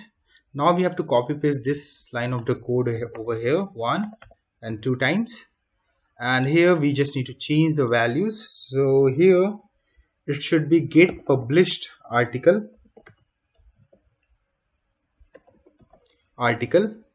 and here we just need to update this one, and we also need to write get published article, and after that here, so delete article, and here we are expecting id from a component, and here we also need to update delete article, and here we need to just put a slash over here additionally, and then we have to pass the id. So in this we are going to pass the value in this path url. Okay, and then save this. Okay, so here it should be get all published articles, so just change it a little bit. Now our service part has been completed.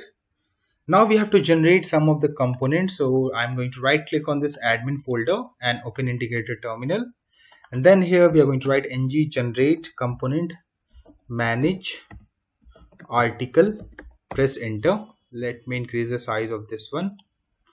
It will take few seconds to generate the file. After that we need to move to the dialog folder, and inside that one ng generate component article, press enter. Let me increase the size of this one, and after that we need to generate one more component, and ng generate component view article, and press enter,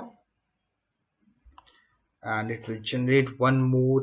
You can see now we can just need to delete this one and just decrease the size of this one, and after that we need to go to the admin folder app routing module, and here we just need to copy this part of the code and paste it over here, and here we just need to write article, and here we have to write manage article component, and after that we need to go to the layout component.html, copy paste this line of the code and paste it over here, and first we need to change the URL outer link, so article, here we just need to write article, and after that we need to scroll at right, just need to change the name, so storage, and here we just need to write article and just save this.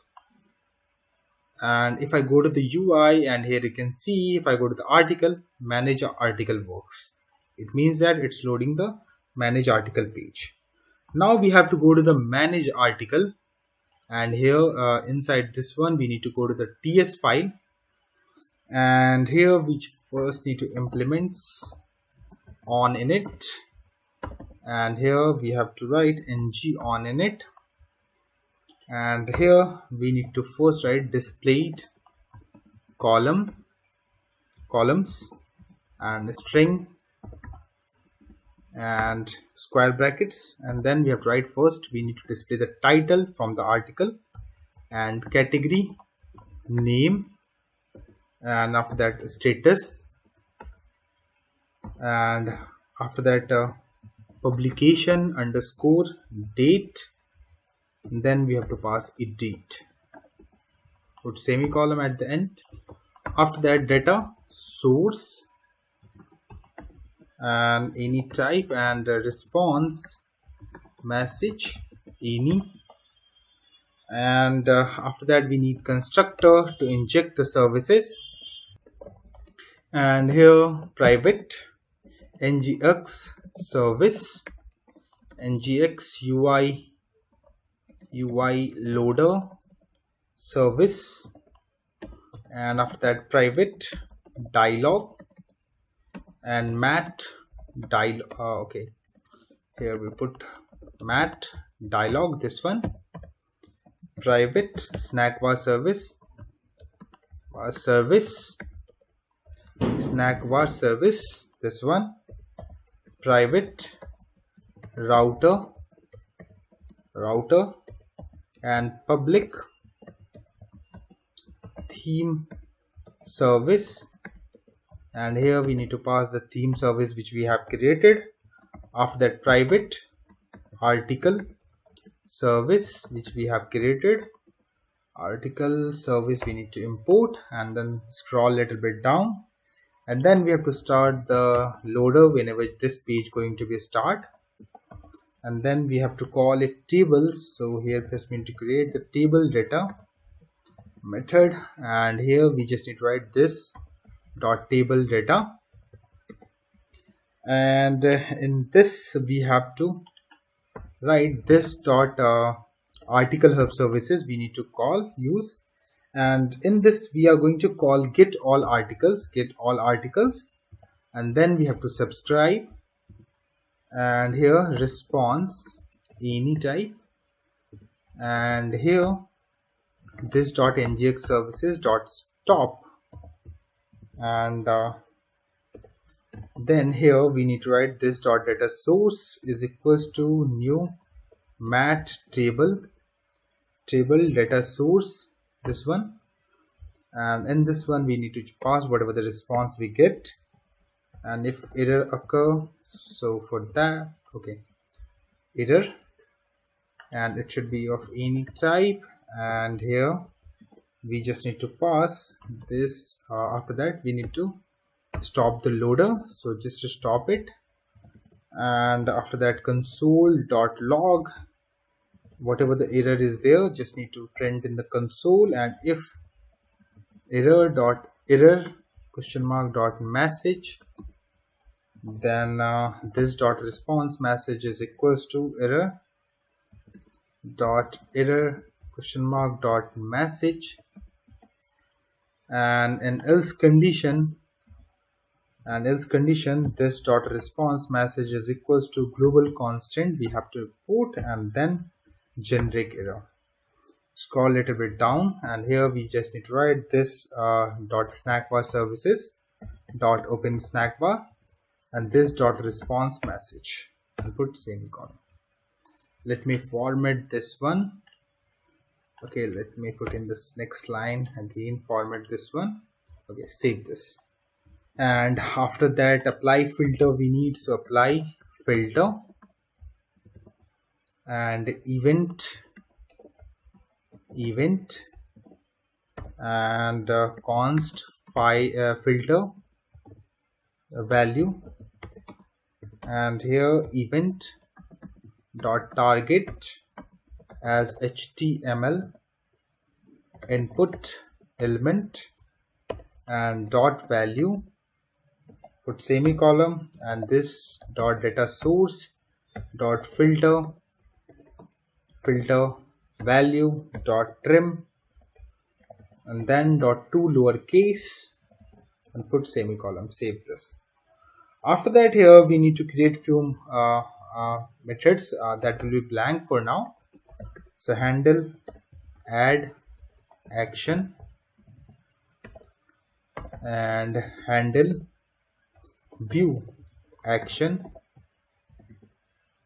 and inside this one we are also expecting some values, so values any type, and handle, edit, action, values any, and just close this one. After that someone click on it, like on delete, so on delete value any, and here let me scroll this one, and here we are also going to call delete product, and ID we just need to pass, and from this method we are going to first ask for confirmation, like are you sure you want to delete it. After that we are, if yes, then we are going to call this method to delete it. Okay, so inside this one we have to first create const dialog reference, sorry, dialog config new mat dialog config, this one, and dialog config dot data, and here we need to write message delete, and here value dot title, and here we have to write, put a space, and then we have to article, and it will show the article name, and then here const dialog friends, and this dot dialog dot open, and here we have to call confirmation component, and then dialog configuration we need to pass, then we have to write const response and dialog reference, this one, and component instance dot on emit status change dot subscribe, and response any, then we are going to this dot ngx services dot start the loader, and then this dot delete product method we need to call, and in that we need to just pass the value and ID, and we also need to close the dialog reference dialog, so just dialog reference dot close. After that, once it's received, we're going to call this method, so just move to this one, and here inside this one we need to write this dot article services dot delete article, and here we just need to write ID and then subscribe and response any, and here we need to write this dot ngx services dot stop, and then we need to call this dot table data, and then this dot response message is equals to response dot message, and this dot snack bar services dot open snack bar, and this dot response message, put semicolon, and after that we need to put for errors, so I'm going to write here error any, and after that we go to the this one, and we are just going to copy paste this part of the code, just copy this part of the code, and then get back over here, paste it over here, just save this. Okay, now the TS part has been completed. Now we need to put the SCSS. We can copy the same CSS from category or manage user and just paste it over here and just save this.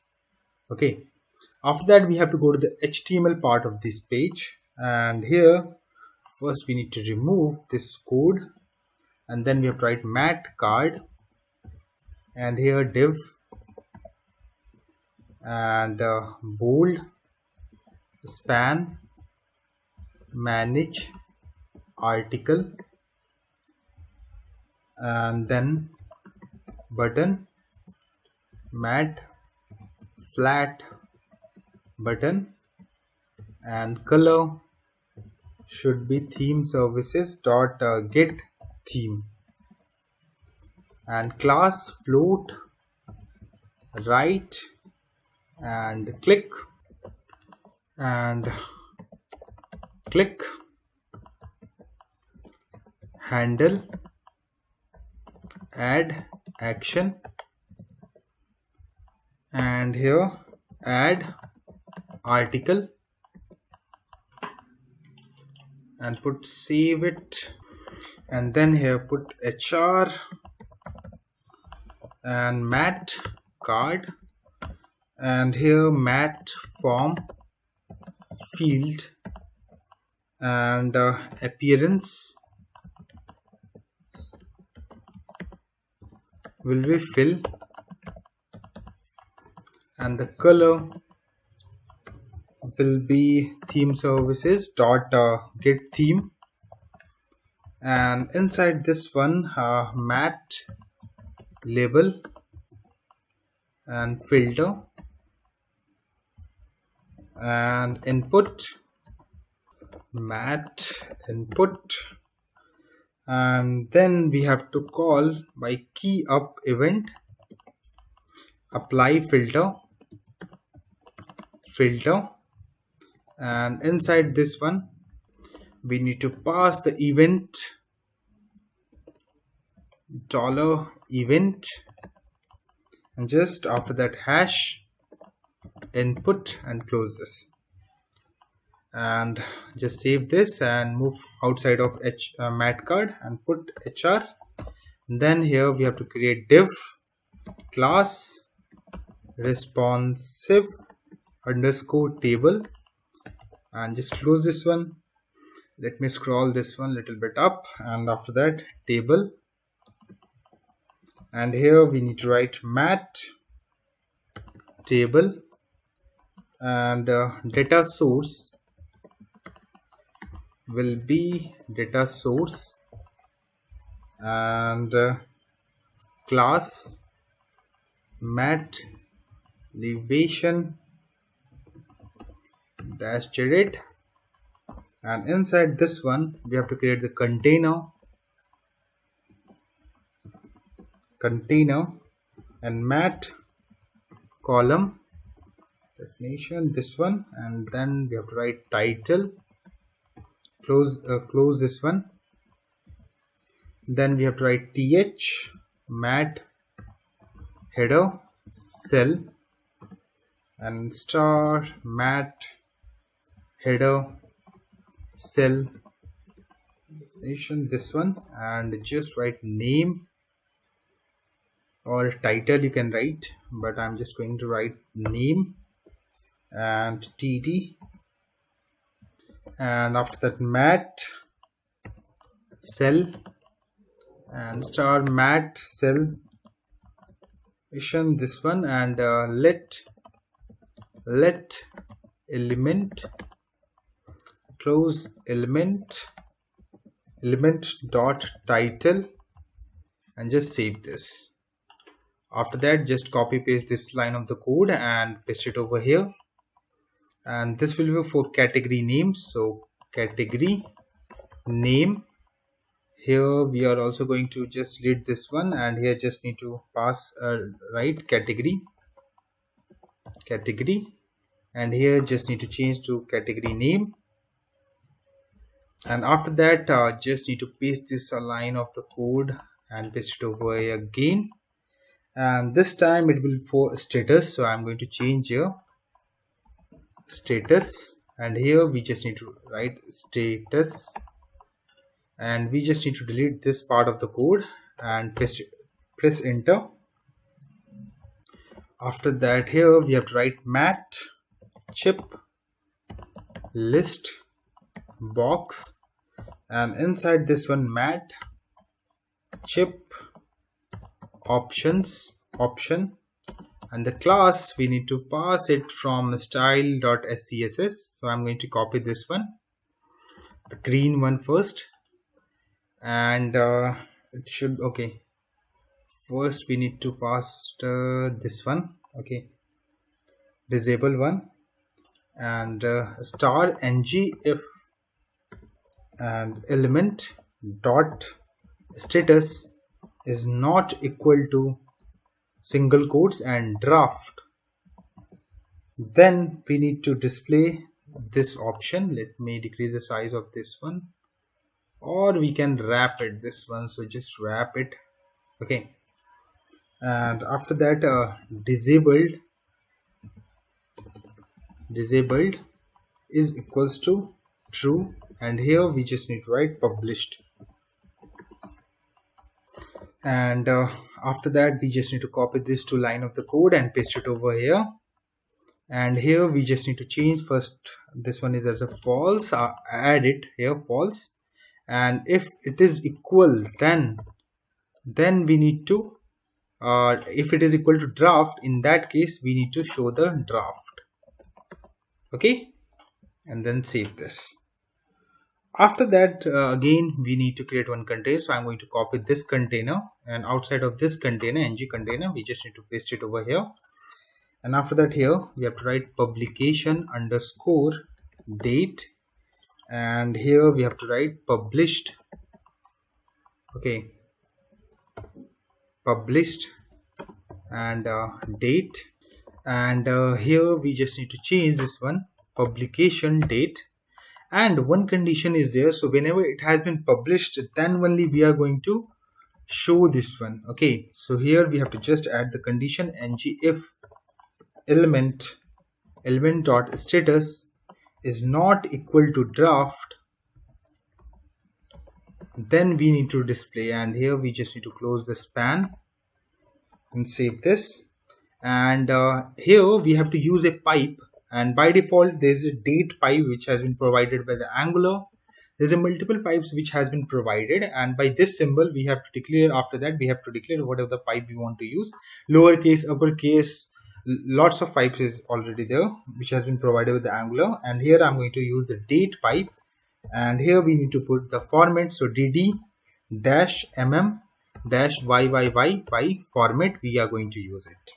Okay, and after that again we are going to copy this container and paste it over here, and this container is will for edit here, and the action name will be, here we just need to write action, and from inside this one, this part we need to remove and press enter. And here we need to put the buttons, so button mat icon button, and color theme services dot get theme. And after that here we need to put a mat tool, and then tip, and the first button is for the view. After that we need to call a click, we need to call click event, and the click event for we need to call for the handle view action, this one, and paste the name of that one method, and inside this one we are just going to pass the element, and then we have to close. And here we need to show icon, so mat icon, and here we have to write visibility icon, we need visibility, and save this. After that we just need to copy this part of the code 2 times, as we need to put 2 more buttons here. So here the mat icon will be same, here we just need to change to edit, and we need to call this one manage edit action, this one, so I'm going to manage edit action, and we just need to pass the element, and then we have to call delete, so delete this one, and on delete method we need to call, so here just change to on delete and save this. And after outside of ng container, here we have to write tr mat header raw star mat header raw nation, this one, and displayed 8 column and sticky true, and close this one.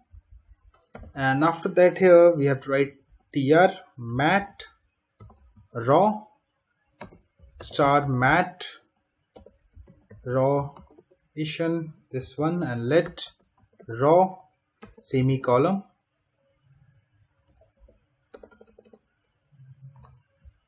and here column and displayed column, this one, and then we have to just close this one and save this. So our UI part is also our UI part of Angular manage article is completed. Let's see how it looks. You can see, okay, so we did not change the button's name, so let's change here, and here we have to write edit, and here we have to write delete. Save this. If I go over here, you can see icons has been changed, and published has been you can see the draft is there, published date is not visible. And if I go to the inspect and network tab, and if I refresh it again, and if I go to the get all article, and inside this one, okay, get all article, you can see we are getting the date, but it is hidden. Okay, and if I click on view, these two buttons will not work. Delete need to be work. Are you sure you want to delete this? Delete test article. And here I think we need to put a little bit of space so let's go to the manage article, and here just put a space. Okay, not at this place, after delete here. Save this. Now get back over here. Let's click on delete. Now it's looking correct. If I click on yes, it will delete our this articles. Let's try it. You can see article deleted successfully. It means that delete part is working fine. And now we are going to work on add part of article. So now we have to move to the dialog folder. Inside we have an article. Go to the ts file, and here on add article, and new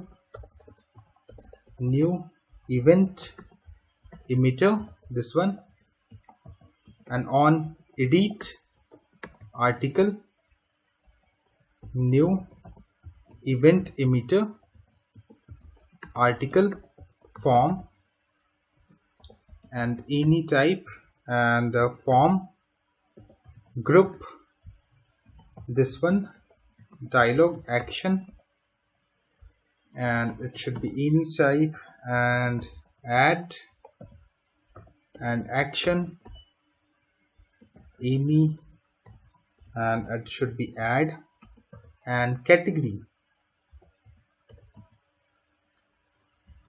grease, and any, and then we have to write response message any. Just format this one, and then here we need constructor. So constructor to inject the services. So here I'm going to write @input inject actually. So @inject, and mat dialog data, public dialog log data, and of any type, and then private form builder, this one, and private category service, and category service, this one, and public dialog reference, this one, and mat dialog, and here reference, this one, and here we just need to pass the article component which we are currently. So article component, and then we have to write private snack bar service,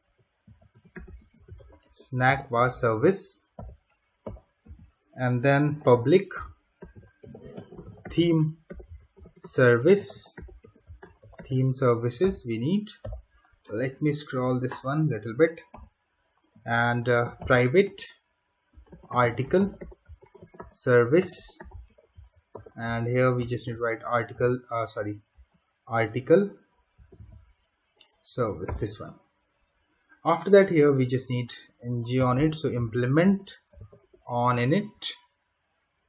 After that, here we have to just write ng on it, and this dot article form, and is equals to this dot form builder, and inside this one group, and here we just need to write title, and it should be null, and validators dot required, and content null, and validators dot required, and after that category ID, and it should be null or validators dot required.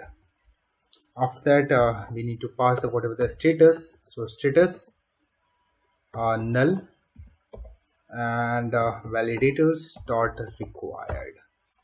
Let me scroll this one, put semicolon over here. After that, if this dialog data dot action is equals to edit, in that case this dot dialog action is equals to edit, and this dot action is equals to update, and this dot article form dot patch value, and this dot dialog data dot data we just need to pass. And after that, here we need to write the code to get all category, and here we just need to write like this. Okay, so it's throwing, okay, we are writing the code outside of this bracket, okay, outside of class, that's why what's throwing the error. And this need to be called inside this one, so get this dot get all categories, and here we are also going to call the loader, so this dot here we just need to, we can also write the loader here, so this dot ngx, okay, we did not imported the ngx services I think, so here we just need to write private ngx service ngx ui loader service, this one, and then we have to just write here ngx ui services dot start, save this, and after that inside get all categories, this dot category services dot get all categories, we need to call this one, and then we have to subscribe response any, and here this dot categories which we have created and response, and this dot ngx services dot stop. And after that there is a maybe chance error occur, so just like write like this, and this okay, so this dot ngx services dot stop, and console.log whatever the error we get, and if, let me scroll this one, if error question mark dot message, then this dot response message is equals to, just copy paste this one, paste it over here, put semicolon, and in else condition just this dot response message global constant dot generic error, put semicolon. After that here we just need to display the message, so this dot snackbar services dot open snackbar, pass the message, so response message over here. After that here we need to submit, someone submitted the form, then we need to handle, so handle submit, and here if this dot dialog data is equals to edit, and then we have to call something and else, okay, and here we need to create few methods, so add and edit, and in this condition we just need to call edit method, this dot edit, and in else condition this dot add. Let me scroll this one, and after that here in the add method we just need to put enter. Okay, we are throwing some kind of error. Just save this. You can see error has been removed. Okay, so where form data this dot article form dot value, and after that where data, and here we have to write title form data dot title, and after that here content form data dot content, and category id form data dot category id. Then we are going to get the status, and form data dot status. Okay, after that scroll down, and here we have to write this dot article services dot add new article, and then we have to pass the data, and then subscribe, and then response any type. Okay, here we have to put one more parenthesis, and then we have to write like this. Okay, it should be one more bracket here. Okay, a parenthesis, sorry. So this dot dialog reference dot close, and here we also need to start the loader. So this dot ngx services dot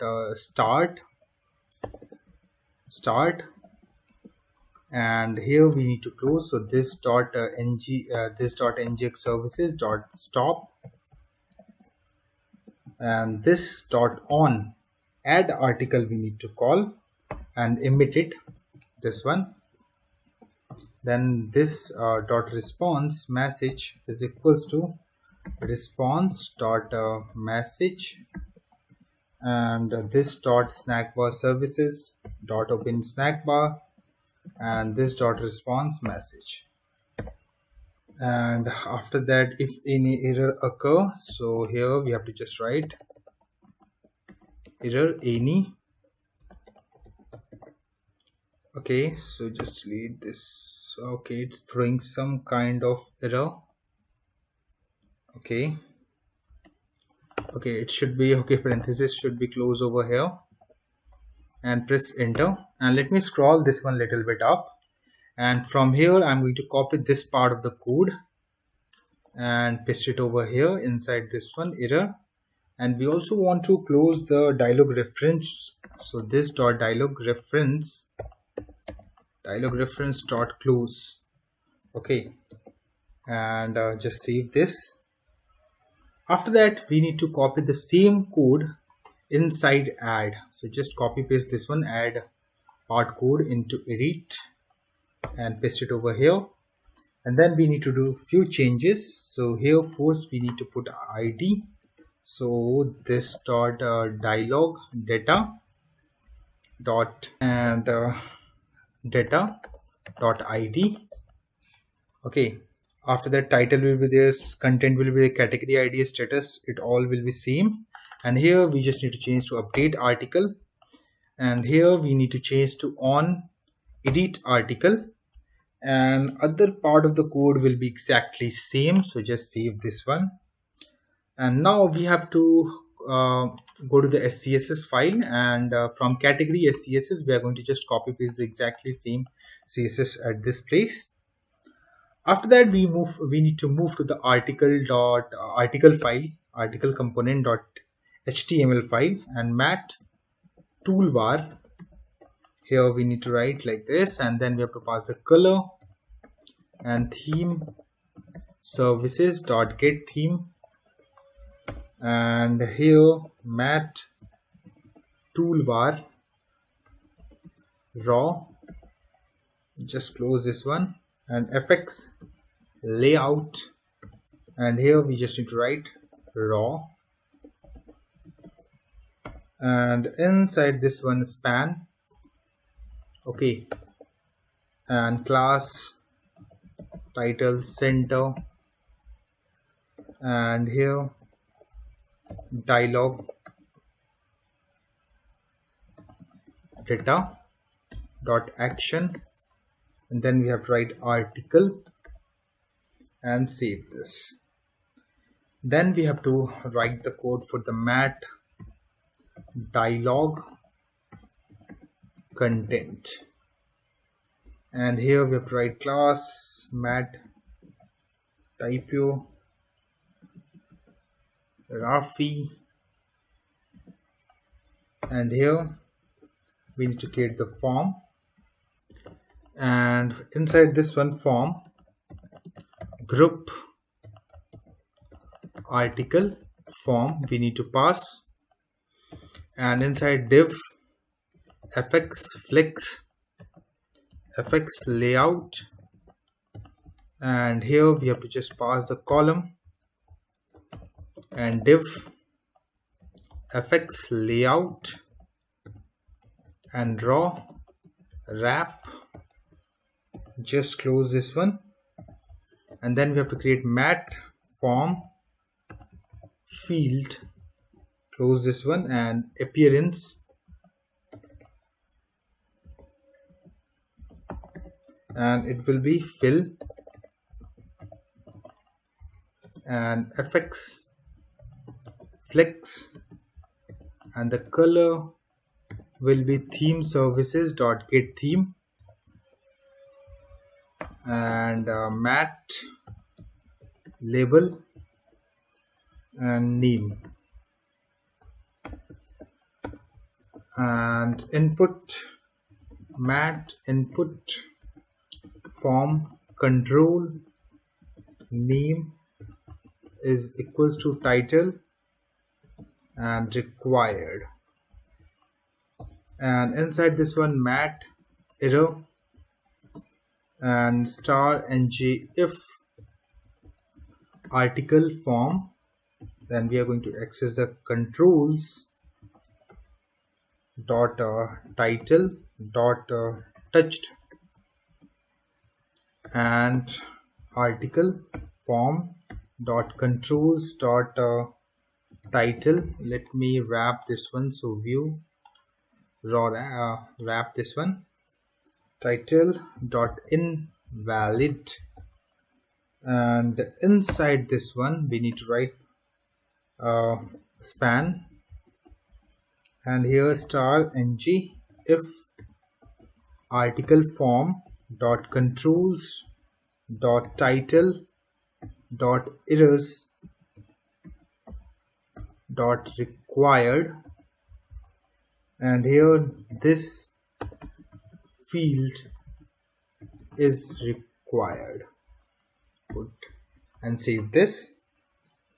After that we need to copy actually after this we need to write the code for the MySQL. So here I'm going to just copy this part only, and just outside of this div here, and paste it over here.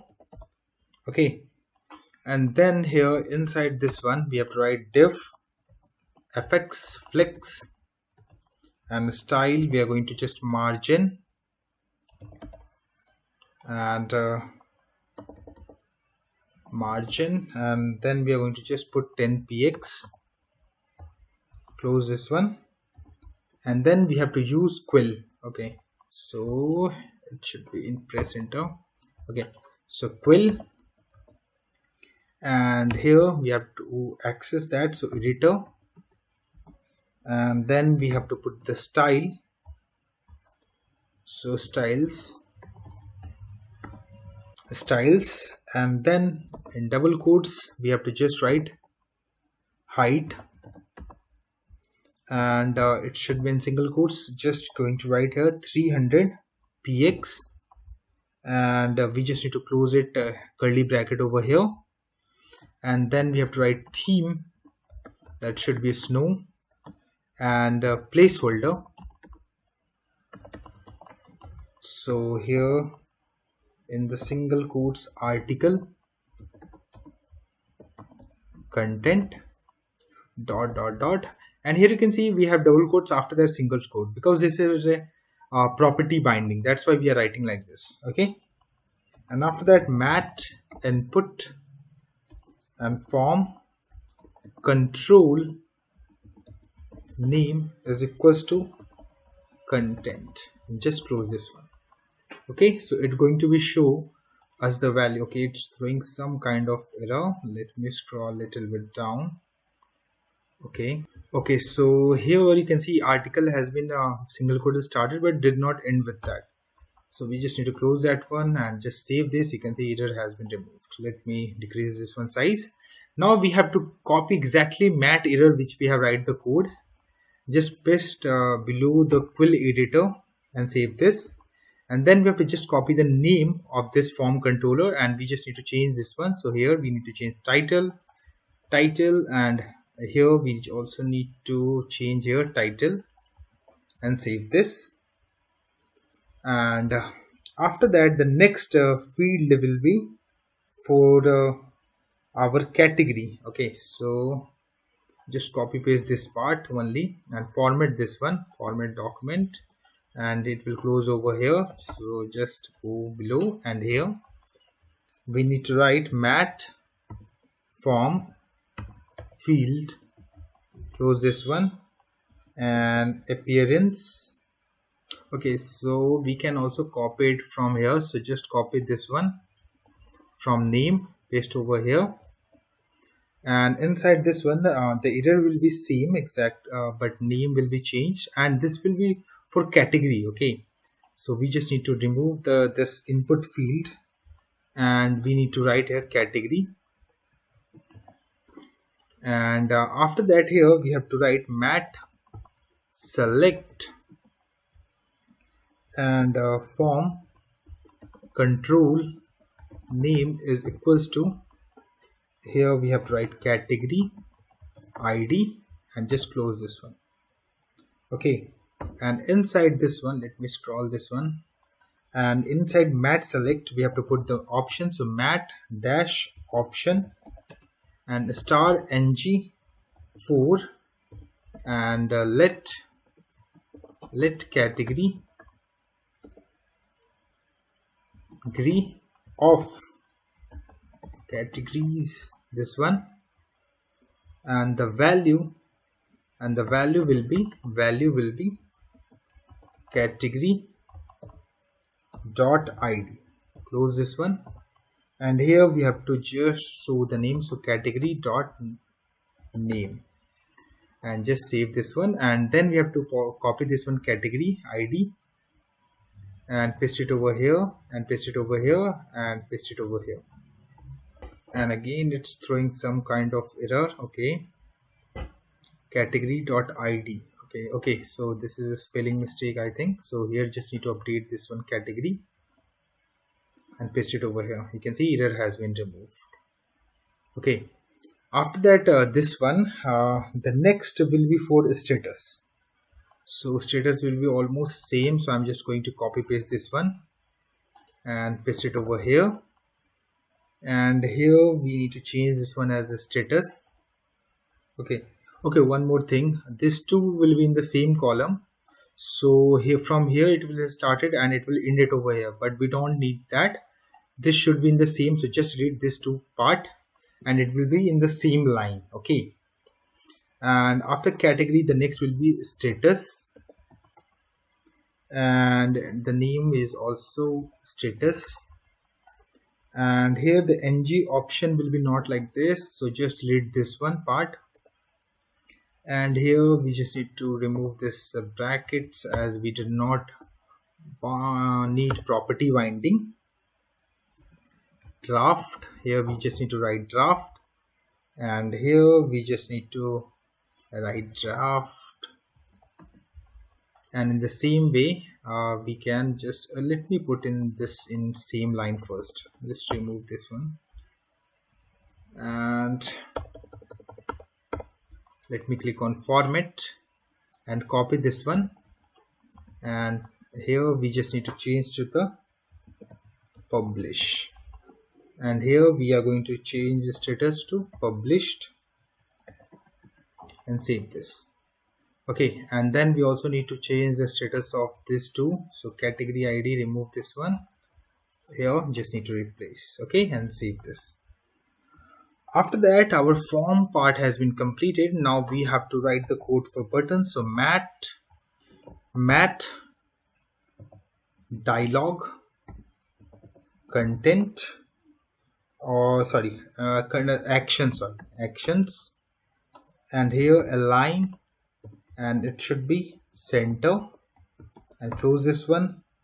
And here we have to write button mat raised, and raise button, and then we have to pass the color theme services dot get theme, and type submit, and click, and then we have to write handle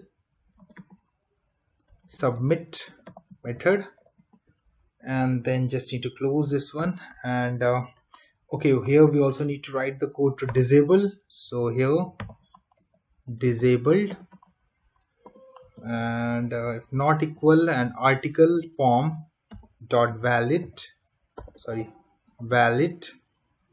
and article form dot dirty, just close this one.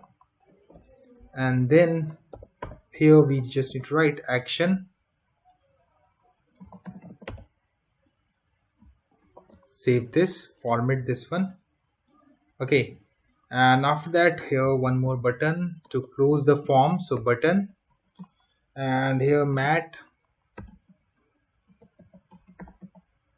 button, and the color theme services dot get theme, and here we just need to write here mat dialog close button, and here I'm going to write here close, and save this.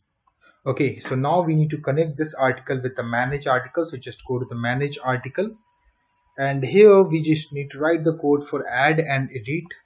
So here I'm going to write here const dialog config, and new mat dialog config, then dialog config dot data, and action add dialog config with width 850 px, and const dialog friends, and this this dot response, this dot dialog dot open, we need to open article component, and dialog reference we need to pass, and then we have to subscribe our route, this dot router, then events dot subscribe, and here dialog reference, this one dot close, and then put semicolon and next line, and then const response, this one, and dialog reference dot component instance dot on add article dot subscribe, and response any, and here like this, and this dot table data we need to call. Save this, and then we have to just copy paste this line of the code in edit one, and here just need to paste it over here, and we just need to do the few changes. So here we have to write edit, and after that here data and values. Okay, and then the article component will be same, and here on edit article we need to call. Just save this. Now go to the UI, and here we are going to click on add article. You can see a pop-up has been opened. You can see the name, you can see the quill here, and text editor you can see, and here you can see the category, and you can see the status options. Okay, let's try it out. So here I'm going to write here test, and here I'm going to write here some text. Okay, so I'm going to write here just HTML, some just random stuff, and I'm going to change it. If this one I make it as bold, I'm going to change the color. You can see color has been changed.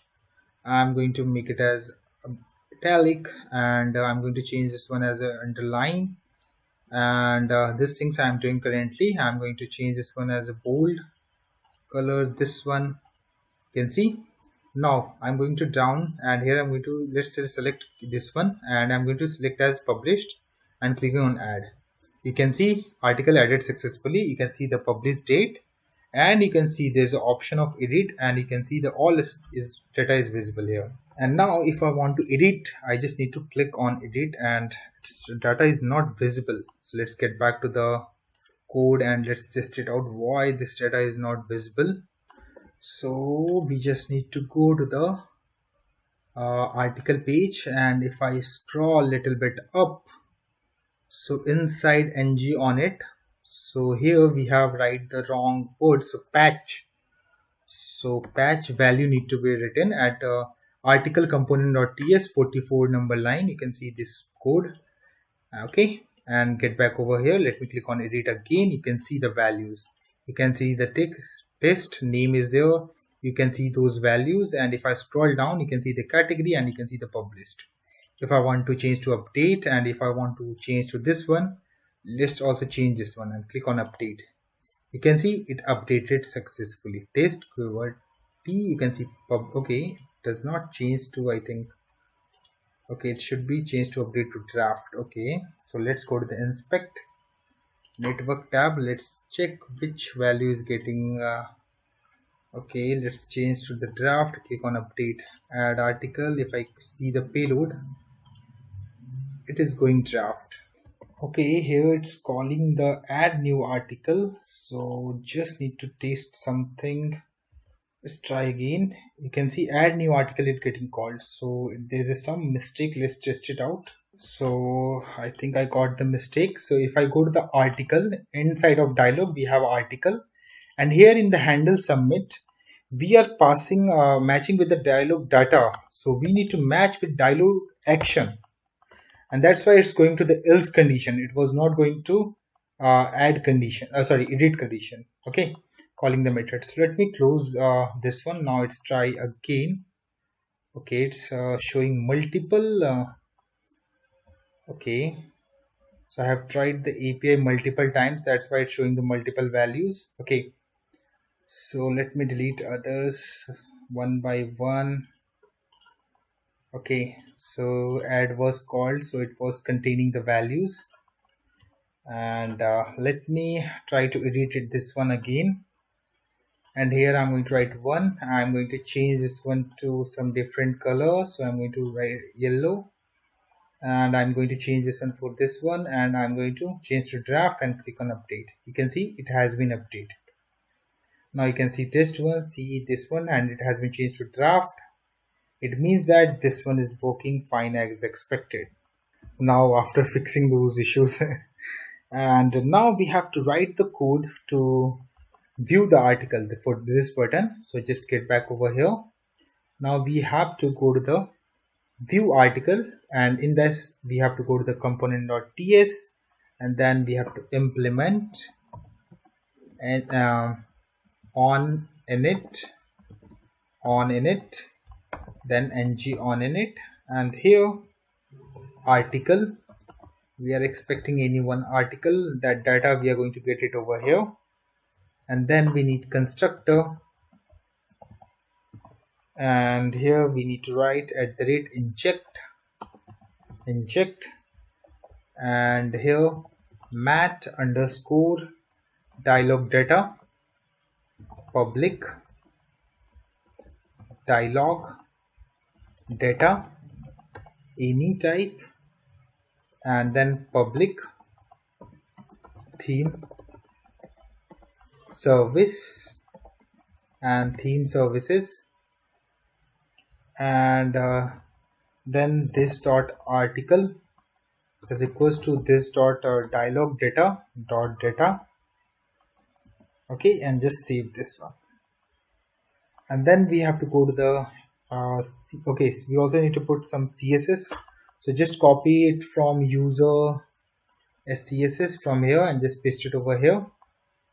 And after that, here go to the HTML page, just remove this one, and here we have to write mat tool bar, and the color we need to pass to color, and theme services dot get theme, and here mat toolbar raw fx layout, and here we just need to write raw.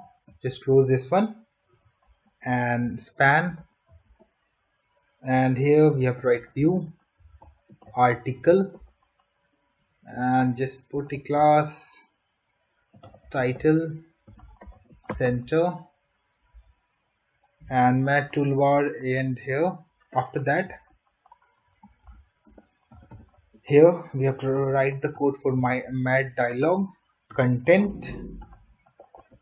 Close this one and class mat typography, and inside this one, and here we just need to write div view style we need to put, so black color, and here we have to write title, and interpolation technique we are using here, so article question mark dot title if exist, and then we are going to break the line, and then here we are going to write category.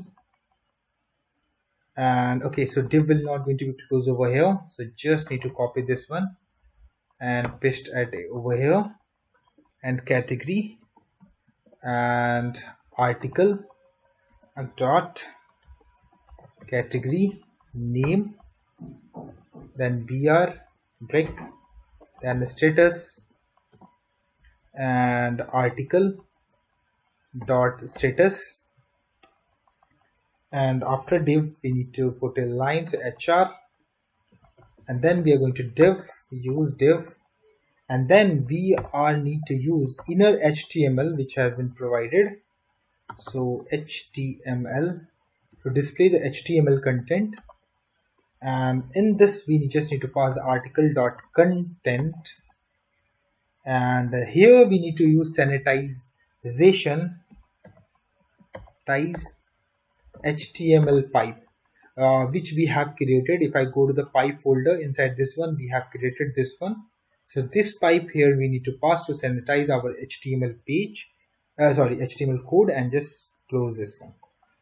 After that, here we need to put a button to close the dialog, so dialog dot actions, here we need to write align center, just close this one, and here inside this one button, close this one, and mat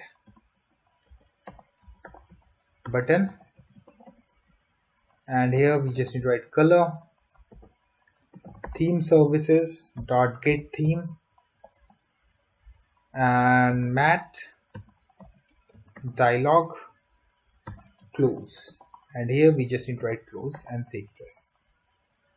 After that, we need to go to the manage article, and inside this one we have created this one, so we just need to copy the same below line of the code from edit action is there, or we just need to copy that one and paste it over here, and here we just need to pass that it is a view one, and it's going to be subscribe, and the data will going to be passed. Okay, and it will be other code will be exactly same. Just save this. Let's try it out. So if I click on view, okay, it's calling some wrong. Okay, so here we just need to change this one to view article component and just save this. And now here we are going to try this one. Okay, so now you can see view article, you can see the title, category, status, and here you can see the question, and all those details related to particular article is visible currently. So if I change this one values, this one, let's say we are going to change this one for product published, change this one and update it, and then if I go over here again, you can see value has been changed of these things. So it means that everything is working fine. And if I try to search anything, so you can see it's working fine. So this is all related to article page of Article Hub project. I hope you guys like this video. So please hit like and subscribe my channel. Thank you. Hello everyone, welcome to my YouTube channel. In the previous video, we have completed article page part of Article Hub project. If you are not seen that video, just go to description and check out the link. In this video, we are going to work on home page and we are going to show all the articles. And this one is our last video of Article Hub project. So let us start with that. Now we have to go to the SRC folder, open integrated terminal. And here we have to generate a component, so ng generate article details component we are going to create, and inside this one it will generate a component, and we are going to use this component as a article. So let's go to the cd app, and then we try to generate again. And you can see file has been created. As you have to move to the app folder, then try to generate it. And after that, just delete this one and get inside app details here. And inside this one, first we are going to write here article details, and it should be of any type. And then we have to create the constructor to inject the values, or inject the values. And for theme, so mat underscore dialog data and public dialog data and any, and public theme service this one. And inside this one, this dot article details is equals to this this dot dialog data dot data, this one. And after that, we have to go to the SCSS file, and here we just need to write spacer and flex 1 and auto, this one, and put semicolon, and then go to the article details. And inside this one, we have to write mat toolbar, and then we have to also pass the color, so color theme service dot get theme. We have imported the correct one. So just try to copy here, get theme. We are not getting suggestions. No problem. We're going to write here get theme, and inside this one, press enter, mat toolbar raw fx layout, and here we have to write raw and span, and here we are going to write view article, and after that here we need to put a space, so and nbsp semicolon, it will put a one space between this one and published. After that, here we have to write published on, and then we have to use interpolation, and we have to show the values. So article details dot publication underscore date, and then we are going to use pipe to format the date, so dd yy. And after that, here we need to use a spacer, so span and class spacer to put little space, and then we need here button to close the form, so class mat dialog dash close, and mat icon button, and mat dialog, close this one, and mat icon, and here we just need to write close. Save this. After that, here we just need to write mat dialog content, and the class mat typography,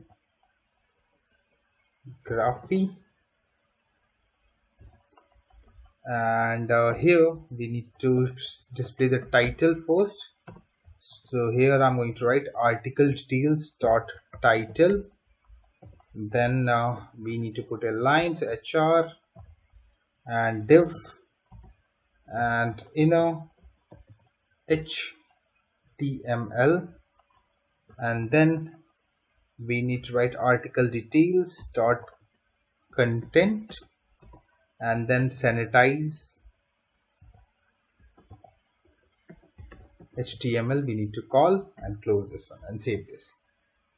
Okay, now we need to move to the home component.ts file over here, and then here we need to declare some variables. So message anytype articles, and inside this one we need to use some of the services. So article service, and article service we need to import private snack bar service, so snack bar service, and private dialog mat dialog, and then private router, and router we need to import, and private ngx service and ngx UI loader service. Okay, and inside this one we need to start the loader. So this dot ngx service dot start, and after that we need to call the table data. So table data, and here we need to call, so this dot table data we need to call whenever this one page load, and inside this one here this dot this dot article services dot get all published article, here we need to call, and dot subscribe and response any, and here this dot articles, and here response, and this dot ngx services dot stop,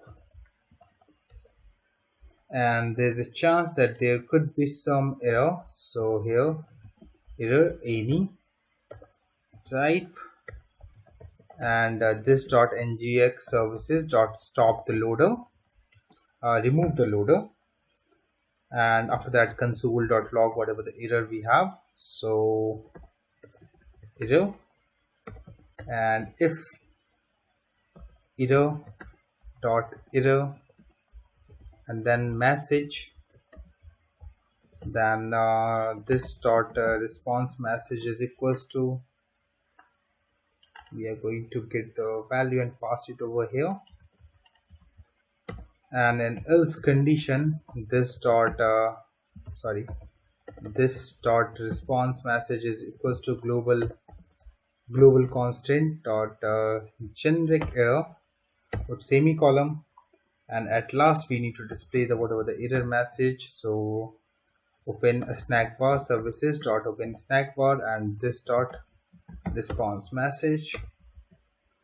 And here one more variable we forget to create. So here search text, and it should be of a string type, and here single quotes, and this variable, as we also need to filter but in this filter we just want to search by category as well as by category and the title. We just want to search by these two fields. Okay, so here we have tried filtered items, and here filter items, and it should be of any type.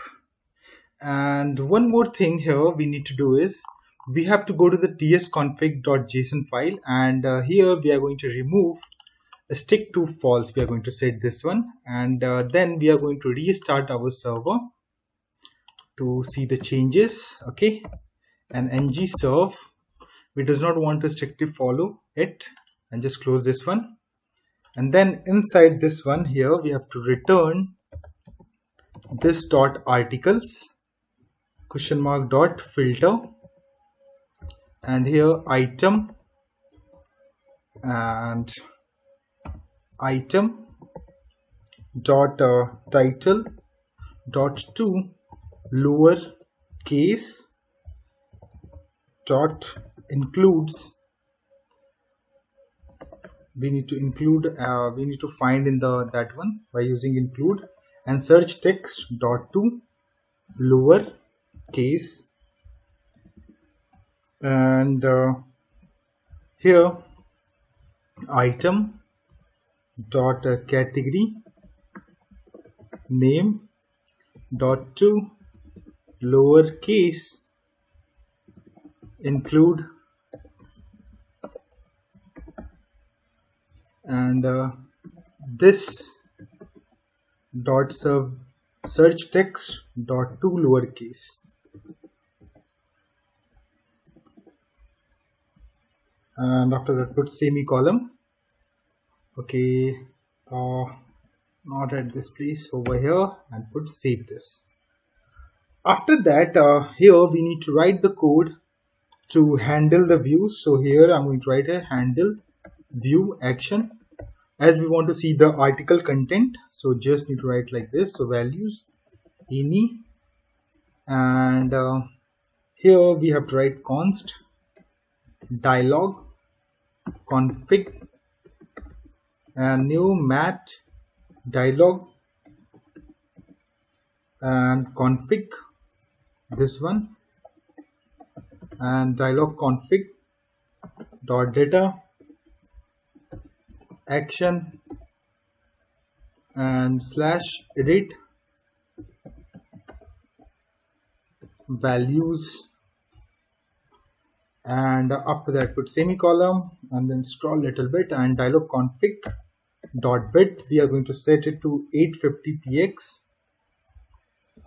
px, and constant dialog reference, and this dot dialog dot open, and in this we need to pass article details component and dialog config, put semicolon, and then router dot events dot subscribe, and here we need to just close the dialog reference if our router has been changed, and close this one. Okay, so dialog reference we need to pass this one. Okay, save this. Now we have to go to the HTML page, and we have already write this code. We have mat toolbar and two mat toolbars, and in between these two mat toolbar we need to write the code.